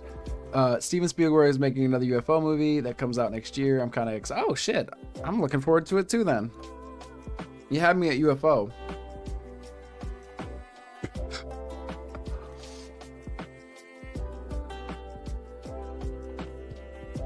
Oh my gosh. I guess this is the hot take hour. That's what we need. We need a hot take hour. I think that's what we're gonna, yeah, we're making a segment called Hot Takes.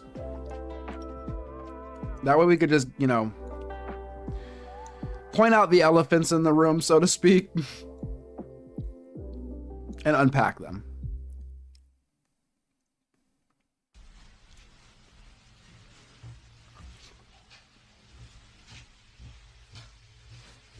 Hope you're having a good morning, Sebastian. I know we didn't get up to gaming. We've been doing a lot here on stream. As you can see.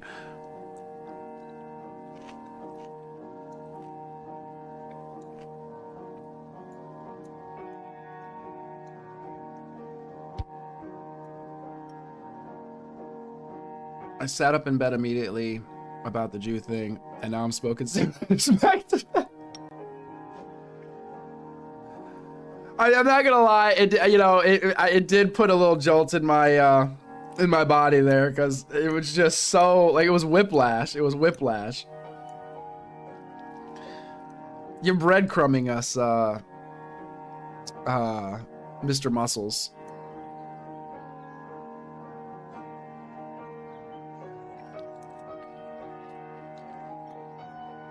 I think we've covered black fatigue once, like a month or two ago. I keep seeing it popping up on my feed. People keep making videos about it. I like to think of it as not so much black fatigue as it is probably just like ghetto fatigue. Maybe entitlement fatigue. Yeah, something along those lines.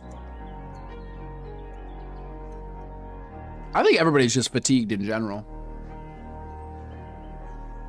Be careful, they were closed the last year. I'm not too worried. I'm not too worried.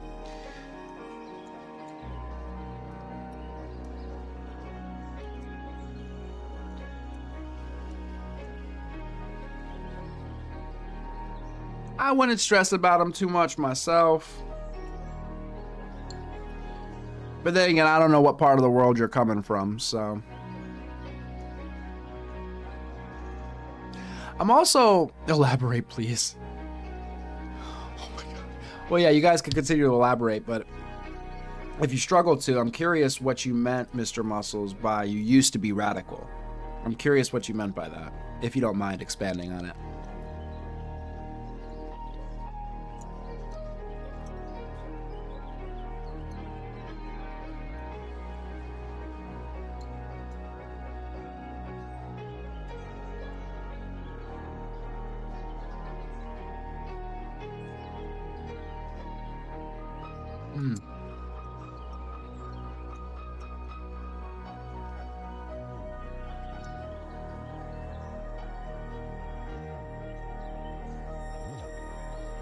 I'm fatigued quite a bit about a lot of things. I try not to put it on like humongous groups of people. I'm assuming there's idiots in every group. There's really just the idiots in every group. That's the problem.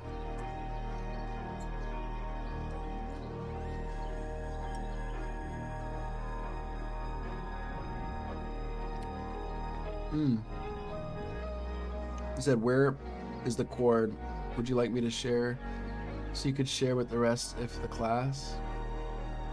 Wait, are you saying in the Discord? I don't know what, dude. Now that we've touched on this subject, everybody's gonna get excited and be like, oh, actually, I have some links to show you. Oh, we're talking about Jews. It's like, oh, hold on, guy. I've already got a bunch of stuff on Israel that people want me to go over about, I'm assuming Israel being evil. And I said I was not doing that this stream because I did not have the energy for it. But please, yeah, no, send me your links.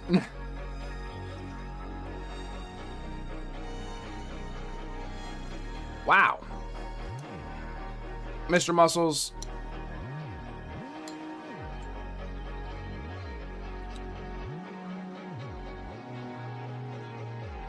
No, I understand, Sebastian. I understand. Holy shit. I'm not...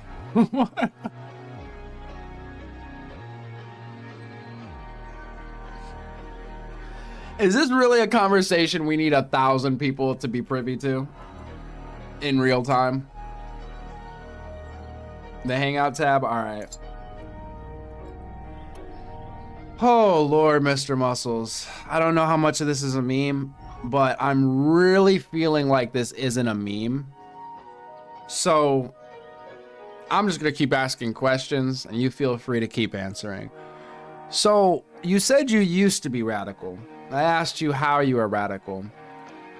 You said you've been supporting ISIS. Now, I guess my question would be, are you still supporting them? Or is that like, that's your past? That was when you were radical. Now you're not radical. Now you're not really in support of them. No, I kind of believe you're dead serious. That's the thing. I don't want you to dox yourself necessarily. I am curious. Like, are you like coming from the Middle East here? Like, I'm curious. What continent are you coming from at the very least?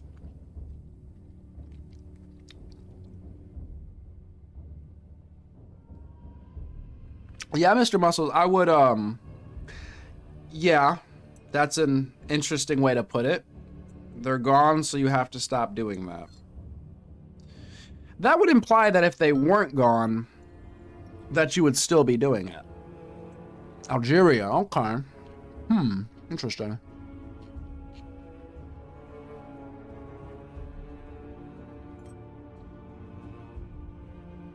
Interesting. I'm trying to think. I think I knew some Algerians, actually.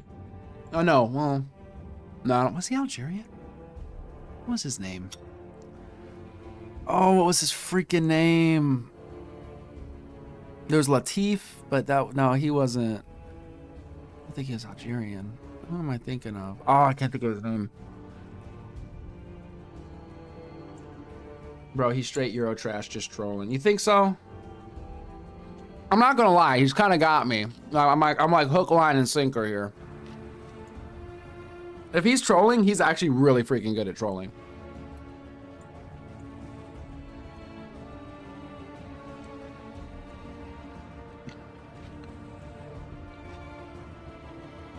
A picture of the brother in the 51st dates. Mr. Muscles, I think there's like a TV show, like a cartoon. Is it Mordecai and Rigby? The regular show. Yeah, I know. I want to hear this too.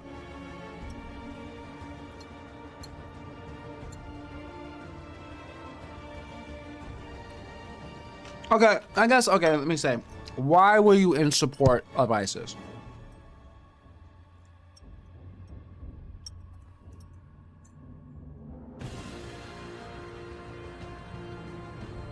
Oh, muscle man.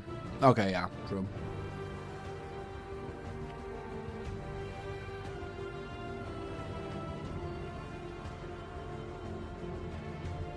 They have no natural ports along the coastline.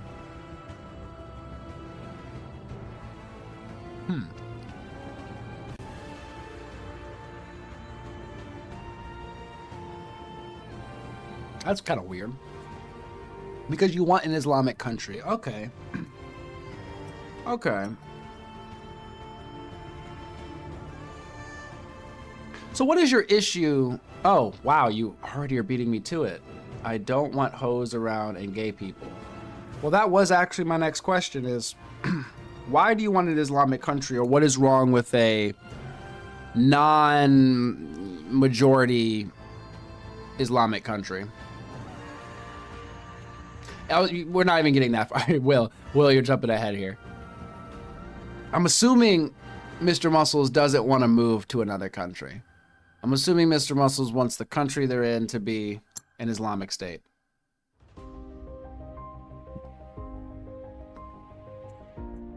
Because there are places in the world, Mr. Muscles, where I think your dream already exists.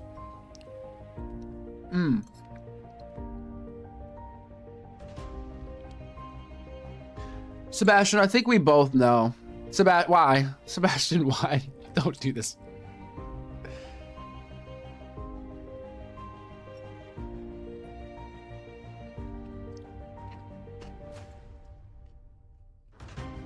Well, I'm confused though. What's wrong with the West, Mr. Muscles? I mean, you're hanging out here. You're chit-chatting with us. A lot of us would be, considered from the West. Well, I mean, we seem pretty reasonable, right? I mean, we're sitting here, we're chit-chatting, right?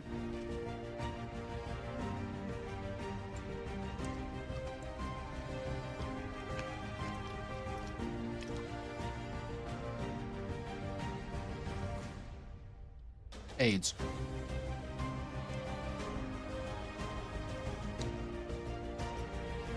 You know, I hear what you're saying. Everywhere in your countries. Wait, hold up. Stop. Do you think AIDS is like a a rampant disease in let's say the United States? I'm gonna talk a little bit out of my ass here and say it's not. Although if you have like some stats, I mean, we could talk about it. I just don't think AIDS is like a big deal here. Plus they have medication for it now. But regardless, I don't know if it's as widespread a phenomena.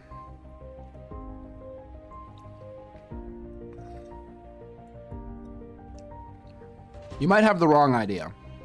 You might have the wrong idea of Western countries.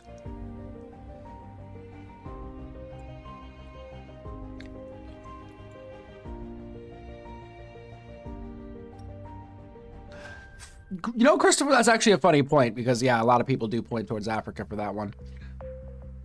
But that's why this is so interesting, like getting this different perspective. To me, is just fascinating.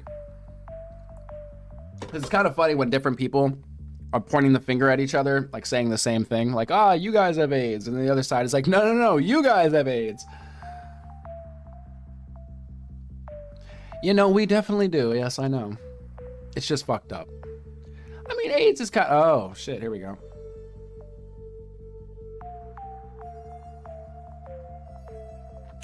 Mr. Muscles.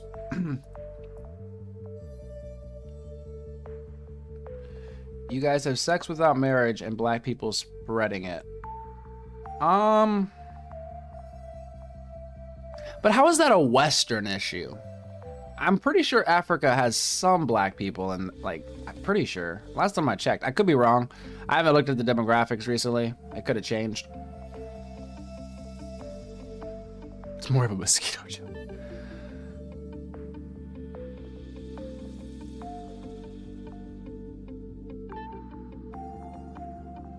He said it's just fucked up.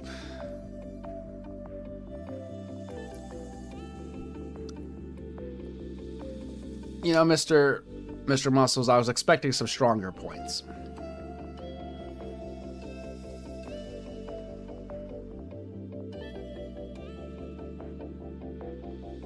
Might mean the mental AIDS. Ah. At no point in this conversation did I think you were black, but I do appreciate you for clarifying.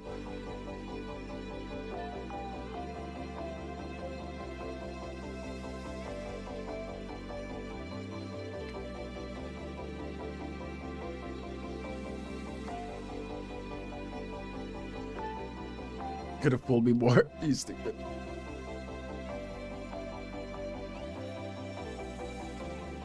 Again, I don't think, yeah, I think you just have a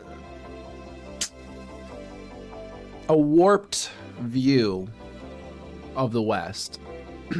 Now, granted, do we have, you know, things that you might not agree with, such as something called LGBT, you know, gay people, bi people, lesbian people, trans people, the list goes on. I don't need to sit here and name every, you know, thing, but, you know, something tells me you don't like that. You don't like Trump too. He's a hypocrite. I do feel like we can, oh my God, Sebastian. I do feel like we could sink our teeth into that one. I feel like I've already pretty much figured your views out with the LGBTQ stuff. Trump don't like you either. But why don't you like Trump? You said he's a hypocrite. But how is he a hypocrite? Plus, yes, all the pluses. He's a Jew. Is he? I have never seen him wear the famous hat. Not to say that that's, you know, the only indication of such. But I guess you mean, you know, his relationship with Netanyahu, United States' relationship with Israel. I'm assuming that's kind of what you're getting at.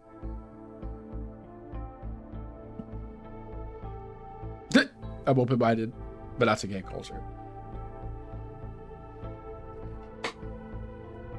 As long as people aren't trying to kiss me or touch on me, I'm pretty fine with it. I don't really, it's like, you're over there doing your business in your bedroom. I don't care, personally. I mean, I'm not gonna kick in the door and be like, whoa, get that dick out your mouth. That's just not my lane.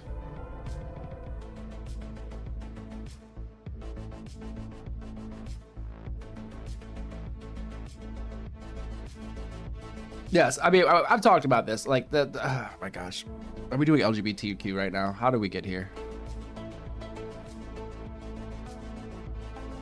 I do think that the LGBTQ situation could be broken up into different categories to make more sense. For example, lesbian, gay, and bi would probably be its own category due to sexuality, it being a sexuality type thing. Trans and non-binary falls into like a gender sort of a thing, so that would probably be its own. Everything else, I don't even know. Like the asexual,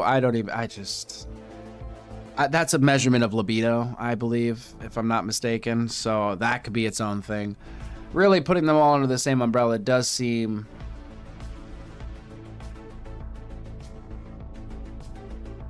a little counterintuitive. And in some ways I get it.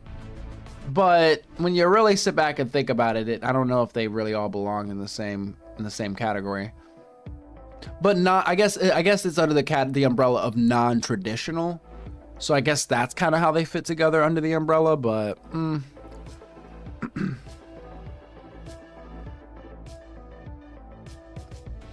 stop it. LGHCTV. Oh man. Why is Trump helping Israel then? That's a good question. I think it's more of a strategy situation. We have bases all over the world. We have soft power. We have hard power. We kind of like having our fingers in like everything. So I imagine there's some sort of strategic advantage to having Israel, probably some sort of strategic advantage to having Ukraine, some sort of strategic advantage to backing Taiwan. Yeah. I wouldn't say that, if Trump says he's going to defend Taiwan, that he's Taiwanese, or that if, he's funding or giving supplies to Ukraine, that he's Ukrainian or Slavic. So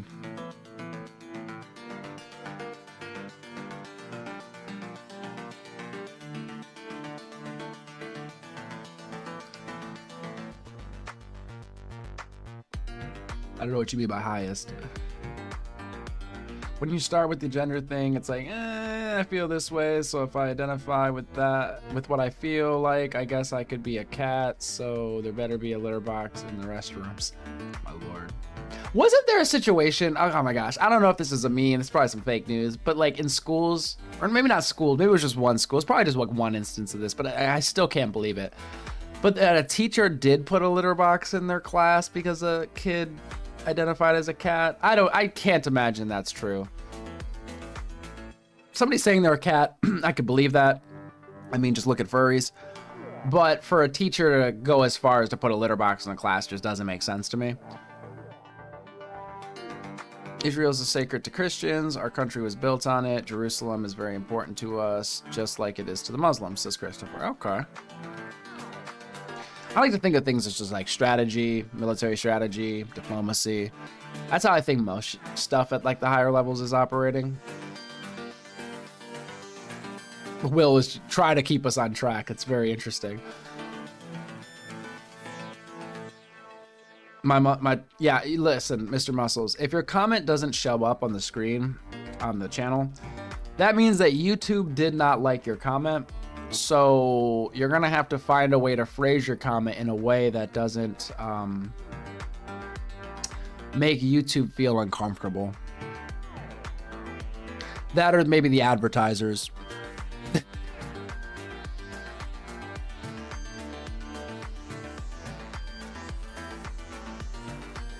There's probably a specific word in your comment somewhere that is setting off the sensors.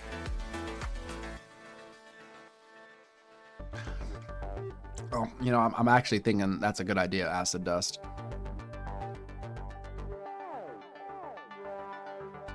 You said it was a hoax. Okay, Cherry Bomb, welcome. To make fun of the idea of furries. Okay. I didn't believe it. I didn't believe it because it's too far out there. It's too far. Acid is sick of this shit. I think so.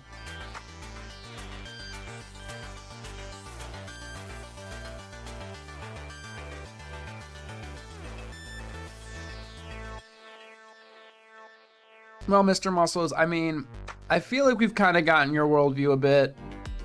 You're Muslim. You want an Islamic State. You don't vibe with certain things like AIDS. I don't think a lot of people like AIDS, to be honest with you. LGBTQ, that's a more complicated issue to dive into, but it's something you don't agree with. So, you know, simply put, I mean, I get that. There's a lot of people that don't agree with it. I support Israel, but the politics are a different story. They have infiltrated our government. I agree, but the land of Israel is still sacred ground. I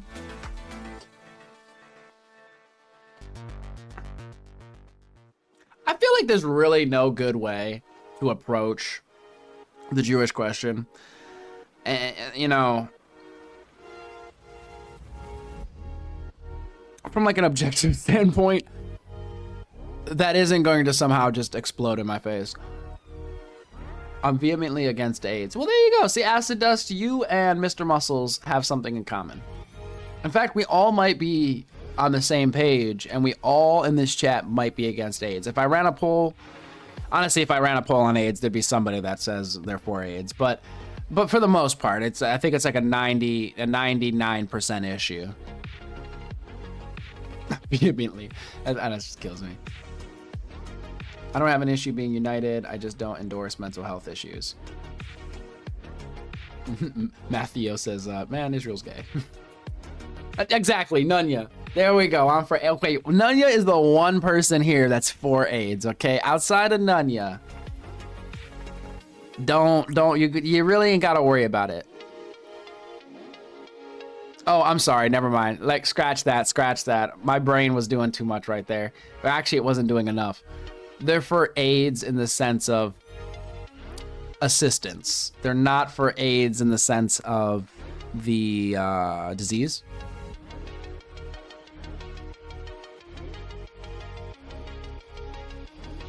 No, people have AIDS in the sense of assistance. You said it's curable? It can be put into remission so well now that it's possible. You know, I've heard that if you keep taking the medications or whatever, that you won't be infectious, or you won't be able to pass it on. Is that the word? Or, yeah, you won't be able to pass it on. Is it infectious? No. It's not transmittable.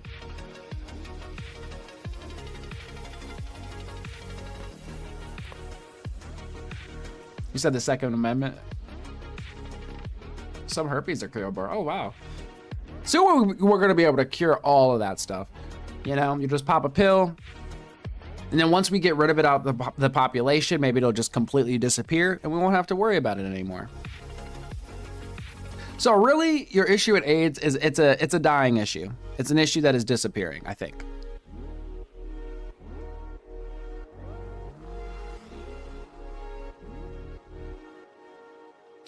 Now, herpes aren't cold sores like a type of herpes? Yes, I've heard the monkey memes. I am curious, like, where did it come from? Like, I don't know.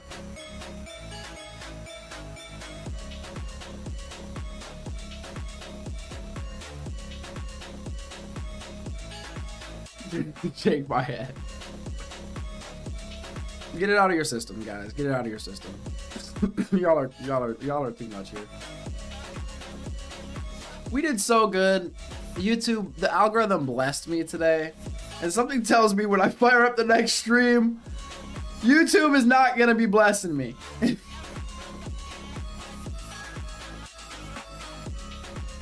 You know, Mr. Muscles, that is something I know little to nothing about. Russia versus Ukraine. Oh, okay, yeah. Sorry, I was thinking something else. I'm not even gonna try to guess where you fall on this side. So, who are you for, Russia or Ukraine, Mr. Muscles?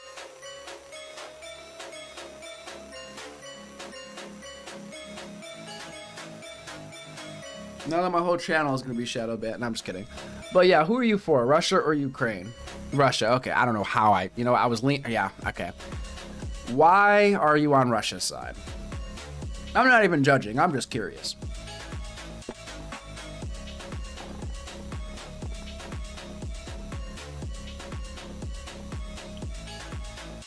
You either really like Russia or you really dislike Ukraine.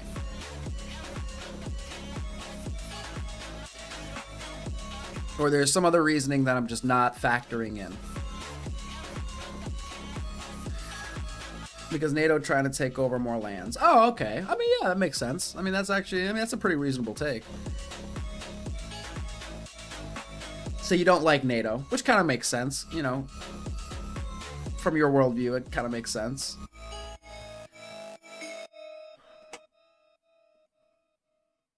The Russians trying to protect themselves. But let's just say the Russians did. Let's just say the Russians were able to take over Ukraine. Wouldn't they be bordering NATO at that point? It's like, whether or not Ukraine joins NATO, if they take Ukraine, they're bordering NATO. If Ukraine joins NATO, they're bordering NATO. So, isn't it kind of, either way they go, they're kind of screwed?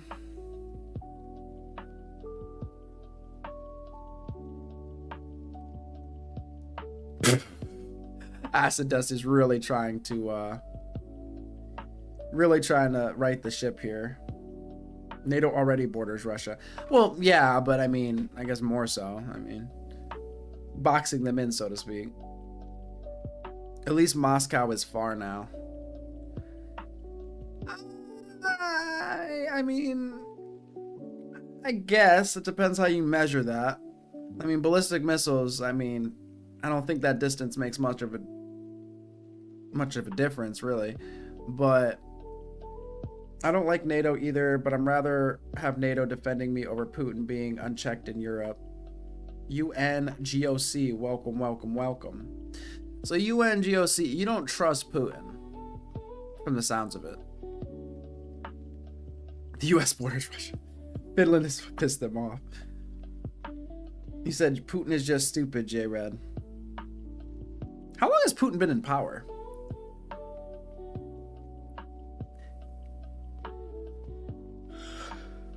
Oh, Sweden and Finland crushed their Baltic Sea access. My question is, what is the end point? I didn't anticipate the war to go on this long. I figured once he kind of secured the Donbass region, like that eastern region of Ukraine, I thought he was just going to try to call it. But then you have Zelensky saying they don't want to lose any land, which just seems unreasonable. Well, it doesn't seem unreasonable in the sense of course, if you're the leader of a country, like let's say somebody attacked the United States and they captured Florida. It's kind of like our president said, you know, being okay with losing Florida. Obviously, we're not going to be okay with losing Florida. Florida is, we can't lose Florida. Okay, we just can't do it. Plus, if we lose a state, then we got to change the flag to 49 stars. It's just not going to work. It's really just too much. So I understand where Zelensky's coming from in the sense of, oh, we're not going to give up any land.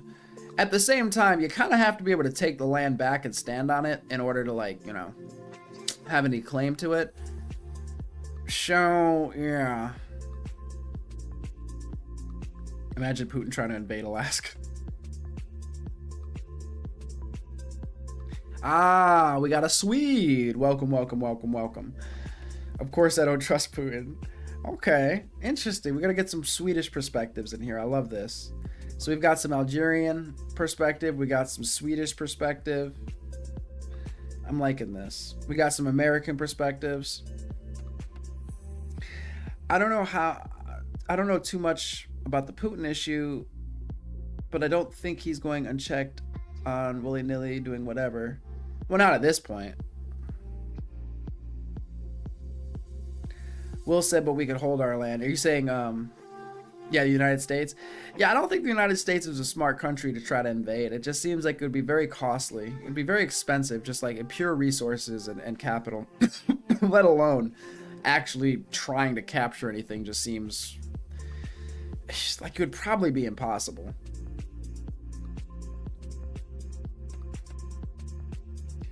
A blockade of Russia now is a very realistic, and Putin knows it. Geography is not in their favor. No, I know what you meant, Mr. Muscles. No one is coming over here. We have oceans to protect us. Algeria can't do nothing. Yeah, no, I don't think there's, like, it just doesn't make sense for a country to attack us directly. It just doesn't make sense. I mean, I could think of ways, but even, it just doesn't make sense.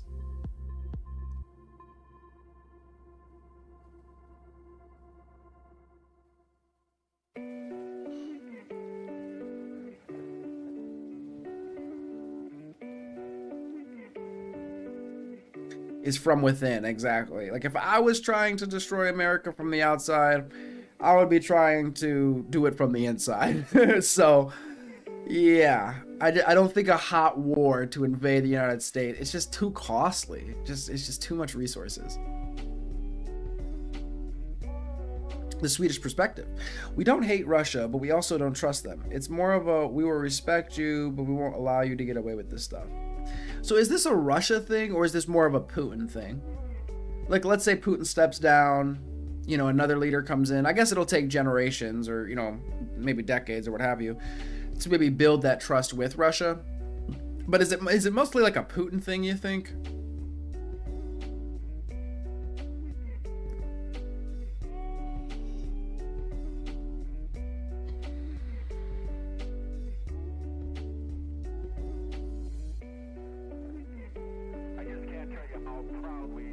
You can't trust us in America. You probably shouldn't trust anybody, really, to be fair. I mean, we're being 100% right now. I wouldn't trust anybody.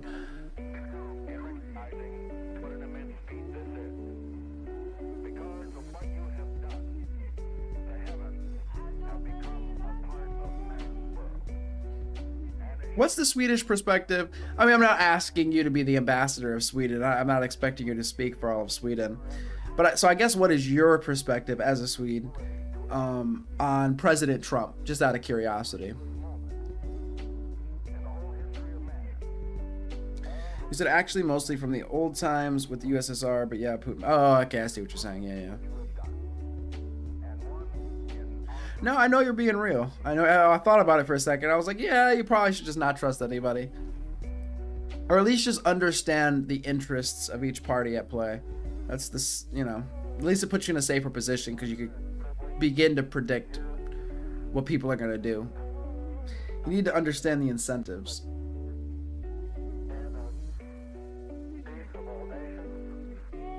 That's a good question. Let us ask UNGOC. Are there Swedish troops in Ukraine? You love their furniture.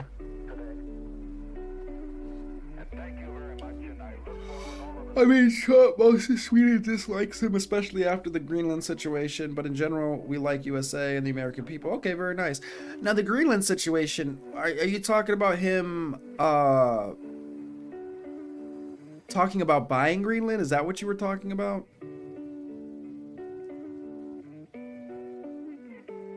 Why would you? All people go for what's best for them. Yeah. No Swedish troops with Swedish equipment. Okay.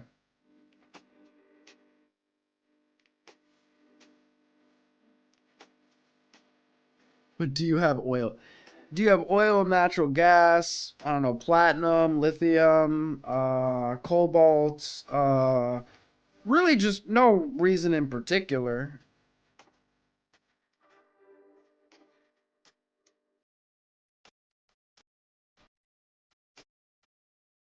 Threatening to invade? What? Did we threaten to invade? Wait, did Trump threaten to invade Greenland? Who invades? What? Why would we invade Greenland? It makes sense. I mean, I can see him saying some shit. So, I mean, I don't know. I don't know. Obviously, you know, Trump does say some shit sometimes. You have a ton of iron, but that's about it. Don't y'all have cheese or something? You guys got something over there. You're holding out on us. What do you got over there?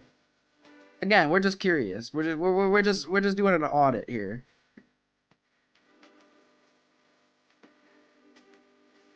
He said we won't roll out military force. Well, saying he won't use military force seems like it's not a threat. right? I mean, he did talk about buying Greenland. They have all our money.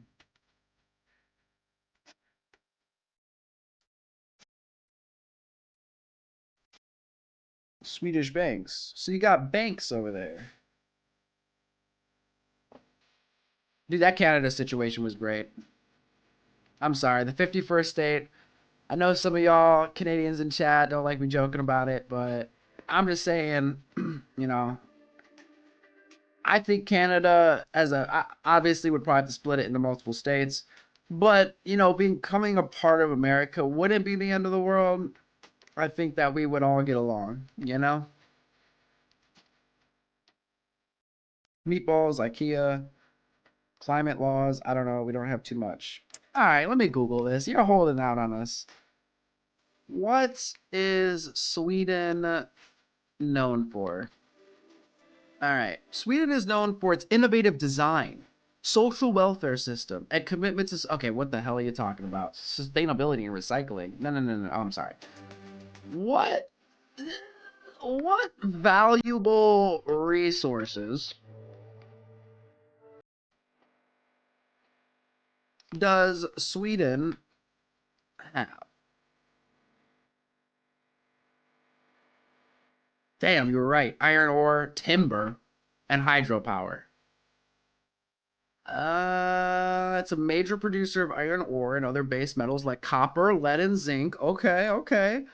It also has significant deposits of rare earth metals such as lithium. You were holding out. Well, let's talk about this lithium. Let me stop. Why are you holding out on us? Sure, you didn't. Okay. I'm just messing. He's like, what do you have over there? You're like, socialism.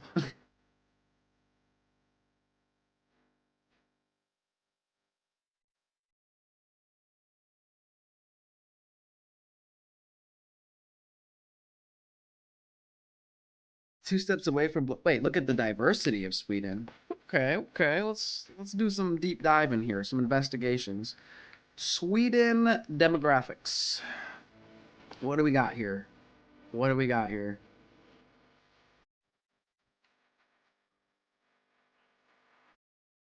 Sweden's population is predominantly of ethnic Swedish origin, making up about 80% of the total.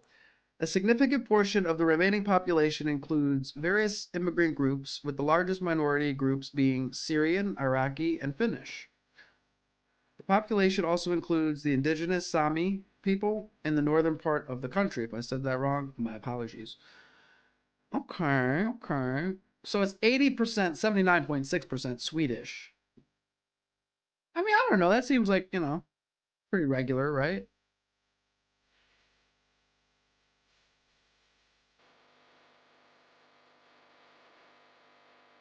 You said Elon wants lithium, but it's cheaper to mine in Africa. Yeah, but you gotta know where the other deposits are, just in case, you know, things start running low. You know what I mean?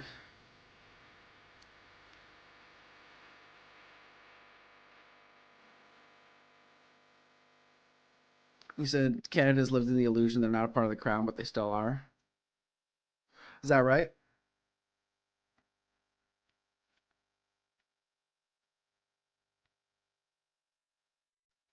You can have Lithuania.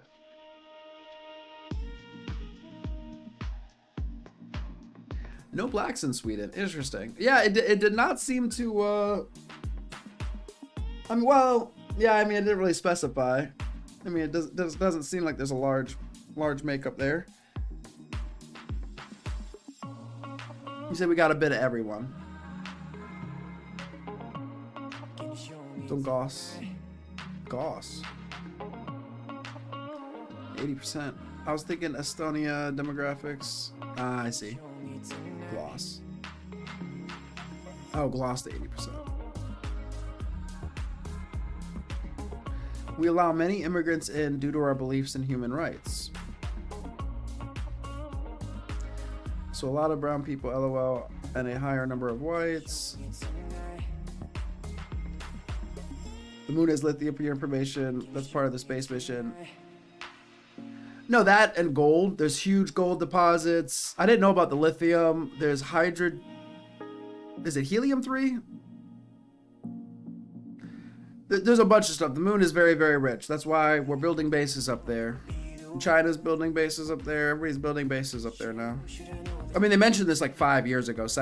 They're supposed to start building bases in the next few years. Last time I looked it up. You said actually quite a bit of black people in Sweden. Well, look at that. You learn something new every day.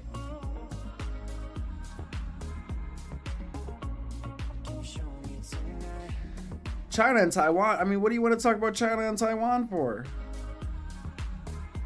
It's the same country. Like, what's the difference? I'm just kidding, guys. Calm down. Or am I? I don't know. I don't know. The official stance is kind of murky.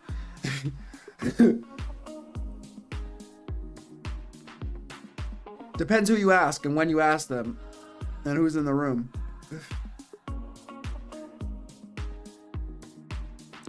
Will, always try to circle back. We call Canada our hat.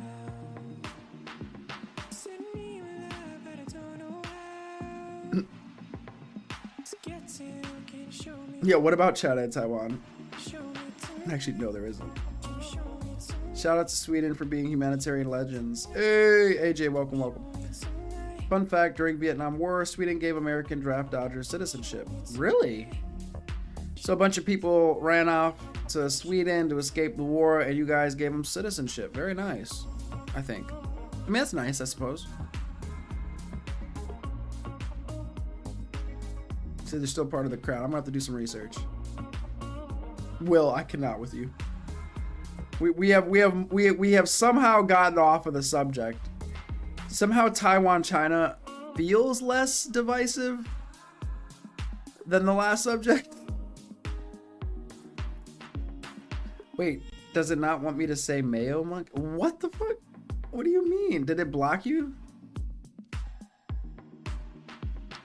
America should not interfere in China. Do we interfere in China? So in Australia, the crown is crumbling. They all want to jump ship. Cat, are we better off with joining us? I say, guys, this is my hot take. Canada, Mexico, we just combine everything together, okay? We call it North America. Or we just call it America. Right? And then eventually South America joins. And then it's just called America. I think it's a good idea. China kind of goaded for the way they threatened the US with nuclear war. When did they do that? I don't really think they're about it. Because it's just, you know, it's kind of mutual assured destruction, and I don't know, I feel like our economies kind of rely on each other, you know, or at least are, you know, deeply tied to each other. It just seems like it'd be shooting yourself in the foot, kind of. We also sent medical aid to North Vietnam and medical personnel to teach them better. Oh, nice. So you guys are out here. Okay, I see you. They'll figure it out in 20 years. China is a sleeping giant, to be quite frank. I guess it's just hard for me. Like, I could see maybe like slick ways that China and America could fight each other, you know, through like cyber warfare or trade or, you know, something along those lines. I just can't imagine a hot war popping off. I'm really surprised, you know, if China was interested in taking Taiwan by force, I really thought they were going to use the Ukraine situation, you know, while we're kind of distracted over there to kind of mount that attack.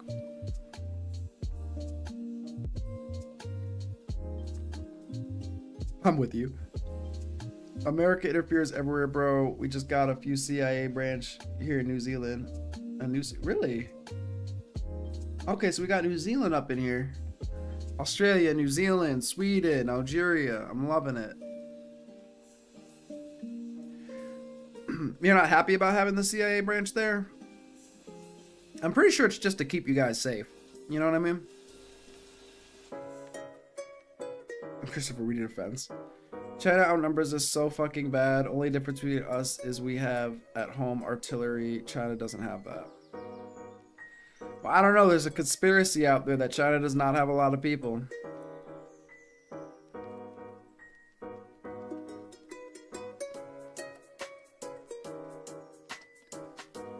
Plus, when it comes to America, I don't know. I don't know if like pure manpower matters so much. I mean, obviously, you know, for the economy it does, and for production and things of that nature.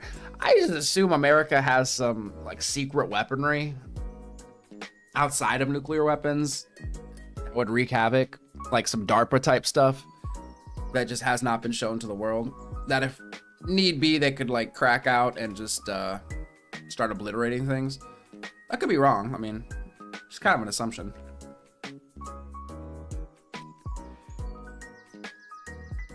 We call Canada America 2 and South America, we call it America 3.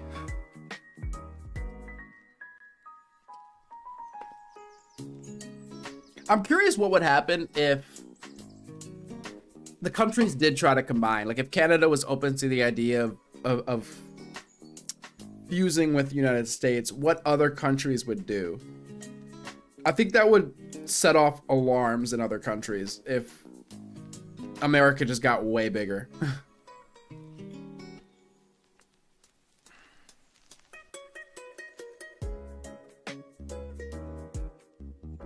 They're not, it's the same thing we do, posturing. You said China will win? I don't know, man. I think both sides lose. Because what do you win at the end of the day? You think China's going to come over here and occupy? You think America's going to go over there and occupy? I don't see it. I just don't see it. Remember, like 80 to 90% of the shit we buy is made in China. They quite literally have us in their grip. Russia stabbed China in the back with the Mongolia's land grab. China is eyeing Siberia for resources. I thought Russia and China were kind of, you know, they seem friendly. CIA is responsible for 13 known coups in the last 40 years. Most normal people here know they're a threat. Well, I mean, a coup, you could call it a coup, but it really just depends how you frame it, right? Because a coup sounds bad, right? Like, I mean, it kind of sounds bad. But liberation, right? Or spreading freedom? What do they say in Helldivers? All the stuff they say in Helldivers, basically.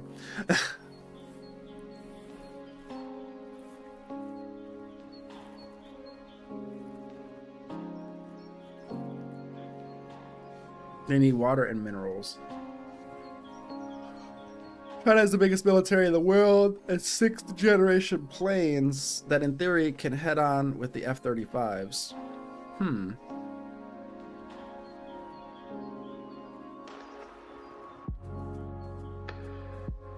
They still can't beat themselves up. More likely that we would before they did. I do really think Canada would never allow a union to happen. We tried with Norway and they hated it to a degree. Still does that to this day.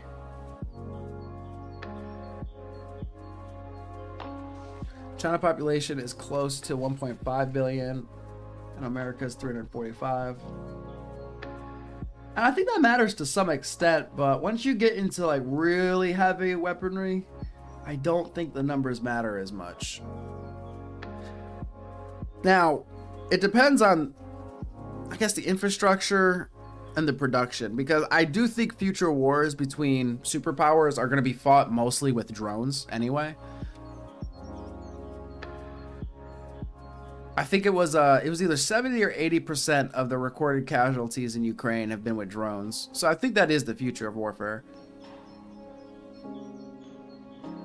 You said you might move to Sweden or Denmark or such. I see a lot of Yanks wanting to colonize New Zealand. It's not even close, bro. Yeah, how come Sweden or Denmark, AJ? You're conflating numbers with ability, Sebastian. Says Will. Liberation. Yeah, man, really liberating those people by destroying their economy. Well, you have to liberate the people from their money and from their economy, from their infrastructure. That's the first thing you need to do. You see, sometimes when you're cleaning, you make a bigger mess before, you know, you get everything cleaned up. Sort of like cracking the eggs to make an omelet. I'm just talking shit, guys. Great Lakes states need to join Canada instead, except Indiana. Wait, why? Why would they do that? That makes no sense at all. Again, that's going to make America look really silly. That's going to, like, if you look at our map, that's just going to look really silly. That's going to look really silly. And again, I don't think we can lose states. That or we have to split other states or grant other places statehood just so we don't have to change the flag. I think changing it. 50 is a nice round number for stars. So I don't really think that's going to happen. Canada is never joining America. The politics and healthcare are totally messed up. That's always what people point to is the healthcare. Is how would the healthcare work? How would benefits and healthcare work? I think you could create different zones, maybe, that fall under different laws that over time integrate with each other. But I understand, yeah, that would be a very, very complicated mess. Wait, what did Tilly say? Need to join Canada. Oh, that was... Tilly, you said that? Yeah, I don't know about that, Tilly. I don't know about that one. Mostly because of socialist policies, support for the mental health and poor, along with their notorious rejection of joining world wars. Yeah, being a neutral party is probably nice. Dude, Will said no blacks. Jesus Christ. Because fuck the US. Why fuck the US? Why fuck the US? I don't understand. Sweden or Denmark, no minority. Well, that's just not true. We just looked up the stats. There's minorities, about 20%. We Swedes don't like wars. We had our glory days in the Northern Wars, but yeah, welfare and such is quite nice. Well, there you go. Gross. I love cleaning, especially of the... Oh my God. What? Yo, hey, hold up. AJ, what? That is not an Astralarius quote. I don't know about that one. I don't know about that. That's a misquote, a mistranslation. You got lost in the sauce. I don't know if the broadcast is coming through clear. I don't remember saying that one. I'm not for it, just pointing it out.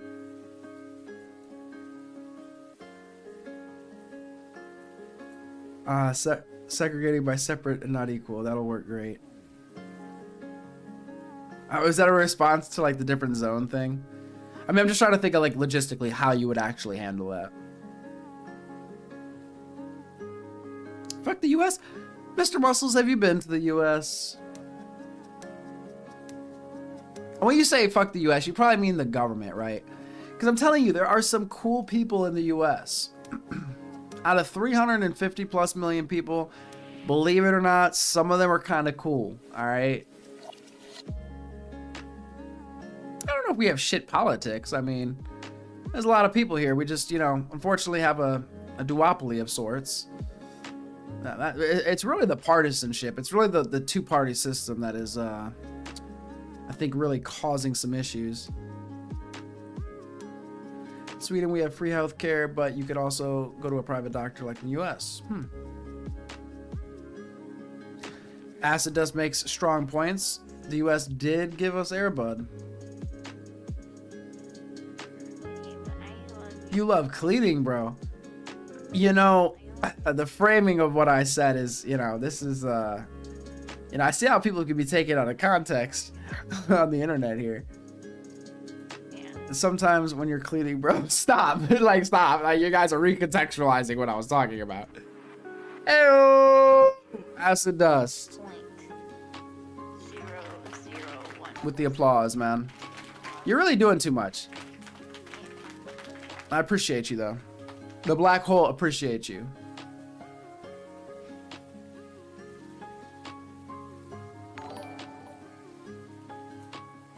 EO is turbo shit at anything trans healthcare, but that's what private is for.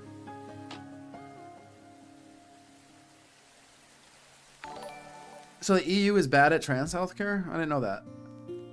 I never understood hating a country. Every country has good and bad people.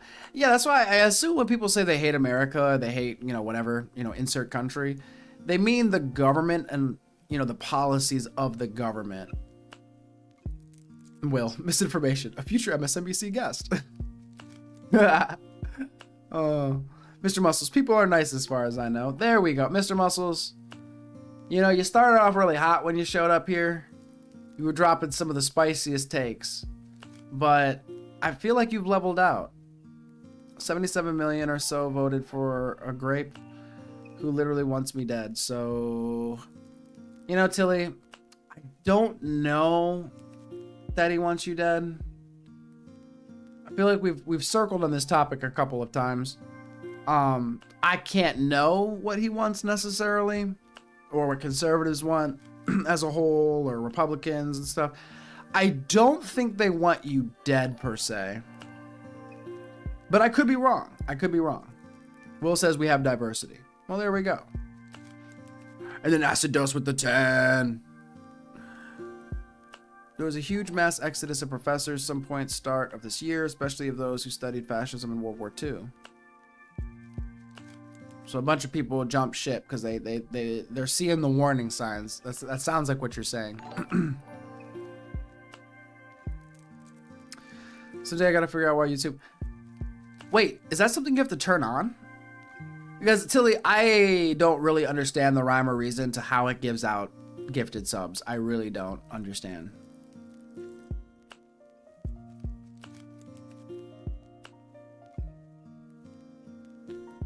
EU is gatekeeping hell. Zeki, Americans are brainwashed to think they're the best country ever, but their government gives them nothing. It's dog eat dog and division. Meanwhile, Europe governments are for the people.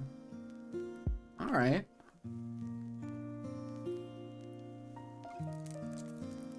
It's funny because sometimes Europeans are in the chat and they're saying they wish they had Trump. It feels like a grass is greener situation. Like, the grass is greener over there. Now, granted, not everybody in Europe or the UK, you know, or whatever. I mean, generally, during that conversation, we were talking about the UK, and there were people coming in like, oh, we wish we had Trump over here. So, not like everybody's going to agree, but it does feel like the grass is greener type of a situation.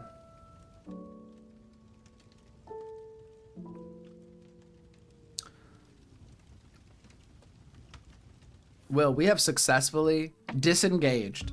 We have disengaged from that topic somehow.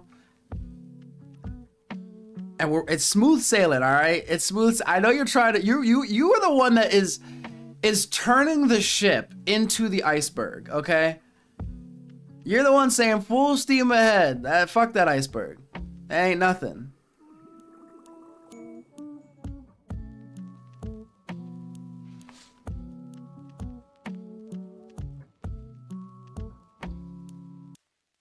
So I can agree I dislike U.S. soldiers and politicians, but the people, most of my friends are American and Canadian. Well, there we go. They're not in Sweden, oh my lord. I don't even know if that's true. We'll have to look it up. Bro, he said it straight up literally multiple times. What did he say straight up multiple times? I don't know if you're talking about the trans stuff. If you are, I think your claim was that he wants you dead. I do not. Look, if he said that, I'll be like, yo, that's crazy. If he said that. We'll find it. We'll find the clip. We'll find the stuff. I don't think he says that, but it's possible. I just feel like if he said that, I would have seen it. Because I feel like the news would be playing that on repeat and would have been playing it on repeat for the last 6 months. There's Jews in Sweden, Will. All right, Will. Looks like UN says they're up there too, bro. Had to step away for a bit. Did we get back on the Jew thing yet? What is up with you guys? Why do you guys keep trying to run into the iceberg? All right, what are we doing here?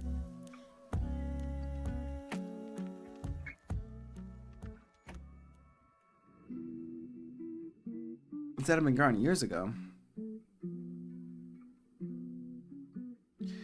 We love it. Will loves his cartoon windows, which are missing some of the support beams. Oh, this is flying over my head. How many related to the majority? You know, Will, you really like ratios or something. In your membership tab, you have to hit accept gifted memberships. Ah.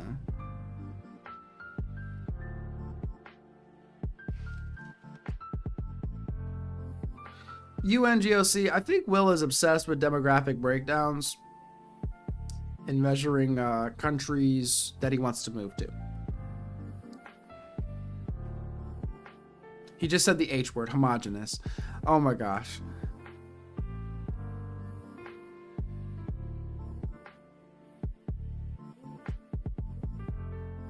I'll into the EU stuff too.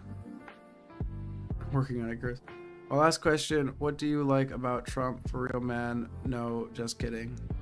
Wait, what? Oh, no, maybe you mean not kidding? You know, I'd say one thing that's, you know, I'd say positive about him. And I think, you know, this rubs a lot of people the wrong way. You know, different people take this differently. How do I say this in a way that, you know,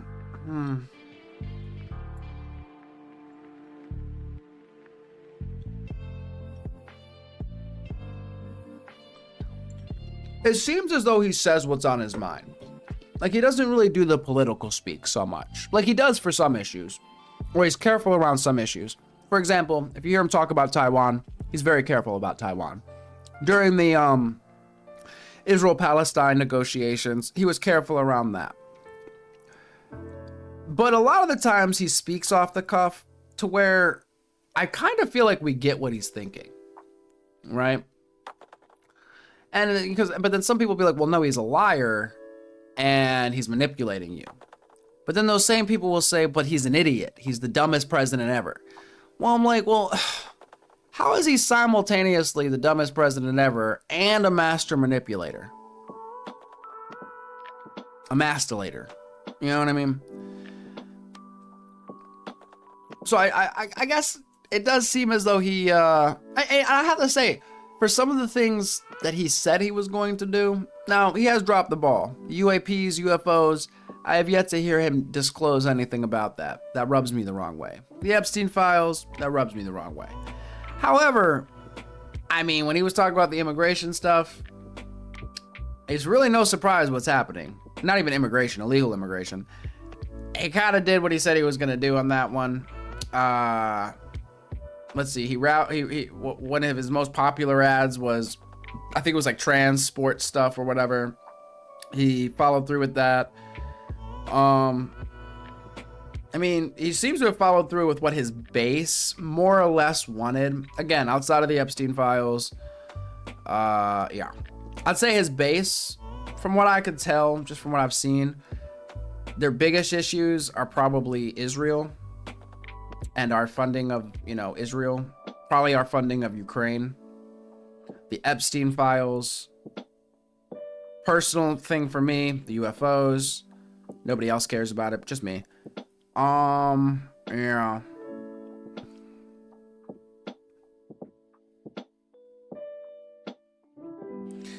Dirty money with the bait, I love it. Unemployment, inflation rising. I think unemployment is going to get severely worse. I think, I'm not going to go on a whole tangent here. You guys have heard it 20,000 times. I made a little short video just to, you know, kind of get my thoughts out there. AI and robotics and automation, I think, are going to destroy labor in developed nations. But I could be wrong. I doubt I am, but I could be wrong. Unless the country's, you know, the government steps in and does something ahead of time. How homogenous your country is, which changes the product of your stance. So you seem to really like homogenous countries. Maybe you should move to Japan, Will. I think Japan is very homogenous. Capitalism elevates people while so... Oh, yeah, that's right. Dropping the bait in here. I feel like you're just trying to summon communism, Dirty Money. I feel like that's what you're doing right now.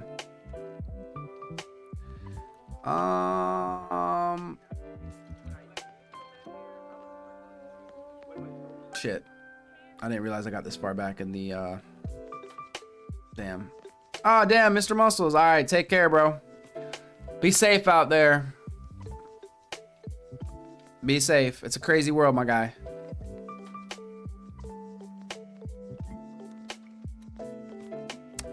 People's Ring cameras will now be used for surveillance by the government and police. Amazon just sold out. I assumed there was already a backdoor into that shit. I realize when you actually realize how many people have Ring cameras, you realize that when you're walking down the sidewalk in a neighborhood, you are on so many cameras. You don't even need street cameras anymore in these places, okay? Every house has a camera on it. And it's all being fed to like a centralized place where all the data is gathered. It's crazy. You said, you know what was fucking jarring? Old roommate had a MAGA hat here in New Zealand. Dumbfounding, so hard to not call him the R word on the spot. Wait, which R word? What? It doesn't matter. So I take it in New Zealand, there's not a lot of Trump love. It is kind of weird for the MAGA hat because it's so interesting to me because I don't see Americans wearing political paraphernalia of other countries' politicians. So I could see how that's weird if you're in New Zealand, Australia, Austria, the UK, whatever. And you have like a Trump hat. I could see like for a meme or something, but wearing like American political paraphernalia. I don't know. I just like that word right now, paraphernalia. It just doesn't make sense to me as, you know, if you're not from America, it's kind of weird. I mean, it's cool that you're showing support, I suppose. It is a little odd.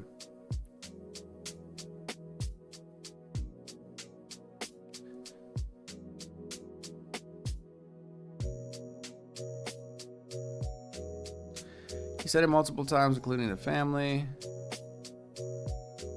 I don't know what you're talking about here. I'm assuming. Tilly, are you really far behind in the... Are you using like voice to text? Because you might be like really far behind responding to me. That or you're talking to somebody else.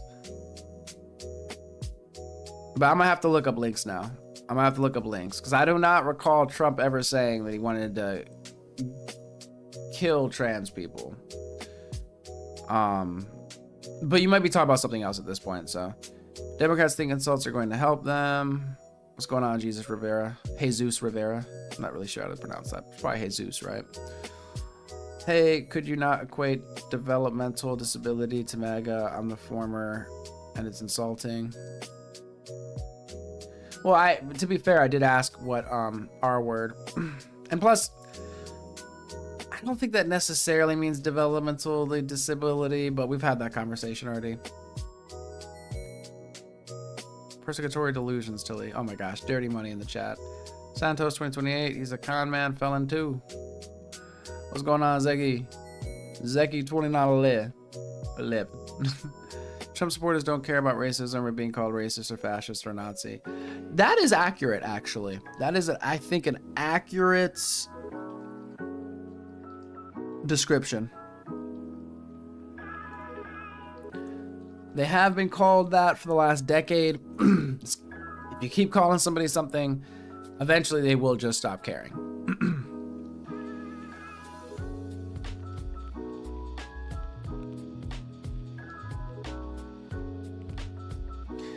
Democrats think political assassination is cool too. Yeah, it's not cool. That's not cool. I think so too, Ash Hilarious.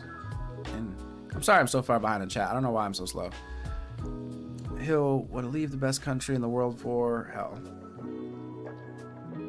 The hell would I leave the best country in the world for, says Will. Jesus says he voted for deportation. Mouth of Diarrhea. America is really horrific TV show that directly affects my daily life. Wait, AJ, I didn't catch. Are you American by chance, or Trump seems more genuine than most other presidents. And that doesn't necessarily mean you're gonna like what he says. It's just, it feels like it's not political speak. Like you kind of get an answer. And some answers that you don't get, it just kind of makes sense. Like, are you going to strike this country? Well, you're not going to say, no president is going to say they're going to strike a country. He might say, oh, it's possible, it's on the table, I'm not going to take it off the table because it's, political theater, negotiation, leverage, whatever you want to call it. And every president should probably act like that. But when it comes to a lot of things, I mean, he does speak pretty straightforward. He's like, yeah, no, I'm not for that. So, Jesus says, we love you, Trump. Keep going, MAGA. Is he dumb or a mastermind? Trump is as genuine as I am straight. So you're saying he's genuine, right? I mean, that's what that statement sounds like to me. He said they are dumb. They can't see the forest trees. Rats never see it coming because they're looking at free cheese. What? I'm the only one that matters, Donald Trump. Weird for you to hear, but I need you to hear it. Wait, where's... Probably not good timing. I know that. I just... What are you doing? What do you expect me to say to that? There's no way I'm this far back. What the hell? I just need you to know. Once. Well, How did I get this far back? I can't.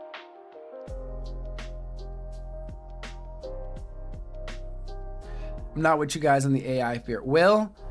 I'm not gonna go on a whole long tangent. I just my concern is that the goal of these companies. I'm saying I'm not gonna go on a tangent. I'm not going to go on a tangent.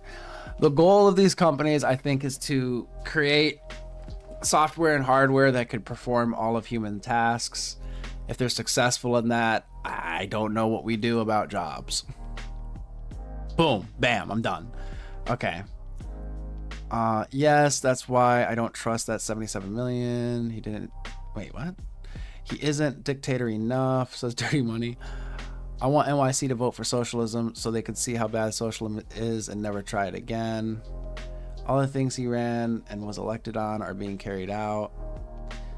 There's a few discrepancies, but yes, for the most part, his major campaign promises he seems to be following through on.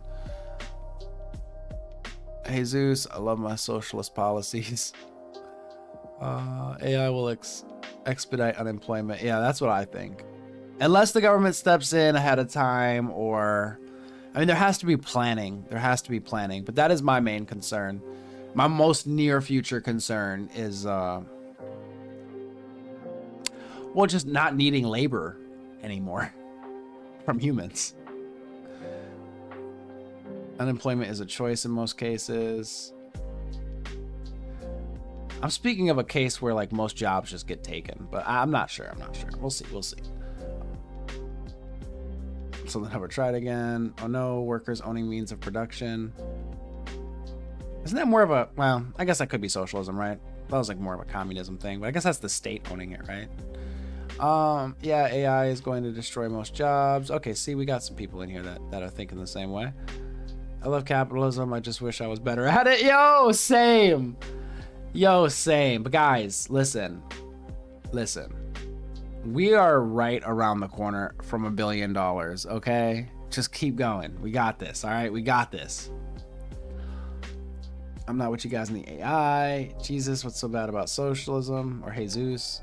Japan loves immigrants. Yeah. Wait, they do? I swear I just watched a video where they're complaining about immigrants. I mean, it was only like one video, but I'm gonna have to do a deep dive on that. I thought they were pretty kind of reserved and closed off to that, but I could be wrong. Republicans are, or maybe you're being sarcastic. Republicans are always obsessed with denying Americans health care. Meanwhile, we pay for universal health care in Israel. Is that true? No, I love America's diversity. That's my point. I see. Mr. Muscles has left the chat, I believe. So I don't know if he's going to do that. It's gonna be baby steps with Mr. Muscles. You know, I do appreciate. I mean, if he's not trolling, I do appreciate his points and just kind of participating and hanging out. Hopefully, we see him back here again. I can't wait for news for this. They try it again. That's why I refuse to get a door cam that I can't control myself. I mean, you could have them locally. I mean, you could just get a camera and just, you know, hook it up to your computer. Thankfully, ring cameras are not too common in Sweden. Really? Yeah, they're everywhere, dude. They're everywhere in the U.S. They are everywhere, bro. And the microphones pick up so much. It is actually wild how good they are. There's a lot of Trump love in New Zealand. Really? Love you. Keep going. Sounds like wearing a kick me sign. We influence global thought. Silly, I'm eating. Socialists overlook the human spirit, providing only basic necessities like a prisoner receives.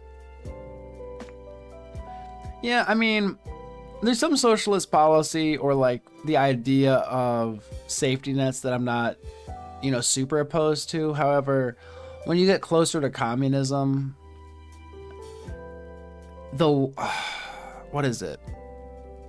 I was talking to a communist recently, and it really seems like the individual is not considered very much. It seems like, you know, you really care more about the collective. And there's times where, I mean, obviously you want to care about the collective, but it just seems like there's such a lack of individualism or a care for it. And that's what kind of, you know, one of the things that kind of pushes me away from it. Also the centralized, you know, the government owning everything and everything being centralized, all the power in just one place. And, you know, it's kind of scary. I mean, yeah. I do think there's probably ways to organize society and economies at least, to be better, maybe. But the whole communist thing, I'm just like, I don't know about that one, guys. I don't know about that one. If we're talking about the government owning everything, yeah, I don't know about that one.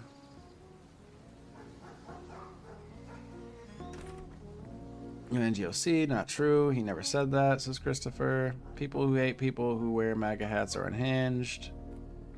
Yeah, at least stop and have a conversation, you know? Make sure that you actually hate them. I've met too many people on too many sides to just assume I'm going to hate somebody. I mean, hate's a strong word, too. For me to hate you, it's probably going to be personal, rather personal. Yeah, you're gonna have to like personally do something to me. Significant. Said it multiple times. I don't know what you're talking about. You have to be kind of stupid to believe MAGA, to be honest. Says Don. What's up, Don? They hate Trump more than they love their own country. It makes me ill, says Christopher. I think that's where he was going with this as well. They don't care because they are. I'm trying to catch up. Like once I get to where chat is, the messages will make more sense to me. Correct, we don't care about small words. We don't. It's political fatigue. There is a political fatigue. I have been feeling political fatigue, which is why I've been doing maybe a few more gaming streams and not as many political streams. But we're back though. We're back. Don't worry. Every day we'll be doing the news and the politics. It's just finding that balance. Bingo, we don't care about being called fascist. Yeah, I mean, at this point, when you keep calling somebody something, it just stops losing effect. Also, I don't think using words like fascist and race, you gotta be careful because it becomes like the boy who cried wolf. You know, if you're stretching and you're reaching when using those words, it's going to cause people to not listen to you in the future when you use those words. So I think, you know, you gotta be tactful with that one. Oh, Sebastian. Man, now you got me jumping around. At least Trump isn't hiding in a basement. If you know, you know. Oh, are you talking about Biden by chance? That was one of my main gripes with Biden is I used to like look up like, you know, Joe Biden, is he talking about this? Where is he speaking? Is he doing a speech? And I remember I used to struggle to find, you know, videos of Joe Biden speaking on anything or taking questions, you know, with, you know, and the questions he did take seemed rather contrived. You know what I mean? And one more. Yo, Sebastian. Communism is like having a king you elect. I'm wrong. Wait. Communism is like having a king you elect. Am I wrong? Is that what you're saying? Am I wrong? Yeah, I think that's what you're saying. I think that's what you're saying. I'm going to eventually catch up to chat, I swear. I'm somehow moving further back in it. I don't know how this is happening. I need to stop going on tangents. No Democrats think that at all. You think a patriot would hate a grape pissing all over the Constitution even more than me? But go figure. And that's bullshit. Trump 2028. Well, that's only if JD Vance runs and then steps down and Trump is his vice president. But hey, it's possible. I have hot pocket fatigue. I ate a 12-pack. Wow. Oh, over the weekend. Okay. Bro, I thought you were going to say like yesterday. I was like, damn, that's a lot of hot pockets. Cope. Where's the Epstein answer? Yo, I've been waiting. Yo, this Epstein situation is wild, you know? I'm kind of pissed at everybody for the Epstein stuff. But to be honest, with the recent developments with Prince Andrew, I really believe that the Epstein stuff is... One, I think it implicates both the left and the right of America, but I also think it implicates other powerful people in other countries. I do not think this will ever come out, at least in our lifetime, because of the people implicated. It's mutual insured destruction, and it might actually shake up the order of things if certain names are released and people, you know, protest and riot and stuff. So, a tech support scammer isn't political, and they're about as genuine as Trump. Interesting. Protest insults don't work. I quite honestly never understood racism and anti-immigration. Every white person in the U.S. are the great-grandchildren immigrants. Same with Scandinavians. You know, I make a distinction when talking about immigration and illegal immigration. I don't think that many people in America have an issue with legal immigration. I think most people have an issue are most of the people that have an issue with illegal immigration. I could be wrong about that. Is there a group of people that is like, oh, I hate brown people? Yeah, of course. I mean, yes, of course. But I think that's a minority. I could be wrong. But I think most people, when it comes to the immigration situation, it's more about illegal immigration. I think there's been some sort of conflation. I was just talking to somebody about this, and I was explaining. I was like, you know how many people Obama deported, right? I mean, I'm not trying to do the whataboutisms, but I mean, and I was younger at the time, so I wasn't really paying attention to politics in the same way. But he deported more people than Trump, and I just don't remember there being any type of political backlash to that at the time. Now, again, I really wasn't engaged at all. You know, I was much younger and just not engaged in this stuff. So maybe there was a lot of political backlash for his deportations, but I don't recall it. I quite honestly never said racism. Trump not genuine at all. He said, I don't know, a woman, then you in a picture with her. He said I want to sleep with her, then thought it was his wife. I kind of vaguely remember that. We laugh at the protests. He says, I know. Well, I could actually believe that part. When you see women as objects, they all probably blur together. You know, Tilly, I feel like you... I don't want to say project. What's the word I'm looking for? It's like you're seeing patterns that I'm not seeing at the very least. Yeah, we were having this conversation kind of the other day when we were talking about the IVF stuff.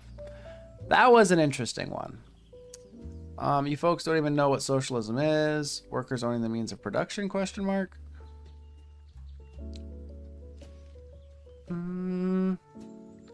I want New York City to vote for socialism. The immigrant comment was sarcasm. Oh, okay, gotcha. Oh, they don't. Capitalism isn't the way for everything. It's that simple. We need a mix of both. If you don't know this, you're a retard or make like 400K a year plus.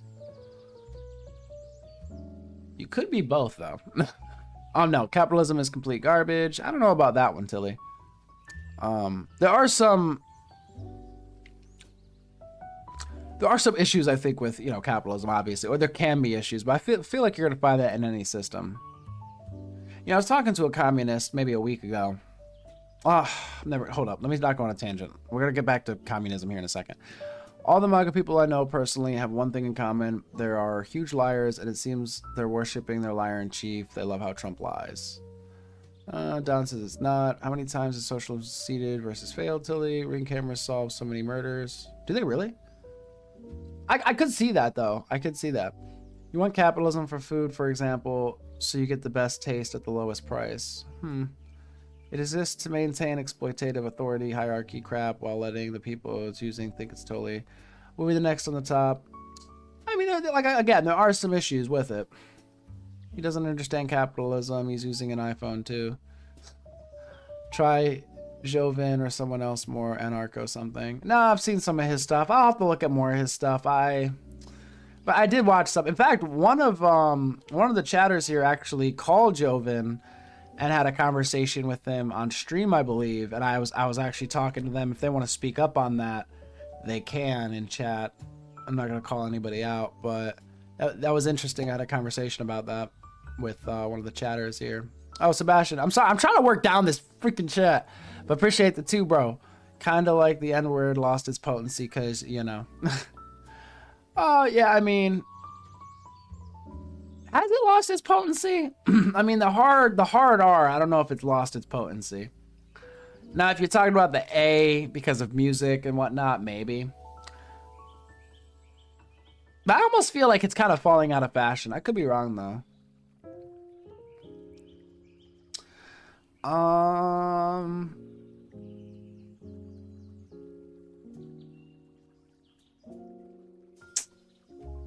It's not. I don't Apple. I hate the centralized authoritarian communist stuff too. Tilly, you and me, I mean, hate's a strong word, but yeah, the centralized authoritarian communist stuff does also rub me the wrong way. So we're at least on the same page there. But like energy, why you want it capitalism system so they could charge you 400% profits for something that's needed. Yeah.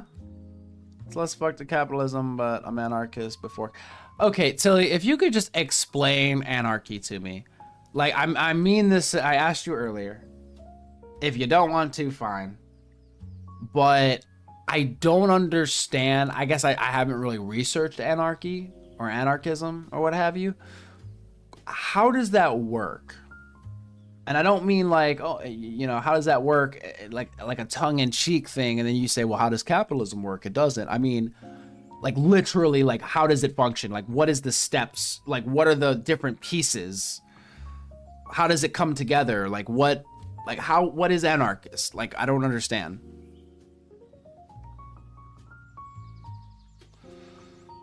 Just see me, Richard. If you enjoyed, what country is anarchist? That's a good question too. I am developmentally disabled and question mark. I don't think that's what they were getting at. Socialists just want free shite. They aren't fooling anyone. As in the U.S. would allow one to exist. Well, Tilly, and this is one of my issues as well, is, you know, economies. We're talking about different like ways of organizing economies. Your economy has to be able, if you're organizing an economy, it has to be able to survive the other economies in the world. You can't have an economy that could just be toppled by any other government, right? So it kind of has to be able to withstand the attacks from other places. I think that's kind of a prerequisite. Otherwise, what you're saying is you need the whole world to basically agree on one thing, which good luck, right? Socialists, appreciate. I don't know. That's stupidity. The people that love the country the most will hate Trump. He don't follow laws and process the Constitution, says Don. Joe's handlers refused to let him in front of the microphone. Yeah, that shit was difficult. I mean, I really think it got swept under the rug that they just pulled this guy out in the middle of a presidential race and put Kamala in. I don't think that got talked about enough. Yeah. Communism is actually having a king ruler you are stuck with. What? Kind of like the Emperor lost its potency because, I shake my head. You're not wrong. But it just will. Classless, stateless, definitively would involve a king, man. Oh, definitely, I'm sorry. Would involve a king, man. Just as people did in Germany, yeah, I mean, how can you see it any other way, Will? Donald's the king, all the libs would be Uncharted Pacific Island. Well, I'm not a lib. Dirty money, give me a close reference to communism. Freedom movement to get the fuck out, that's my issue. Freedom of movement or get the fuck out, that's my issue. I'm so confused, Tilly. I really want to drill down on this anarchist thing with you. Dirty money Putin. MAGA doesn't care if Trump is a PDF. They aren't good people and they'll just lie about it. I don't know about that. I mean, maybe some people are bad, but I don't know. I've met some people that I think are MAGA and they seem like they're pretty decent. Brown people hate brown people. I think people just hate people, but I feel you. Guess what 90% of the people saying? It's illegal immigration, but your own folks wasn't legal. I'm gonna need an expansion on that. It wasn't as bad because it was given a chance to see immigration judge. Fuck Obama for that too. Yeah, I realize I'm like way far back in the chat. Don, please elaborate. Dirty money, you just proved my point.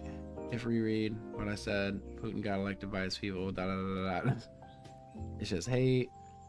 So how am I wrong then?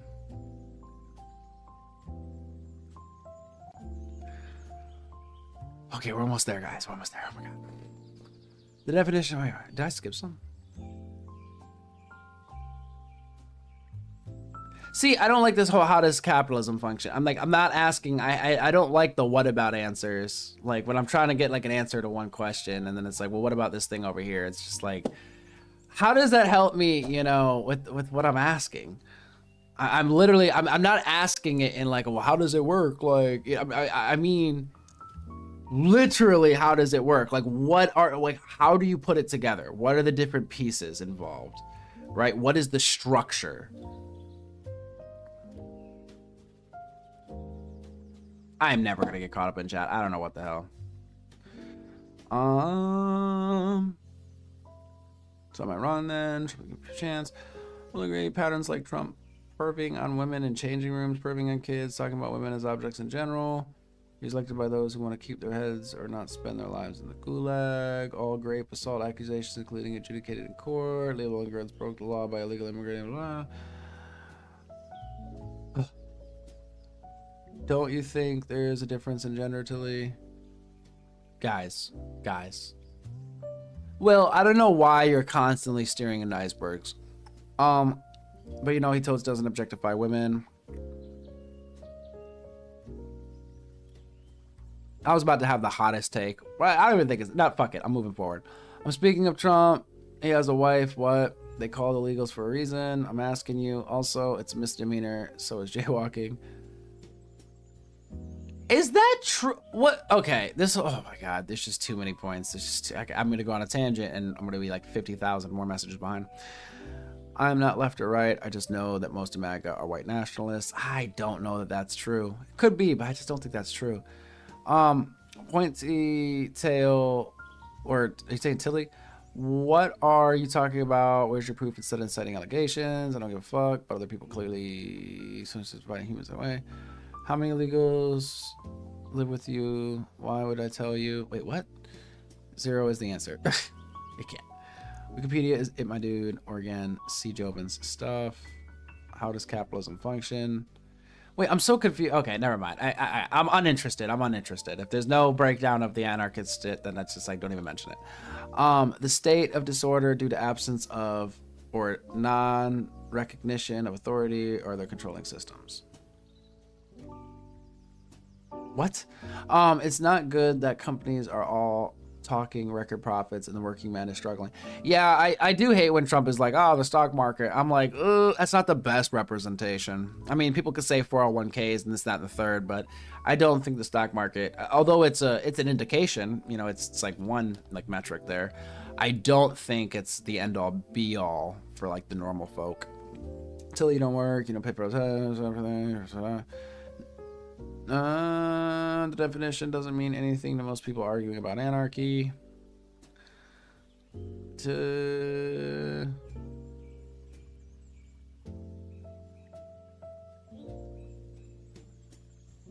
Oh my gosh, guys, what are we doing? Anarchist is in a political sense. You say anarchy is not equal to anarchist. Well, that's what I'm asking is like, because it's like, okay, but what is it? Okay, no, never mind. I'm getting definitions of what it's not, but not definitions of what it is. I can't. I'm like, how long have I been live? I've been live for 10 hours, 10 and a half hours. I can feel myself slipping, guys. I'm about to pop off. Oh my God. Anarchy definition is a state of disorder due to absence of non-recognition authority controlling them. Oh my gosh, what is a woman? Are we really doing this, guys?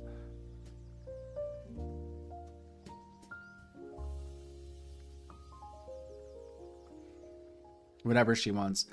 Okay, Tilly, I can't. Yep, no, I'm avoiding the whole subject. Let me see here.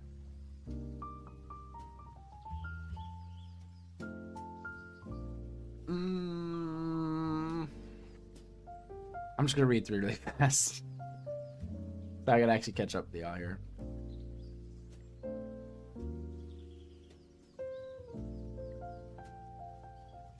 All right, I'm at the bottom. Okay, here we go. Where are we at right now? The last 10 messages. Is it better than saying I have a clue? Yes, you did. You have a reading comprehension. People reason low birth rate at the moment because guys are unhinged and need help. Feel free to hurt feelings with fact. The majority voted for this. Stop flipping.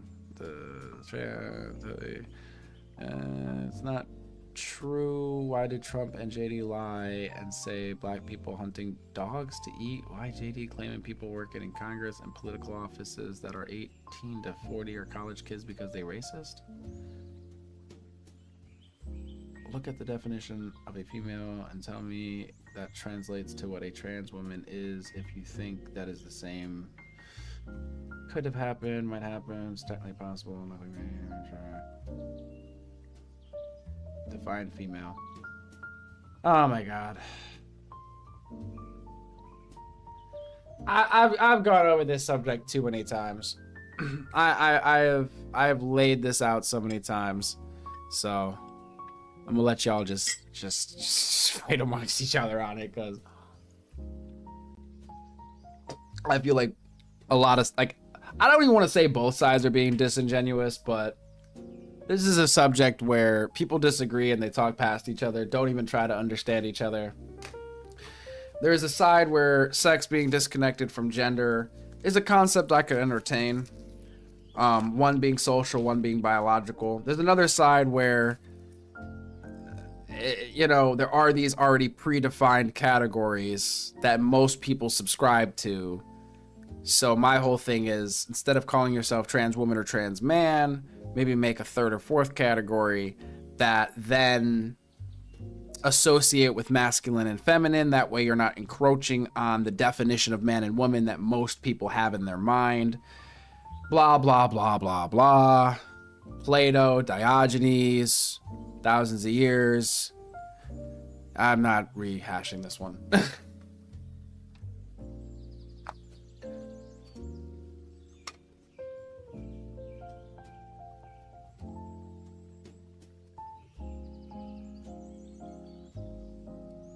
Silly, you don't engage like in genuine conversations or like debate, so it's just like, I mean, I could shove it up my ass, it just doesn't make a difference. Because you're not engaging genuinely, you're being disingenuous.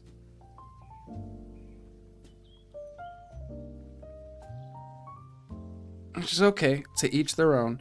I'm just trying to be a bridge builder. If y'all want to burn bridges and like yell at the other side, like stand on each side of the bridge and yell at each other and flip each other off, good luck, good luck, good luck getting your way. And I say that to all people, you know. At the end of the day, if you want to win in a democracy or a constitutional republic, or democratic republic, you're gonna have to win votes. You're gonna have to get the people that disagree with you to agree with you and vote your way. So if you just sit there and flick them off and yell at them and shit, you're not going to win. Like, for me, it's just practicality at a certain point. Effectiveness. And I try to find the most, you know, when I'm sitting here talking, I'm thinking about this stuff, you know, I try to be empathetic, I try to be thoughtful and all this stuff, but I also try to be effective. You know, like, what is the most effective way to get what you want? But sometimes I wonder if people even want to get what they want, or if they just want to fight about shit. Because just because somebody disagrees with something doesn't mean that they, like, hate you. Now, I mean, some people here might hate you. I don't know. I mean, I don't even mean you in general. I just mean, you know what I mean? I'm just speaking in general. Just because people disagree doesn't mean they have to hate each other. It doesn't mean they want the other person to die or something. Like, there's people I disagree with. Shit, I probably disagree with all of you here about something, right? But also, all of you here have information that I do not have. I could learn something from all of you that I do not know. Just like all of you could probably learn something from me that you don't know. Probably, there's probably like some little fact that I have or something that you just don't know. And you probably have facts that I don't know. But it's like this whole concept of like, oh, the other side hates me and wants me to die and stuff like that. Are there people like that? Sure. I mean, if most people are like that, you're screwed. You understand that, right? You're screwed. There's nothing you can do about it.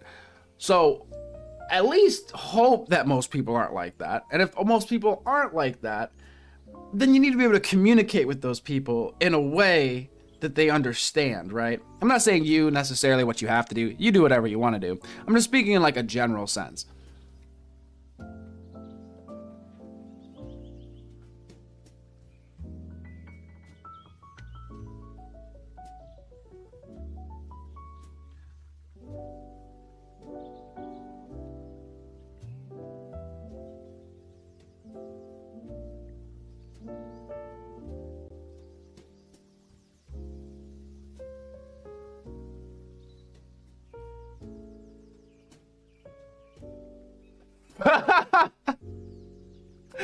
Dirty when he said, I disagree with you with that fucking bird in your hair. Why do I hate you for it? Yo, you guys getting on my fucking albatross nest? I hope you're not. Actually, you know what? Come at me. Come at me. Come at me instead of Tilly. Okay, guys? Come on now. I'm sitting here. Let me be...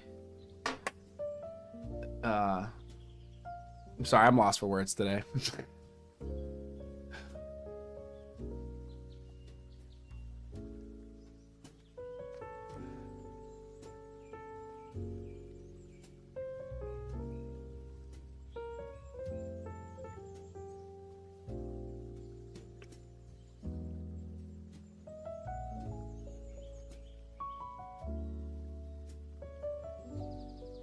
What's going on with this JD wife thing? I saw something in my feed about something about JD's wife. He doesn't love his wife or something, but I'm sorry. People make like headcanons and they psychoanalyze to a point that I'm like, you're insane, right? But there might be some bit of info out there that shows he doesn't love his wife or some shit. I don't know. It's just, I don't know, man. I don't know. Like, Occam's razor sometimes should be employed to just be like, how many assumptions do I have to make about this?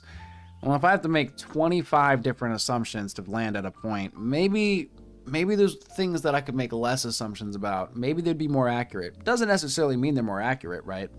But I just think some people just make headcanon.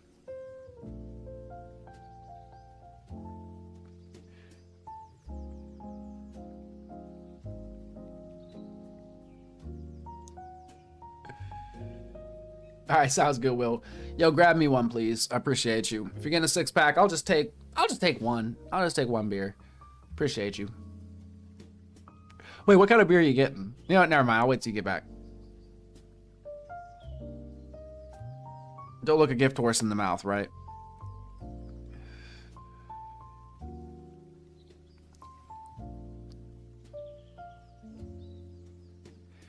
See, now, Sebastian says, I'm not transphobic. I just don't recognize them as what they say they are because they aren't that. So that point right there, it's like, okay, not transphobic. So I'm assuming, let me just like try to like decipher what you're saying here. Are you saying you don't hate them? You don't want to see them die? You want them to have equal rights to everybody else? You just don't subscribe to the idea of sort of the spectrum of gender ideology, and that gender is a social construct that can be, you know, you could go from one side to the other or something like that. And if that's the case, again, that doesn't sound hateful. That just sounds like a difference of opinion.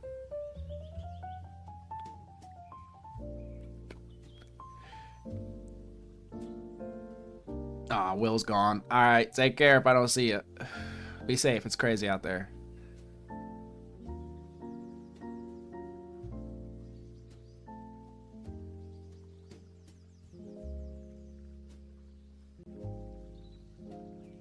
Trans people have been around since people.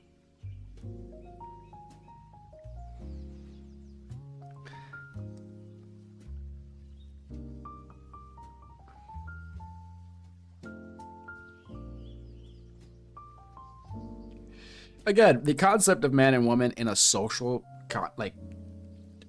way, like in a social construct, again, can make sense to me. It could make sense to me. But I would expect some sort of definition from the social sense, right? Because people will say, well, it's a social construct, right? But that doesn't do enough for me. Just because some people say something's a social construct doesn't necessarily mean it's not real. It just means that, I mean, all a social construct is enough people agreeing that something, like agreeing on a definition, right? The color blue, saying the sky is blue. It's kind of a social construct. The sky could be red. We could call blue red, but everybody calls blue blue. And we all agree that the sky is blue, right? Now, if people all of a sudden just started saying that blue was red, and enough people said blue was red, blue would be red. Like, that's just what it is. That's just like how language works. If everybody just decides to change the definition at once. The issue is when a small population is saying the definition is different than the larger population. This is where we start running into issues, because the larger population already has a definition in mind. This is why I think the whole third and fourth category has some sort of merit, because then you're not encroaching on or fighting against people on definitions that are already pre-established, and they don't really have any ground to fight against you. You could just say a word, like make up a gender, like a word for a gender, and say you're that thing. They could say you're not that thing, but they don't really have much of a leg to stand on, because it just doesn't really pertain to them at all. But when you say man or woman, this is something that pertains to literally like the whole population, like 50% of the population. So you're going to get pushback because people already have a definition in their mind. This is the same issue with marriage when it comes to gay marriage. You know, the people that are against gay marriage say that marriage is between a man and a woman. This means that the definition in their mind for what marriage is the union between a man and a woman, which means that by definition, two women or two men could not get married. That the marriage under their definition is not the same thing as what other people are considering marriage. It's a difference in definitions, simply put. I don't know why, like, it's so odd to me that people cannot see what's going on here. Like, you're not gonna be able to just convince everybody all at once of something that they all agree on is something else. Like, that's the problem. And being mad at people and calling them hateful or transphobic for not going along with your definition of things when they've known this other definition their whole life just seems disingenuous to me. Because I think there are people that don't really subscribe to the gender ideology stuff, but they don't really have any hate for trans people. And there are people that hate trans people. There's people that hate black people. There's people that hate white people. Yes, there's always people that hate fucking groups of people, because people are fucking stupid. All right? They are. All right? There's plenty of stupid people.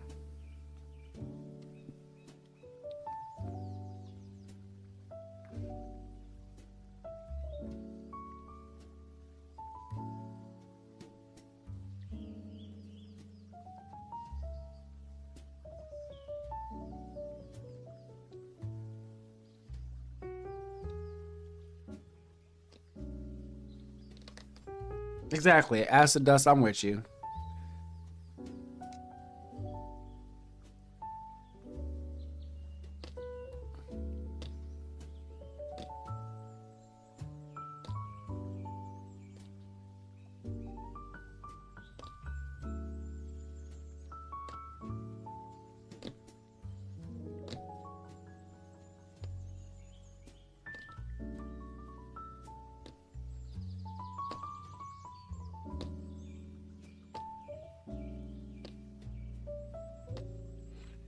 About do trans people exist? I don't like this whole concept of do trans people exist. It's like, dude, if there's a person standing in front of you and they're saying they're trans or this, that, or the third, the person exists. They are not a fictitious person, right? Well, it's like, okay, well, this concept of them, like all they're saying is they want to be treated as a woman or they want to be treated as a man. That's literally all it is. Am I confused by that? I mean, if you lived in the woods, you would not care and you were like cut off from society. I don't think you would care that you were a man or a woman. I don't think it would make a difference. I could be wrong. But it only makes a difference in society. We're only talking about socially, right?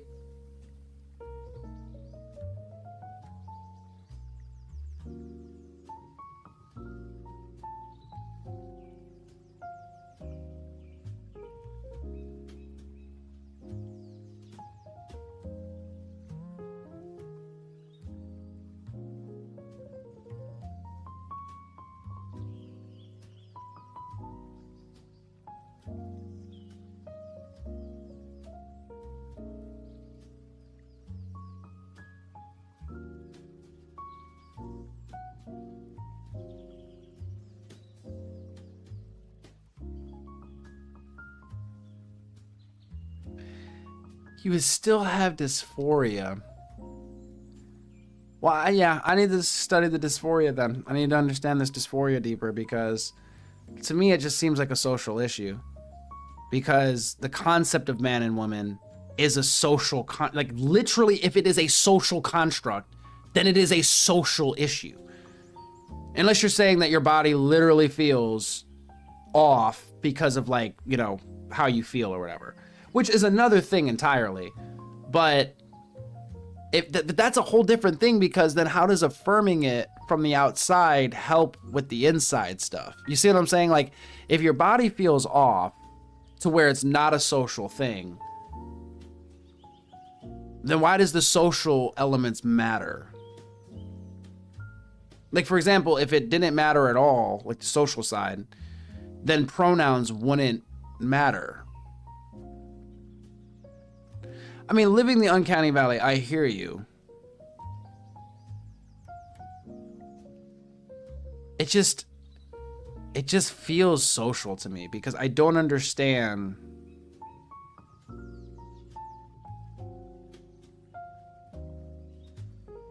Yeah, I just don't understand it.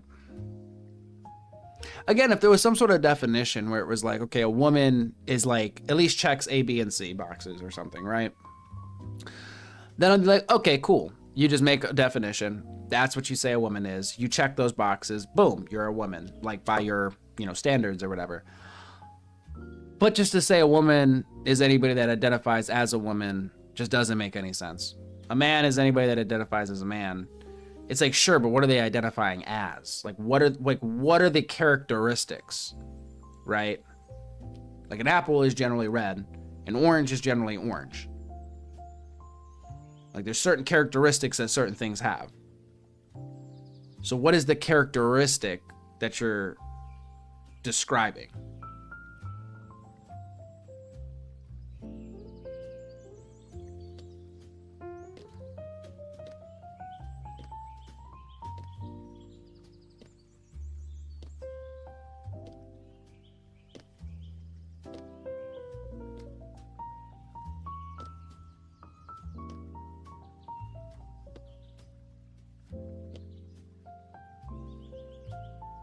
But I'm just gonna have to study dysphoria. Like that's really where I need to sink my teeth into, I think.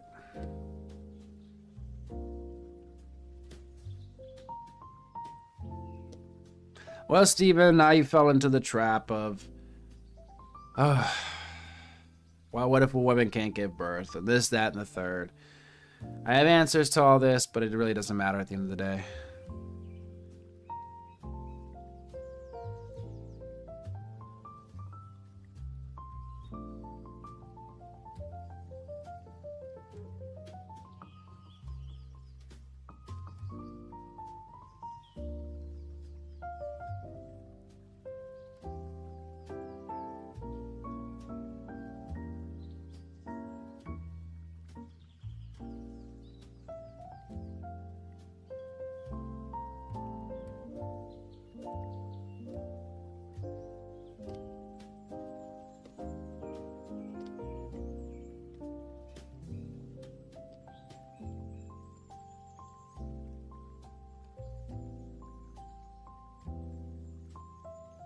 I have to say, I've never lactated though, so I don't know.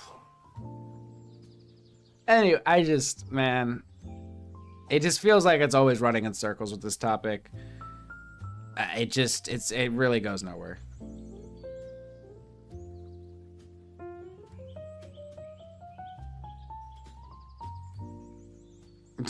Christopher, all right, man, you take care.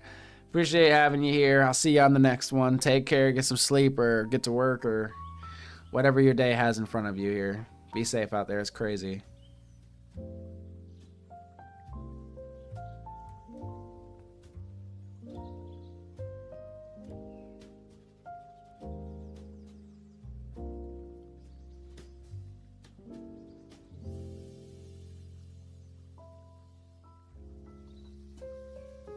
But by that, whatever, I don't care.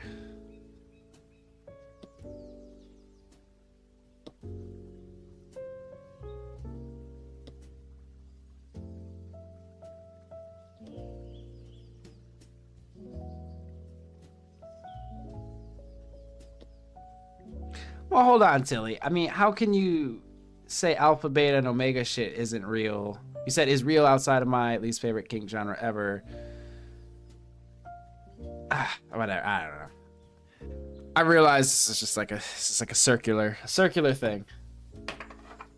I feel like y'all just need to agree to disagree at this point, because y'all are just talking past each other. It's sad to see, really.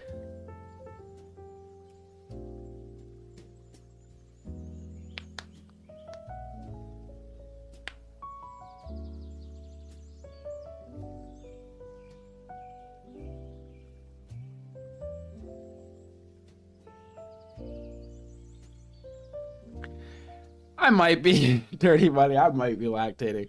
I'm lactating all over everything, guys. Oh my gosh.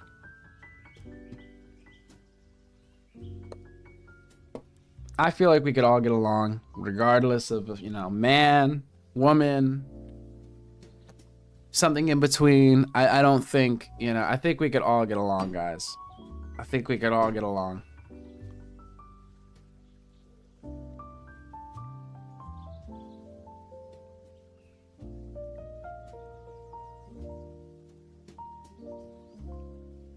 Am I right, fellas? How is that new Pokemon game?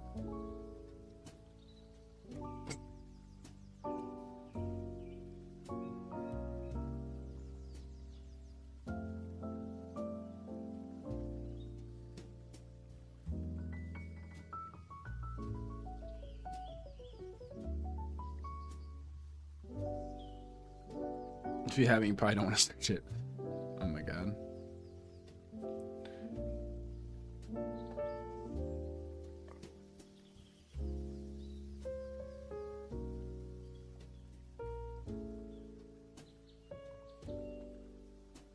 I'm starting it today. All right. I want a full report. I haven't played Pokemon since maybe, what, XY or something? That was a long time ago. Was it XY? I think it was XY. I can't remember the Pokemon on the front of it. It was like on the DSi, I think. I can hardly remember.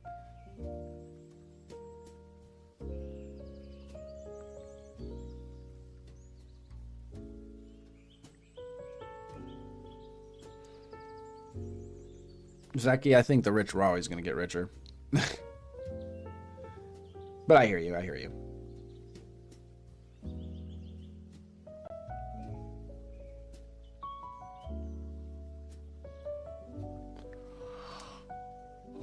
Well, this is some fascinating stuff, guys. I really think we've come to a better understanding of each other through that conversation.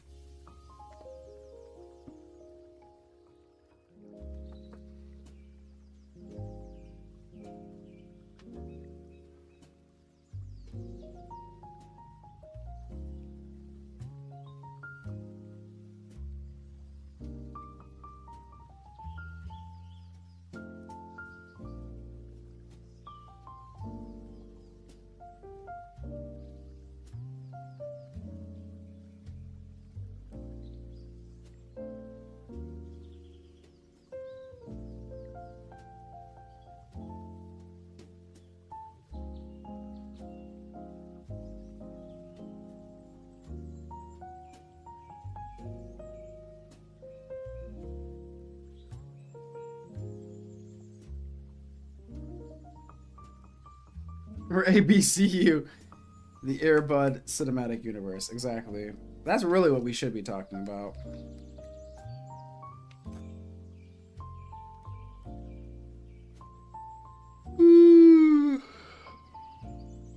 Yeah, exactly. We can still get along with each other.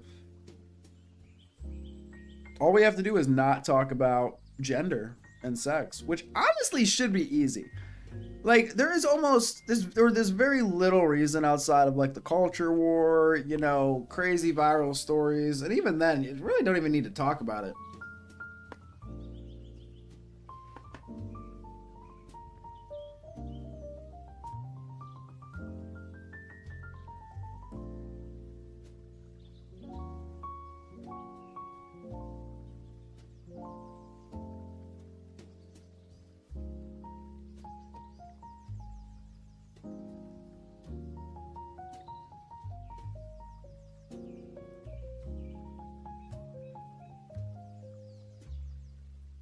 Lately, I've been having a struggle making a distinction between gender, like the gender ideology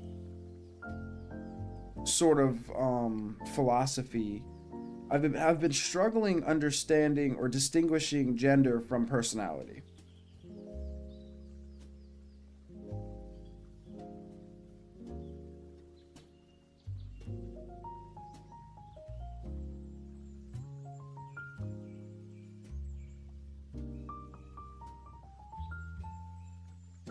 Did you milk yet? What the? What are we? Milk. Milk. Milk. Milk. Sorry, I'm trying to speak German.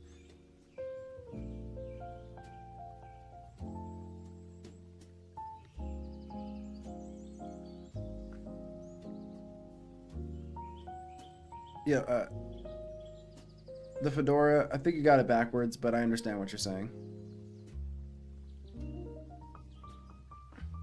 Yeah, we might have to do a lactating stream. I feel like that'll pull in the views. You know, on Twitch, they just had somebody give birth like a week or two ago live on Twitch.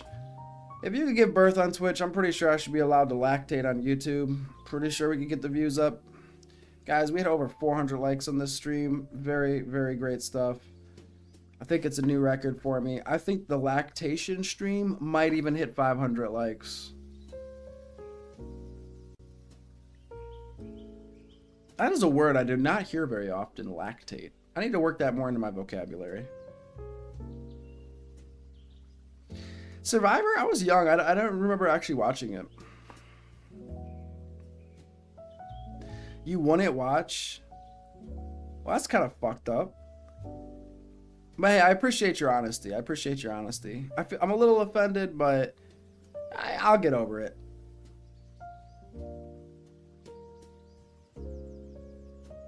Dude, the merits of Fallout 24-hour lactation stream. Every time I die, I have to like, I don't even know, guys. Let's just stop, please.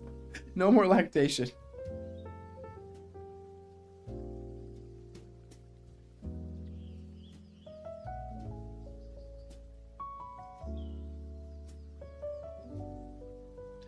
But Tilly, isn't that the same thing as saying a woman might lactate or might give birth, assuming everything is correct, but they might not if things aren't? Ah, whatever. I don't even, it's just like, it doesn't even fucking matter.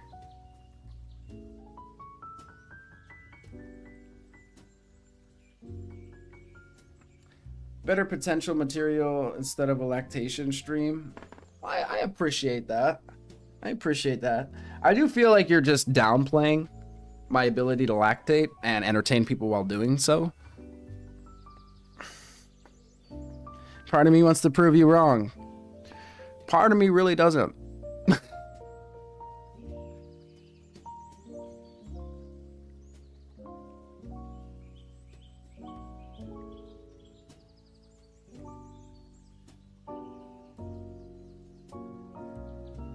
That's kind of how I am too. You know, I watched some, I watched Blair White.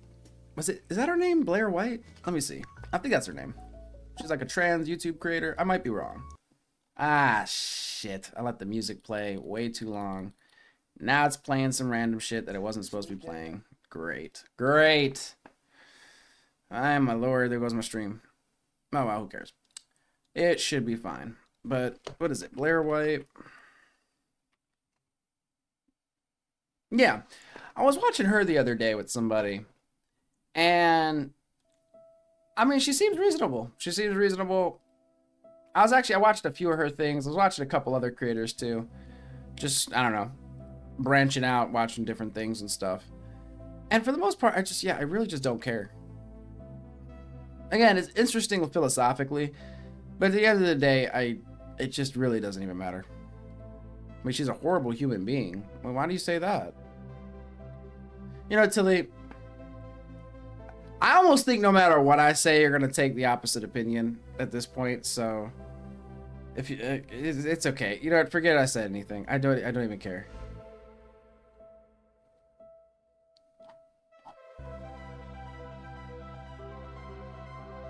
Blair and her shithead friends have harassed people to the point of ending themselves attempts.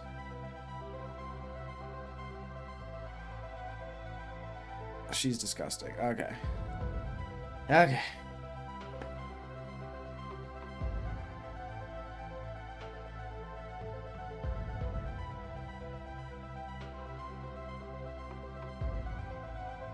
Well, either way. On to other things.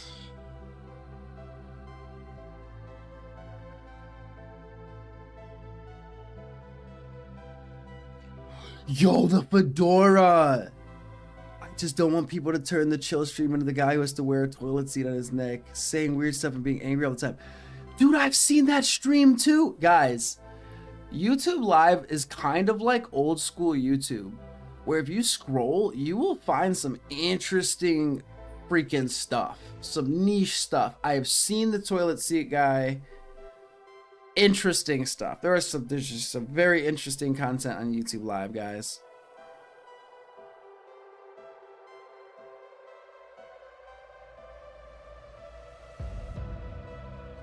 He kills it, and I think he does that to, because I think I clicked on his channel at one point, and I think he was doing gaming or something. So I think he just does that to, you know, the algorithm and whatnot. You know, more power to him. I mean, not my cup of tea, not something I personally, you know, really want to do for content. You know, I'm probably boring right now. I admit that. I'm probably not as interesting as him, but to each their own. You know what I'm saying? More power to him. I hope he's very successful.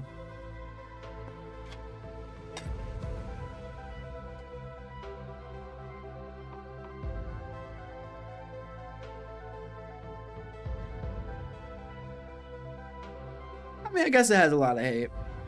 I'm surprised I don't get more hate. I used to get like, I didn't get into that much hate. I got like some hate in the beginning. I'm actually surprised I don't get as much hate.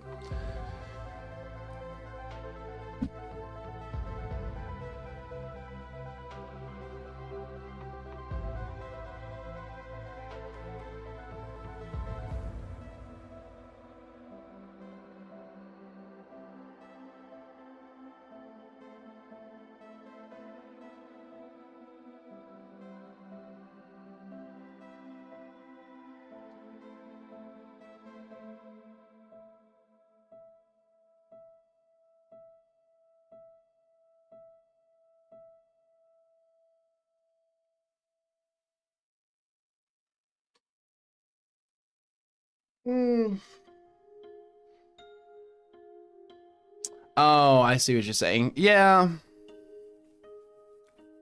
I occasionally peruse, especially like after like a stream like this, like a long stream. I'll lay down to take a nap or, you know, get some sleep, and sometimes I'll just peruse the lives. I don't really watch lives too much, but there's a couple people I've followed, and I'll just, you know, drop in, say a couple words, you know, see what's up and stuff.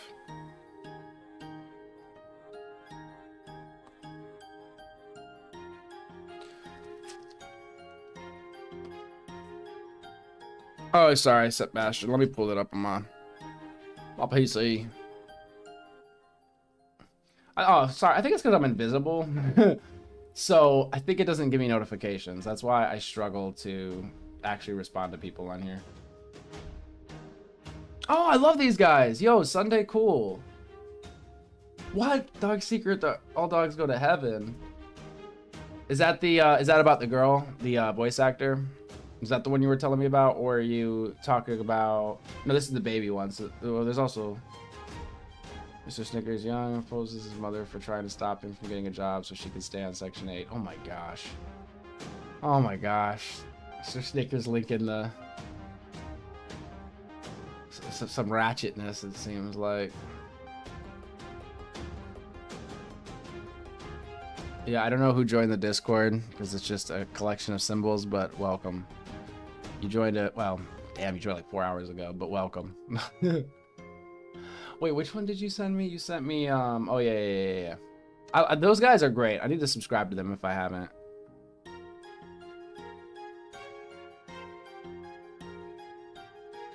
Yeah, I just learned about this voice actor situation.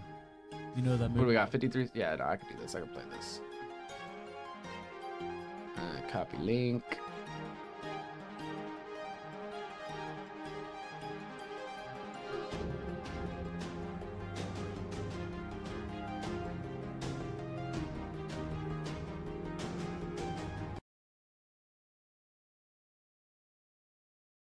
Did not know the music sounded like that. My fault, guys.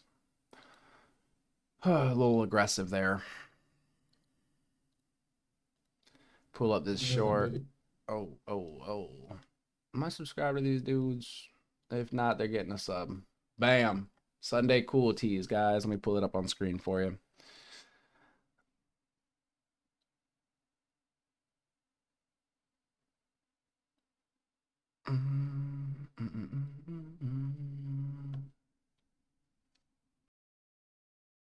All Dogs Go to Heaven. It's the most depressing thing ever. You know the last scene where Charlie goes up on the bed saying goodbye? Yeah. The girl actress, the voice actor, her name was Judith Barcy, and a couple weeks before Burt Reynolds had to voice over his part for that scene, she was unalived by her father. So he went into the studio and he asked for a closed session or whatever, to where it was just him and the audio engineer, and they said it took him like 30-something attempts to do the scene, and they actually had to reanimate it because he was like so emotional, like crying during the thing. Because she was like, if you I watched the scene today, I'm like, I started crying. I'm like, dude, this is so sad. Because she's like, will I see you again, Charlie? And I'm like, oh my god, that is so sad. Yeah, good for Bert though. Yeah, getting it done right. What a downer. That movie was also terrifying. I used to love it. Like when they go to hell and stuff. Rough one. It came out in the 80s, right? Rough. You know. Yeah, that is brutal. I'm gonna have to give that one another watch, but damn, that is brutal. Wow, I did not know that. That really sucks.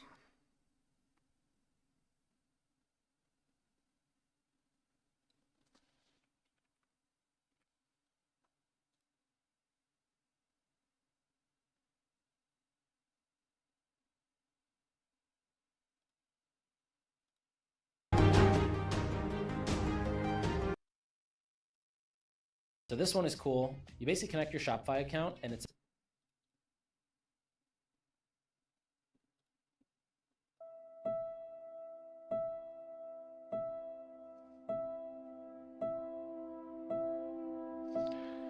You need to. I don't know, Kami. I don't know. He hasn't made it. He hasn't made it here in a while.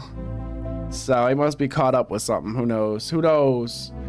Fighting the revolution.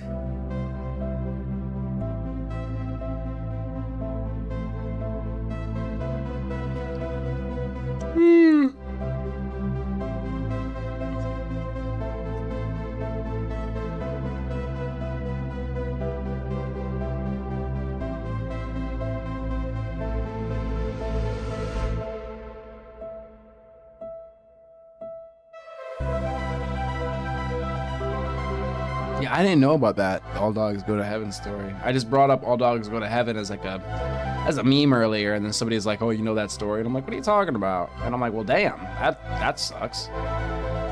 Cheers, cheers. Oh shit, he made it back with his drinks. Cheers, cheers. Yeah, man, that's really lame.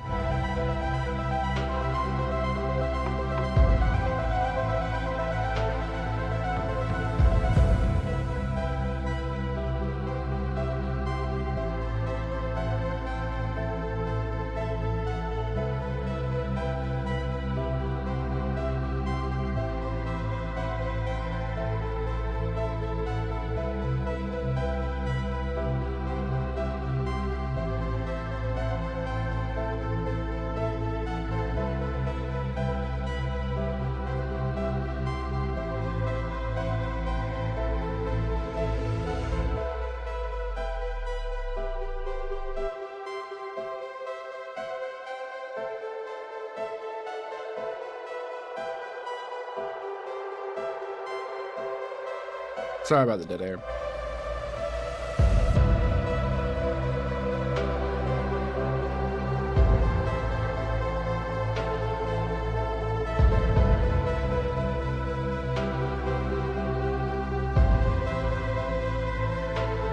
What widow?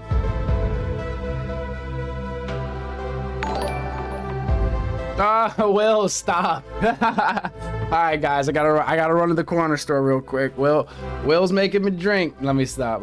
Yo, appreciate you, bro.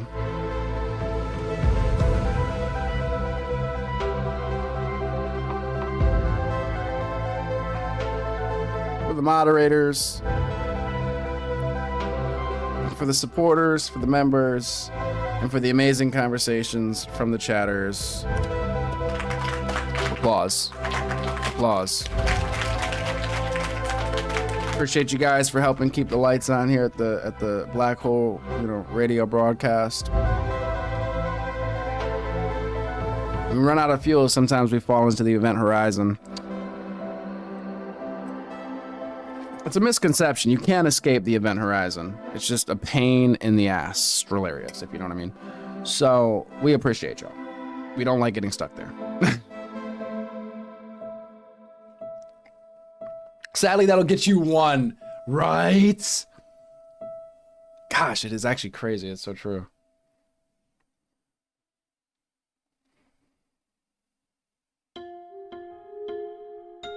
Event Horizon is very weird, isn't it? It's very weird.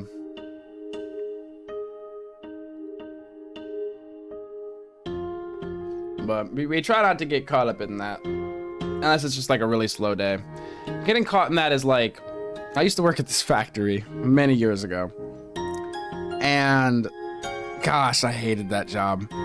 I mean, it was like mind-numbing work. And this is so stupid, but so I had to open, like I was a press mold operator. So I'd open these machines, I'd take the parts out, process them, close the machine, it would process the next thing, I'd process the parts, cut them down, package them. Like it was like a whole process for depending on like what I was doing that day. But anyway, for some reason there was this like one machine that if you touched the door and you touched this this other device that I had to use, this tool, you would be like completing a circuit and you would just feel the electricity move through you, right?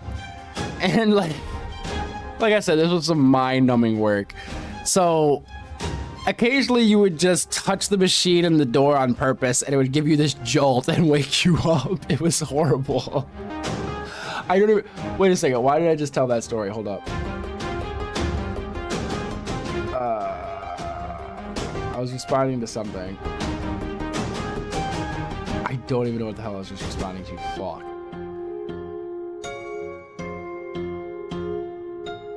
Wait, Asher, can you please share with Till what I said in the Hangout chat? Because it's too long. Wait, what? The Event Horizon, hold up. Oh, okay, sorry. Let me just circle that all in because I just told that random story. I feel the connection is weak here. But that's kind of what falling into the Event Horizon is like sometimes. You get bored, you know, you need a little pick-me-up, a little bit of excitement. So yeah, you complete the circuit, so to speak.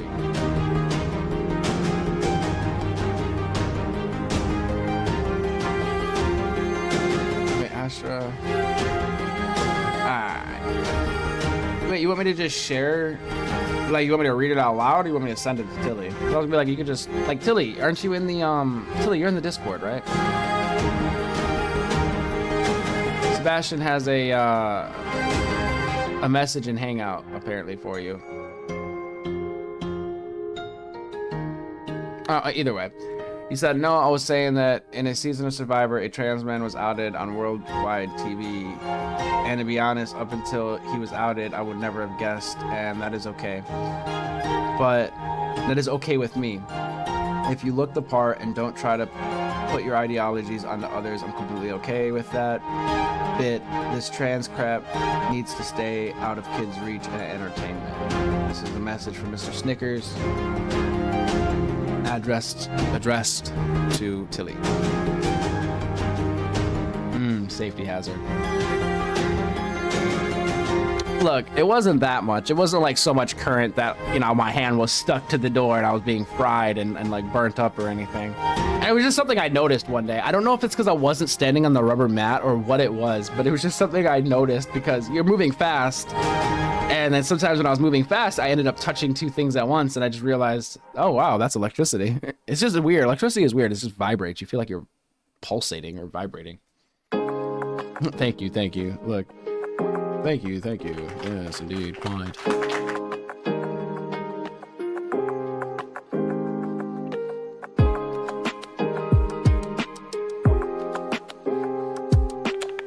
We know enough about it to use it, exactly. Anyway, that was a weird segue into that one. Kind of a non sequitur, but...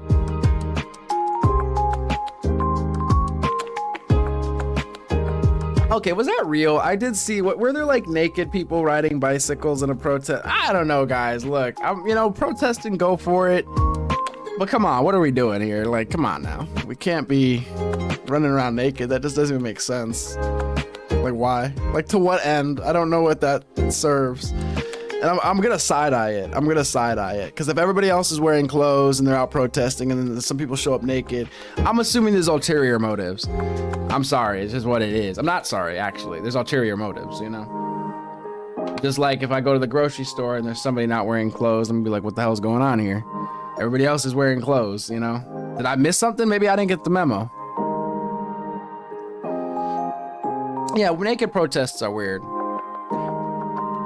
Streaking is kind of I mean, for me, it's just like if it was like scheduled, like there's nude beaches, totally fine. I'm sure there's nude events or something, that's fine. But if you go to an event that isn't nude and you're nude, something about that just is weird to me. It's you're looking for some sort of extra attention that maybe you shouldn't be looking for at that type of an event, but who am I? Who am I? All right.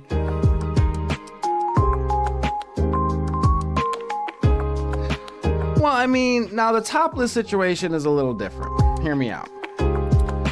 Guys, this may come as a surprise to some of you. I think I am a free the nipple proponent.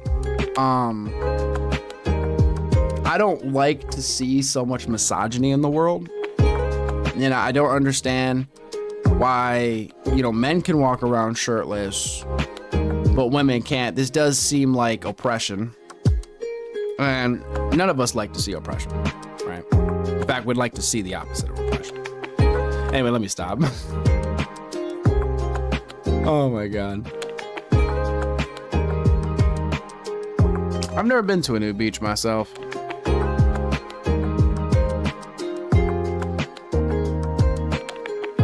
Maybe you don't care about nudity. For me, I just think there's an appropriate place for it and an inappropriate place for it. So, I advocate for free will.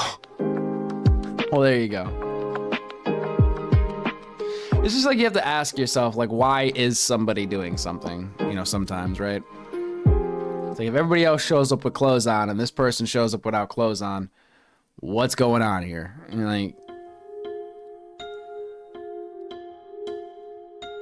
again, maybe I just didn't get the memo. You said a big difference between men and women's.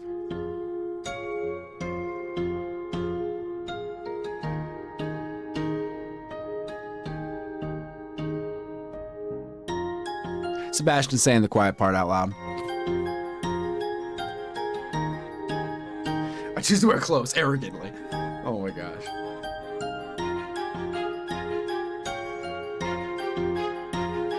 Oh, no, sure. I mean, everything in moderation, right? The fedora.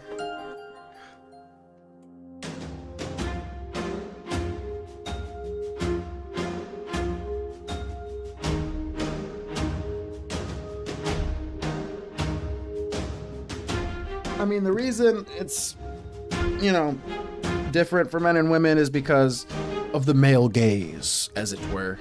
Because a lot of dudes probably aren't going to complain, but I bet you women will complain if the men are staring at them.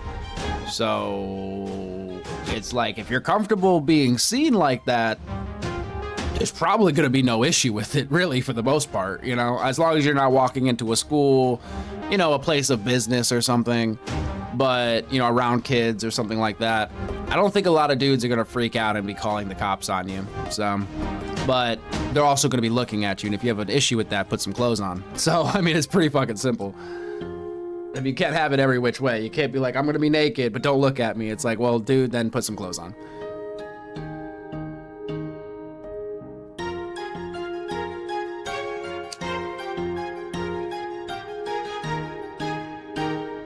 I just say wear clothes, people. Just wear some clothes. It's not that complicated. A shirt, a pair of pants, some shoes. I mean, it's really simple, really. I mean, right?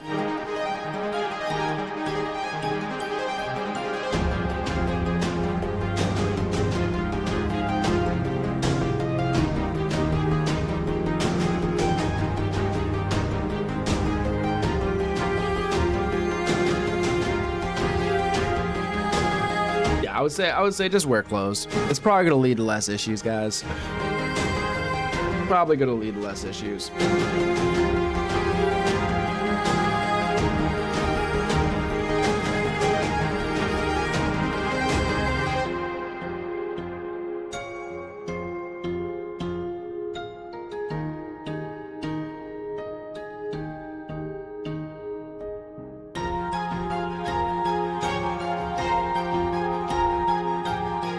We've got some of the most basic, just really basic things, you know, just just cover your body, try not to smell like shit. I mean, it's pretty basic. Yo, one pissed off veteran, what the hell? I didn't even see you in chat, bro. I doubt you're still in chat. You said you need education. I know you ain't talking to me. One pissed off, wait. Was I arguing with you the other day? Damn, I wish you would have jumped in the other chat, bro. If you're still over there, jump in, go to my channel and go to the other live. I didn't see the chat over there, my bad. It's crazy. But welcome. That was probably like an hour ago.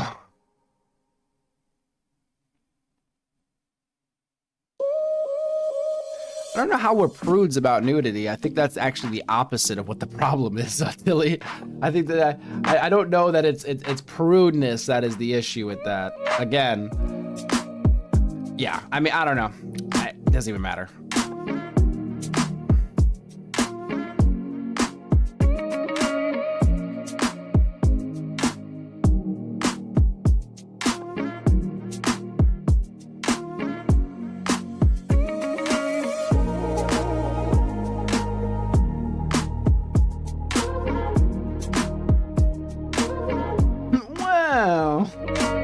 But that's what I'm saying. I really do think it's the opposite.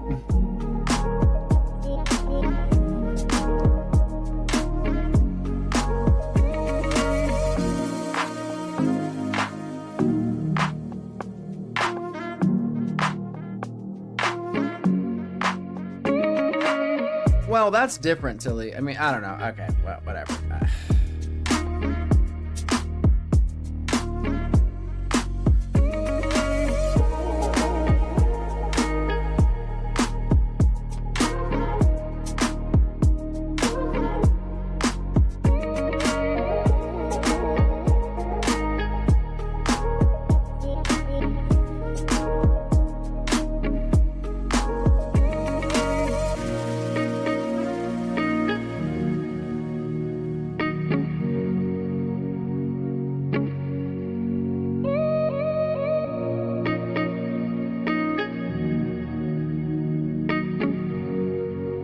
Well, you can't have it both ways. What do you mean it's over-sexualized? See, this is where I start to have a problem. Because at that point, it's a preference. If people are attracted to that, then how is it even over-sexualized? That doesn't even make sense. That's like saying feet are over-sexualized. Some people are into feet. So if you're walking around barefoot, some people are gonna be looking at your feet and they're gonna be feeling a type of way. That's a thing. Guess what? More people are gonna be feeling a type of way if you got your tits out. It's pretty simple. Like, I don't know, this whole over-sexualization, it's just like hilarious to me, because it's like, what are you talking about? Like, as if like this person can control, like, oh yes, you know, it's like, oh yes, that pair of tits there, I like that pair of tits, but I actually don't like it. It's like, no, I think it's just like an innate response. Now, granted, maybe if nudity was more normalized, like let's say women walking around shirtless was more normalized, I bet you over time, maybe it would be less sexualized, right? Just because it would be the norm. I could see that happening, but it still seems to me to be like a preference of some sort.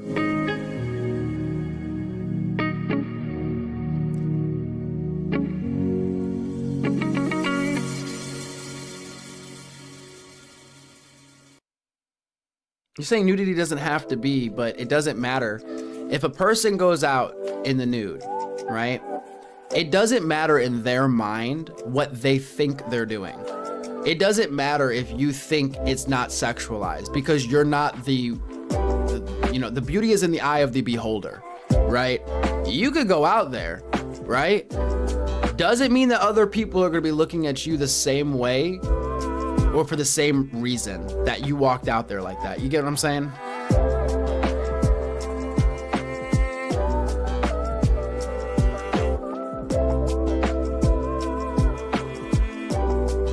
Again, I feel like it's sort of as though society kind of, in general, you know, dudes probably feel a type of way towards certain body parts. And that's just kind of what it is. So I don't really even know, like, if it even goes much further than that. You could walk out and be like, well, I'm not sexualizing myself. It doesn't matter because other people are. So it doesn't really matter at the end of the day. You could go out and wear blue or wear red and think, this is no issue. You walk into the wrong neighborhood, you get shot because they don't like that color, right? You might think it doesn't matter, but if somebody else thinks it matters or somebody else treats it differently, well, that's the issue then, right?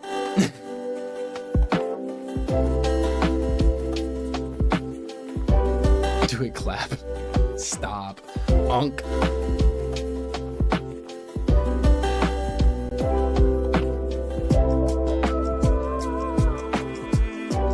John Garrett, stop it.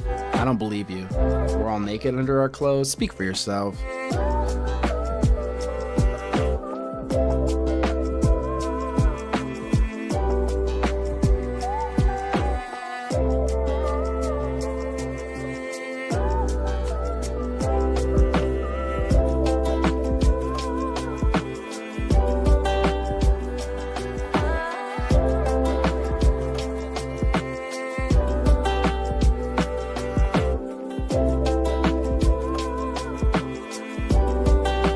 Take off my clothes and I'm like, behold, more clothes.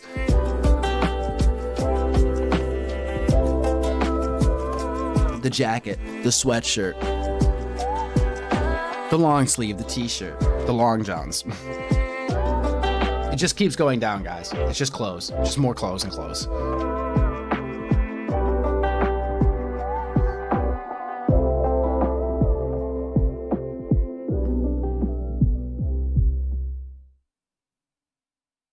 Been to the United Air. Well, how, John Garrett, what's the difference, or like what are the like some main differences or takeaways that you noticed?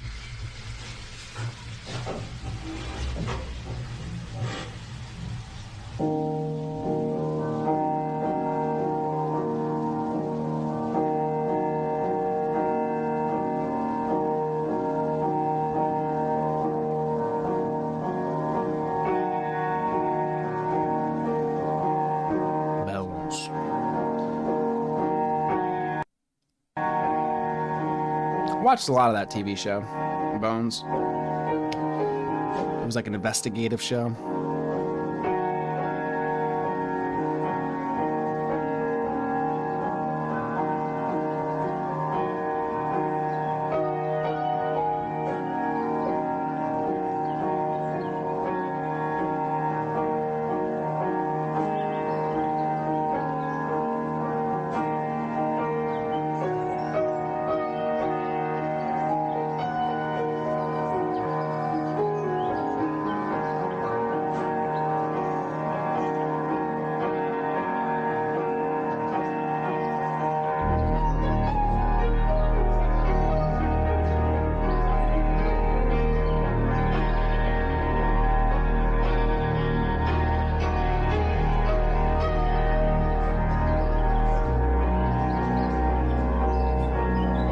would recap the stream, but we've covered essentially. I mean, we've covered every topic here, guys, today. I swear. I think we've touched everything.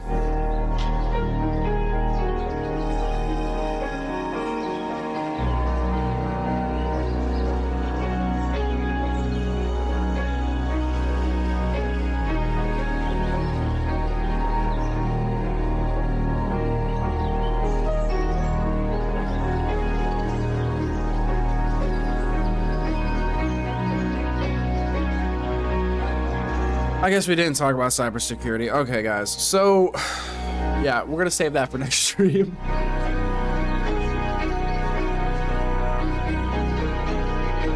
The UAE is amazing. Interesting.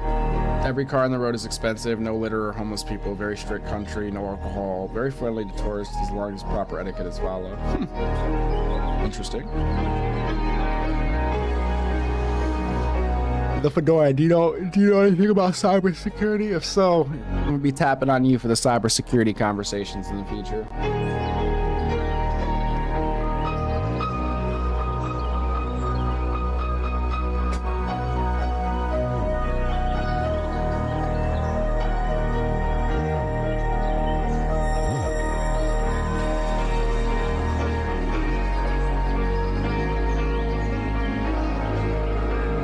Well, cool. I'll be tapping on you for cybersecurity stuff, if you don't mind. This chat is a collection of experts. Now, what you guys are experts in, I'm still discovering. We've got a plane guy. We've got historians. We've got trolls. And we've got the cybersecurity. Now, I'm liking that. We've got some bilingual, trilingual stuff going on.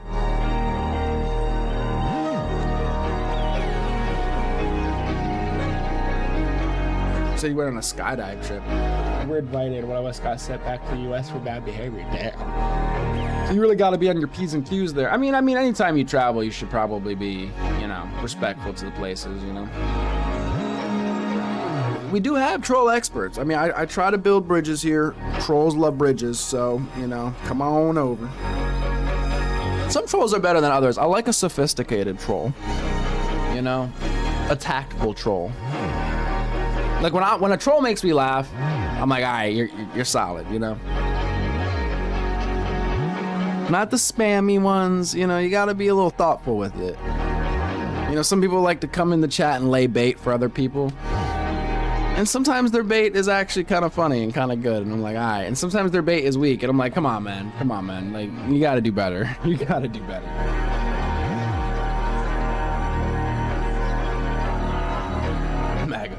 We've got the MAGA people, we've got the Democrats, we've got the Republicans, we've got everybody. We got the communists, the socialists. Apparently we have anarchists.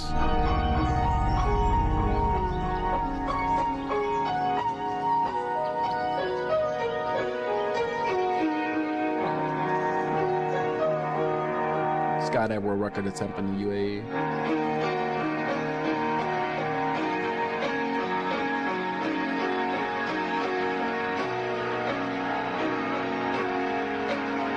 This chat can be logged. Oh. I'm assuming it is, isn't it? I mean, what are you talking about? Oh my gosh.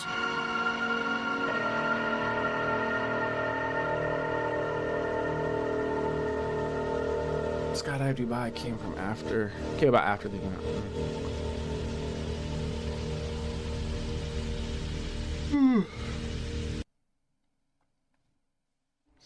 In its natural habitat, the American troll weighs around 300 pounds with incel tendencies, rarely leaves its habitat. Yes, we're watching it in its native habitat here. You only smite the spam, leaning on my phone incidents aside. Yeah, okay, we're letting that one slide, because I was like, what the hell are you doing? I really liked that, the comment he left, so I pinned it, and I'm like, why the fuck did you delete his pinned comment? I was like, what the fuck? Oh my gosh. It's one of those ones with from when the tilted edge screens were in. Tilted edge screen? Do you mean like the... Are you talking about this, like the curved edge over the edge or tilted screen? I'm trying to think. So you can identify my buttons with high accuracy.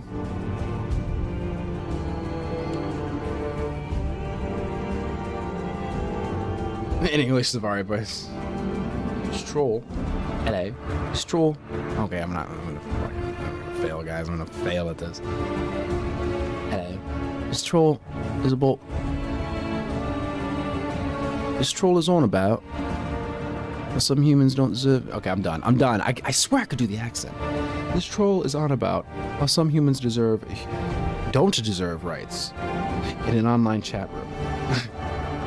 Say an English Safari voice. I'm gonna work on my English Safari voice.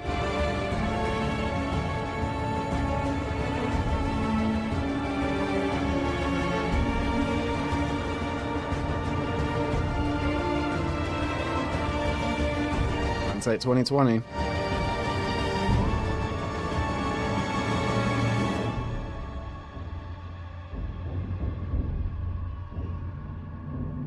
Leaned on the edge.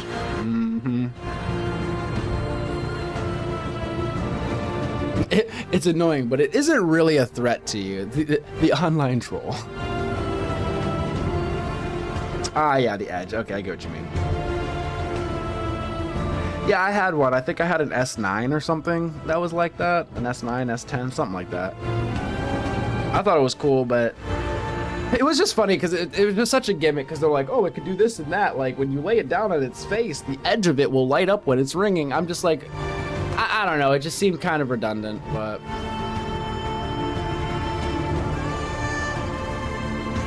That's it, Dave. That's it,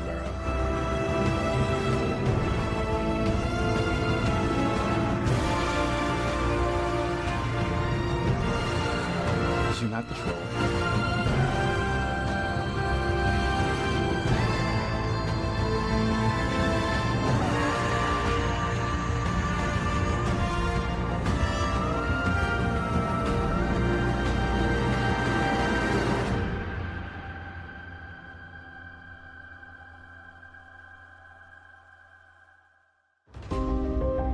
My trolling is saying things with like 20 layers of sarcasm. And for some reason, people taking it at face value. That's my trolling, where I'm just like, there's no freaking way you actually believe. Or maybe I guess if you just dropped in here 5 seconds ago and you hear me say something, it's like, okay, maybe you could, you know, think I'm being serious. But sometimes when I'll say something and people like take me serious, I'm like, are you fucking serious? It's like you're asking me to troll you at that point.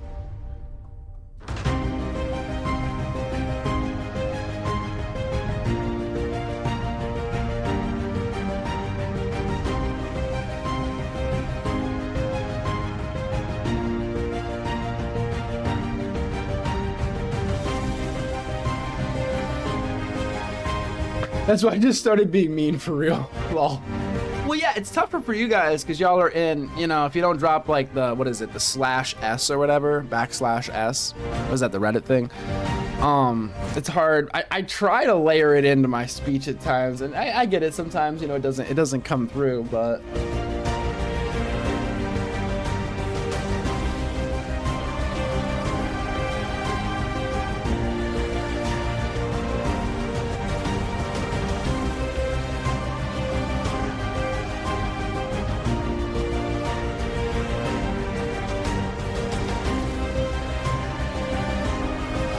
Why you just started being mean. Great.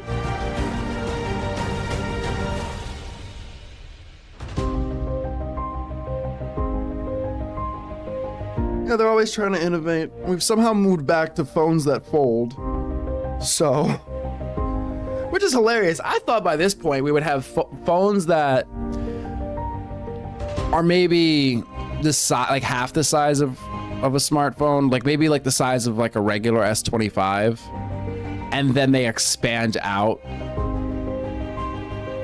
to be the size of an Ultra or the size of a tablet. Like, that's where I thought we'd be at this point, which I guess we kind of have things sort of like that with the, what is it called, the Z Flip or the whatever it is. It's like this folding one that opens up to a like a large square screen.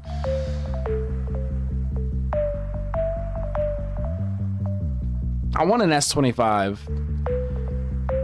I've been holding off because like the Ultra would be nice, but I really only want it for the big screen. I act like I want the stylus, but I know I'm not gonna utilize it enough to even justify it.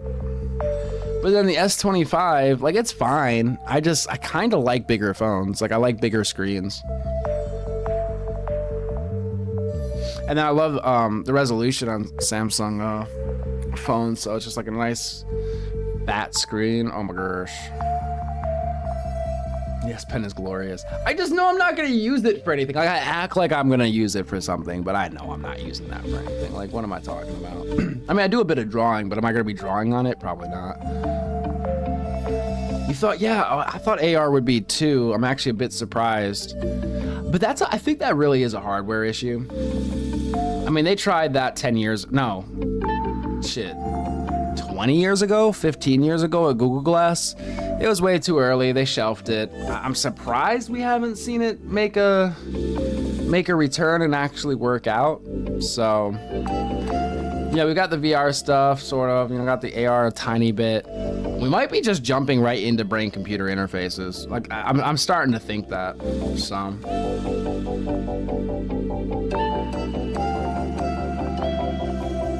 Holding touchscreens rather than break it in a week, right?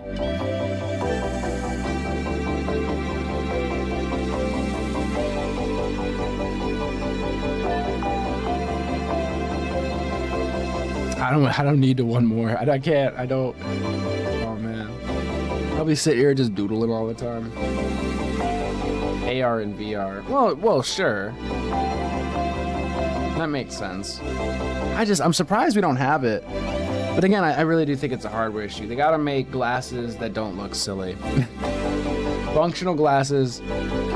Glasses that have enough functionality that the price tag is warranted, and they also don't make you look silly. So.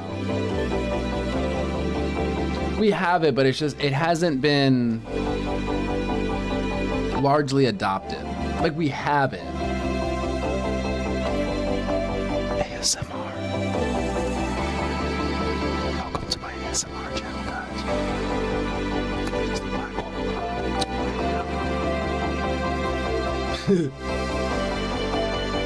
Yeah, hardware cost prohibitive. Yeah. I mean, it has to have enough bells and whistles to justify the price, and you can't look too silly. If it looks too silly and it's cost too much, you look like a tryhard. So, especially if it doesn't do enough. If you ever run into me somehow, you can try my things with me. I've seen them out of I will keep that in mind. I will get all my practice in the digital arts of your devices, and then I'll be able to pick one for myself.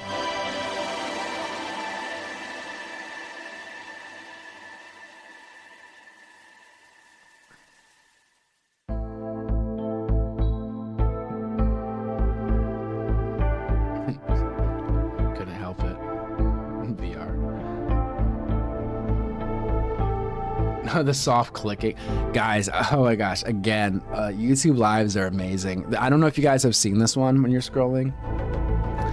I think it's a guy, he wears a mask, and he's got a Blue Yeti microphone, and he puts like a bag over it, and he gets like a steel brush, and he brushes the freaking microphone. It's like the most, it's labeled ASMR, but it's the opposite of ASMR. It's very aggressive.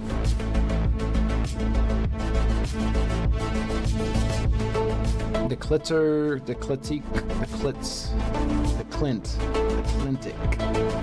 sorta. Not kintic. I cannot read right now, guys. I am sorry. Then if you or stream, it's like another grand for rigging a model up. Damn. Oh, are you talking about like VTubing? Oh, you're talking about like VTubing. Yeah. I was somewhat interested in that. I think it's kind of neat.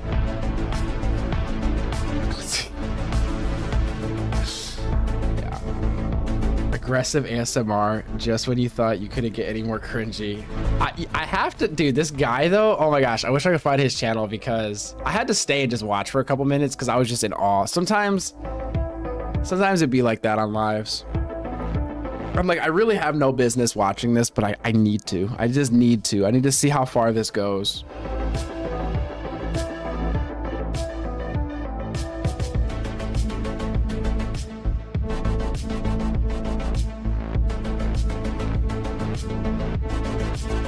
You guys will know I've made it when you start seeing me do those ASMR streams and sleep streams. I have yet to make it to those two genres. You know, I stay in my lane.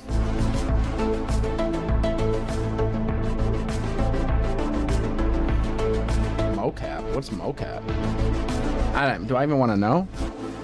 ASMR makes my hair stand up like I'm watching someone lie to my face. That's an interesting way to put it. I totally get what you mean. Like, I get like the hair standing up part.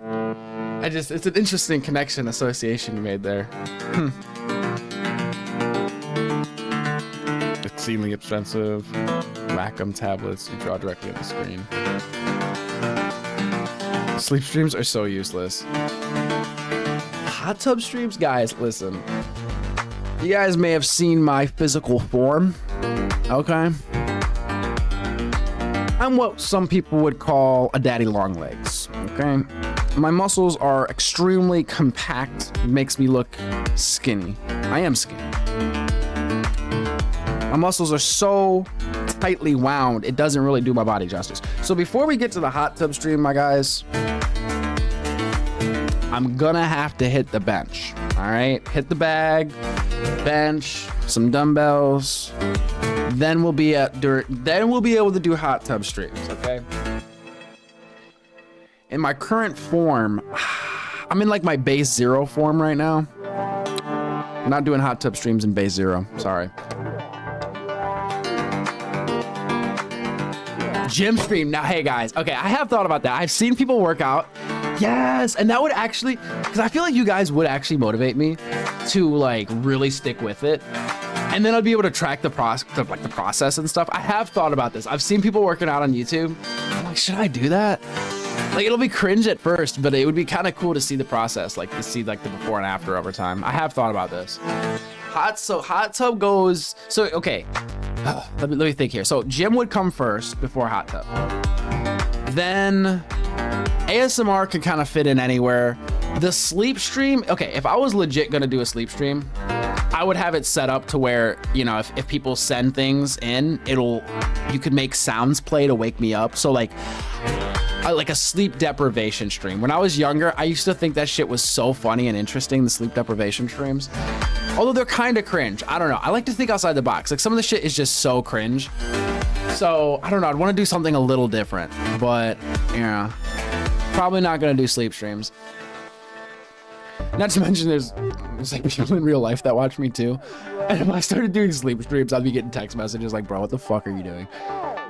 Why am I watching you sleep? And I would ask, why are you watching me sleep?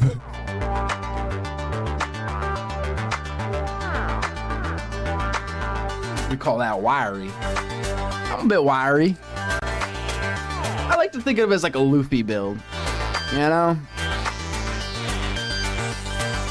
Really have to freeze for it. Oh yeah, I probably wouldn't even do the gym. I'd probably just do it here. Like I'm not really trying to film in a gym and shit. That's like weird. But I would do it here.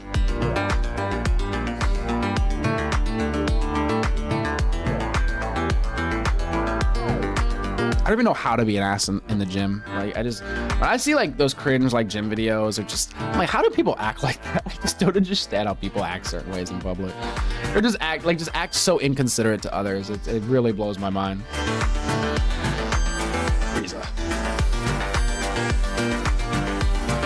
It is low-key gross. I know. I like, I cringe even saying like, I would do a sleep deprivation stream.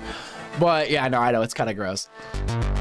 But it's better than just watching somebody sleep, right?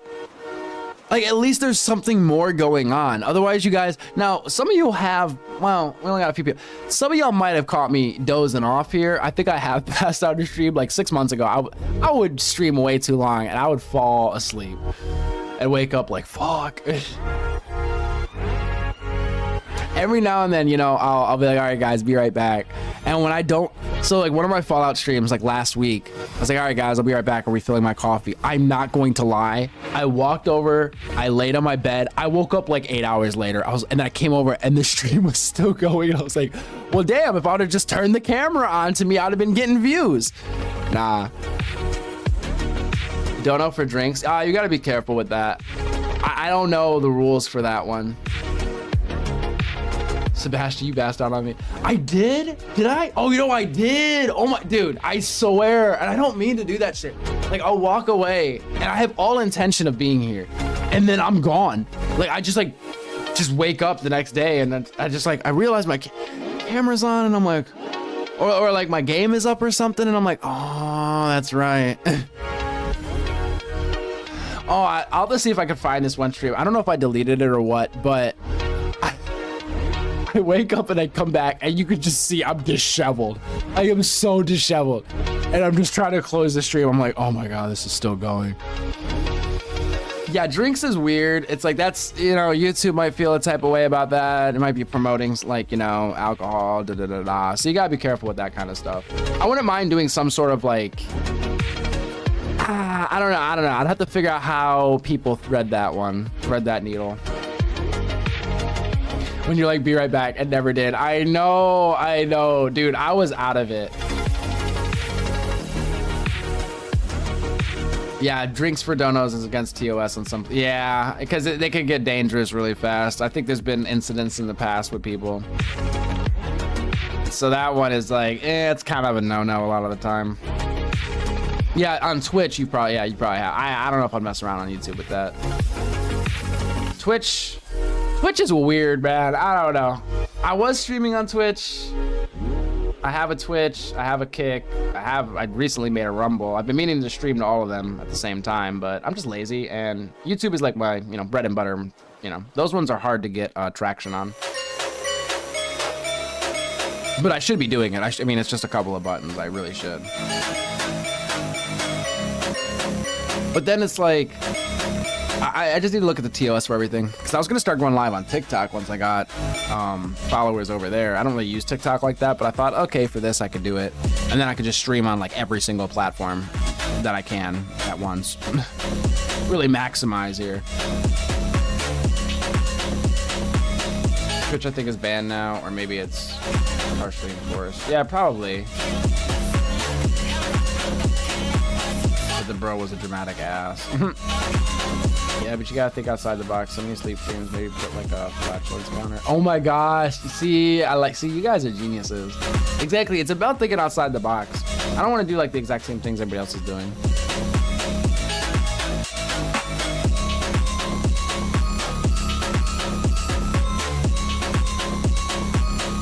Missing G out. Potential viewers. Truly I am though, I am. But also, yeah, I do need to just like double check all the TOS everywhere. Like Twitch, I think is a little bit more forgiving when it comes to copyrighted content. I think. Well, then again, they might mute your VODs. I don't know. It's just a lot of different stuff. Automated duck feed. Man, y'all are geniuses. Twitch, I think, is banned now, or maybe Apache. Oh, I see what you're saying. Yeah, but I think I'm something about Apache.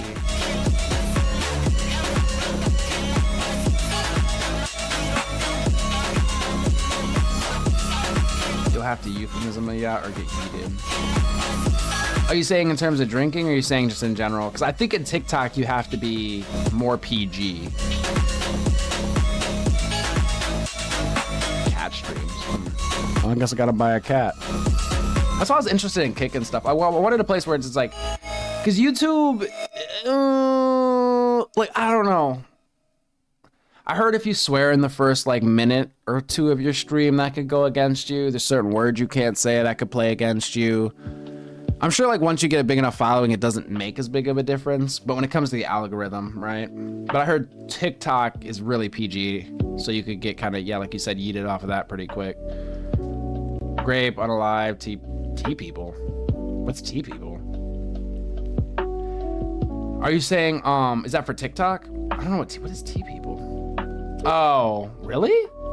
Like trans? Is that what you're talking about?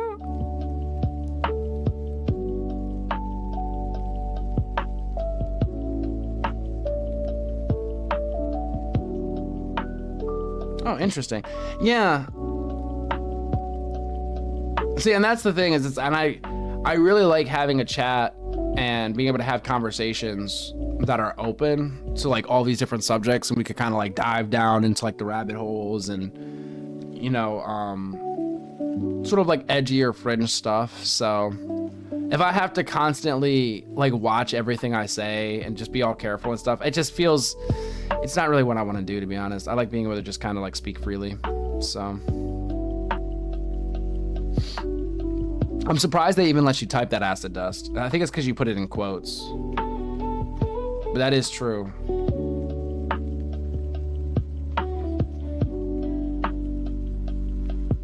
Really? If you argue with people, it likes to yeet both the host and the guest?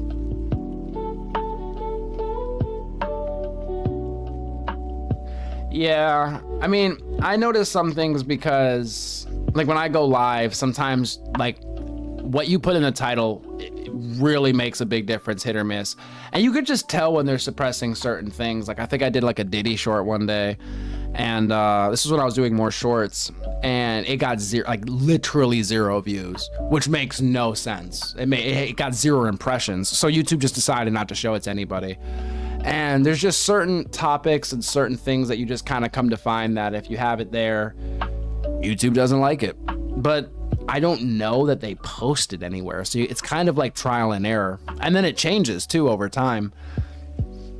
Like, I feel like there was, when I first started, I really, you know, I'm into UAPs, paranormal, and like stuff like that. And, you know, I wanted to make sure I covered that stuff on this channel. It's like something I'm interested in and want to talk about and like hear people's stories and stuff. And I think it's cool.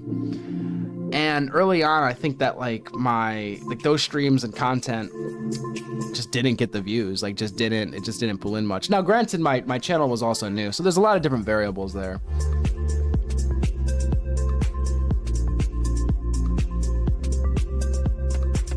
Wait, on TikTok? Oh, that's interesting. When did they get yeeted though? When did they get banned off the platform?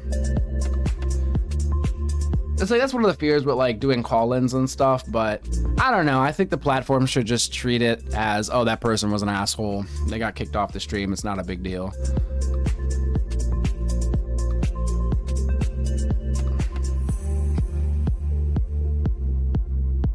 In real life, streaming doesn't work too much anymore. Wait, what do you mean? What do you mean? Man, I tried IRL streaming like some years back and I looked crazy to people. I had like a little, what is that called? Like a selfie stick. People thought I was freaking crazy.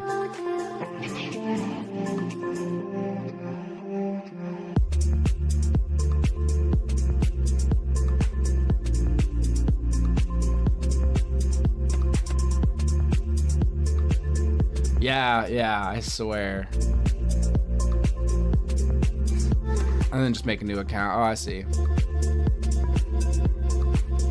I mean, soon there's not even going to be live streamers, man. It's just going to be a bunch of AI, a bunch of Sora, a bunch of VTubers. There's not going to be... I think there's going to be less and less people that actually do live streaming, like with their face and voices.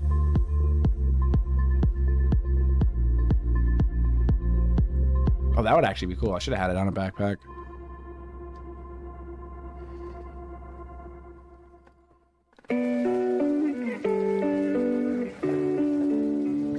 Yeah, it'll eat itself. I mean, I think it's gonna be an ebb and flow. I think AI makes for great content in just how quickly it could be made, but also the versatility. Like anything that comes to your mind now, you could pretty much create, but it'll get old and some people will seek out authenticity again. So, and I've already seen that online. Like I've spoken with people too that say like if they see AI stuff, they unsubscribe. They're not interested in AI, you know, and things along that nature. So, I think it'll be like a back and forth where people just seek out authenticity. So.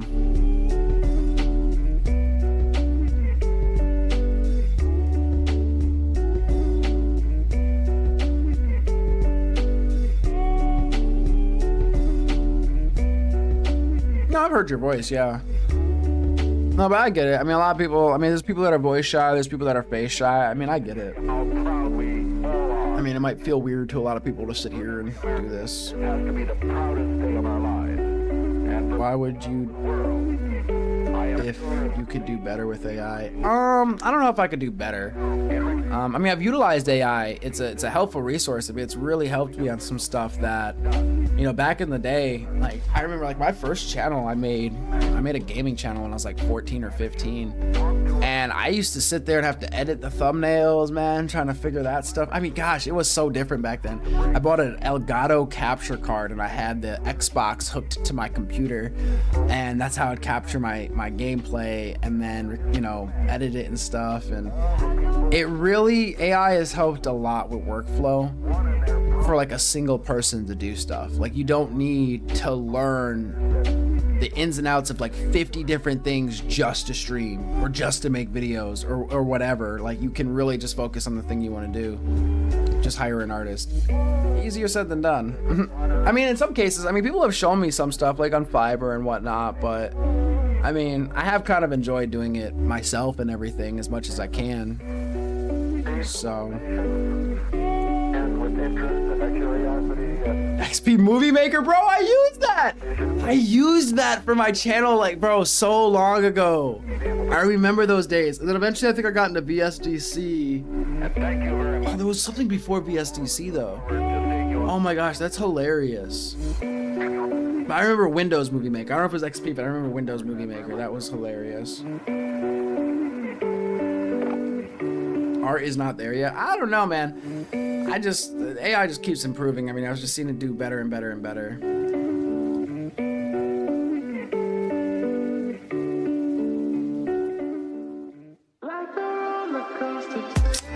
Man, oh Lord. So I do think it's cool because it really does make it accessible to everybody. And you can really focus on the pieces you want to focus on. For me,